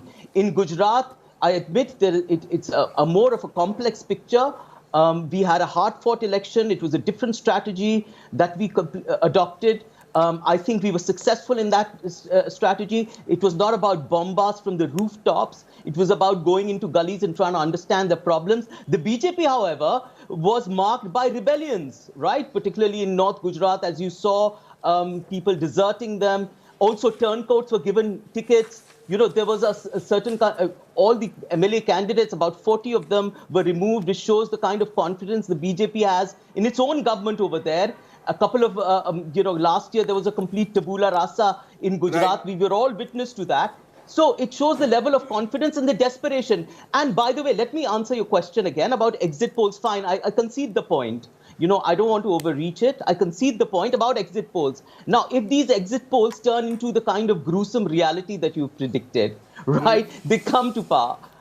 It can only be because of one particular single reason, discernible reason, which is that the engine of Hindutva has been working over time. It's completely overheated. Every single arsenal was deployed over here, and we saw that right from the beginning. It's a mark of desperation. Okay, let's go across to Shimla, and Ashwini joins us from there, and I also want to take our viewers through some of the scenarios that could unfold tomorrow and what you really need to look out for. So the X factors to look out for in the Himachal Pradesh elections. Factor number one is to do with the impact of BJP rebels. On more than 12 seats, you've got BJP rebels in the fray. Himachal Pradesh, again, a small state with relatively sparse population, and therefore, even if they take away a few hundred votes, it could impact the final outcome in a bipolar election. The second is what really happens to women voters. Typically in recent elections, we've seen women voters voting more for the BJP than for opposition parties. If that trend continues, then even if the Congress leads amongst men but trails in a bigger fashion amongst women, it could upset some of those exit polls that have been put out. Secondly, local issues, anti-incumbency against the state government, the chief minister, his ministers, the MLA, versus national issues, the image of Prime Minister Modi and his ability to take the BJP to power. And last, anger against the new pension scheme, which even the state government wanted to change, but because of directions from the central high command, they couldn't. But that's a big factor in a state where virtually every family has somebody in the government or in the services. Rajdeep, those are the key X factors which could determine how Himachal finally votes. My belief is the woman factor. I've said this before, Narendra Modi tends to get the BJP to poll much higher among women than men. You can call it the Labharti factor, the beneficiaries of schemes like Ujjwala, Ayushman Bharat. Women seem to, in general, Bengal was an exception. Mamata Banerjee herself, a woman, has done several woman-centric schemes. By and large, except for that, across this country, women have tended to vote more than men for the BJP. If that happens in Himachal, game on. And then the BJP has a chance versus the impact of rebels. I think those are the two critical factors. Pension scheme important, 2 lakh government employees. That adds up to about 10 lakh voters because every household will then be dependent on government employees and pensions. Bad for finances, but perhaps good for politics and local issues versus the Modi factor. But I think Ashwini Sharma, you will agree with me, this election in Himachal could go down to the wire. Yeah, Rajdeep, that's clear. And before I respond to your question, I will be telling that the weather tomorrow is predicted as snow and inclement weather, cloudy sky. So let's see how the things settle down. The political skies are cloudy and so is the weather above Shimla. Yeah. But what's the one X factor that you will look at, Ashwini, tomorrow? What is the critical factor come tomorrow in Himachal? Rajdeep, one factor which you have also told that the women factor, even yesterday in my show, in your show, sorry. So I told that women voting 4.5% more than men will matter in the overall results. One. Right. Two, old pension scheme is a big issue in Himachal Pradesh because of the employees. Because we have 1,50,000 employees and equal number of pensioners. And if you multiply these numbers with the 3 family members, that the numbers goes high. Having said that, there's another thing that BJP is claiming that some of the employees sections are with them also. They are supporting the BJP, not that whole employee chunk is going to, right. And the other factor which is very important is the revel, as been mentioned in the show. I have the list of at least 10 or 11 persons who are rebels, and they are going to cause a substantial damage to the BJP. So basically you're saying Himachal could go down to the wire. You know, in a way, we have Reena Gupta of AAP and Sheila Bhatt. For a moment, you know, there's a lot of attention. You mentioned possible scenarios of BJP. We've looked at Congress, the Aam Aadmi Party. Today they've taken it's been a bittersweet day for them. They've beaten the BJP, but not bruised them enough to claim bragging rights. In Gujarat, I wonder but what... they are bragging. They're not... No, they're bragging, but look, at the end of the day, the AAP had claimed at least that they would get 200 plus. They've ended with 134 in Delhi. I just wonder, that is the fascinating part of Gujarat. The X factor this time in Gujarat is AAP. Last time it was the Patidar agitation. This time it's AAP. And I just wonder, Reena Gupta, what is that mark at which in Gujarat you will claim victory or you will claim a moral victory? Politicians nowadays claim moral victories. Is it 10%, 15%, 20%? Because it appears that you're not winning Gujarat. At best, you're looking, Ajay Umad says you won't get more than 5 or 6 seats.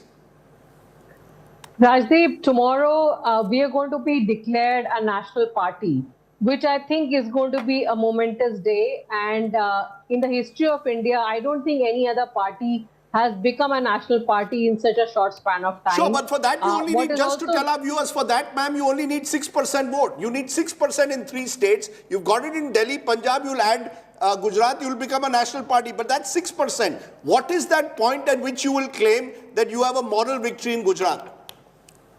Rajdeep, I think we already have a moral victory in Gujarat because you saw many firsts this time. This is the first time that the Prime Minister of this country was forced to visit and sit in a school for campaigning. This is the first time where we saw Mr. Modi actually do a 50-kilometer road show. Gujarat has been called a bastion of Mr. Modi and Mr. Amit Shah. And this is the Gujarat from where we are going to get our national status. So the people of Gujarat have welcomed Aam Aadmi Party. I don't want to comment on how many seats we are going to get. We'll see that tomorrow. But I think even if we don't get seats, we are going to get a huge vote share. And as I said, we have changed the politics of Gujarat. We have forced Bharatiya Janata Party to talk about schools. We forced them to talk about We've just seen a tweet from Manish Sisodia, the Deputy Chief Minister of Delhi, where he says, BJP का खेल शुरू हो गया है, हमारे नवनिर्वाचित पार्षदों के पास फोन आने शुरू हो गए हैं, हमारा कोई पार्षद दिखेगा नहीं, हमने सभी पार्षदों से कह दिया है कि इनका फोन आए या मिलने आए तो इसकी रिकॉर्डिंग कर लीजिए. Is this just psychological operations from the AAP to try and ward the BJP off? or is this actually happening, or is Sisodia just trying to beat the drum to keep the BJP away? So what you're claiming, based on what Sisodia is claiming, yeah, to make it accessible to our viewers, the BJP, the Aam Aadmi Party has got 134 out of 250 seats in Delhi. Correct. The mayor's election, you require 126. So if 9, and there's no defection law, so if 9 AAP MLAs were to switch to the BJP, a few of the Congress MLAs, not MLAs, sorry, the corporators, the ward corporators were to councillors were to shift, the BJP could get its own mayor. So I just wonder, Reena Gupta, while you're looking at Gujarat, one eye will be on Delhi. Can I show that graphic, please? Which essentially explains the halfway mark. You add the MPs and the MLAs in Delhi, just to look at what Sisodia just said. And then you'll get a sense of whether that's possible. Remember, there were allegations that some of these ward tickets were sold, leveled by the BJP, and that some of these guys could break away. If they do, this is what the number game looks like. So the halfway mark is 137. That's because you've got 7 MPs of the BJP, 8 MLAs, a total of 119 for the BJP. On the other side, for the Aam Aadmi Party, you've got 134 councillors, 3 MPs, because they are Rajya Sabha MPs, the likes of Harbhajan Singh, Raghav Chadda. You've got 5 MLAs, and you've got a total of 142.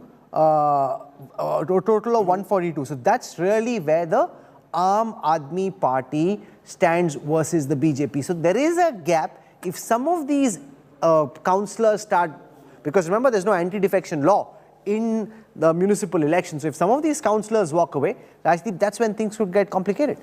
They could, but as I said, I think the BJP will not want to be seen at the moment breaking a elected AAP MCD, because they, I think, now are playing for the 2025 elections, hoping that the AAP's erosion of votes continues. So I'm not sure whether anything is possible. Look, the history of the BJP would suggest that they are capable of doing whatever it takes to get power. But I would also like to believe that the BJP is conscious that in this election, people have chosen AAP. Do I on day one try to break an elected government? I'm not so sure. So I think the AAP will have one eye, clearly, Reena Gupta, on what's happening in Delhi. You're talking about Gujarat, but today some of the ground in Delhi also slipped under your feet.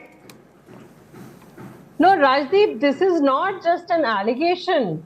The senior leaders of BJP have spoken on camera throughout the day, saying that it does not matter how many Parshads Aam Aadmi Party gets, the mayor is going to be ours. Amit Malviya has tweeted, let's see who's going to be the mayor. And I want to basically tell Bharatiya Janata Party that there is a board outside the Aam Aadmi Party office. Hamare Parshad Bikau nahi hai. You have done Operation Lotus all over the country. You've done Operation Lotus in Maharashtra, the most recent one. But in Delhi, MCD, you will not be able to do Operation Lotus. And I would really like to request Bharatiya Janata Party to respect this mandate that the people of Delhi have given. Is this something that the BJP is working towards? Are you hoping it will happen on its own? Or will you consciously try and break some of these AAP councillors away? See,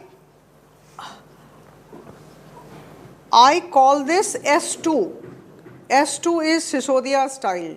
You remember when CBI and ED had gone and investigation was on, he said, please, the entire nation must watch out tomorrow, I'm going to be arrested. Just wait and watch. And now he's saying, this is all fictitious. Now he's saying that BJP is trying to buy the corporators. Now, I just want to ask AAP spokesperson and those who are listening to us from AAP, why do not they trust their corporators? Don't they have the confidence in themselves? Can't they keep their flock together? In fact, you know, if they like the ideology of Kejriwal ji and if they like their leader, there is no question of getting bought.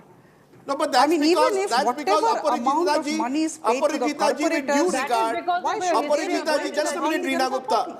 Aparajita ji, with due regard, you've seen what the BJP, you know, the reputation your party in a way has acquired, that you've broken governments and formed your own governments. Madhya Pradesh is an example. Karnataka is an example, Manipur is an example, Arunachal is an example, you attempted it in Uttarakhand, you attempted it in Rajasthan, so why not in Delhi? See, the kind of glasses that you use, it depends on that. I mean, how you look at a particular thing. See, the people, people from other parties, if they get attracted to the Bharatiya Janata Party and they want to come on to this side, what do? We would definitely love to welcome all of them. What's wrong in this? क्या कहानी में twist है? Simple point. That's the question. Is everyone suggesting that there could be a postscript?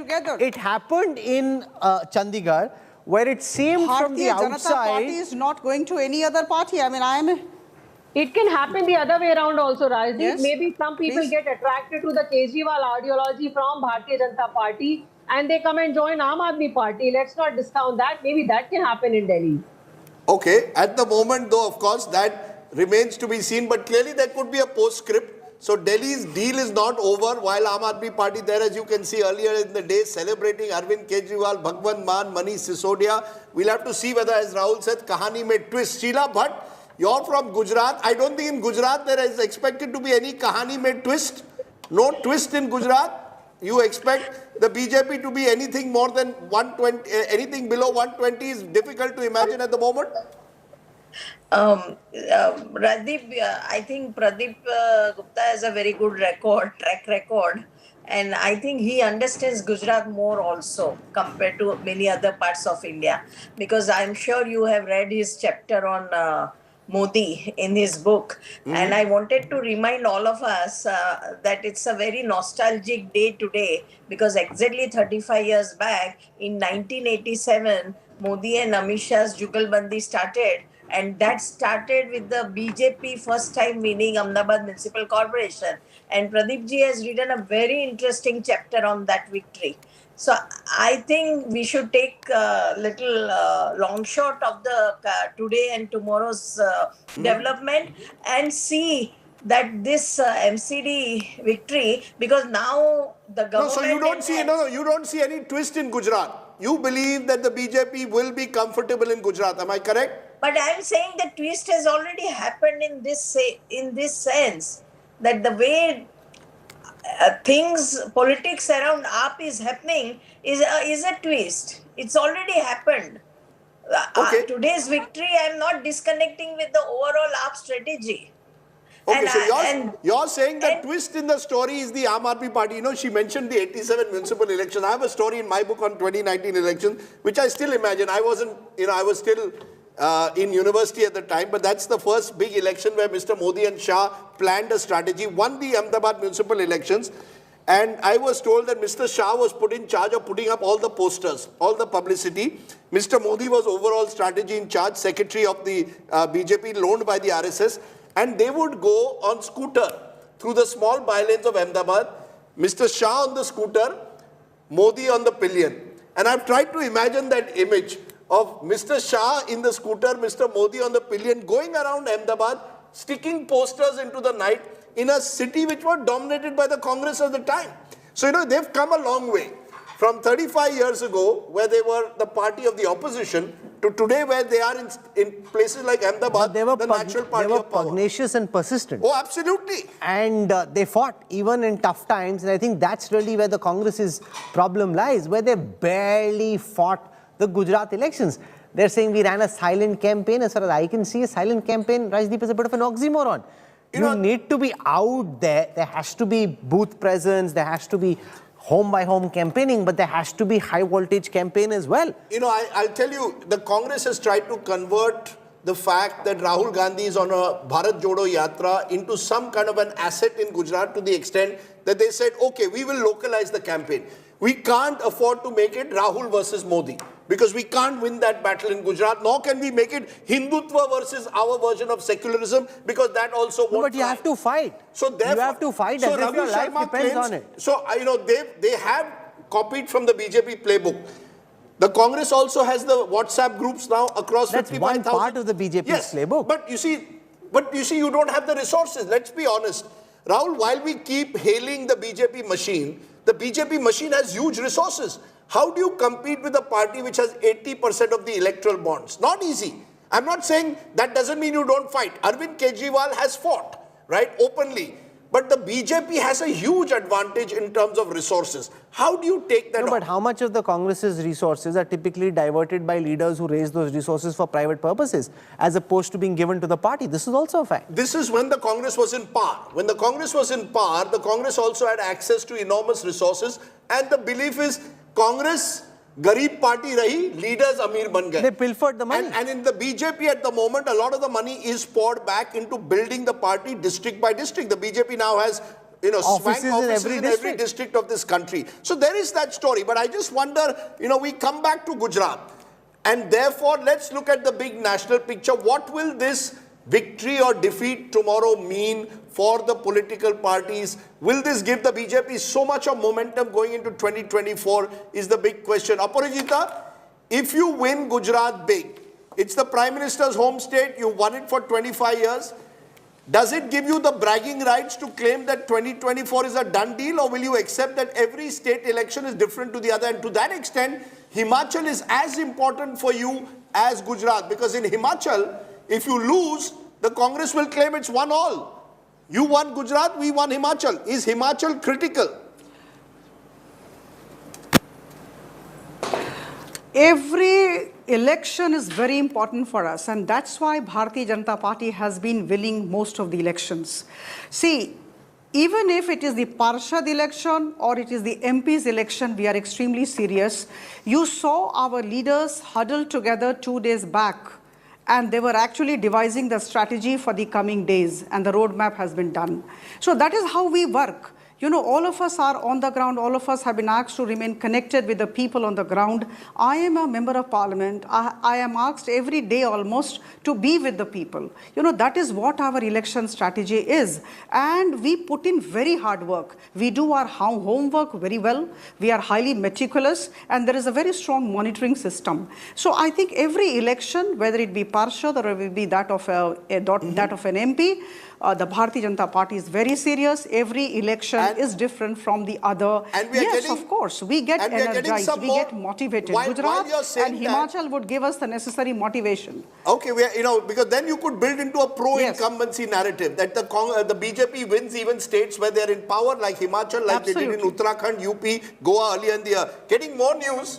Congress may move all its elected MLAs of Himachal out of Himachal by day after tomorrow, possibly to Rajasthan or Chhattisgarh. They have been told not to take victory rallies or waste time. So in a sense, the Congress also is worried. They're trying to prevent a Goa. They are trying to prevent a Goa. Anshul, Abhijit, if the Aam Aadmi Party should be worried in Delhi, in Himachal, if it's a hung assembly, as some exit polls are suggesting, you're not sure about your MLAs. Where will they go? There is no hung assembly, Rajdeep. I made it clear we are winning in Gujarat. But the larger point is, since we're going beyond this... Yeah, sorry, in Himachal, of course, you're Gujarat moving all your elected... We are told, all elected MLAs have been told not to hold victory rallies or waste time. They have been told to possibly wait in Shimla, and then they are going to be flown to either Chhattisgarh or Rajasthan. Well, sure. I mean, we are winning there anyway. I mean, this is a precaution. The underhand tactics of the BJP, they stoop to conquer. I mean, that is not unknown to any of us, right? So, measures are taken indeed if that is going to happen.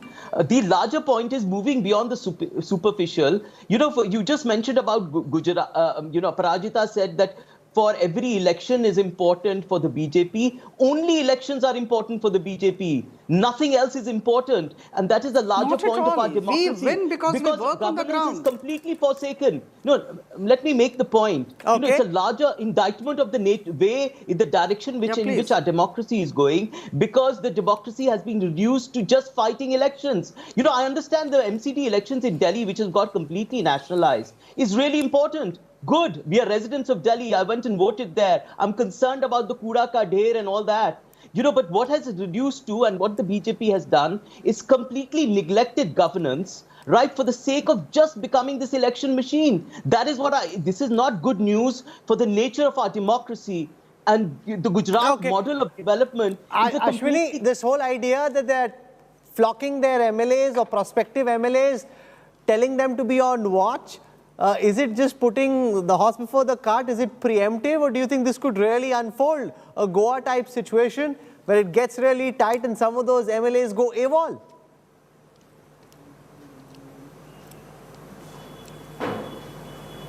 Ashwini ji? Ji. You are asking me? Sorry. Yes. Yeah, they have been instructions to the candidates who will be elected that they should not waste their time on victory rallies or getting connected to the people or friends. They should immediately out of the state, and they have been micro observer appointed with every candidate. Whosoever is... What's a micro observer? What does that even mean? They're going to have one person tailing everybody. But the interesting thing is the same thing I was told in Uttarakhand. Because there again, the Congress thought maybe it will be a hung assembly. So you sent Mr. Huda and others there. Eventually, the BJP won well. So we don't know what will happen. All these political parties today are claiming victory. Come tomorrow, I think there will be excitement for two reasons, Rahul. What the AAP does in Gujarat and what impact that has on the BJP's final numbers. And I think Himachal Pradesh, is the Congress able to wrest a state but why should the excitement which is ruled by the BJP? Why should the excitement be on account of what the AAP does? The fact that the BJP is poised to win for a record 7th time and end up in 7th heaven, that can't be discounted. The excitement can't only be on account of the upstart. Look at who won, jo jeeta wahi Sikandar. No, I'm distinguishing the two. BJP winning a 7th consecutive time will be a remarkable achievement. Yeah, but so the excitement can't only be on account of AAP. Drama chahiye. What is the drama? I want to see whether the... You're going to dance. No, sir, there are two... Pradeep and you are going to dance. There are two numbers. We'll dance if we get the numbers bang on. There are two big numbers. BJP wants to cross Mr. Modi, BJP's best ever tally in Gujarat, 127, 2002. And they want to cross Madhav Singh Solanki and the Congress's 149.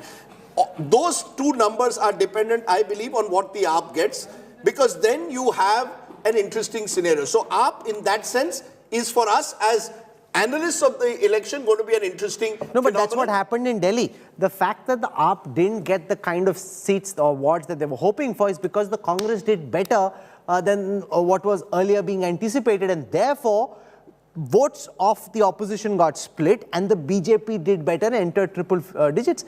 That could help the BJP conversely in Gujarat if the votes get split of the opposition amongst the AAP and the Congress. Absolutely. And if, for example, the Congress is able to pull off this victory in Himachal, not since Madhya Pradesh, Chhattisgarh, Rajasthan in December 2018, has the Congress won a state ruled by the BJP. In Jharkhand they did, but they were in alliance with the JMM. This would be on their own. So it's a big day for all three parties, for AAP because of Gujarat, for Congress because of Himachal primarily, and for the BJP, for the Prime Minister to say, Gujarat hamara hai. And in a footballing context, will the final scoreline read 2-1 for the BJP versus AAP? That's right. Or will it be 1-1-1 AAP, Congress and BJP picking 1 goal each, 1 point each? So we look at that. Okay, so there's plenty. And there's no match, so we can sleep early tonight. That's right. So there's plenty to look forward to. I want to thank all our guests. We'll have plenty with you all through the day tomorrow.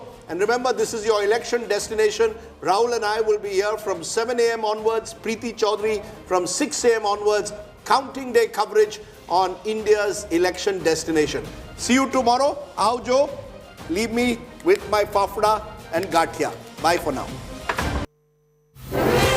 India Today's double engine in top gear. This is where you get all the data on India's election destination. So we spend the last 24 hours going through the India Today Access My India poll results with a fine-tooth comb. You'll see the big headlines, but what is moving on the ground and why? We'll try and get you the kind of insights you won't find anywhere else. On 2022's biggest verdict day. Nothing matches Rajdeep plus Rahul. The Modi factor is critical. The BJP is brand BJP today is not as powerful as brand Modi. How many people said हमने भाजपा को vote दिया because of Prime Minister Modi? I'll get you those details. Very fascinating insights, and this is actually backed by data. So you'll see the Modi factor. Unmatched. These are the big seat share numbers. 182 seats. Where does it stand? Has the BJP benefited from this fragmented vote? You bet it has. Unmissable. Himachal is important because we know that Gujarat is going the BJP's way, barring some kind of absolute miracle. We know that MCD is going the way of AAP. Himachal, Rahul, will decide whether this election means the Congress completely isolated, or does the Congress still have hope in certain states. Unrelenting.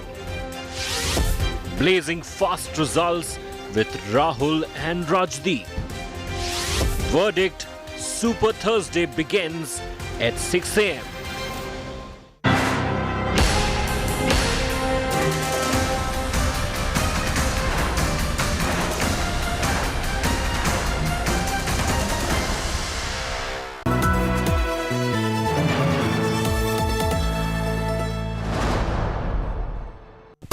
भैया जी हमला। भैया जी 10 गोलियां ले ले। गोलियां नहीं रज्जा, गोली। पर बाहर तो 10 लोग हैं। 10 हो या पूरी बस, अब तो बस 1 है तो डन है। इसको कोई वॉचो वॉच कराओ। जब वॉचो में मिले ढेर सारे ओटीटी ऐप्स एक ही प्लान में, तो हर कोई बोलेगा वॉचो 1 है तो डन है। Watcho plan starting at just 42 rupees per month. आज ही सब्सक्राइब करें और पाएं सिलेक्ट प्लान्स पर 1 महीना complementary. State of war ends. Now for verdict. Super suspense for the twin state results. Experience a new high in result reporting. Accurate results at blinding speed. The only verdict broadcast India will watch. Verdict Day with Rajdeep, Rahul and Preeti.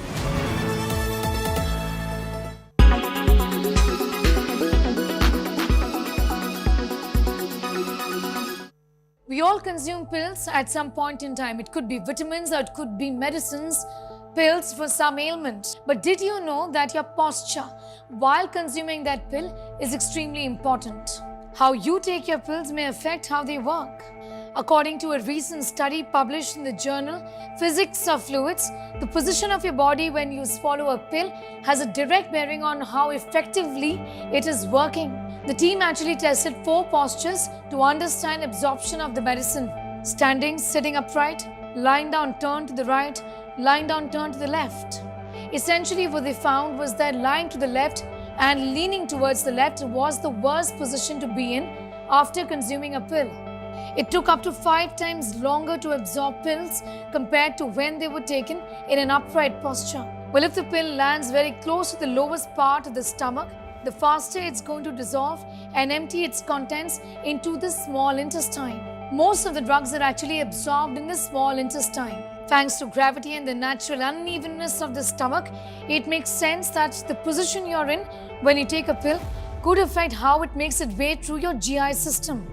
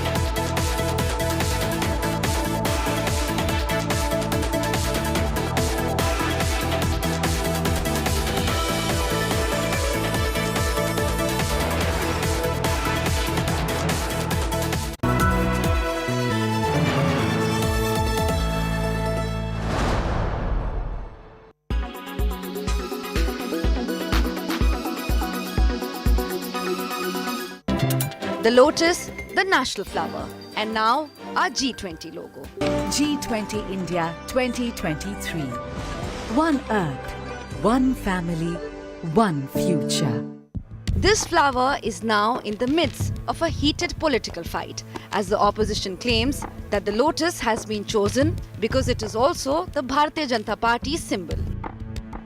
The latest critique is Bengal Chief Minister Mamata Banerjee, who questioned why, of all national symbols, the lotus was chosen. जब national flower तो election commission एक party को दे दिए जब तो वो flower को use नहीं करके और भी नेशनल कितना चीज था, इसी के लिए हम इसके इशू नहीं बनाया. But it is not a non-issue.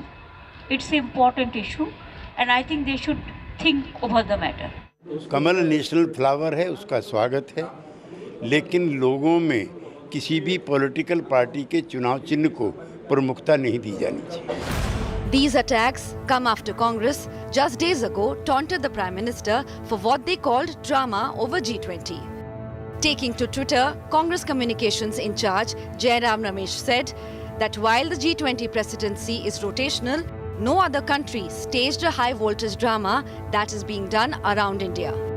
And the opposition is lashing out at the government, despite the Prime Minister's message on why the lotus was chosen. The symbol of the lotus in the G20 logo is a representation of hope in these times. But beyond this war of words, what made headlines was the bonhomie witnessed at the G20 all-party meet. An all-party meeting was called by the Prime Minister Narendra Modi, which was attended by top mantris of his cabinet, chief ministers of several states, as well as top opposition netas were also present at the gathering.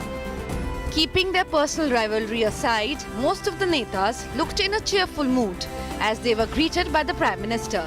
Images of Kejriwal, Mamta and Kharge having a laugh with Prime Minister Modi were the highlights from the meeting.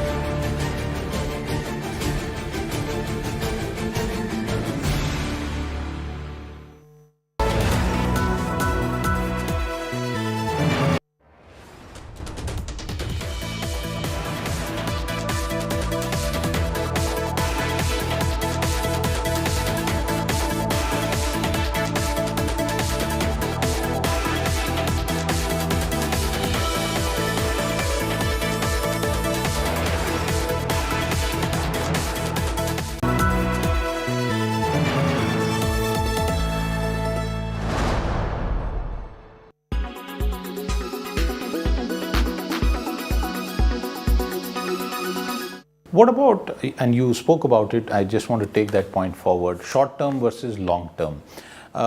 Ideally, from a policy planning point of view and to encourage savings and wealth creation, I believe government has that objective also to look forward to. A time-related differential may be argued against. For many years, it's been argued for. Do you think this time differential should go? The whole idea of the time was kept because you wanted to differentiate between an investor and a speculator. So somebody who's coming into the market and doing a small trade and then moving out. He gives liquidity to the market. He's a very important player in the market. But at the same time, whether he should be getting the same benefits or not is something which a decision needs to be taken. So I would say that while you are framing your policy, you can bring in new concepts, but this is generally the concept that is there in the capital gains where you try and differentiate. For example, last year I recall the housing market had come to me and said that for houses also we should have the long-term capital gains kicking in after 12 months. And my simple question to them was that do we purchase houses to keep them for a year and then sell them off? So suddenly there was a silence in the room. So I would say you have to keep all these aspects, and what you say is right. I need these players who come for very short while, especially in the financial market and the equity market, because they provide liquidity. But I also want people for the long term because they give stability to returns, they give stability to the market. So how do I incentivize is a decision we need to take. But at this point of time, I think rather than going whole stock and barrel and rethinking or reinventing the wheel, if we can take certain things for given and then make changes so that it is simple to implement, simple to understand, and people invest because the product is good or product is not as good, but not because there's a tax advantage.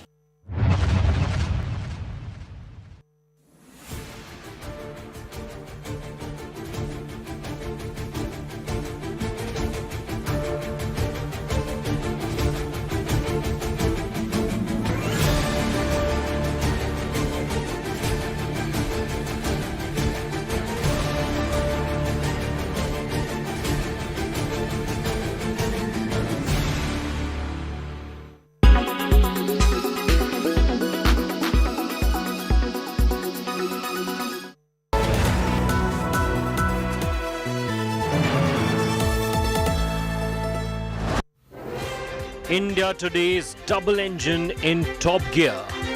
This is where you get all the data on India's election destination. So we spent the last 24 hours going through the India Today Access My India poll results with a fine-tooth comb. You'll see the big headlines, but what is moving on the ground and why? We'll try and get you the kind of insights you won't find anywhere else. On 2022's biggest verdict day. Nothing matches Rajdeep plus Rahul. The Modi factor is critical. The brand BJP today is not as powerful as brand Modi. How many people said हमने भाजपा को vote दिया because of Prime Minister Modi? I'll get you those details. Very fascinating insights, and this is actually backed by data. So you'll see the Modi factor. Unmatched. These are the big seat share numbers. 182 seats. Where does it stand? Has the BJP benefited from this fragmented vote? You bet it has. Unmissable. Himachal is important because we know that Gujarat is going the BJP's way, barring some kind of absolute miracle. We know that MCD is going the way of AAP. Himachal, Rahul will decide whether this election means the Congress completely isolated, or does the Congress still have hope in certain states? Unrelenting. Blazing fast results with Rahul and Rajdeep. Verdict Super Thursday begins at 6 a.m.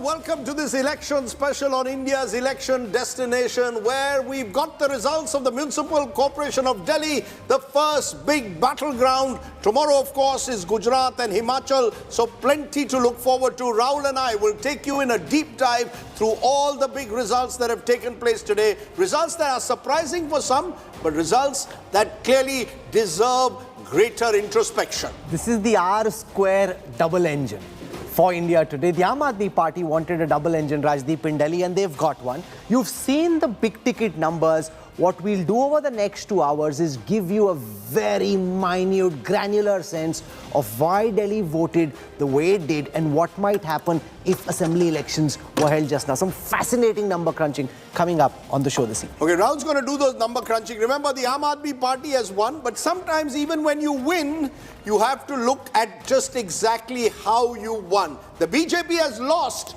but can the BJP clutch on to something even in their loss? And what of the Congress party? Pradeep Gupta, our pollster extraordinaire from Access My India, is with us. But first, Rahul, you want to tell us the big picture. Oh, so let's take our viewers through why Delhi voted the way it did. Remember, 73 lakh votes were cast. There were about 28,000 odd votes in every ward. So it's a tough poll to call. This is the overall big picture. AAP at 134, 126 is what they needed. So they're comfortably placed, relatively speaking, unless BJP makes a grab and tries to break some of these AAP MLAs away, these Parshads away. The BJP at 104 in a respectable triple-digit figure.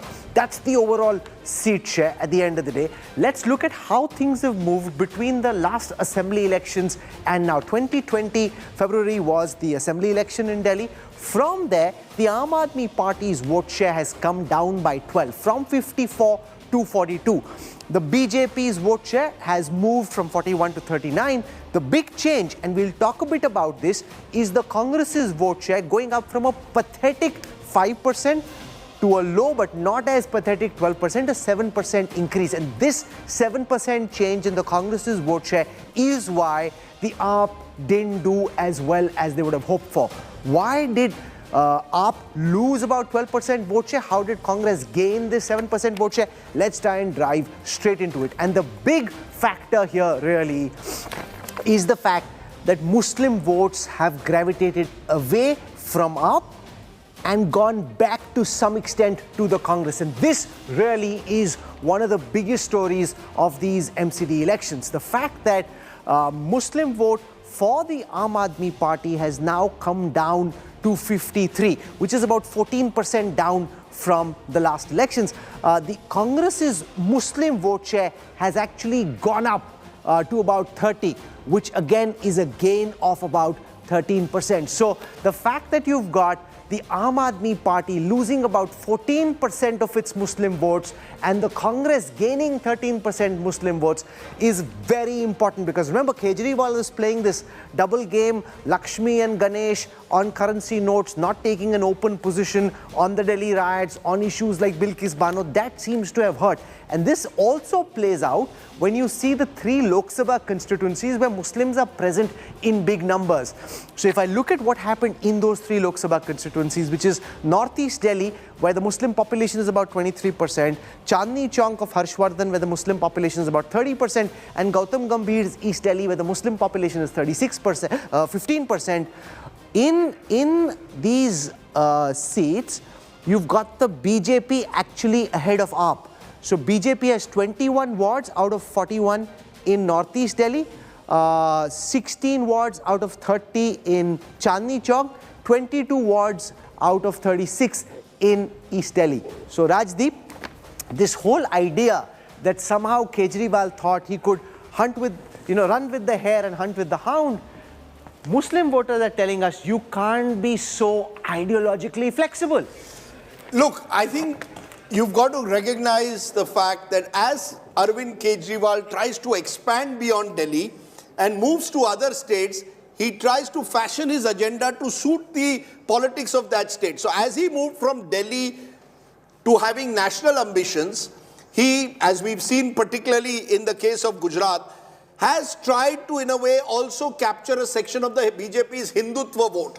And thereby, Arvind Kejriwal's Muslim vote, which perhaps he took for granted in Delhi, has to some extent shifted from him. Not altogether. He's still getting 53%, still getting more than half of it. But the 2020 Delhi riots in northeast of Delhi, the CA agitation that took place, anti-CA agitation in the national capital, and Mr. Kejriwal's ambiguous stand on that, somewhere down the line, Mr. Kejriwal has tried to have a delicate balancing act. And sometimes when you try that, you can fall off. Now, he hasn't fallen off entirely, because he still gets 53%. No, but he's taking these Muslim voters, Pradeep, for granted in some senses. He's assuming that Dalits and Muslims are his